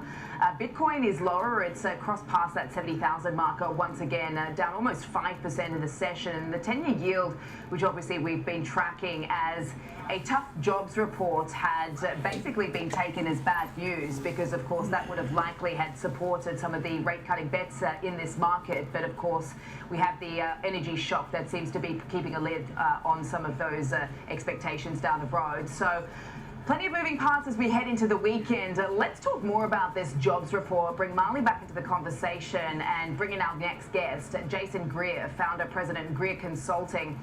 Jason, very nice to have you on the show. Look, I'm wondering if you could help me. Look, a surprising downside number that we got of in the 90,000 range. But I'm just wondering if the markets were pricing in the fact that January and February is seasonally a bit volatile when it comes to jobs numbers. Then, of course, we had the storm and Mother Nature unleashing its fury. And then, of course, we did have some of the job strikes, particularly with what we saw in healthcare. Does this jobs data tell us more about the labor market and the weakness, or where the market's at with its estimates? I think it's a mixture of both, but I really, let's really focus on the fact that I came into this job report thinking that we were going to see a gain of at least 50,000, if not better, especially considering that, the January and February jobs report, or the January jobs report was relatively robust. I'm shocked by the fact that we hemorrhaged over 92,000 jobs, but I think this is more of a matter of the fact that when you really look at the numbers that are telling the bigger tale, you look at the fact that healthcare, which has been a bedrock of the economy for a number of years, you have healthcare, which is hemorrhaging jobs, but you can also say that's as a result of the Kaiser Permanente strikes. So eventually those striking nurses are going to come back to work. But you also look at the fact that construction, we have people who are leaving jobs, and that's what's starting to trouble me a bit, especially when you factor in we have a war going on, and the impact that that's going to have on gas prices as well as food prices. So it's one of those things that, for as much as I want to say that it's a seasonal issue, I think it tells something a little bit bigger, a little starker. And Jason, I want to talk about the strike and some of the noise in this report, because we talked to Kevin Green throughout the day about the numbers, and he pointed out January typically a volatile report because of some of the holiday season turnover. February can sometimes also have some issues, but we did have that big KP strike affecting the numbers. We also had a lot of weather-related potential noise in this report. Obviously, the KP strike, a one-off here, but what are some of the metrics you're keeping a close eye on here? You said under the surface that could be signaling some problems here that aren't tied to some of the noise. I'm so glad you asked that question, because I deal with companies like Kaiser Permanente all the time because I'm a labor relations consultant. So I'm in the field talking to employees, talking to managers. And I've said this before, and I said this on your network a month ago, that the economy needs a better PR job, because in terms of people's daily lives, they don't really think that the economy is doing as well as the numbers suggest it is. When we look at the Kaiser Permanente strike, it's sort of a microcosm of what's going on in other companies, where you have employees who are saying, We're tired of the fact that we're not making more money, but we're scared of the fact that we can't go into the economy and get a new job because the jobs just aren't available. So Kaiser Permanente, you can pretty much guarantee that they're going to go on a strike every 3 to 4 years because that's the nature of the contract negotiations. But away from non-unionized facilities, non-unionized jobs, employees are saying we're sick and tired of paying more for gas, we're sick and tired of paying more for eggs. That time? We just don't feel comfortable in today's economic society. 6760. And what is the function of, I mean, what is the biggest challenge right now holding back hiring, Jason, from what you're hearing from some of your clients and the businesses you speak to and the companies? Sure. Is it AI or is it geopolitics? It's AI, it's geopolitics, it's cash, it's inflation, it's also a matter of, and I'm not a political analyst by any stretch of the imagination, but you ask the question, I can only give you the answer. My clients are legitimately saying, and other companies that I talk to, we are scared about what this looks like from a political standpoint, especially what we have going on in Iran. We don't know if that's going to negatively impact our business. And it doesn't matter what business they're in. I'm hearing this from the tech sector. I'm hearing this in manufacturing. I'm hearing this in healthcare. There's so much uncertainty that's going on in today's economy, but in today's society as a whole, that employers are saying, I don't want to go out there and hire 40,000 new people, even though we need them. Unfortunately, they end up putting all that work on those employees who are still there, and those employees decide that they can't go anywhere because they know their neighbor down the street has been on the job market for the better part of 8 months and is about to sell their home because they can't afford to stay there. And Jason, I'd love to know in your conversation with clients or your observation of some of their hiring trends, when it comes to AI, are you seeing them using it to replace roles? Are you seeing it as more of a supplemental function in the workplace here? And how is it affecting overall hiring decisions? Good question. I've seen people utilizing it in ways that they have absolutely no idea how to utilize it because it's sort of the bright, shiny toy that everybody wants to partake in. So I'll give you an example. I know of an employer who they reduced their employee roster by about 30% because they brought in a bunch of automation, a bunch of AI. So they had all these shiny tools and their shareholders loved it. Stakeholders loved it because that upped their price dramatically. They're making more money than they ever thought they'd ever see. The problem was the company had no overall strategy on how to utilize this beyond 1 year. So what they ended up doing is they ended up rehiring those employees. And here's the interesting thing. When they rehired those employees to do the job that they thought AI was going to do, they didn't have to rehire those employees at $30,000 or $40,000 more. They rehired those employees actually at less money than they were making before because the economy was so bad for those employees and they had been on the unemployment line for 6, 7 months, 8 months. So what I'm generally seeing in terms of AI, I think that it's such a buzzword and companies feel like they are scared of getting left behind, so they're incorporating it, but they don't always know what its real function is and they don't know how to really utilize it for their business. You know, it's interesting, the head of macro research over at Charles Schwab, that is Kevin Gordon, pointed out today that perhaps some of the data we've been getting really reinforces that we are in some form still of a jobless expansion because, in fact, Jason, some of the data we got out earlier this week didn't look too bad. I mean, the retail sales, yeah, okay, some bad weather and maybe some seasonal factors there. I mean, it's holding up okay. Particularly when you look at the services PMI as well, we got from ISM. At what point do you think it becomes a problem? Or do you think we still keep chugging along with this jobless expansion and recession in some parts of the labor market? Yeah, I actually think we have a problem right now because we're not creating new jobs. What I like to see is the fact that, and I'll go back to healthcare because healthcare has been the bedrock of our economy in many ways because it's the one industry that has continued to grow. But when you have, excluding what's going on in Kaiser Permanente, if you spend time in the healthcare arena, which I do, you will hear nurses, you will hear medical assistants, you will hear physicians, you will hear going down the line all the way to the janitor. And they're saying, I don't know how much longer I can actually stay in this because these companies are prioritizing metrics as opposed to direct care experience. And so you're starting to see more and more people that are leaving that industry. And I look at healthcare, when I start seeing people leaving in healthcare, that's when I start to think maybe we do understand why this price ain't dropping as much. We have a bigger problem here. Are we 67, looking at, from your 60s. perspective, we're seeing a shift in momentum and perhaps healthcare isn't going to be our bolster here anymore? Or are we looking at a potential collapse brewing under the surface? I'm always the eternal optimist, but I'm looking at the numbers and I'm going based on what I'm hearing in the field. We're looking at a potential collapse. Now, understand when I say a collapse, I'm not talking about a 2008 collapse, but I am saying that our economy has been incredibly robust and incredibly strong. We're starting to see a cooling of that economy, and we're also seeing not enough attention is being applied to this because we spend so much time talking about the numbers, but we don't really go out there and hear the voices of the people. And what the people are saying is, I need more because inflation is going up, my mortgage is going up, the price of eggs is going up, my kids' healthcare is going up, and I don't know how much longer I can continue to survive when I'm working 2 jobs just to make ends meet. You're not talking about people making $15 an hour. You're talking about people who are 6-figure earners who are still struggling. Yeah, and Jason, I'm just wondering, you know, as we follow the stock market here, I mean, you know, things have been holding up because corporate earnings have been doing pretty well. I mean, even a company like Block in recent weeks, which, you know, let go almost half its workforce, was then rewarded the following day and saw a double-digit pop in its stock. I mean, this is the reaction that we're seeing from traders and investors right now. I'm just wondering exactly what indicators you're looking at and pressure points to be watching out for to get a sense of, you know, when it's going to become a real problem here, when we should be we've got 34 minutes left on the economy. I think any time that layoffs are used as a business decision from in terms of making Come on, guy.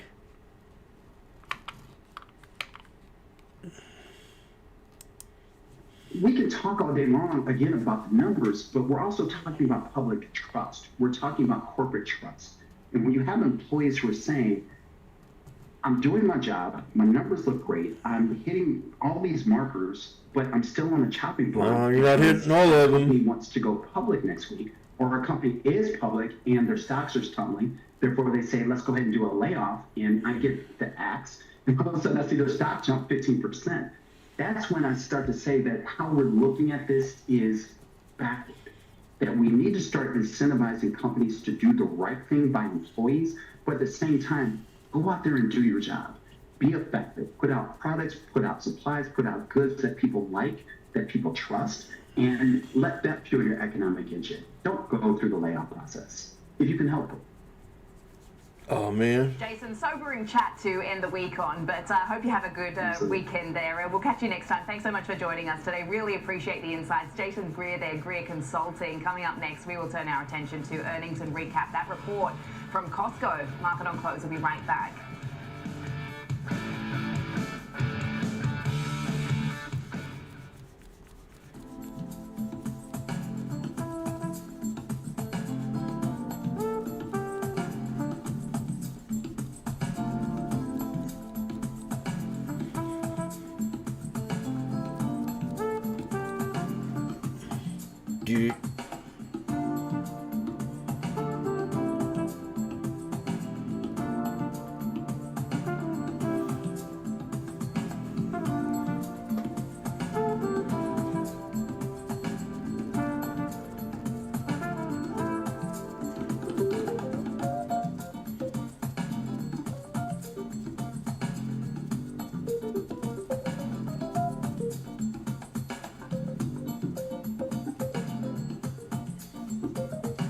Time.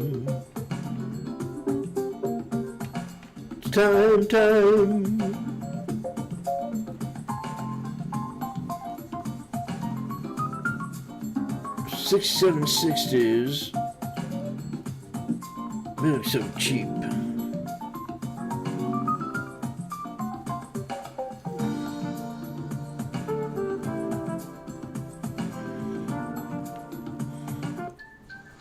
Opportunities don't stop when the market day ends. So neither do we. Schwab gives you round-the-clock access to over 1,100 of the most popular stocks and ETFs, plus a wide variety of futures markets. All with 24-hour support from trading specialists who understand the ins and outs of 24-hour trading. No matter the hour, you can trade brilliantly with Schwab. I'm Diane King Hall on the floor of the New York Stock Exchange. When markets react, we are live with analysis that matters. Watch now, only on SchwabNetwork.com.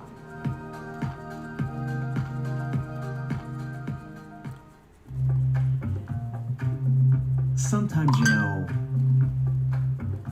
you could have done better. Could have done a lot better, that's for sure. Same goes for You where you burnt invest. Level up and invest smarter with Schwab. Welcome back to Market on Close. I'm Marley Caden alongside Sam Vadas in New York. Some breaking news. A report from Bloomberg saying that Oracle and OpenAI are ending their plans to expand its Texas data center site. Well, you can see here, I was talking to Jenny Horn at the top of the show about very Oracle. cool. They were up about 2% at that point. We've now moved about 2% to the downside on the news about these scrap plans as they are tied to this highly publicized Stargate project. That campus is in the process of being developed. It's not going to stop being built. OpenAI and Oracle will just not be expanding their data centers in Texas after negotiations dragged on over financing and OpenAI's changing needs. All of this according to Bloomberg here. These collapsed talks, though, however, have created a potential opening for Meta Platforms to step in because that project site can be leased. They could lease this expansion site in Abilene, Texas, from the developer. Now, important to also note, NVIDIA a part of this story as well. NVIDIA helped facilitate, reportedly from Bloomberg, a discussion with Meta and the developer to get a new tenant into this space. NVIDIA highly involved here, of course, because its semiconductors are being used at the Stargate site. They also paid a $150 million deposit to Crusoe, the developer, to ensure that its products would be used in any of their data center build-outs as opposed to rival AMD. And they are now helping Crusoe reportedly court Meta as a tenant. Oracle did agree last July to develop 4.5 gigawatts of data center capacity for OpenAI. That deal reportedly remains on track, but this particular deal fell apart as negotiations stretched on and were complicated by financing, as well as OpenAI's often changing demand forecasting before they fell apart. That's from Bloomberg sources here. They're also saying that relations between Oracle and the developer became strained on reliability issues at this site. But that is the latest in this breaking news situation with Oracle and OpenAI abandoning a component of its data center build-out in this Stargate project. That's according to Bloomberg. I do want to bring Sam back into the conversation, though. Bring in our next guest. Turn our attention to Costco about that, Sam? after its latest earnings report. Joining us now, Arun Sundaram, the equity research analyst at CFRA Research, to take a closer look at Costco and the move we're seeing today. Thanks so much for being with us. We saw Costco have a nice move today. Not a really significant move on earnings, but a nice pop in a down market. It is maintaining that 1.5% move to the upside. What were some of your key takeaways here?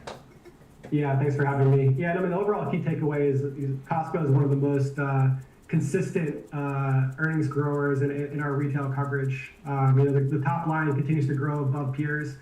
In the U.S., they grew the top line about 6%. If you compare that with peers, Walmart is growing around 4.5%. Target, we saw their sales were declining about 2.5%. BJ's Wholesale, another competitor, is growing around 2.5%. So Costco continues to grow the top line above its peers, and on the bottom line, EPS is growing double digits. So you get that strong top line growth, that double-digit earnings growth, and that's why the company sees a high valuation, is because it's one of the strongest earnings compounders in our retail coverage. We got a nice little hammer at the end here. This, I know that a big focus was obviously on those membership renewals, obviously because 67, 60, still looking at them, but God darn it. 90%. But there have been some concerns given the in-store renewals have been coming off a bit, the online renewals have been ticking up, and obviously they come at lower rates. I'm just wondering if you were encouraged by the numbers and that particular metric. Yeah, overall the total renewal rate stayed consistent this quarter. It was in the U.S. that it did come down about 10 basis points from the previous quarter. It's about 92.1% now. A few years ago, it was closer to 93%. So that renewal rate in the U.S. and Canada has come down a little bit. But to your point, yeah, it's largely due to more online signups, and those online signups are coming from younger consumers who tend to have higher churn rates. What Costco is doing right now is they're really trying to engage that younger demographic, engage with them a little bit more, try to get more auto renewals is another strategy to really try to improve that renewal rate. So my expectation is towards the end of this fiscal year, we'll see some more stabilization in that renewal rate. So there is a little bit of worry right now amongst the investor community of that renewal rate. But I think the big offset is that they continue to grow their total members at a pretty healthy clip. If you even look at this last quarter, nice. Total member count was up 5%, but more Didn't importantly, work. their executive members, which is those higher tier members, that was up 9.5%. And that's really important because those executive members, they only make up about half of Costco's total members, but they make up about 75% of Costco's total revenue. So they obviously spend a lot more in the company. So I think that's another metric that should be more closely watched, is that executive penetration, and at least right now, that continues to grow. And Arun, you went right where I was planning to go as a deeper dive in membership with these executive members, because that metric really stuck out to me. They're only about 50% of the paying members, but they contribute about 3/4 of the sales. What does that shift towards that higher tier member mean in terms of long-term profitability here for Costco? Yeah. Yeah, I mean, those are their most valuable members. Are those? You always ask the executive great members. questions. So I'm looking at my spreadsheet right now. That executive penetration, it's about 49.2%. So 49.2% of their total member bases are executive members. A few years ago, about 3 years ago, it was about 45%. So they've gained about 4 percentage points there. And the goal is to continue to grow that executive penetration. Now, I mean, for the members, they also get good value too, because you get that 2% reward if you're an executive member. So there's really a win-win scenario if you are an executive member. And you have to remember, why membership even really matters for Costco. And it's because membership revenue, if you think about it, there's no expenses associated with membership fee income. It flows directly to the bottom line. So in fact, for Costco, about 50% of Costco's total income, operating income, comes from these membership fees. So what that means is that they don't really make that much money selling, physical products inside their store. Half of their income actually comes from 6750s. And that's why their business model works. That's how they're able to give low prices to their members and customers, is because the majority of their income does come from those membership fees. 6750s at 120. About tariff refunds, the potential for that, obviously, since they have flagged that last year, and given what we've heard from SCOTUS now, and obviously then the knock-on effects for its already strong pricing power in this market.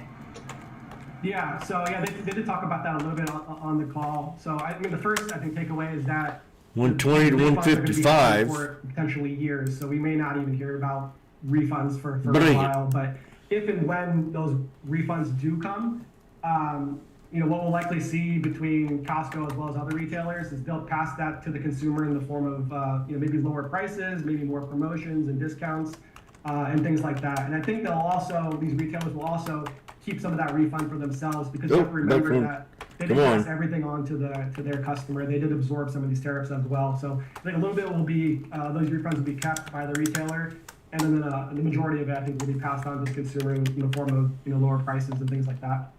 Arun, we appreciate you being with us today to take a closer look at Costco on the heels of its earnings, trading up about 1 3/4% still on the day, looking to close in positive territory for Costco. That's Arun Sundaram from CFRA Research. Coming up next, we've got Options Corner. Rick Ducat will join us here in our Chicago studio to take a look at the options activity around oil. He'll be breaking down the U.S. oil fund. That's next on Market on Close.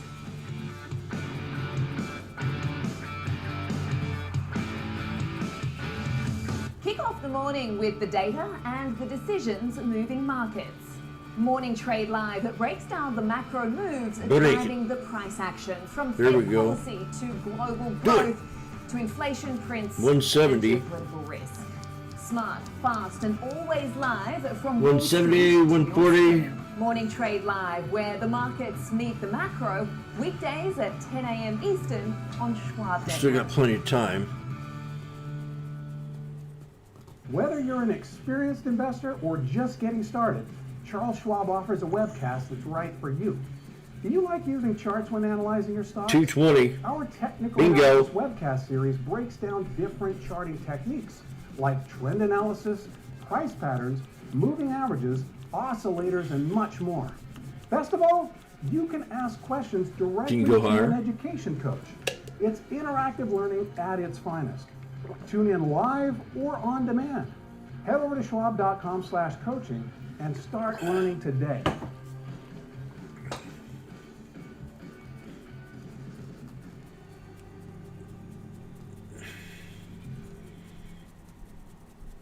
I'm Kevin Green, and I track options flow daily, identifying who's buying, who's selling, and how it's going to impact the markets. Watch live on Schwab Network at schwabnetwork.com.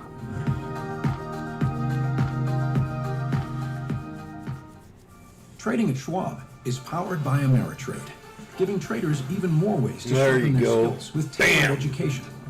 Get an expanding library full of new online videos, webcasts, That's articles, it. courses, and more. All crafted just for Let's traders. get the Big Daddy right and there. with guided learning paths, stacked with $5 content and- curated to fit your Oh, unique got it. goals. You can spend less time searching and more time learning. Trade brilliantly with Schwab. Thank you very much. For I'm now done for the day. Welcome back to Market on Close. It's time for Options Corner. Our lead market technician, Rick Ducat, here to take a closer look at the U.S. oil fund, ticker USO, hitting a 6-year high with today's rally that we're seeing in oil. Now, Rick, talking about the oil fund, we're not talking about oil futures here. We're just talking about this oil fund, which is obviously closely correlated to the prices of oil and the spikes that we're seeing today. But before we look specifically at USO, how is it stacking up against the broader energy sector and the market? Well, this is one of those areas of the market where when you get some big swing or something major happens, it becomes apparent immediately. So you can see USO in purple here skyrocketing recently. And as you say, it's not exactly crude oil futures. This is one of those derivative products. It doesn't track exactly, but it tries to kind of capture the movement of oil in a way that retail investors who perhaps are not quite up to the challenge of futures here, which I totally wouldn't fault anyone for. Futures is very difficult, but it's just kind of a different type of product here. To look at the futures, though, just to see the extreme effects on the energy market in general, you can see everything. All the oil-based products here have been, again, skyrocketing. Even natural gas getting a boost as well. But really, it's been a very uncertain time. The extreme highs can often be much more disorderly and much more severe than extreme low points because of these types of supply and demand shocks. It's uncertain how long this will go on. It's a very dicey situation. So we'll have to see. I mean, this is not over yet by a long shot, is all I'll say about that. You don't think so? As we look at USO and its technical setup, I mentioned we saw some 6-year highs today. Obviously, you can see that almost vertical move to the upside here. Take us through what we're looking at. Yeah, oil too especially is one of those things, you can't really substitute it with anything else. If you need oil, you need oil. So again, the highs can be much more extreme and much more difficult to make sense of than the low points here. To try to carve out some important price levels though, our highs today, 109.98. The low of today was 104.53. The previous session's high there, 98.83. And the gap up there, 91.59. If you were to backtrack all the way down here, 81 was a notable high. That was around where we had our consolidative phase before we had our big breakout to the upside here. So these would be some potential guidelines you could use. Even when we do have these very extreme shocks to the upside, there's still pullbacks. There's still times where it'll start to go down. They can be vicious and fast and swift. So keep maybe those price levels in mind if you're planning any kind of trades. So 5-day EMA in blue here, 96.51, lining up with our trend line, but still a good ways away from our current price activity here. Our other moving averages have been left in the dust. They're not even really worth talking about at this point. They need some time to catch up to the current price activity before they become relevant once again. Notice that our RSI, our relative strength index here, is giving a reading almost at 90, 89.3. RSI only goes from 0 to 100 here, so anything above 85, 90 is starting to get very high. So this is very strong upside momentum here. The thing to look out for is if we do start to see momentum slow down, if you see a crossover below that 70 threshold that represents the overbought area, or if you start seeing some divergence, if price keeps kind of grinding out higher closes while RSI is trending downward, that would be another sign of potential slowdown or even of the start of a pullback here. So notice now though, volume profile, kind of like our moving averages, not really too terribly helpful here for our current price activity because we've moved so quickly here. The heavy volume area in the past here was around 79.80, so that was a key level here. Notice that the very, very heavy volume that we've seen recently, though, heavy volume during these moves signifies high conviction. So it's always worth noting when you start seeing one volume spike, but we've got volume spikes every day for 7 sessions in a row here that are very, very high beyond the threshold for what we consider notable activity. So some high conviction there, but as far as the options action that we're seeing here, is there anything notable to you? Is the sizzle elevated? Are we seeing an uptick here? Yeah, annoyingly, my chart didn't go up to 6 and 7 standard deviations here, so these would be about where you would find those levels, 106.71, 111.85, so 6 and 7 standard deviations from our linear regression line. So these are very uncommon to see these types of numbers here, hence why I didn't include them in the study in the first place. But so these are levels that you could consider for looking for a potential pullback as well. If we do start to get too close to 112, that's kind of where this indicator comes in. One of the few ways you can try to predict price activity. Nevertheless, March 20th expiration, 14 days out, still looking for almost a 20% move here. So volatility not over by a long shot. The sizzle, as we said though, came in at 3.12, so 3 times the 5-day moving average of options volume. Very large trades came in right before this segment. I didn't have time to dive into them because they came in at 2:20, so very shortly ago. But 20,000 lots of April 17th, 120 and 135 calls. Same strikes in the March 20th calls here. Those were opening trades here, so that netted out to about a $7 million debit almost for a long call vertical. The other ones, let's see, $38 million, $9 million debit paid. Not sure if those are opening or closing trades though. Yeah, a lot of people trying to profit on these moves we're seeing in oil, but thanks to Rick Ducat for breaking down USO for us, the U.S. oil fund, and some of the options action that we're seeing there. Rick, have a great weekend. You can go start it now. I'll send it back over to Sam in New York to see who she and George will be talking about today for Overlooked Stocks. We've got our eye on Samsara today, Marley, as it rallies heading into the close. So George Sillis will break down the news about it and what you need to know coming up next on Market on Close.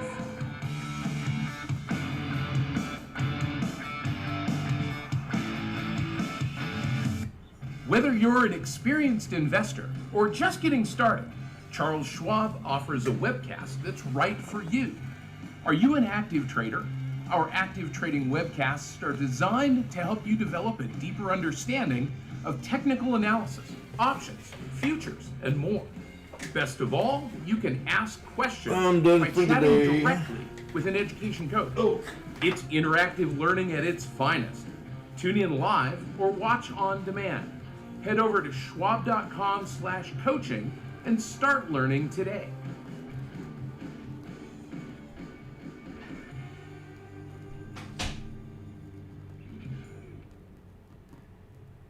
I'm Jenny Horn. We go beyond the headlines, tracking the trends, sector moves, and fundamentals shaping the markets in real time.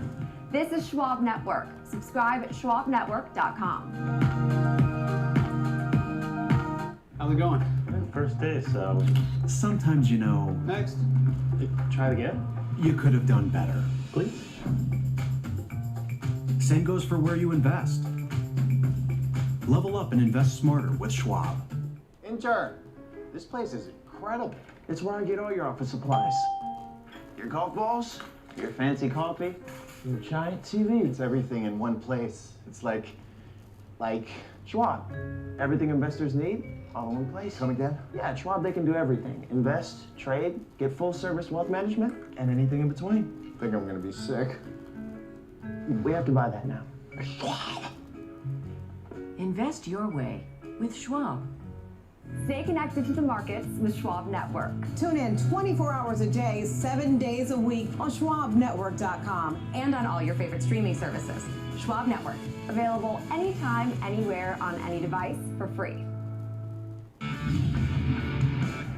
Welcome back to Market on Close. I'm Sam Barnes, live from the floor of the New York Stock Exchange. It's time now for Overlooked Stocks. Shares of Samsara are rallying today after the company reported a profit in Q4 and gave upbeat guidance. So I'm joined by George Sillis, a senior markets correspondent, to help unpack this one. I was talking about this one with Jenny Horn a little earlier, and it seems like it was a really good guidance story and really a good story for softwares overall, given, of course, the carnage and the AI panic we've seen. Just talk us through the report and exactly why it's rallying so hard today, George. Well, yeah, there's a few things going on. I mean, first off, Samsara is essentially an application software company, so it had been sold off quite a bit in the past, 6 weeks or so. And so the timing of the earnings report, especially today when there's a market that's down a lot, traders will latch on to any good news, and there was actually really good news for the company overall today. And in the report. I'll explain in a sec. But this is a company that basically integrates, just like the symbol states, Internet of Things devices, anything with analytics and workflow and telematics, essentially providing technical equipment, visibility, site visibility, as well as field services for all types of real-time operations, whether it's physical operating environments, so like warehouses, maintenance, transportation, warehousing, supply chain management. So it's a very unique type of company in terms of workflow and productivity, and of course site maintenance for warehouses. The report was actually really good. If you look at the EPS, they posted 18 cents versus a 13-cent estimate. And again, beating the estimates by about 5 cents. So they're coming off a low expectation number relative to where they were last year. But sales came in ahead of estimates at 28% year over year to 444 million versus 422 million prior estimated guidance. But if you look under the hood, they did talk about how the average recurring revenue numbers grew for the quarter up 30% year over year. As well as for the entire full year, the company gave some final numbers where the average recurring revenue numbers for the customers that spend 100,000 or more increased 37% year over year. So essentially, the full year EPS numbers grew about 37%, and year over year 24% for sales. They also provided additional guidance going forward, as well as average recurring revenue that's still expected to continue to exceed sales. So you want to see average recurring revenue grow faster than total sales numbers. And effectively, it gives you an idea that there's more dollars spent per customer, not just the number of new customers that are being added. And so that number has been reaccelerating.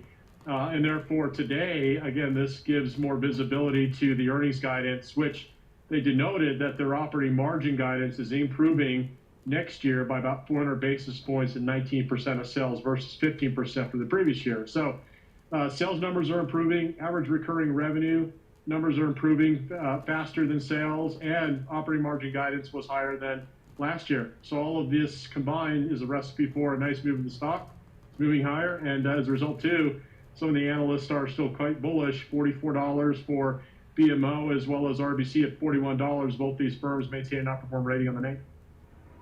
Yeah, I mean, it's those two words that really stick out to me as to what this stock has got going for it, and that's visibility and durability, I think, George, as to, what we've seen here. I was looking at some of the sell-side notes, and, when this has been a victim of the AI panic, it's really encouraging, obviously, to see some of the analysts coming out and calling this an AI beneficiary rather than a disintermediation candidate here, and also the fact that you've got people saying that, obviously this is an attractive trajectory amid the broader software worries. That was from the folks over at BMO. I'm just wondering, this seems to be more than just bottom fishing here. I mean, this seems to be a report where they're really backing it up. I mean, their position in this whole debate around who is vulnerable and who is immune in this sell-off. Correct. I think this is a little bit more than bottom fishing as well. First off, you'll notice the price has been moving prior to this earnings, and it's moving in sympathy with the industry space, the software space. I think, too, this is a company that balances, the digital and data realm with the physical realm. And I think that's an important, aspect to their technology. UiPath is another one of these names that is in the same kind of application software space that applies to factory automation and so forth.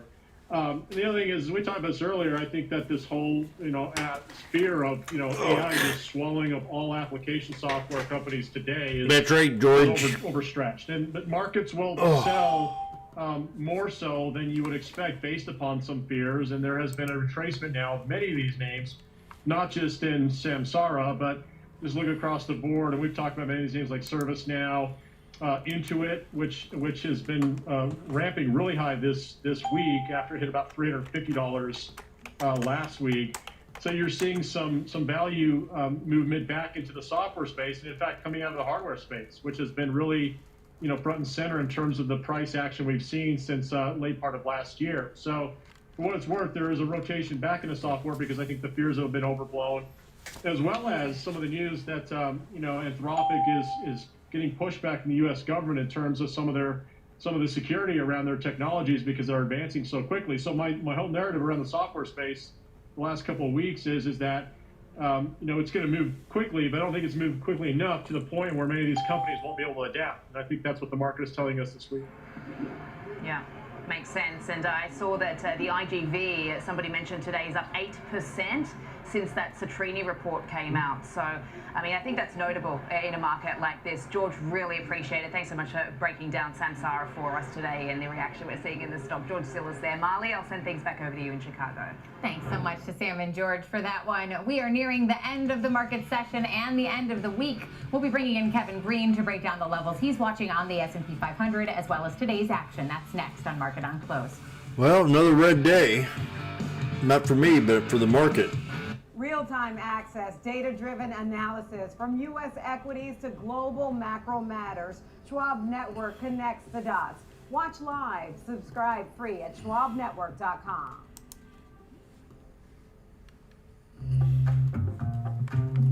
Sometimes, you could have done better. Same goes for where you invest. Level up and invest smarter with Schwab. Morning Movers brings traders the biggest headlines to start the day, from volatile overnight swings to the earliest analyst calls. Get your watch list ready. 8 a.m. Eastern, Morning Movers, only on Schwab Network.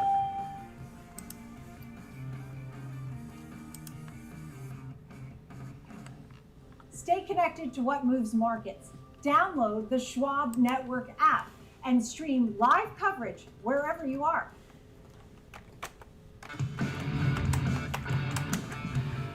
We're back here on Market on Close. I'm Sam Vardas on the floor of the New York Stock Exchange alongside Marley Caden in our Chicago headquarters. We've just got a few minutes left in today's session to close out the week. What a week it's been. Let's welcome in Kevin Green, Senior Markets Correspondent, to help close out the session. KG, I was speaking to George Silas earlier today on my show, and he was looking at that 6770 marker on the S&P 500. We haven't managed to hold that. We are off the session's lows, though, suffice to say, but dealing with just like drinking from a fire hose with some of these headlines that have been hitting the tape. Just talk us through the levels that you're watching and which are important heading into this weekend.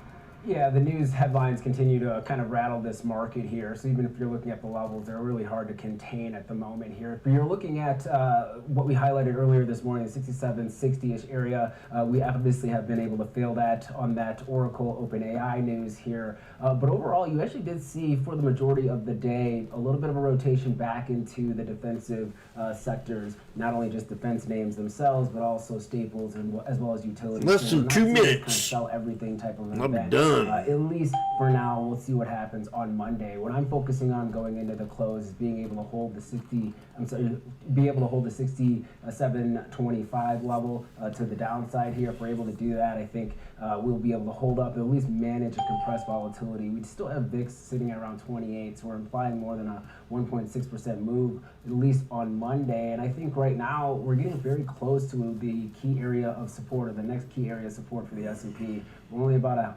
1.5% away from the 200-day moving average. I think a lot of traders and investors are kind of eyeballing that. That could actually bring some buyers to step in here, but it really kind of depends on what's going to happen with the AI news. Obviously, we're focusing on the geopolitical risk, but if we do see a lot of these deals when it comes to data centers start to break down, that could also be a headwind for some of these names that have been able to move aggressively higher because of it, in particular the memory names. Yeah, we've certainly seen that. We have this Oracle AI story we broke earlier in the show here. But KG, as you look at the chart on Oracle, I sort of watched the flip from the top of the show when I was talking to Jenny about it to that breaking news. We flipped about 2% to the up, 2% to the down, starting to level off here now. What kind of setup does that create for the broader space as we move into a new trading week? Well, we will have Oracle earnings next week, but I think this is actually really decent for them because if you're looking at it from a technical standpoint, the 3-year weekly chart, the stock is trading down the 200 week moving average. Oh wow, timed that perfect. Trend line from the 3-year lows here. That was just a guess. Where they are. Well, YouTube, we'll see you Monday. Have a great one.